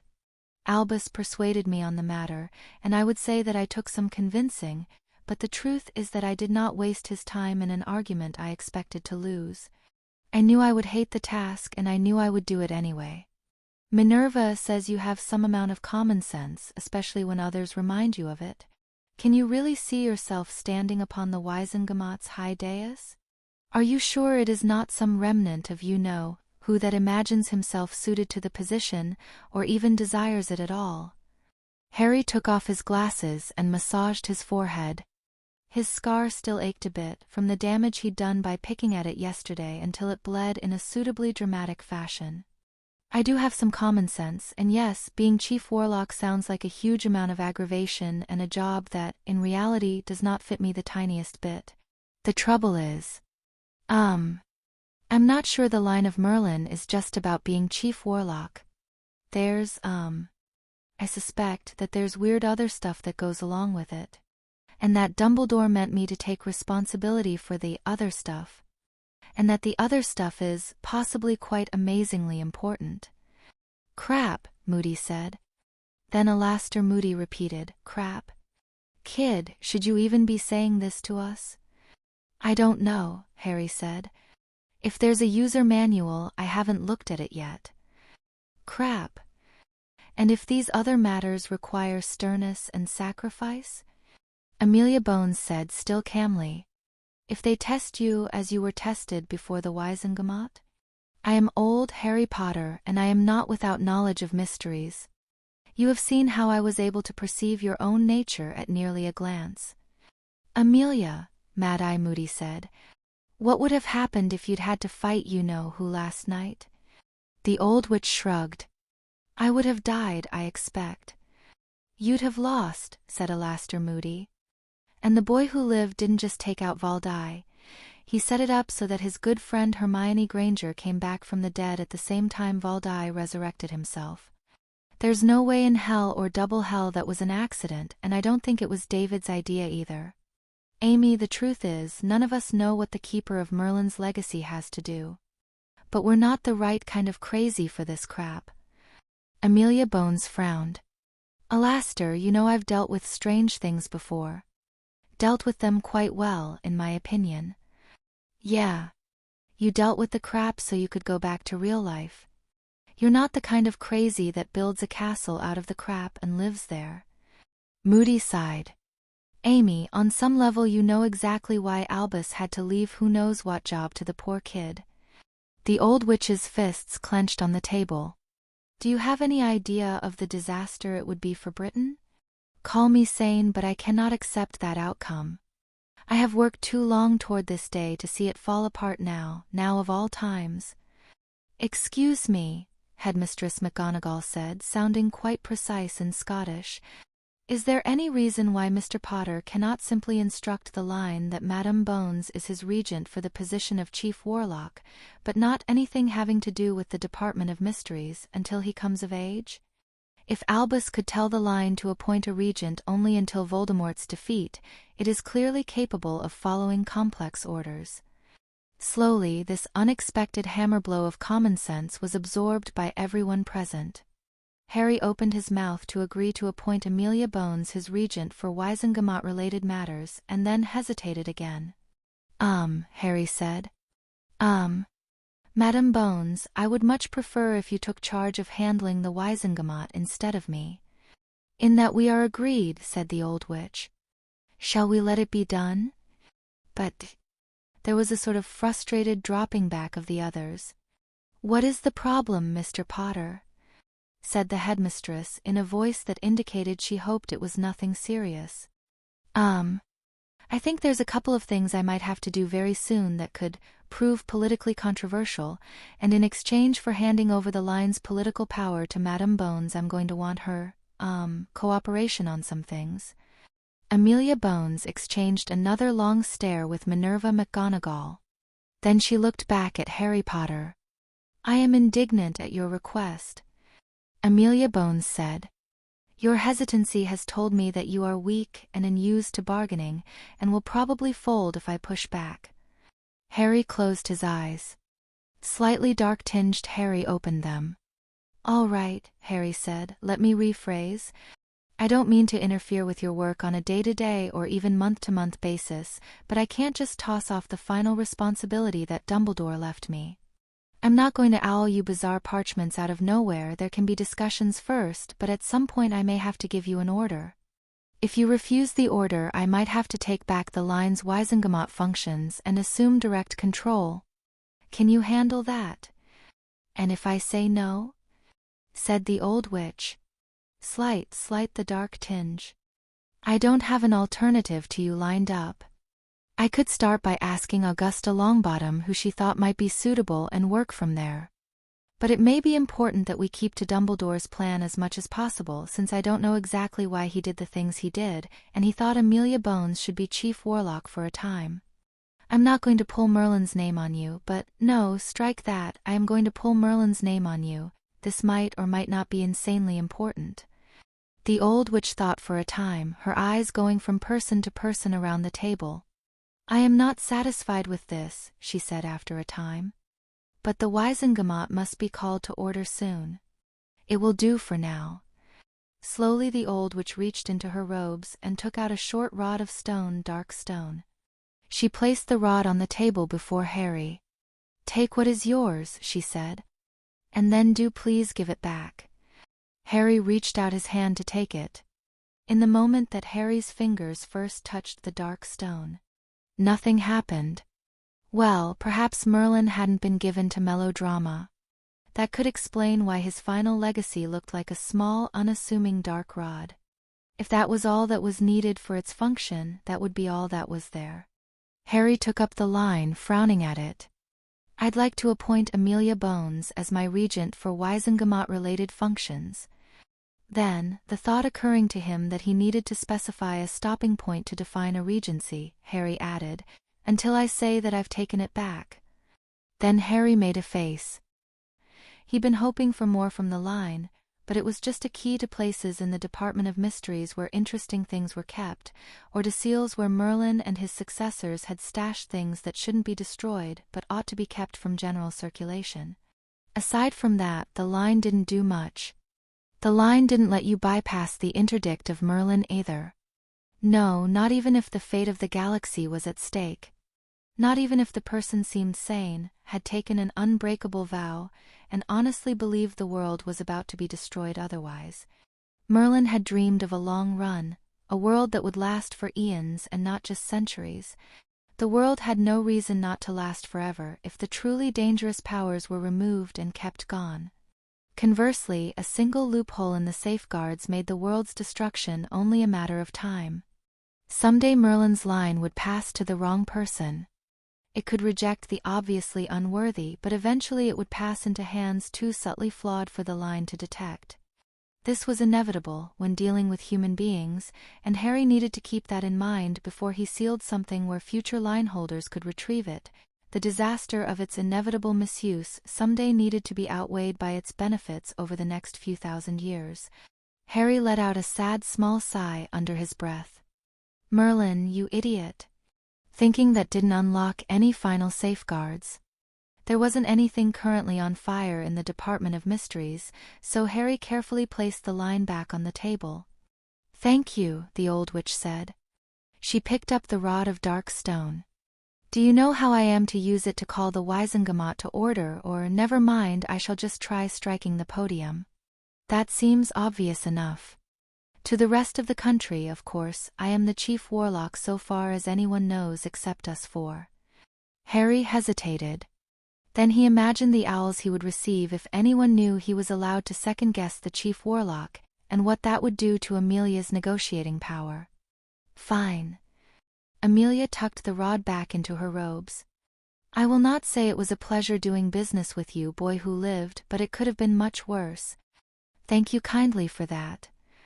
Harry was already feeling worried about the exact balance of power here from the way Madame Bones was acting. Others had, quite logically, deduced that it had been mostly David Monroe who'd planned the way to defeating Voldemort, which meant they were still underestimating him.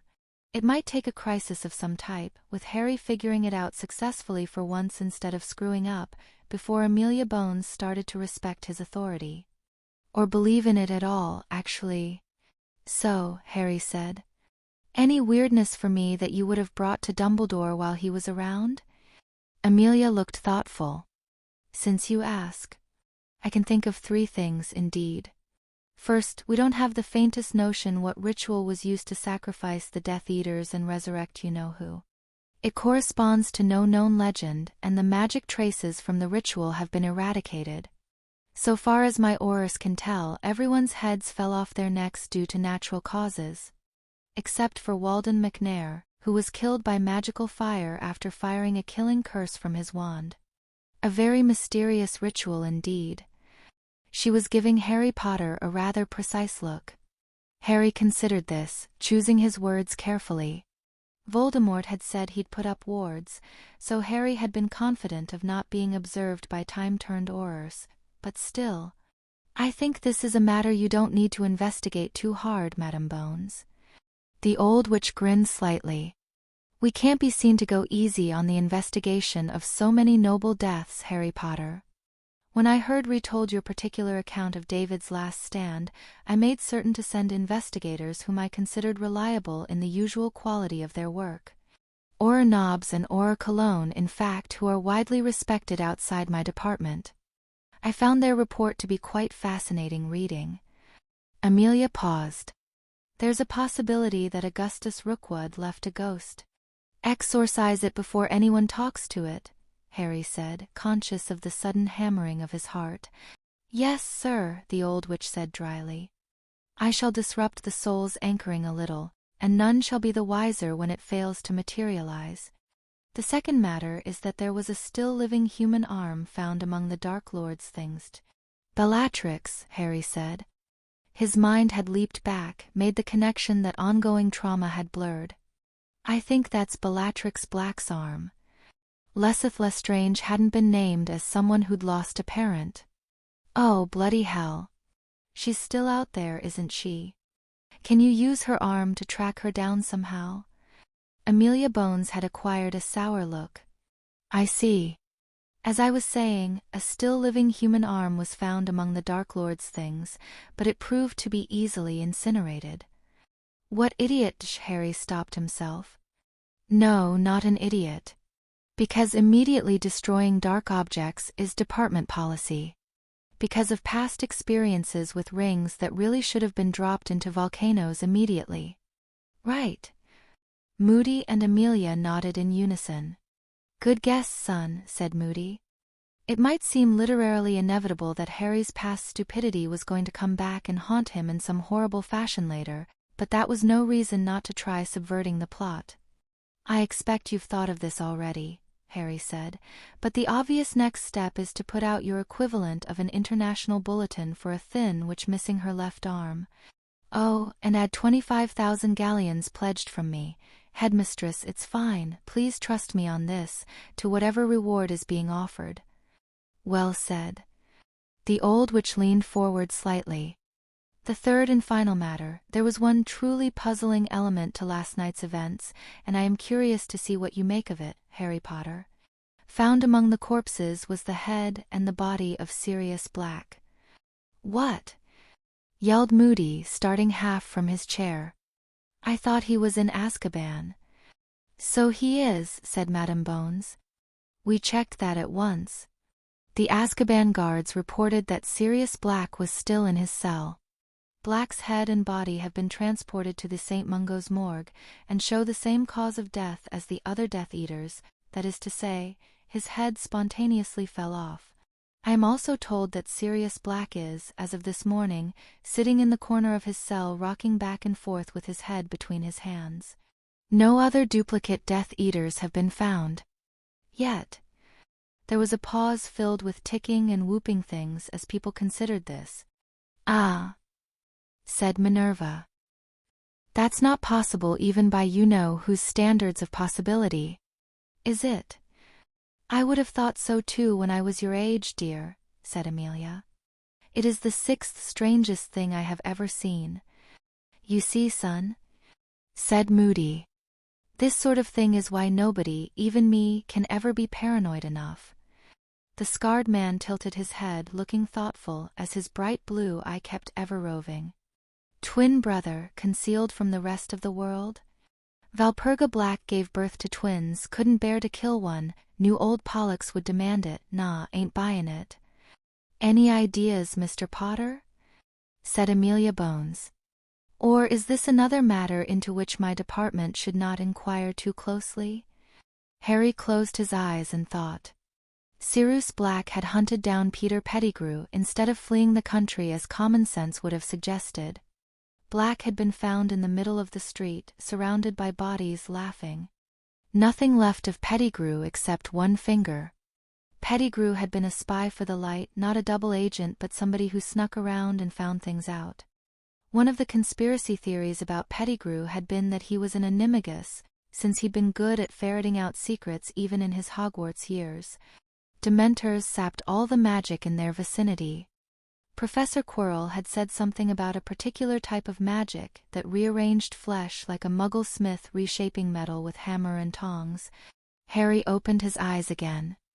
Was Peter Pettigrew a secret metamorphmagus? Amelia Bones's face changed. She made a single croaking noise and fell backward within her chair. Yes, in fact. Minerva said slowly. Why? Sirius Black confounded Peter Pettigrew, Harry's voice explained patiently, to force him to change shape and pretend to be black. By the time the confundus wore off, Peter was in Azkaban and couldn't change back. The Aurors are used to people in Azkaban saying absolutely anything to get out, so they didn't listen while Peter Pettigrew was screaming about it over and over again until his voice wore out. Even Mad-Eye Moody's face showed the horror then.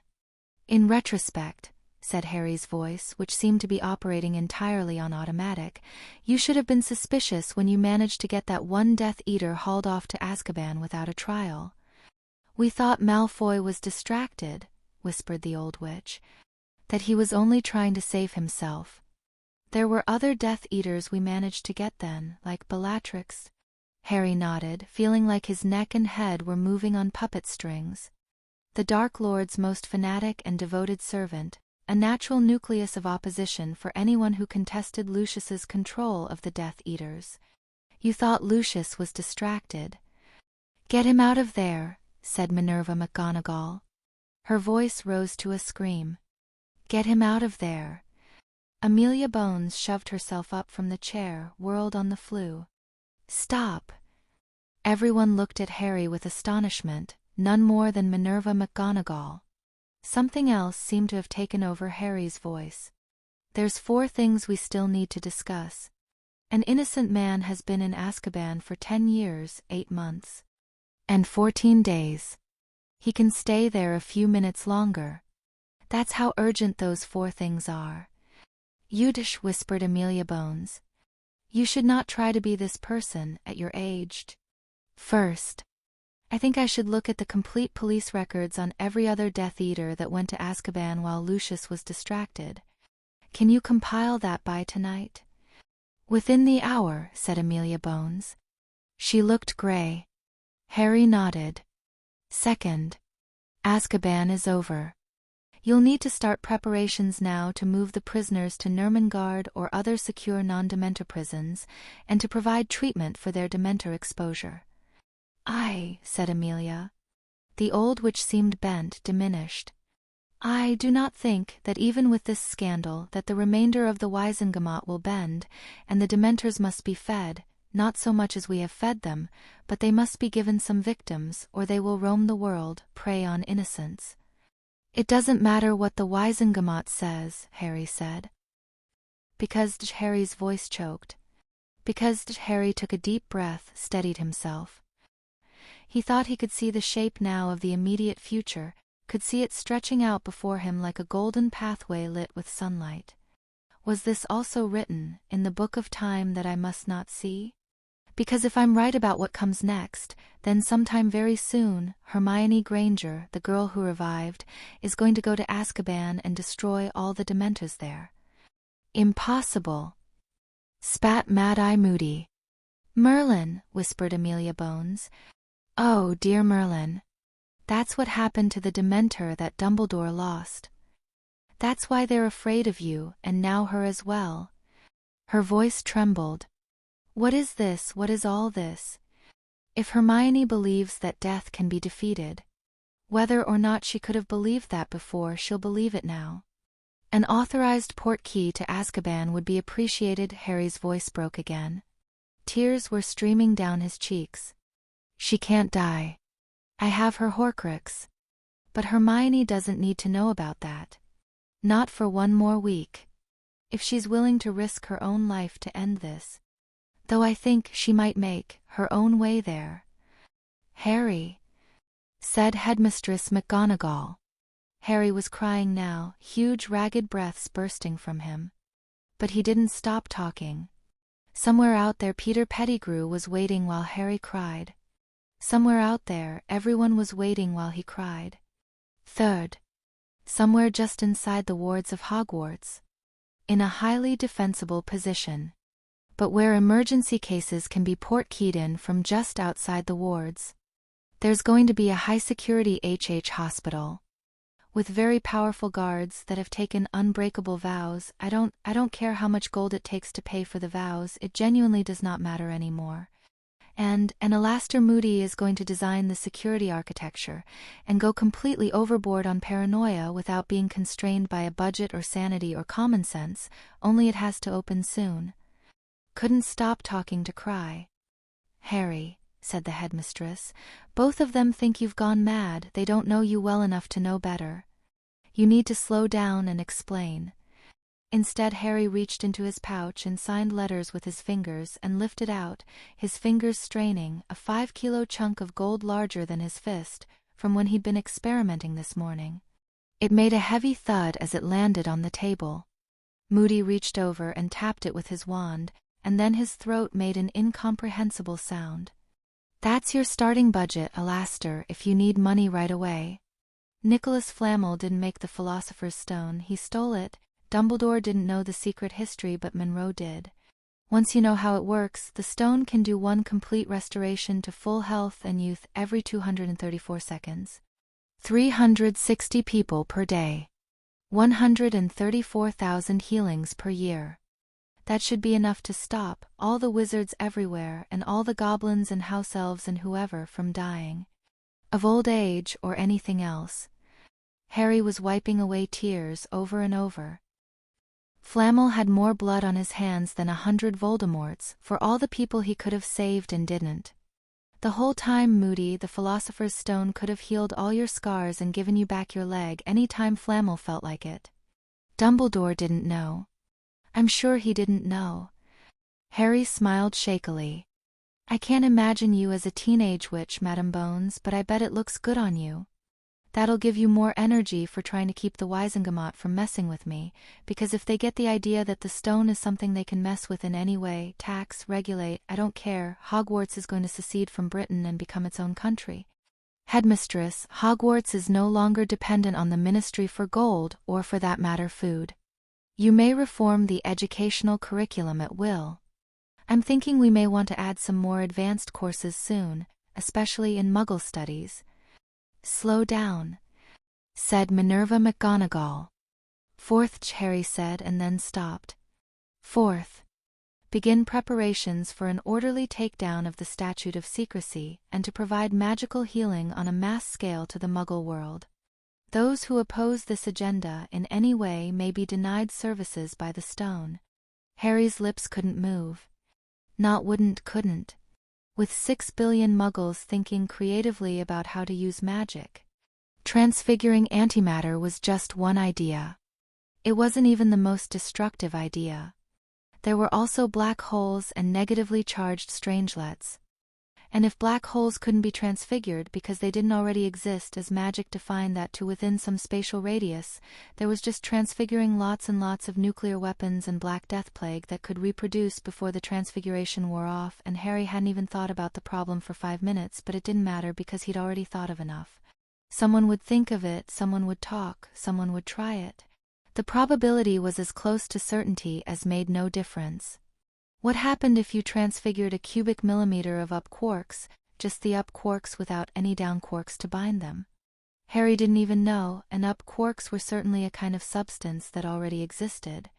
All it might take was one single Muggleborn who knew the names of the 6 quarks deciding to try it. That could be the clock ticking down to the prophesied end of the world. Harry would have tried to deny the thought, rationalize it away. He couldn't do that either. It wasn't a thing Harry Potter would do. Like water flowing downhill, Harry Potter would take no chances when it came to not destroying the world. Fourth, said Amelia Bones, who was looking like she'd been hit repeatedly in the face with a planet. What comes fourth? Never mind, said Harry. His voice did not break. He did not fold over sobbing. There were still lives he could save, and those took precedence. Never mind. Chief Warlock Bones, I've given the regency of the Wizengamot into your hands. Please use that position to announce internationally that the stone's healing power will soon be made available to all, and that meanwhile all dying patients are to be kept alive at any cost, no matter what magic is required to do it. That announcement is your absolute priority. When you have done that, you may rescue Peter Pettigrew and tell your old department to begin preparations for shutting down Azkaban. Then please have someone prepare a full list of imprisoned Death Eaters and what was said at their trials and whether Lucius seemed strangely uninterested in defending them. Thank you. That's all. Amelia Bones turned without another word and dashed into the fleur like it was her own self that was on fire. And someone, Harry said, his voice breaking again now that it was all set in motion, and crying wasn't costing time, though the vast majority of total lives at stake had turned out not to be savable just yet. Someone tell Remus Lupin. 120-something to protect Draco Malfoy. The boy sat in an office near to where the once deputy headmistress had held court. His tears had run dry hours ago. Now there was only the waiting to see what would become of him, the orphan ward of Hogwarts, whose life and happiness lay in the hands of his family's enemies. The boy had been called to this room, and he had come because there was nothing else to do and nowhere else to go. Vincent and Gregory had left his side, called back by their mothers for their father's hurried funerals. Perhaps the boy should have gone with them, but he could not bring himself to do so. He would not have been able to act the part of a Malfoy. The feeling of emptiness that filled him up was so profound that it left no room even for pretended courtesy. Everyone was dead. His father was dead, and his godfather Mr. McNair, and his fallback godfather Mr. Avery. Even Sirius Black, his mother's cousin, had somehow managed to die, and the last remnant of House Black was no friend to any Malfoy. Everyone was dead. There came a knock upon the office's door, and then, when the boy made no reply, the door opened, revealing. "Go away," Draco Malfoy said to the boy who lived. He couldn't muster any force in the words. "I will soon," Harry Potter said as he stepped into the room. "But there's a decision to be made, and only you can make it." Draco turned his head toward the wall, because just looking at Harry Potter took more energy than he had left in him. "You have to decide," Harry said, "what happens to Draco Malfoy after this. I don't mean that in any ominous way. No matter what, you're still going to grow up to be the rich heir of a noble and most ancient house. The thing is," Harry's voice was wavering now, "the thing is, there's a horrible truth you don't know, and I keep thinking that if you knew, you'd tell me not to be your friend anymore. And I don't want to stop being your friend. But to just never tell you and always maintain that lie so I can go on being your friend, I can't do that. It's also wrong. I don't want this anymore. I don't want to be manipulating you. I've hurt you too much already. Then stop trying to be my friend, you're no good at it anyway." The words rose up into Draco's consciousness and were rejected from his lips. He felt like he'd mostly lost Harry already, from the games Harry had played with their friendship, the lies and manipulations, and yet the thought of going back to Slytherin alone, maybe without Vincent and Gregory if their mothers terminated the arrangement. Draco didn't want to do that. He didn't want to go back to Slytherin and live out his life among only people who'd agreed to be sorted into Slytherin House. Draco was barely sensible enough to remember how many of his real friends were also friends with Harry, that Padma was a Ravenclaw, and even Theodore was a chaotic lieutenant. All that remained of Malfoy House was a tradition now, and that tradition said it wasn't clever to tell the war's victor to go away and stop trying to be friends with you. "All right," Draco said emptily. "Tell me." "That's what I'm going to do," Harry said. "And then the headmistress will come in after I leave and seal away your last half-hour of memory. But before then, knowing the whole truth, you'll get to decide whether you still want to be involved with me." Harry's voice was shaking. According to the records I was reading through before I came here, the story really began in 1926 with the birth of a half-blood wizard named Tom Morphin Riddle. His mother died in childbirth, and he grew up in a Muggle orphanage, until his Hogwarts letter was brought to him by Professor Dumbledore. The boy who lived continued speaking, words that slammed into what was left of Draco's mind like falling houses. The Dark Lord had been a half-blood. He'd never believed in blood purity for a fraction of a second. Tom Riddle had come up with the idea of Lord Voldemort as a bad joke. The Death Eaters had been meant to lose to David Monroe so Monroe could take over. After giving up on that, Tom Riddle had gone on playing Voldemort instead of actually trying to win because he'd liked bossing the Death Eaters around. Voldemort used me to try to frame Father for my attempted murder, then used me again to go after the Philosopher's Stone. Draco couldn't remember that part, but he'd already been told that he'd been used as a pawn alongside Professor Sprout, and that no charges would be filed. And then the last horror. "You'd," whispered Draco Malfoy. "You'd. I'm the one who killed your father and all the other Death Eaters last night. They'd been told to open fire on me the moment I did anything, so I had to kill them in order to have a chance at dealing with Voldemort, who was a danger to the entire world." Harry Potter's voice was strained. "I didn't think about you and Theodore and Vincent and Gregory, but if I had, I'd have done it anyway. My mind managed not to realize until afterwards that Mr. White was Lucius, but if I'd realized, I still wouldn't have risked leaving him alive in case he knew wandless magic. The thought occurred to me long before that it would be pretty convenient in terms of the political landscape for all the Death Eaters to suddenly die. I always thought that the Death Eaters were horrible people, much more strongly than I ever let on to you since the first day we met. But if your father hadn't been there and I'd had a button that could kill him remotely, I wouldn't have pressed the button just for political reasons. The way I feel about what I've done, and whether there's remorse, well, there's a part of me that's screaming in generic horror about having killed anyone. And another part that says that from a moral standpoint, the Death Eaters signed away their lives on the day they signed up with Voldemort. They pointed their wands at me first, blah blah and so on. But right now I just feel sick about what I've done to you. Again. I feel like, Harry Potter's voice wobbled a bit, everything I do only hurts you for all my good intentions, that you've only ever lost things from being around me, so if you tell me to stay away entirely from Draco Malfoy after this, then I will. And if you want me to try to be your friend for real this time, without ever trying to manipulate you again, without ever using you again or risking hurting you again, then I will, I swear I will. The next Lord Malfoy was crying, openly in front of his enemy, decorum and composure abandoned, because he didn't have anyone left for whose sake he could keep it. A lie. A lie.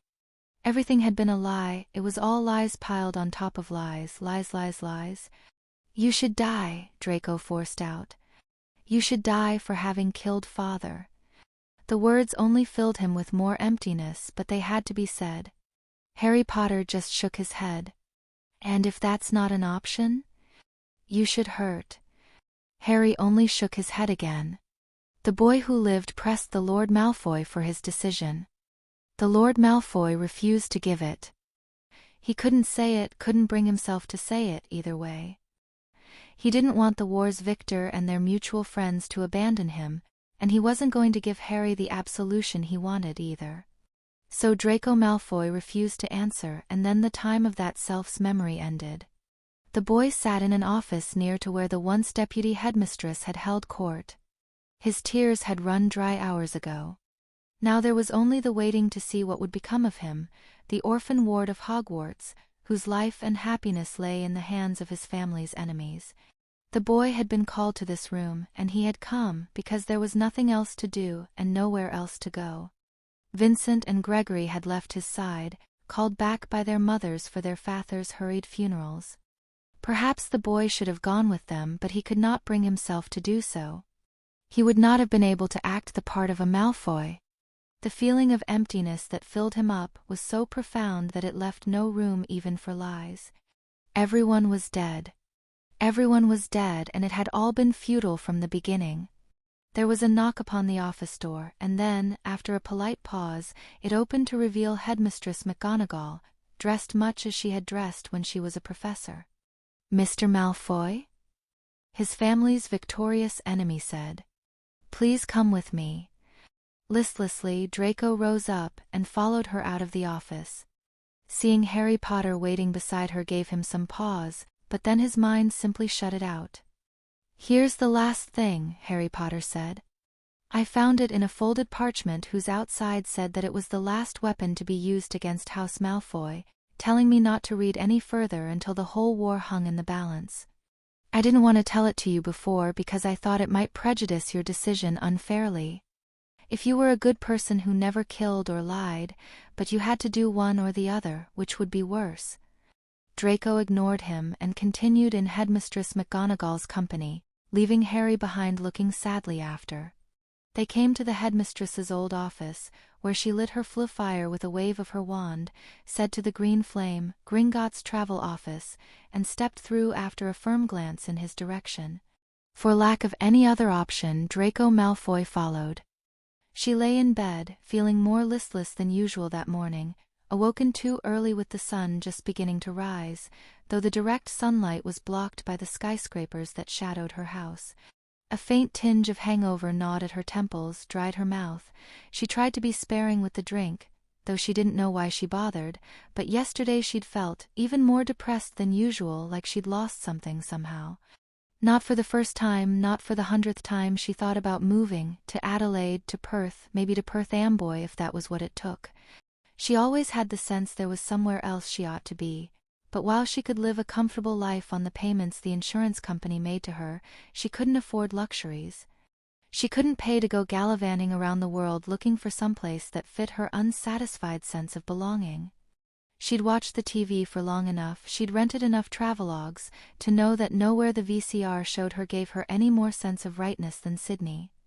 She'd felt frozen, stopped in time, ever since the traffic accident that had stolen her memories, not just of a dead family that meant nothing to her now, but memories like how a stove worked. She suspected, no, she knew, that whatever her heart was waiting for, whatever key needed to turn inside her to make her life begin moving again, it was one more thing she'd lost to that runaway minivan. She thought about that almost every morning, trying to guess what she was missing from her life and mind. Somebody rang her doorbell. She groaned, turning her head far enough to look at the LED alarm clock at the side of her bed. 6:31, it said with the AM dot lit. Seriously? Well, that idiot could wait while she staggered out of bed at her own pace then. Stagger out of bed she did, ignoring the doorbell as it rang again, as she ducked into the bathroom and dressed herself. She clambered down the stairs, ignoring the ever-nagging sense that someone else ought to be answering her door for her. "Who's there?" She called to the closed door. The door had a peephole, but it was fogged over. "Are you Nancy Manson?" came a woman's voice, speaking in a precise Scottish accent. "Yes," she said cautiously. "You know," spoke the Scottish voice, and Nancy leapt back in shock as a flash of light came from the door and hit her, and Nancy swayed, putting a hand to her forehead. Flashes of light just going through doors and hitting people, that wasn't particularly surprising. "Would you please open the door?" said the Scottish woman's voice. "The war is over and your memories should be returning shortly. There's someone here who ought to see you." "My memories." Nancy's head was already feeling clogged, like she was about to start hacking something out of her brain, but she managed to reach out and yank the door open. There in front of her was a woman dressed as a perfectly normal witch, from black robes to tall pointed hat, and standing beside her a boy with short white blonde hair and wearing perfectly normal dark robes trimmed in green, staring at her with his jaw dropped and eyes wide and beginning to fill with tears. Green trimmed robes and white blonde hair. Something warm stirred in her memory. She felt her heart rising into her throat as she realized that the thing that she'd been looking for these past 10 years might be right in front of her this very instant. Somewhere deep inside her, ice was cracking around her heart, the piece of her that had been stopped for so long preparing to move once more. The boy was staring at her, his mouth working soundlessly. A mysterious name came into her mind, rose to her lips. "Lucius," she whispered. 121 something to protect, Severus Snape. A somber mood pervaded the headmistress's office. Minerva had returned after dropping off Draco and Narcissus/Nancy at St. Mungo's, where the Lady Malfoy was being examined to see if a decade living as a muggle had done any damage to her health, and Harry had come up to the headmistress's office again and then, not been able to think of priorities. There was so much to do, so many things, that even Headmistress McGonagall didn't seem to know where to start, and certainly not Harry. Right now Minerva was repeatedly writing words on parchment and then erasing them with a hand wave, and Harry had closed his eyes for clarity. Was there any next first thing that needed to happen? There came a knock upon the great oaken door that had been Dumbledore's, and the headmistress opened it with a word. The man who entered the headmistress's office appeared worn. He had discarded his wheelchair but still walked with a limp. He wore black robes that were simple yet clean and unstained. Over his left shoulder was slung a knapsack of sturdy gray leather set with silver filigree that held 4 green pearl-like stones. It looked like a thoroughly enchanted knapsack, one that could contain the contents of a muggle house. One look at him and Harry knew. Headmistress McGonagall sat frozen behind her new desk. Severus Snape inclined his head to her. "What is the meaning of this?" said the headmistress, sounding heartsick like she'd known upon a glance just like Harry had. "I resign my position as the potions master of Hogwarts," the man said simply. "I will not stay to draw my last month's salary." If there are students who have been particularly harmed by me, you may use the money for their benefit. He knows. The thought came to Harry, and he couldn't have said in words just what the potions master now knew, except that it was clear that Severus knew it. Severus. Headmistress McGonagall began. Her voice sounded hollow. Professor Severus Snape, you may not realize how difficult it is to find potions masters who can safely teach Muggleborns, or professors sharp enough to keep Slytherin House in any semblance of order. Again the man inclined his head.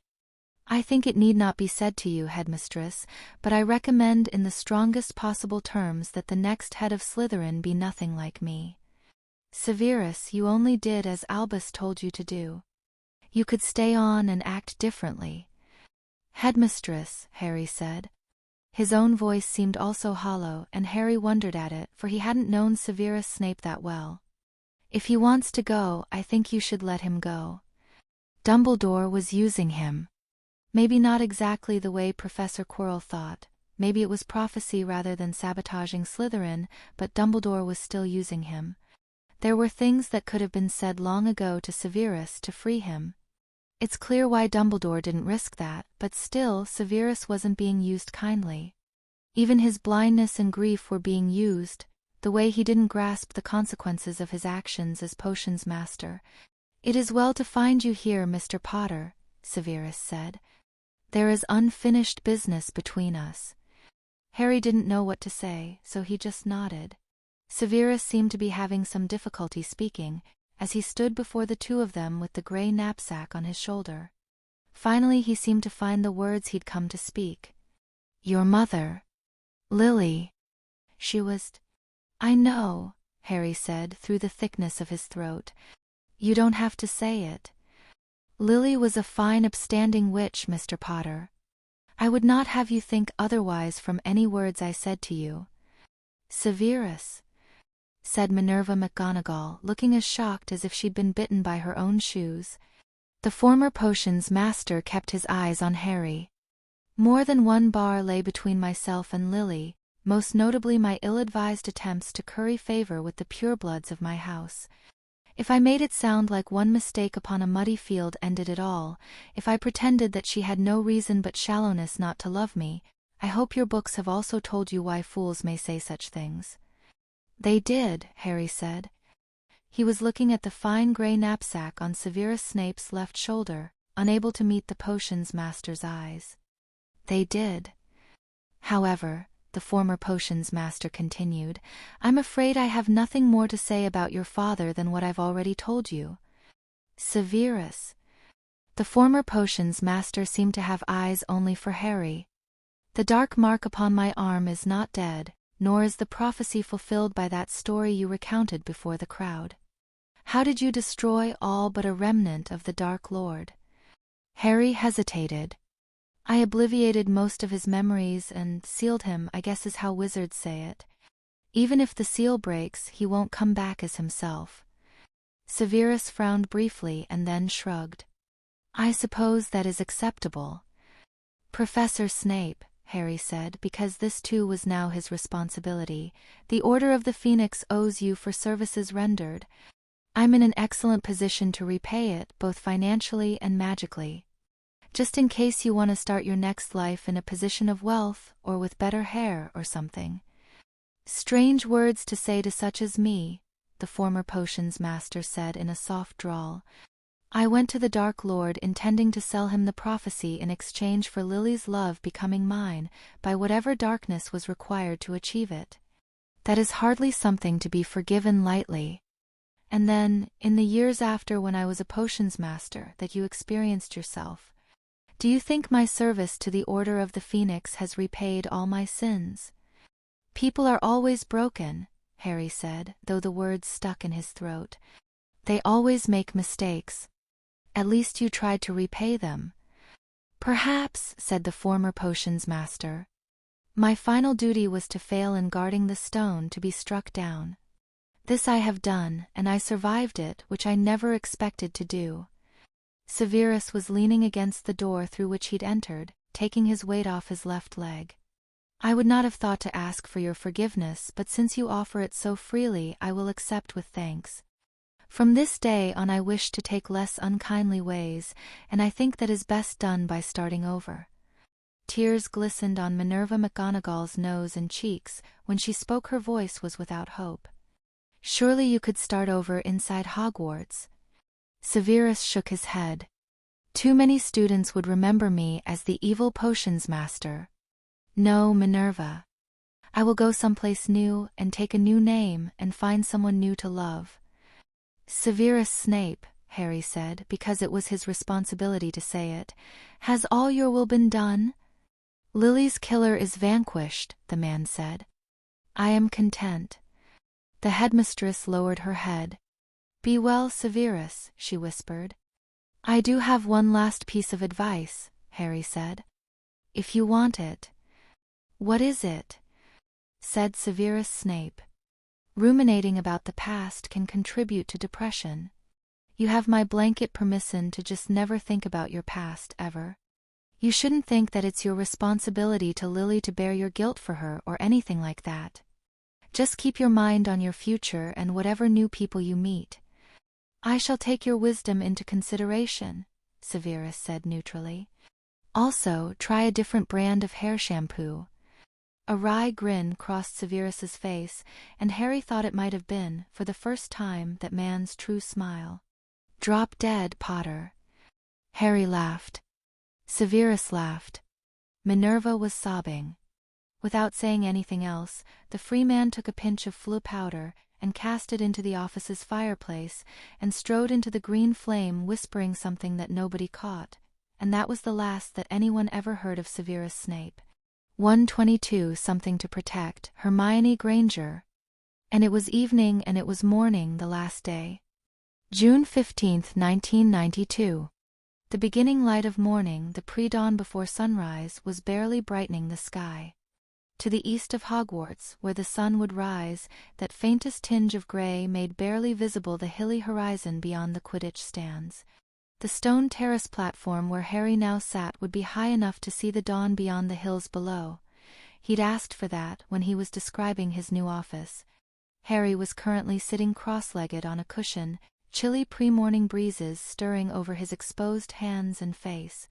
He'd ordered the house elves to bring up the hand-glittered throne from his previous office as General Chaos, and then he'd told the elves to put it back, once it had occurred to Harry to start worrying about where his taste in decorations had come from and whether Voldemort had once possessed a similar throne. Which, itself, wasn't a knockdown argument. It wasn't like sitting on a glittery throne to survey the lands below Hogwarts was unethical in any way Harry's moral philosophy could make out, but Harry had decided that he needed to take time and think it through. Meanwhile, simple cushions would do well enough. In the room below, connected to the rooftop by a simple wooden ladder, was Harry's new office inside Hogwarts. A wide room surrounded by full-wall windows on 4 sides for sunlight, currently bare of furnishings but for 4 chairs and a desk. Harry had told Headmistress McGonagall what he was looking for, and Headmistress McGonagall had put on the Sorting Hat and then told Harry the series of twists and turns that would take him where he wanted to be. High enough in Hogwarts that the castle shouldn't have been that tall. High enough in Hogwarts that nobody looking from the outside would see a piece of castle corresponding to where Harry now sat. It seemed like an elementary precaution against snipers that there was no reason not to take. Though, on the flip side, Harry had no idea where he currently was in any real sense. If his office couldn't be seen from the lands below, then how was Harry seeing the lands? How were photons making it from the landscape to him? On the western side of the horizon, stars still glittered, clear in the pre-dawn air. Were those photons the actual photons that had been emitted by huge plasma furnaces in the unimaginable distance? Or did Harry now sit within some dreaming vision of the Hogwarts castle? Or was it all, without any further explanation, just magic? He needed to get electricity to work better around magic so he could experiment with shining lasers downward and upward. And yes, Harry had his own office on Hogwarts now. He didn't have any official title yet, but the boy who lived was now a true fixture of the Hogwarts School of Witchcraft and Wizardry, the soon-to-be home of the Philosopher's Stone and the world's only wizarding institution of genuinely higher education. It wasn't fully secured, but Professor Vector had put up some preliminary charms and runes to screen the office and its rooftop against eavesdropping. Harry sat on his cushion, near the edge of his office's roof, and gazed down upon trees and lakes and flowering grass. Far below, carriages sat motionlessly, not yet harnessed to skeletal horses. Small boats littered the shore, prepared to ferry younger students across the lake when the time came. The Hogwarts Express had arrived overnight, and now the train cars and the huge old-fashioned engine awaited on the other side of the southern lake. All was ready to take the students home after the leave-taking feast in the morning. Harry stared across the lake, at the great old-fashioned locomotive he wouldn't be riding home this time. Again. There was a strange sadness and worry to that thought, like Harry was already starting to miss out on the bonding experiences with the other students his age, if you could say that at all, when a significant part of Harry had been born in 1926. It had felt to Harry, last night in the Ravenclaw common room, like the gap between him and the other students had, yes, widened even further. Though that might only have been from the questions Padma Patil and Anthony Goldstein had excitedly asked each other about the girl who revived, the rapid-fire speculations shooting through the air from Ravenclaw to Ravenclaw. Harry had known the answers, he'd known all the answers, and he hadn't been able to say them. There was a part of Harry that was tempted to go on the Hogwarts Express and then come back to Hogwarts by flu. But when Harry imagined finding 5 other students for his compartment, and then spending the next 8 hours keeping secrets from Neville or Padma or Dean or Tracy or Lavender, it didn't seem like an attractive prospect. Harry felt like he ought to do it for reasons of socializing with the other children, but he did not want to do it. He could meet with everyone again at the start of the next school year, when there would be other topics of which he could speak more freely. Harry stared south across the lake, at the huge old locomotive, and thought about the rest of his life. About the future. The prophecy Dumbledore's letter had mentioned about him tearing apart the stars in heaven. Well, that sounded optimistic. That part had an obvious interpretation to anyone who'd grown up with the right sort of upbringing. It described a future where humanity had won more or less. It wasn't what Harry usually thought about when he gazed at the stars, but from a truly adult perspective, the stars were enormous heaps of valuable raw materials that had unfortunately caught fire and needed to be scattered and put out. If you were tapping the huge hydrogen-helium reservoirs for raw materials, that meant your species had successfully grown up. Unless the prophecy had been referring to something else entirely. Dumbledore might have been misinterpreting some seer's words. But his message to Harry had been phrased as if there'd been a prophecy about Harry personally tearing apart stars in the foreseeable future. Which seemed potentially more worrisome, though by no means certain to be true, or a bad thing if it was true. Harry vented a sigh. He'd begun to understand, in the long hours before sleep had taken him last night, just what Dumbledore's last message implied. Looking back on the events of the 1991 to 1992 Hogwarts school year was nothing short of bone-freezingly terrifying, now that Harry understood what he was seeing. It wasn't just that Harry had kept the frequent company of his good friend Lord Voldemort. It wasn't even mostly that. It was the vision of a narrow line of time that Albus Dumbledore had steered through fate's narrow keyhole, a hair-thin strand of possibility threaded through a needle's eye. The prophecies had instructed Dumbledore to have Tom Riddle's intelligence copied onto the brain of a wizarding infant who would then grow up learning Muggle science. What did it say about the likely shape of the future, if that was the first or best strategy the seers could find that didn't lead to catastrophe? Harry could look back now on the unbreakable vow that he'd made, and guess that if not for that vow, disaster might have already been set in motion yesterday when Harry had wanted to tear down the International Statute of Secrecy. Which in turn strongly suggested that the many prophecies Dumbledore had read and whose instructions he'd followed, had somehow ensured that Harry and Voldemort would collide in exactly the right way to cause Voldemort to force Harry to make that unbreakable vow. That the unbreakable vow had been part of time's narrow keyhole, one of the improbable preconditions for allowing the Earth's peoples to survive. A vow whose sole purpose was to protect everyone from Harry's current stupidity. It was like watching a videotape of an almost traffic accident that had happened to you, where you remembered another car missing you by centimeters, and the video showing that somebody had also thrown a pebble in exactly the right way to cause an enormous lorry to miss that near collision, and if they hadn't thrown that pebble, then you and all your family in the automobile and your entire planet would have been hit by the lorry, which, in the metaphor, represented your own sheer obliviousness. Harry had been warned, he'd known on some level, or the vow wouldn't have stopped him, and yet he'd still almost made the wrong choice and destroyed the world. Harry could look back now and see that, yes, the alternate Harry with no vow would have had trouble accepting the reasoning that said you couldn't get magical healing to muggles as fast as possible. If the alternate Harry had acknowledged the danger at all, he would have rationalized it, tried to figure out some clever way around the problem, and refused to accept taking a few years longer to do it, and so the world would have ended. Even after all the warnings Harry had received, it still wouldn't have worked without the unbreakable vow. One tiny strand of time being threaded through a needle's eye. Harry didn't know how to handle this revelation. It wasn't a sort of situation that human beings had evolved emotions to handle. All Harry could do was stare at how close he had come to disaster, might come again to disaster if that vow was fated to trigger more than once, and think. I don't want that to happen again didn't seem like the right thought. He'd never wanted to destroy the world in the first place. Harry hadn't lacked for protective feelings about Earth's sapient population. Those protective feelings had been the problem in a way. What Harry had lacked was some element of clear vision, of being willing to consciously acknowledge what he'd already known deep down. And the whole thing with Harry having spent the last year cozying up to the defense professor didn't speak highly of his intellect either. It seemed to point to the same problem even. There were things Harry had known or strongly suspected on some level but never promoted to conscious attention. And so he had failed and nearly died. I need to raise the level of my game. That was the thought Harry was looking for. He had to do better than this, become a less stupid person than this. I need to raise the level of my game or fail. Dumbledore had destroyed the recordings in the Hall of Prophecy and arranged for no further recordings to be made. There'd apparently been a prophecy that said Harry mustn't look upon those prophecies. And the obvious next thought, which might or might not be true, was that saving the world was beyond the reach of prophetic instruction.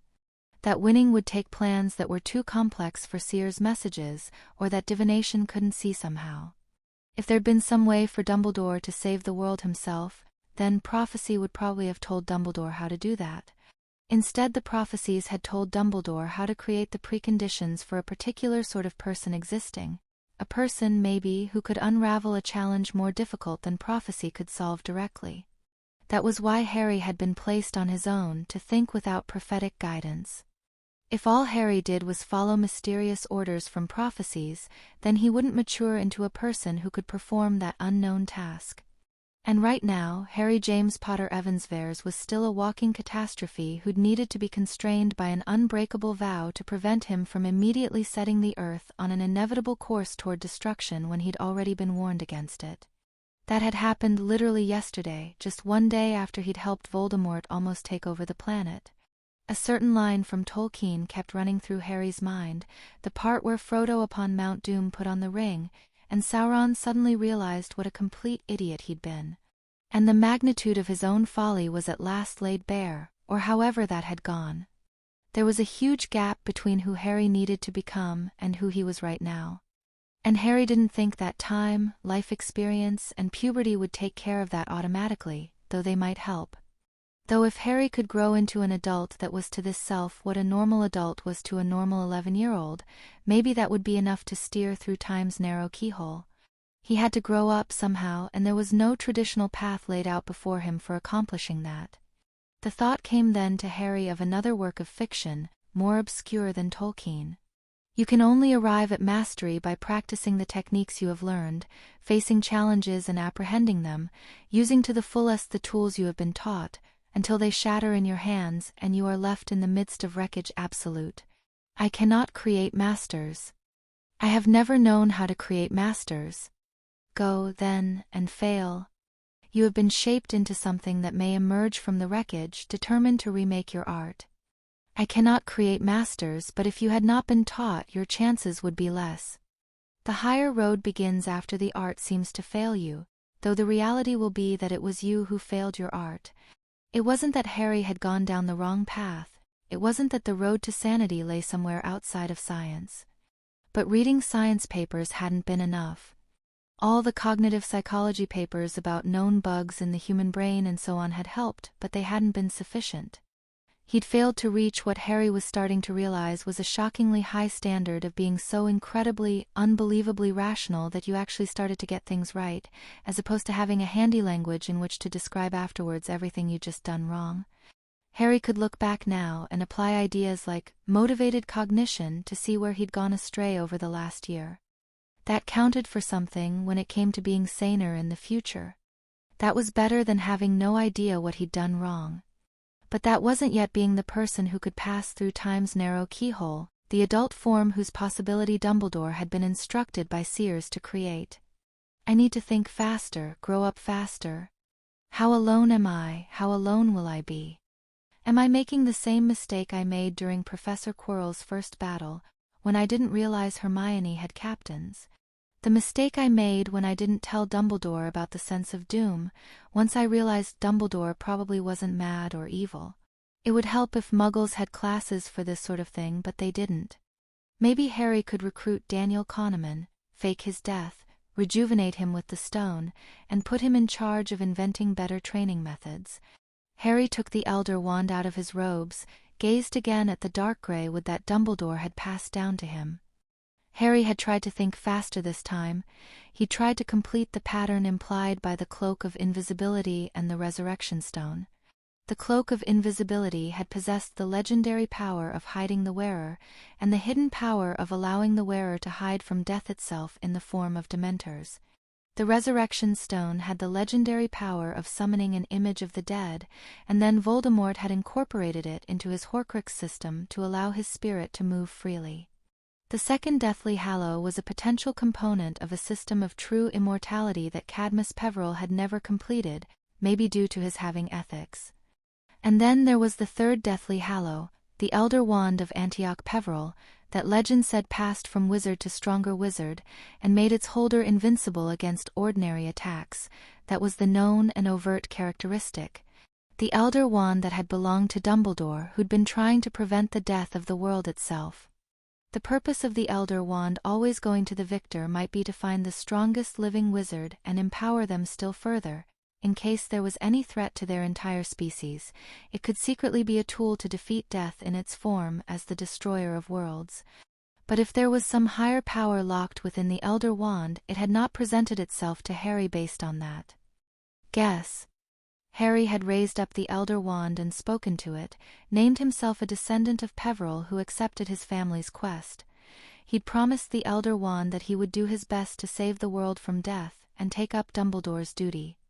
And the Elder Wand had answered no more strongly to his hand than before, refusing his attempt to jump ahead in the story.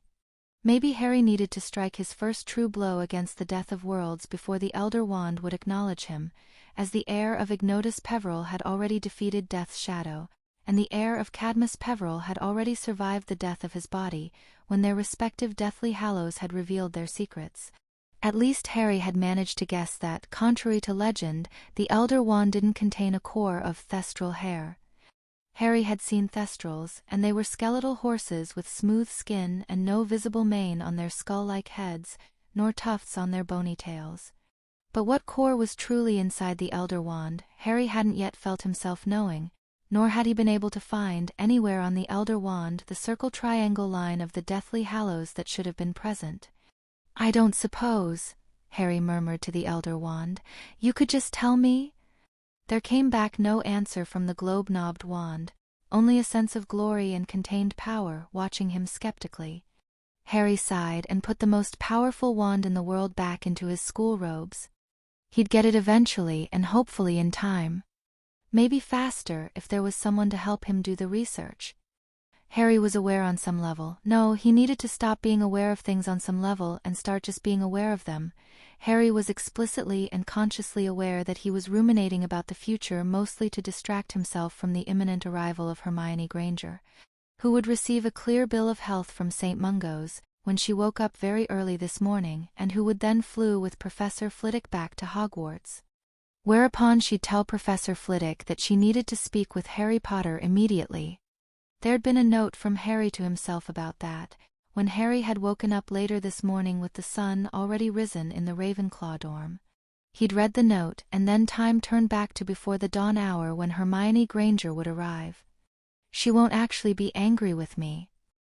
Seriously. Hermione isn't that kind of person. Maybe she was at the start of the year, but she's too self-aware to fall for that one now. What do you mean? If you have something to say, inner voice, just say it. We're trying to be more aware of our own thought processes, remember? The sky had gone full blue-gray, dawn barely short of sunrise, by the time that Harry heard the sound of footsteps coming from the ladder that opened into his new office. Hastily Harry stood up and began to brush off his robes, and then, realizing what he was doing, stopped the nervous motions. He'd just defeated Voldemort, damn it, he ought not to be this nervous. The young witch's head and chestnut curls appeared in the opening and peered around. Then she rose up higher, seemed almost to run up the ladder steps, like she was walking along an ordinary sidewalk but vertically. Harry could have blinked and missed it, how her one shoe came down on the top rung of the ladder, and then she leaped lightly onto the roof an instant later. Hermione. Harry's lips moved around the word but made no sound. There'd been something Harry had meant to say, but it had gone right out of his mind. Maybe a quarter of the minute passed on the rooftop before Hermione Granger spoke. She was wearing a blue-edged uniform now and the blue bronze-striped tie of her proper house. Harry, said Hermione Granger, a terribly familiar voice that almost brought tears to Harry's eyes, before I ask you all the questions, I'd like to start by saying thank you very much for, whatever it is you did. I mean it, really. Thank you. Hermione, Harry said and swallowed.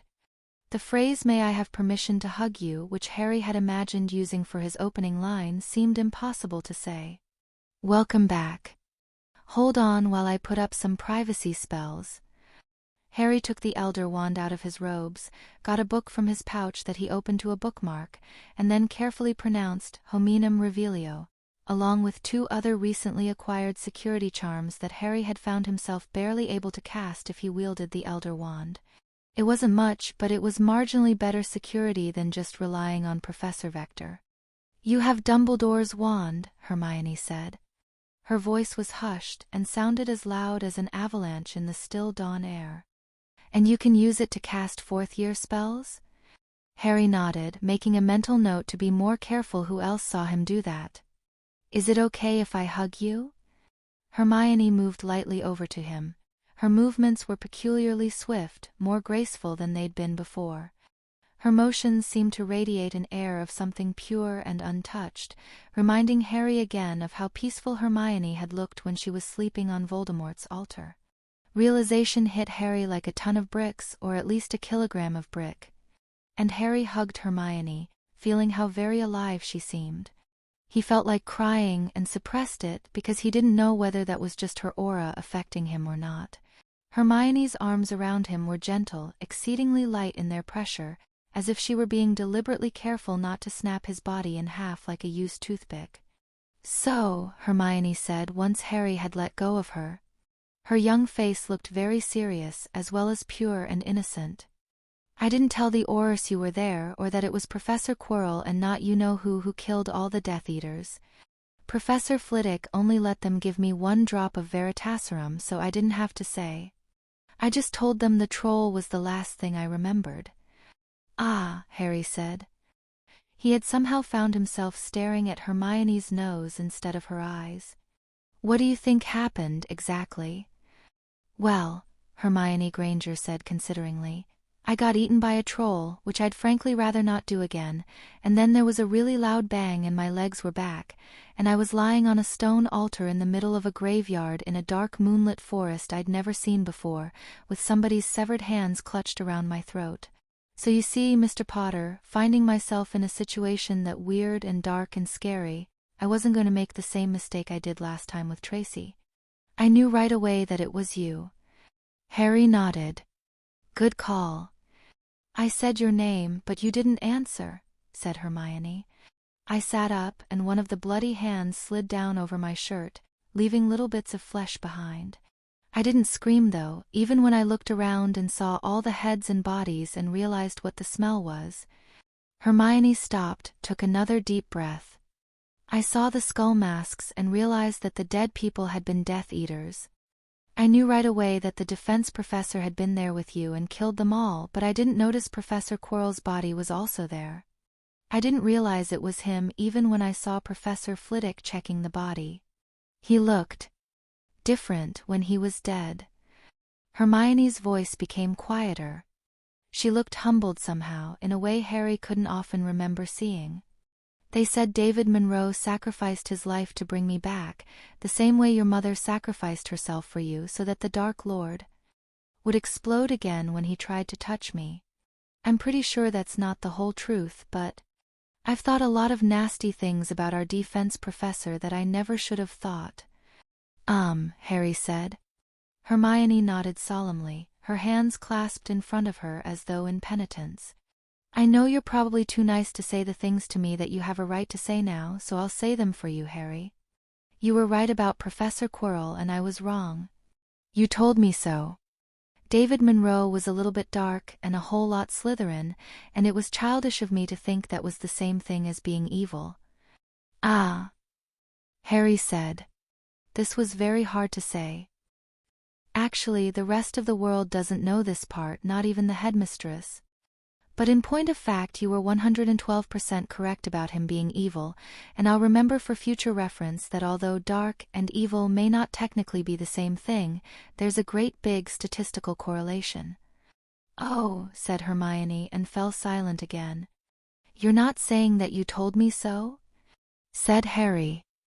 His mental model of Hermione was yelling. I told you so. Didn't I tell you so, Mr. Potter? Didn't I tell you? Professor Quirrell is Evivile, I said, but you didn't listen to me. The actual Hermione just shook her head. I know you cared about him a lot, she said softly. Since I was right after all. I knew you'd probably be hurting a lot after Professor Quirrell turned out to be evil, and that it wouldn't be a good time to say I told you so. I mean, that's what I decided when I was thinking that part through several months earlier. Thank you, Miss Granger. Harry was glad she'd said that much, though it just wouldn't have felt like Hermione otherwise. So, Mr. Potter, said Hermione Granger, tapping her fingers on her robe at around thigh level. After the Mediwitch drew my blood, it stopped hurting right away, and when I brushed away the little bit of blood on my arm, I couldn't find where the needle had poked me. I bent some of the metal in my bed frame without trying hard, and though I haven't had a chance to test it yet, I feel like I should be able to run really fast. My fingernails are pearly white and shiny even though I don't remember painting them. And my teeth look like that too, which, being the daughter of dentists, makes me nervous. So it's not that I'm ungrateful, but just what exactly did you do? Harry said. And I'm expecting you're also wondering why you're radiating an aura of purity and innocence? I'm what? That part wasn't my idea. Honestly. Harry's voice went small. Please don't kill me. Hermione Granger raised her hands in front of her face, staring somewhat cross-eyed at her fingers. Harry, are you saying? I mean, my radiating innocence and being all fast and graceful and my teeth being pearly white, is it alicorn my fingernails are made of? Alicorn. It's the term for unicorn horn, Mr. Potter. Hermione Granger seemed to be trying to nibble her fingernails and not having much luck. So, I guess if you bring a girl back from the dead she ends up as, what did Daphne call it, a sparkling unicorn princess? That's not exactly what happened, Harry said, though it was frighteningly close. Hermione took her finger out of her mouth, frowning at it. I can't bite through it either. Mr. Potter, did you consider the problems now that it's literally impossible for me to trim my fingernails and toenails? The Weasley twins have a magical sword that should work, Harry volunteered. I think, Hermione Granger said firmly, that I would like to know the whole story behind all this, Mr. Potter. Because knowing you and knowing Professor Quirrell, there was some sort of plan going on. Harry took a deep breath. Then he exhaled. Sorry, it's classified. I could tell you if you studied occlumency, but do you want to? Do I want to study occlumency? Hermione said, looking slightly surprised. That's at least a 6th-year thing, isn't it? I learned it, Harry said.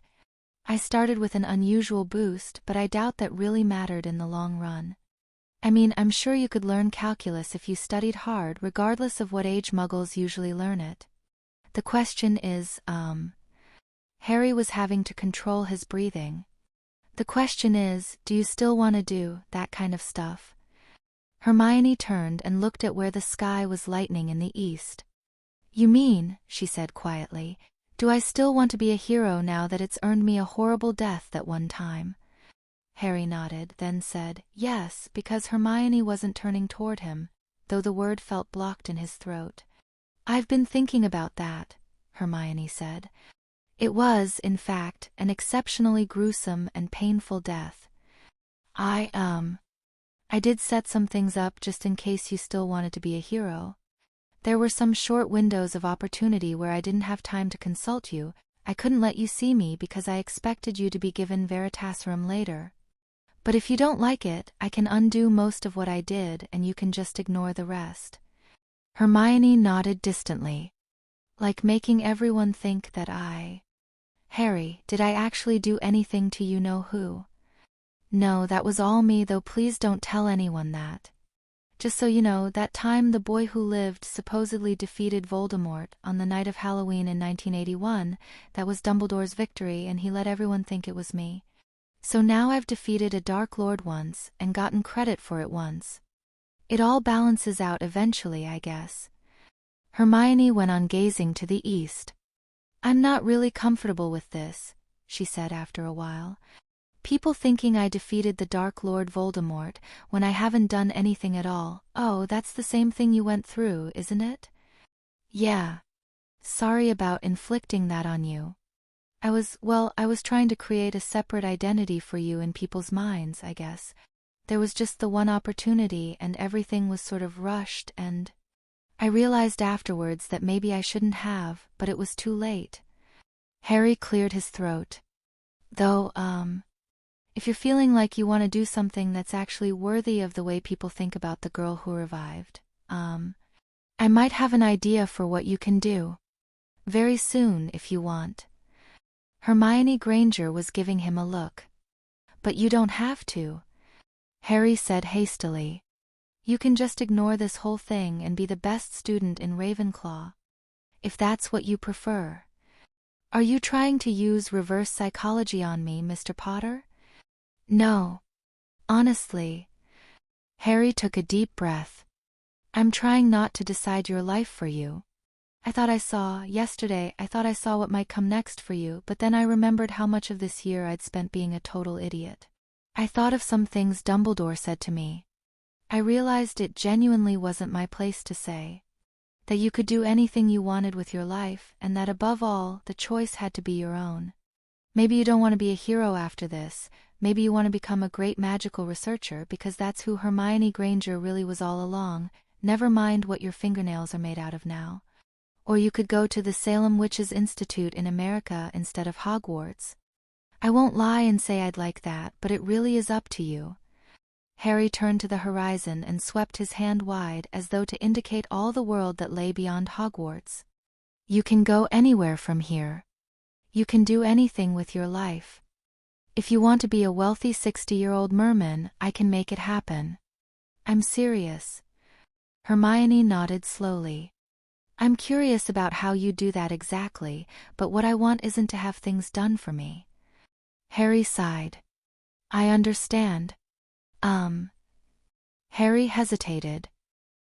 I think, if it helps you to know, in my case things were being arranged for me a lot. By Dumbledore mostly, though Professor Quirrell too. Maybe the power to earn your own way in life is itself something you have to earn.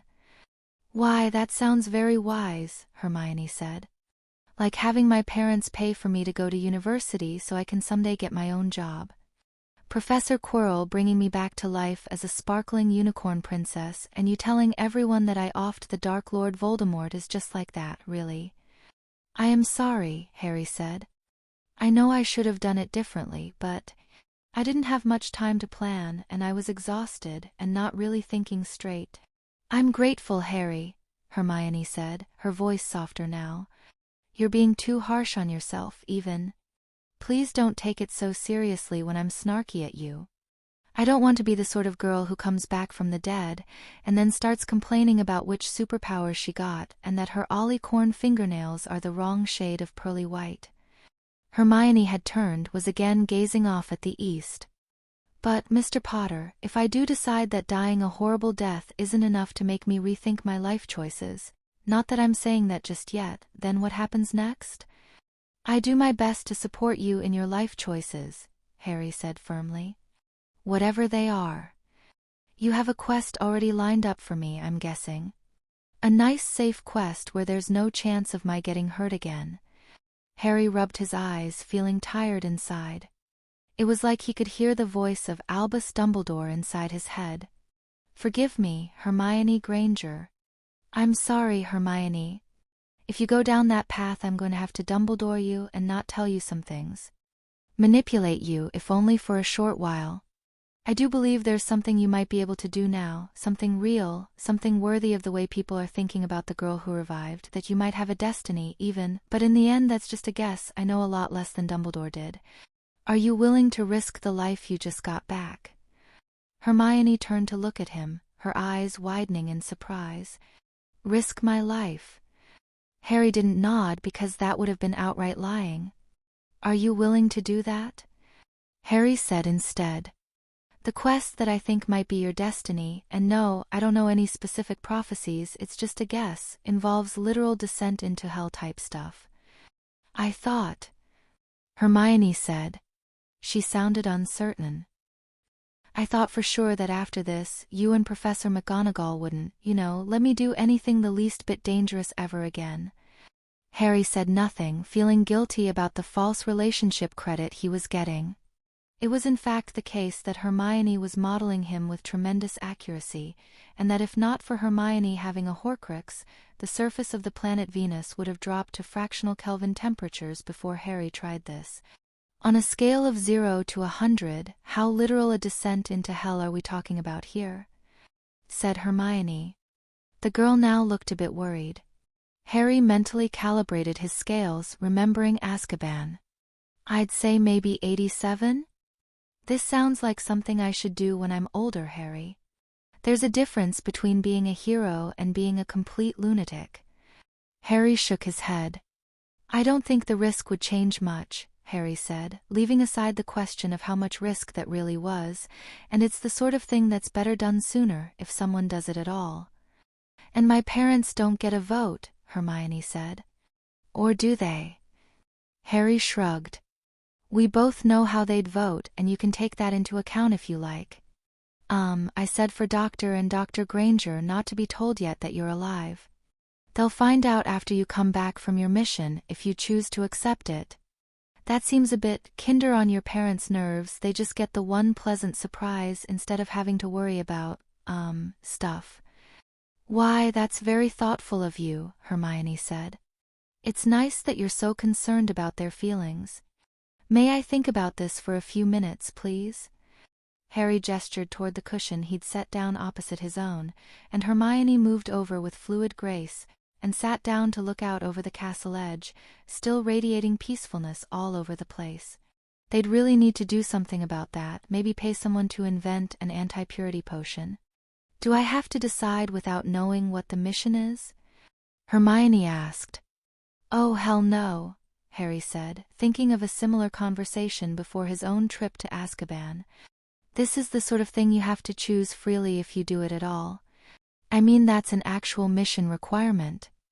If you say that you still want to be a hero, I'll tell you afterwards about the mission, after you've had some time to eat and talk to people and recover a bit, and you'll decide then if it's something you want to do. And we'll test in advance whether returning from death has allowed you to cast the spell that normal wizards think is impossible before you go out. Hermione nodded and fell back into silence. The sky had lightened further by the time Hermione spoke again.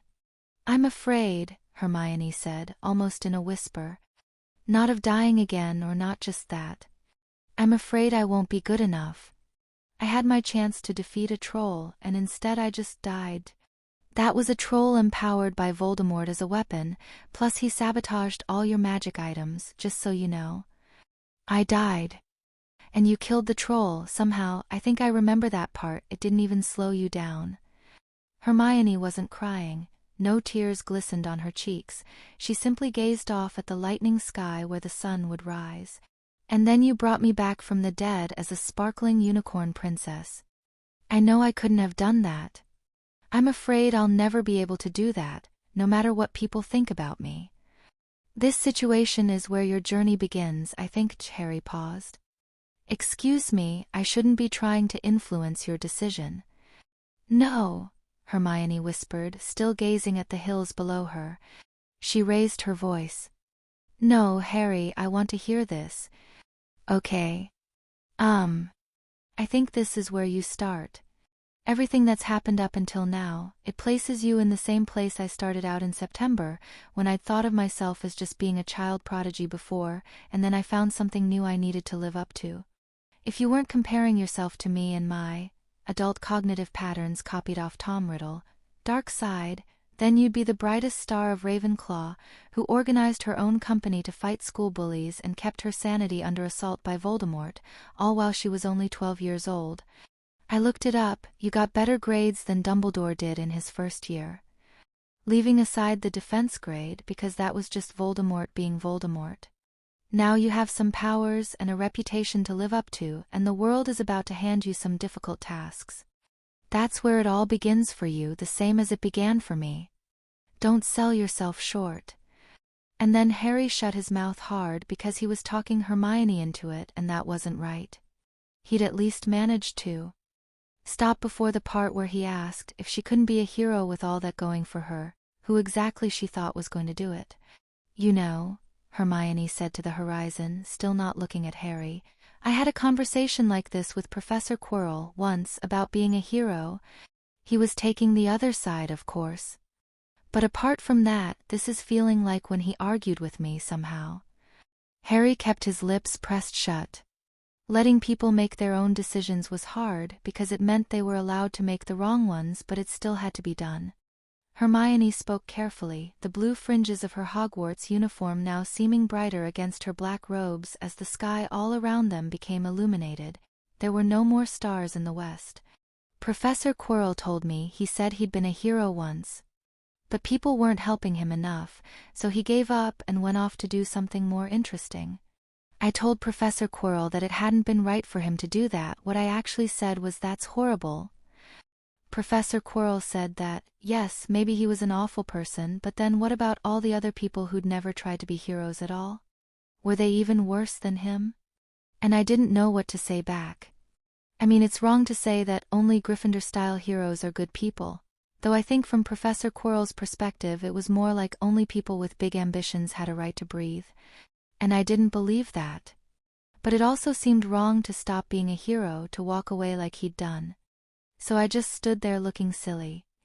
But now I know what I should have told him back then. Harry controlled his breathing. Hermione stood up from her cushion and turned to face Harry. I'm done with trying to be a heroine, said Hermione Granger with the eastern sky brightening around her. I shouldn't ever have gone along with that entire line of thinking. There are just people who do what they can, whatever they can. And there are also people who don't even try to do what they can, and yes, those people are doing something wrong. I'm not ever going to try to be a hero again. I'm not going to think in heroic terms if I can help it. But I won't do any less than I can, or not a lot less. I mean, I'm only human. Harry had never understood what was supposed to be mysterious about the Mona Lisa, but if he could have taken a picture of Hermione's resigned/joyous smile just then, he had the sense that he could have looked at it for hours without understanding, and that Dumbledore could have read through it at a glance. I won't learn my lesson. I will be that stupid. I'll go on trying to do most of what I can, or at least some of what I can. Oh, you know what I mean. Even if it means risking my life again, so long as it's worth the risk and isn't being, actually stupid. That's my answer. Hermione took a deep breath, her face resolute. So, is there something I can do? Harry's throat was choked. He reached into his pouch, and signed CLOAK since he couldn't speak, and drew forth the fuliginous spill of the cloak of invisibility, offering it to Hermione for the last time. Harry had to force the words from his throat. "This is the true cloak of invisibility," Harry said in almost a whisper, the deathly hallow passed down from Ignotus Peveril to his heirs, the Potters. "And now to you, Harry," Hermione said. Her hands flew up across her chest as though to protect herself from the attacking gift. "You don't have to do this." "I do have to do this. I've left the part of the path that lets me be a hero I can't risk myself adventuring ever. And you can." Harry reached up the hand that wasn't holding the cloak and wiped at his eyes. "This was made for you, I think. For the person you're going to become. A weapon to fight death, in its form as the shadow of despair that falls on human minds and drains away their hope for the future. You will fight that, I expect, in more forms than just Dementors. I do not loan you my cloak, but give you unto Hermione Jean Granger. Protect her well forevermore." Slowly, Hermione reached out and took hold of the cloak, looking like she was trying not to cry herself. "Thank you," she whispered. "I think, even though I'm done with the notion of heroing, I think that you always were, from the day I met you, my mysterious old wizard." "And I think," Harry said, his own throat half closed, "even if you deny that way of thinking now, I think that you were always destined to become, from the very beginning of the story, the hero. Who must Hermione Granger become? What adult form must she take when she grows up, to pass through time's narrow keyhole? I don't know the answer to that either, any more than I can imagine my own adult self. But her next few steps ahead seem clearer than mine." Harry let the cloak go and it passed from his hands to hers. "It sings," Hermione said. "It's singing to me." She reached up and wiped at her own eyes. "I can't believe you did that, Harry." Harry's other hand came out of his pouch, now bearing a long golden chain, at the end of which dangled a closed golden shell. "And this is your personal time machine." There was a pause, during which the planet Earth rotated a bit further in its orbit. "What?" said Hermione. "A time turner, they call it. Hogwarts has a stock they give out to some students. I got one at the start of the year to treat my sleep disorder. It lets the user go backwards in time, in up to 6 one-hour increments, which I used to get 6 extra hours per day to study. And to vanish out of potions class and so on. Don't worry. A time turner can't change history or generate paradoxes that destroy the universe. You were keeping up with me in lessons by studying 6 extra hours per day using a time machine." Hermione Granger seemed to be having trouble with this concept for some unaccountable reason. Harry made his face look puzzled. "Is there something odd about that?" Hermione reached out and took the golden necklace. "I guess not by wizard standards," she said. For some reason her voice sounded rather sharp. She arranged the chain around her neck, placing the hourglass inside her shirt. "I do feel better now about keeping up with you, though, so thank you for that." Harry cleared his throat.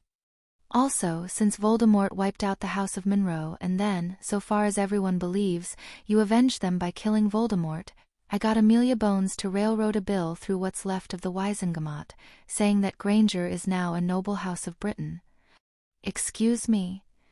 said Hermione. "That also makes you the only scion of a noble house, which means that to get your legal majority you just need to pass your ordinary wizarding levels, which I've set us up to do at the end of the summer, so we'll have some time to study first. If you're okay with that, I mean." Hermione Granger was making some sort of high-pitched noise that would, in a less organic device, have indicated an engine malfunction. "I have 2 months to study for my OWLS? Hermione, it's a test designed so that most 15-year-olds can pass.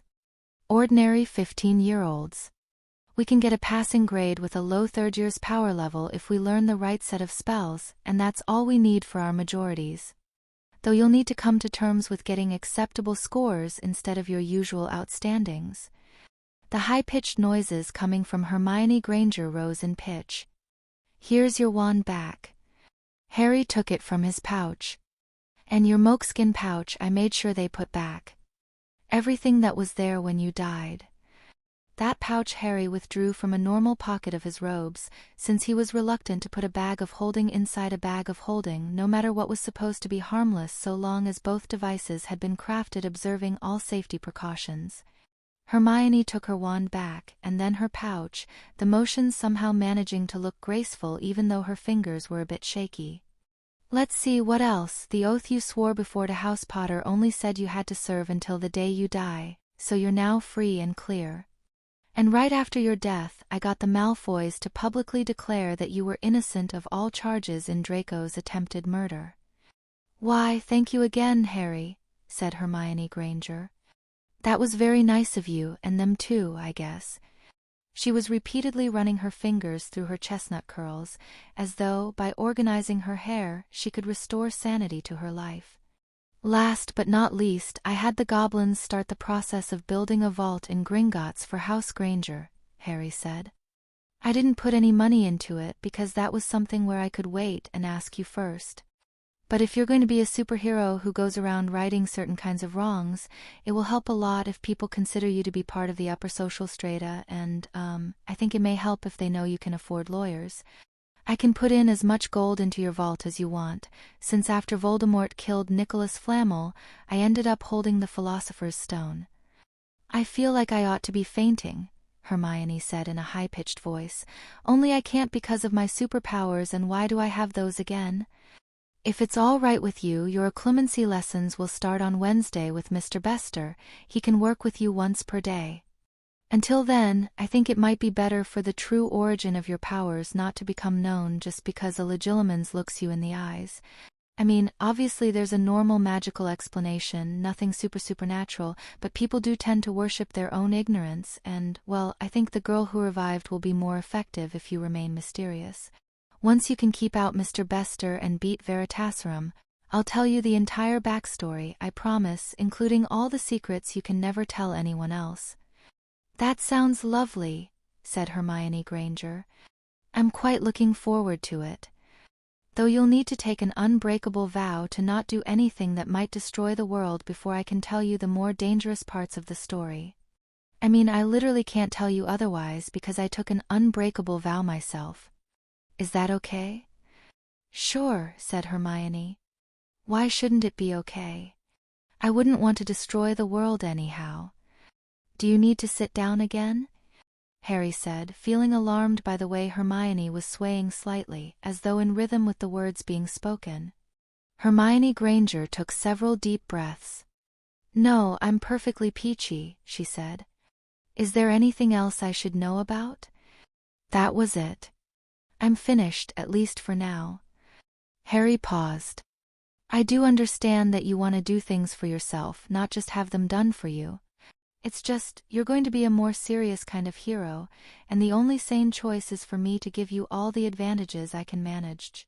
I understand that quite well, Hermione said. Now that I've actually lost a fight and died. I didn't used to understand, but now I do. A breeze ruffled Hermione's chestnut hair and stirred her robes, making her look even more peaceful in the dawn air, as she raised one hand and carefully clenched it into a fist. If I'm going to do this, I'm going to do it right.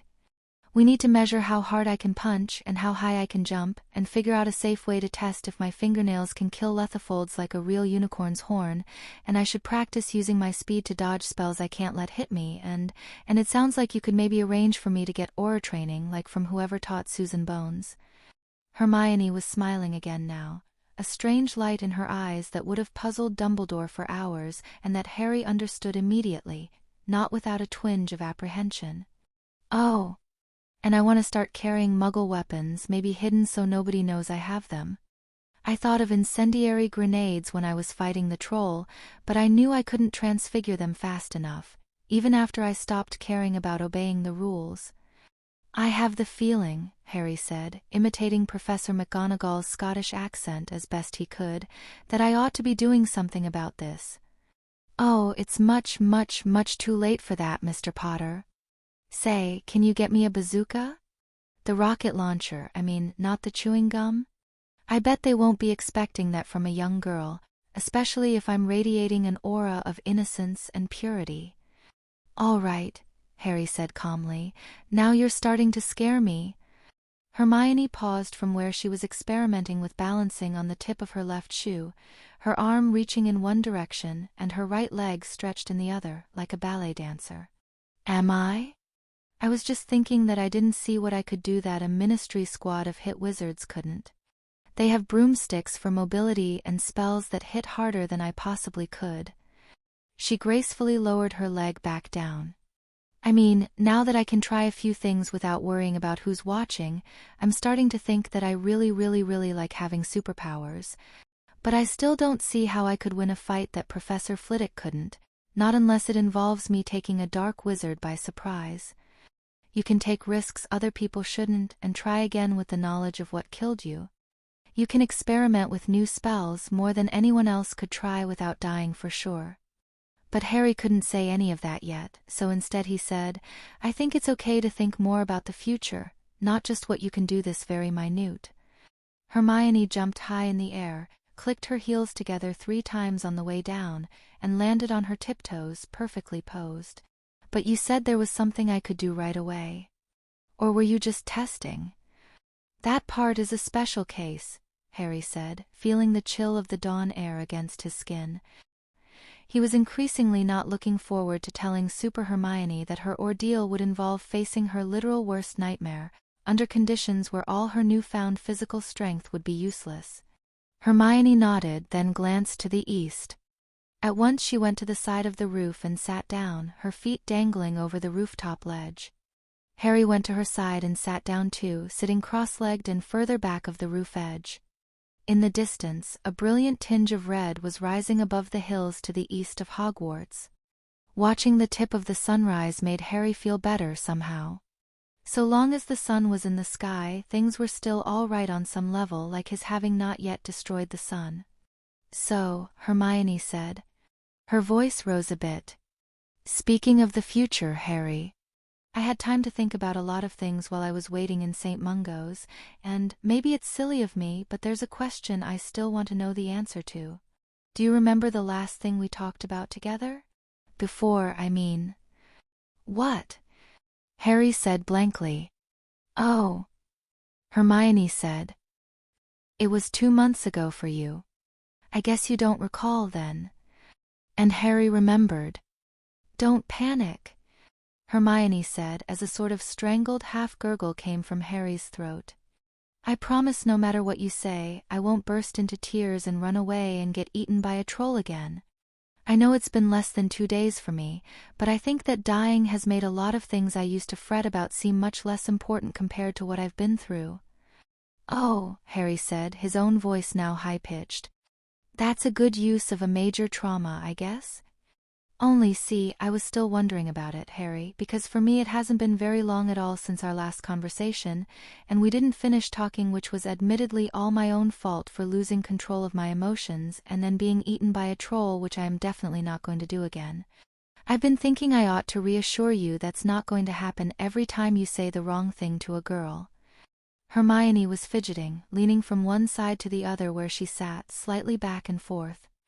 But, well, even most people who are in love don't do literally 1/100th of what you've done for me. So, Mr. Harry James Potter Evansvers, if it's not love, I want to know exactly what I am to you. You never said. That's a good question, Harry said, controlling the rising panic. Do you mind if I think about it? Bit by bit, more of the searingly brilliant circle became visible beyond the hills. Hermione, Harry said when the sun was halfway above the horizon, did you ever invent any hypotheses to explain my mysterious dark side? Just the obvious one, Hermione said, kicking her legs slightly over the rooftop's edge. I thought maybe when you know who died right next to you, he happened to give off the burst of magic that makes a ghost, and some of it imprinted on your brain instead of the floor. But that never felt right to me, like it was just a clever explanation that wasn't actually true, and it makes even less sense if you know who didn't really die that night. Good enough, Harry said. Let's imagine that scenario for now. His inner rationalist was looking back and face-palming again at how he'd managed to not think about hypotheses like that one. It wasn't true, but it was reasonable, and Harry had never thought of any causal model that concrete, just vaguely suspected a connection. Hermione nodded. You probably know this already, but I just thought I'd say it to be sure. You're not Voldemort, Harry. I know. And that's what you mean to me. Harry took a breath, finding it still painful to say aloud. Voldemort, he wasn't a happy person. I don't know if he was ever happy, a single day in his life. He never could cast the Patronus charm. That's one reason his cognitive patterns didn't take me over. My dark side didn't feel like a good place to be. It didn't get positively reinforced. Being friends with you means that my life doesn't have to go the way Voldemort's did. And I was pretty lonely before Hogwarts, although I didn't realize it then, so yeah. I might have been slightly more desperate to bring you back from the dead than the average boy my age would have been. Though I also maintain that my decision was strictly normative moral reasoning, and if other people care less about their friends, that's their problem, not mine. I see, Hermione said softly. She hesitated. Harry, don't take this the wrong way, but I'm not 100% comfortable with that. It's a big responsibility that I didn't choose, and I don't think it's healthy for you to lay it on just one person. Harry nodded. I know. But there's more to the point I'm trying to make. There was a prophecy about my vanquishing Voldemort. A prophecy? There was a prophecy about you? Seriously, Harry? Yeah, I know. Anyway, part of it went, and the Dark Lord shall mark him as his equal, but he shall have power the Dark Lord knows not. What would you guess that meant? Hermione said. Her fingers tapped thoughtfully on the roof's stone. Your mysterious dark side is you-know-whose mark on you that made you his equal. The power he knew not was the scientific method, right? Harry shook his head. That's what I thought too at first, that it was going to be Muggle science or the methods of rationality. But... Harry exhaled. The sun had now fully risen above the hills. This felt embarrassing to say, but he was going to say it anyway. Professor Snape, who originally heard the prophecy, yes, that's also a thing that happened. Professor Snape said he didn't think it could just be science, that the power the Dark Lord knows not needed to be something more alien to Voldemort than just that. Even if I think of it in terms of rationality, well, it turns out that the person Voldemort really was... Why, Professor Quirrell, why, the thought still stabbing sickness at Harry's heart. He'd have been able to learn the methods of rationality too, if he read the same science papers I did. Except, maybe, for one last thing. Harry drew a breath. At the end of all of it, during my final showdown with Voldemort, he threatened to put my parents and my friends into Azkaban. Unless I came up with interesting secrets to tell him, one person saved per secret. But I knew I couldn't find enough secrets to save everyone. And in the moment that I saw no way at all left to save everyone, that's when I actually started thinking. Maybe for the first time in my life I started thinking. I thought faster than Voldemort, even though he was older than me and smarter, because I had a reason to think. Voldemort had a drive to be immortal, he strongly preferred not to die, but that wasn't a positive desire, it was fear, and Voldemort made mistakes because of that fear. I think the power that Voldemort knew not was that I had something to protect. Oh, Harry, Hermione said gently. She hesitated. Is that what I am to you then? The thing that you protect? No, I mean the whole reason I'm telling you this is that Voldemort wasn't threatening to put you in Azkaban. Even if he'd taken over the whole world, you'd have been fine.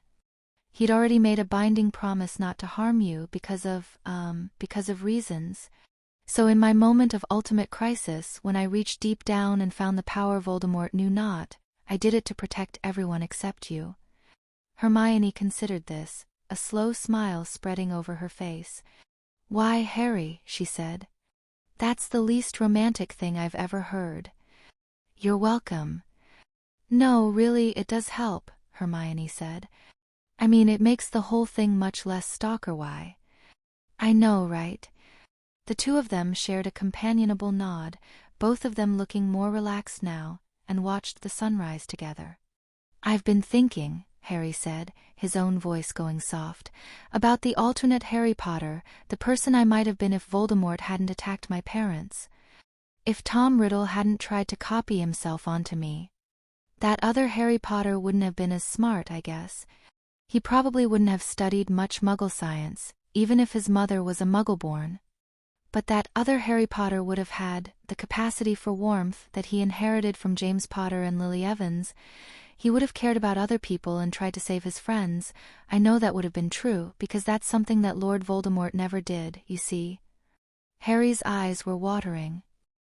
So that part must be the remnant. The sun was well above the horizon now, the golden light illuminating both of them, casting long shadows off the other side of the rooftop platform. I think you're just fine the way you are, Hermione said. I mean, that other Harry Potter might have been a nice boy, maybe, but it sounds like I would have had to do all his thinking for him. Going by heredity, alter Harry would have been in Gryffindor like his parents, and the two of you wouldn't have become friends. Though James Potter and Lily Evans were the head boy and head girl of Hogwarts back in their day, so he wouldn't have been that bad. I can just imagine it, Hermione said.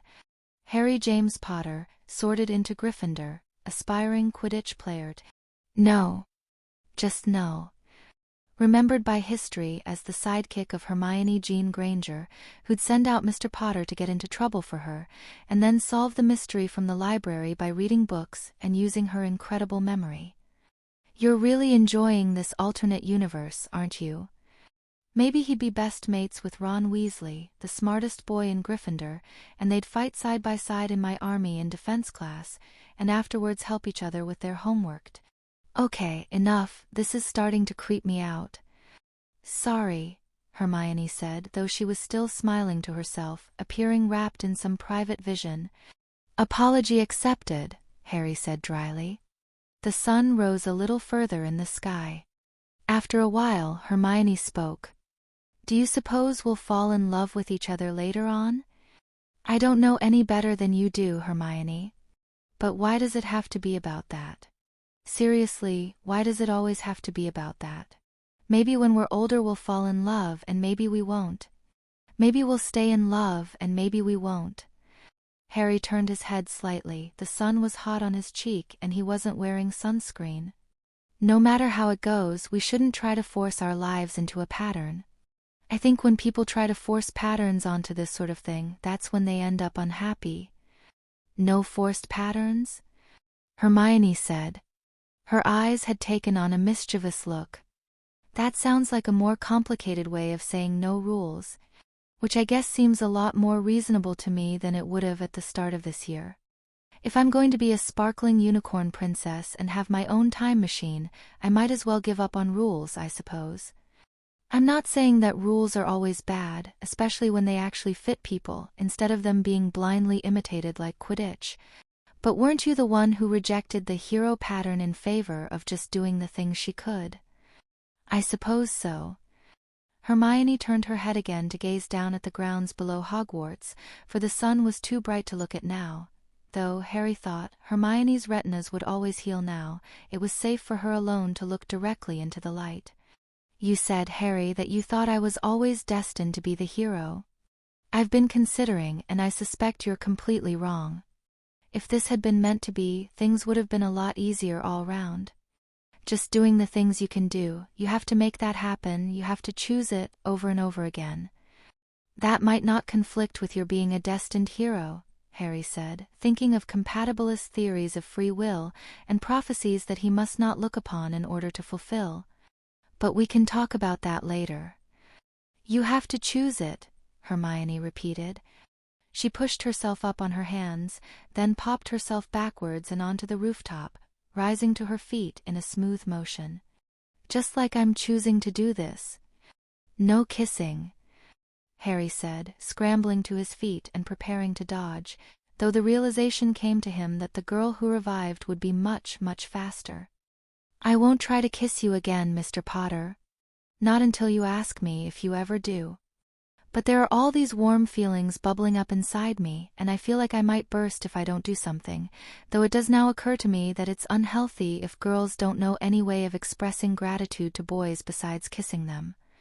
Hermione took out her wand and offered it crosswise, in the position she'd used to swear her oath of fealty to House Potter before the Wisengamot. Oh hell no, Harry said. Do you realize what it took to get you out of that oath last time? Don't go jumping to conclusions, you. I wasn't about to swear fealty to your house again. You've got to start trusting me to be sensible if you're going to be my mysterious young wizard. Now please hold out your wand. Slowly, Harry took out the Elder Wand and crossed it with Hermione's 10 3/4 inches of vinewood, forcing down a last worry about her choosing the wrong thing. Can you at least not say anything about until death takes me, because did I mention I have the Philosopher's Stone now? Or anything about the end of the world and its magic? I'm a lot more nervous around phrases like that than I used to be.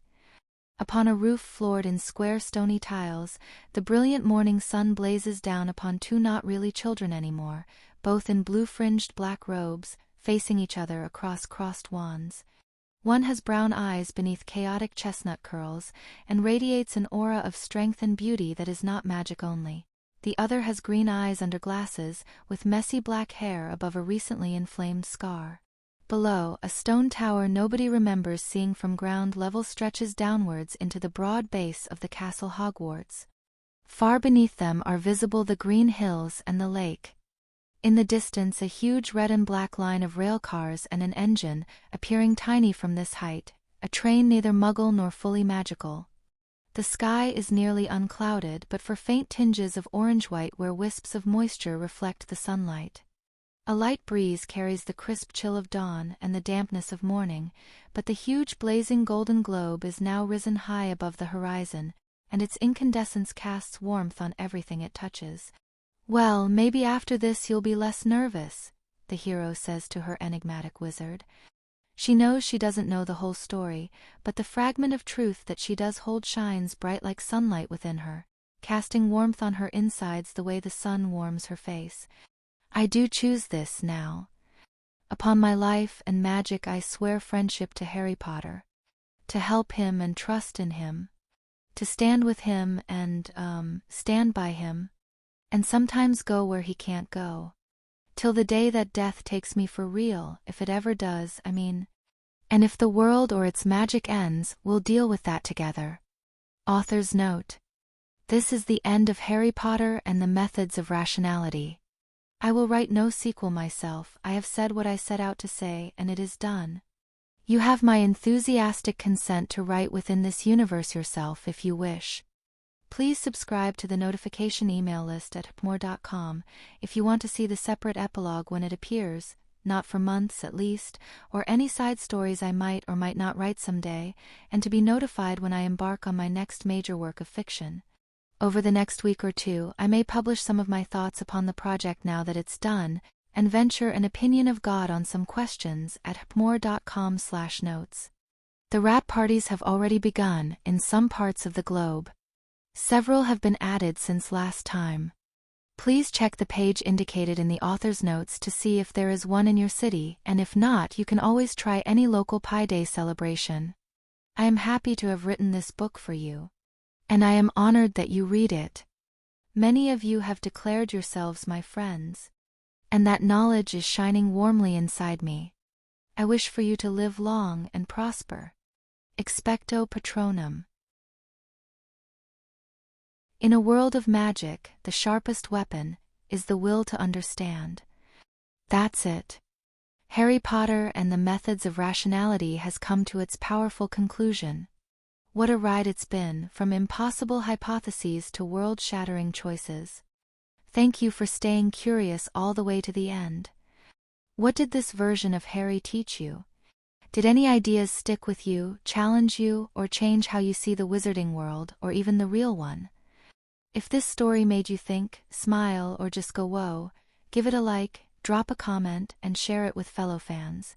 And if you'd like to support the channel, consider becoming part of the Wizard Army or a Wizard King, though remember we never reveal the price. Stay inquisitive, stay magical, and remember, in this grimoire knowledge is the greatest magic of all.